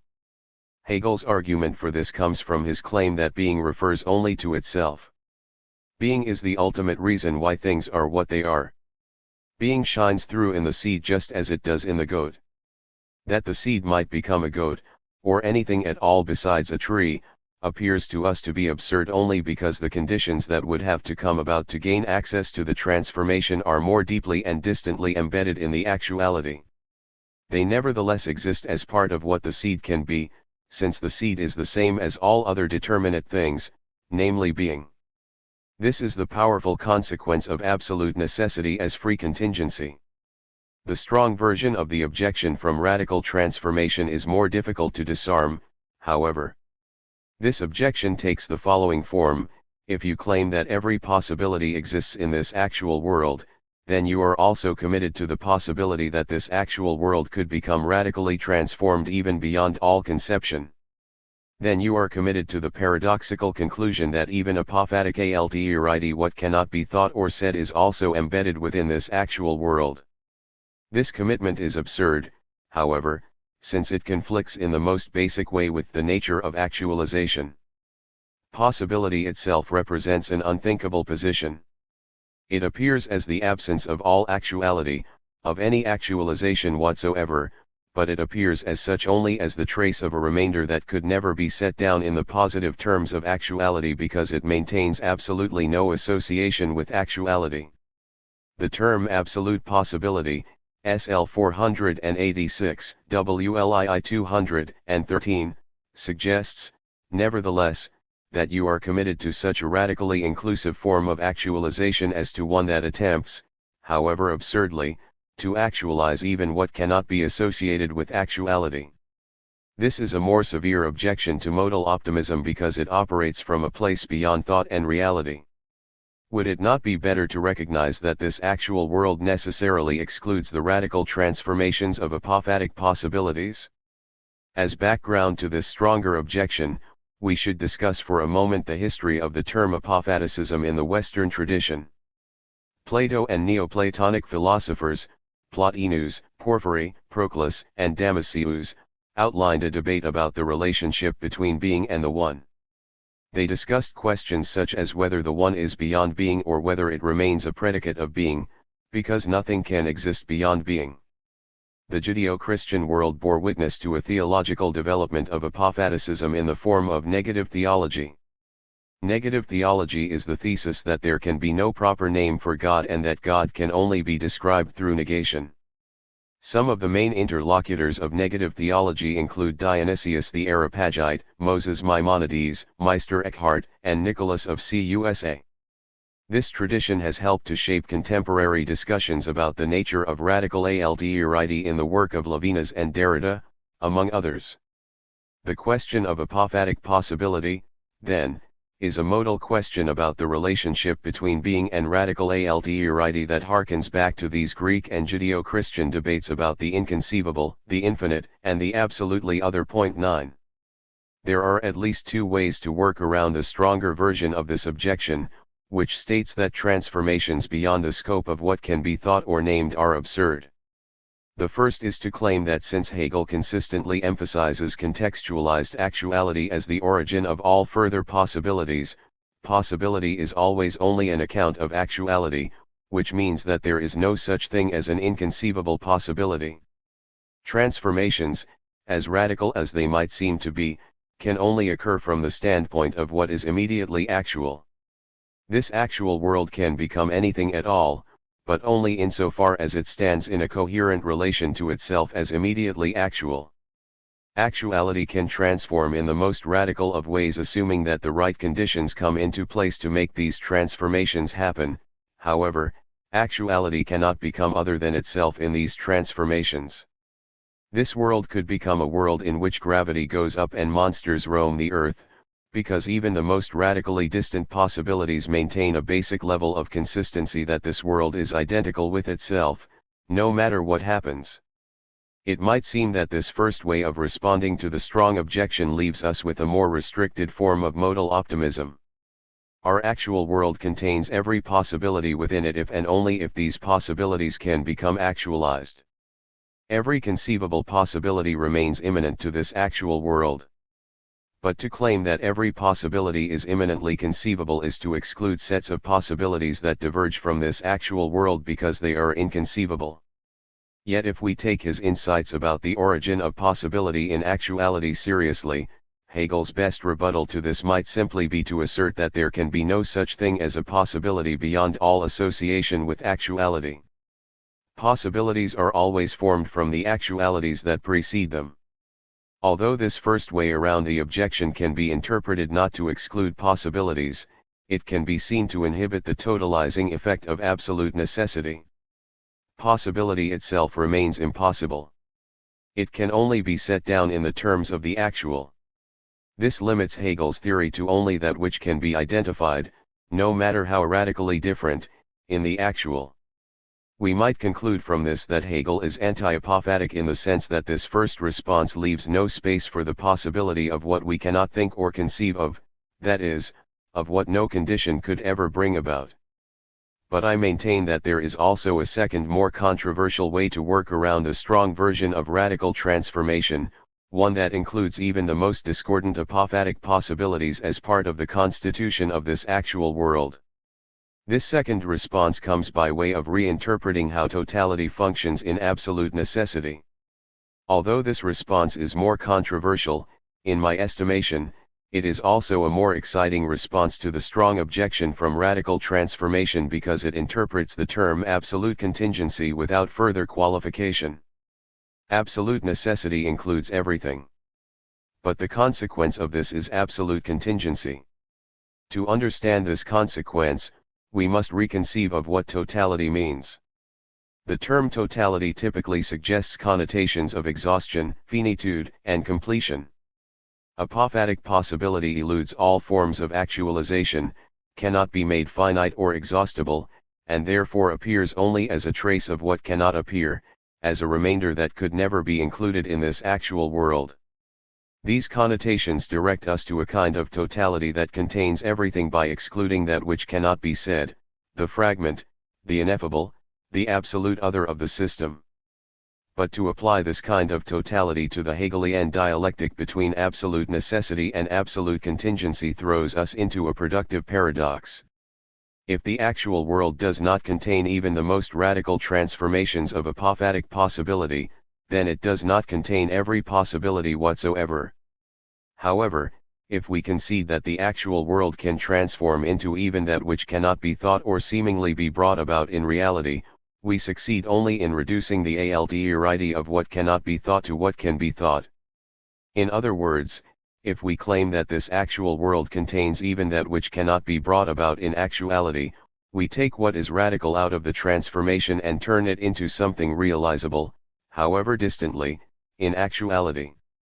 Our response to this version of the objection can only come by way of recognizing that there is a significantly different conception of totality at work in Hegel's necessity-contingency dialectic. In contrast to the kind of totality that contains everything as a way of completing and exhausting that which it contains, there is also a kind of totality that contains everything because it contains its opposite, its negation, as part of the constitution of what it is. This, in effect, is the more Hegelian kind of totality. Even the radical transformations of apophatic possibility exist embedded in this world, not because they could come about in actuality, but because to include them is the only way to maintain a genuine theory of absolute necessity. That this actual world could become unthinkably otherwise is, in this sense, paramount to the theory of modal optimism. This actual world contains within it even the absurd possibility of its own impossibility. This is a significant consequence of Hegel's dialectic. The foreclosure of every possibility as part of the constitution of this actual world is at the same time the free movement of absolute contingency.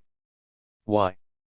Because to include everything requires, as the most essential member of the set, that which cannot, and could never, be included as part of it.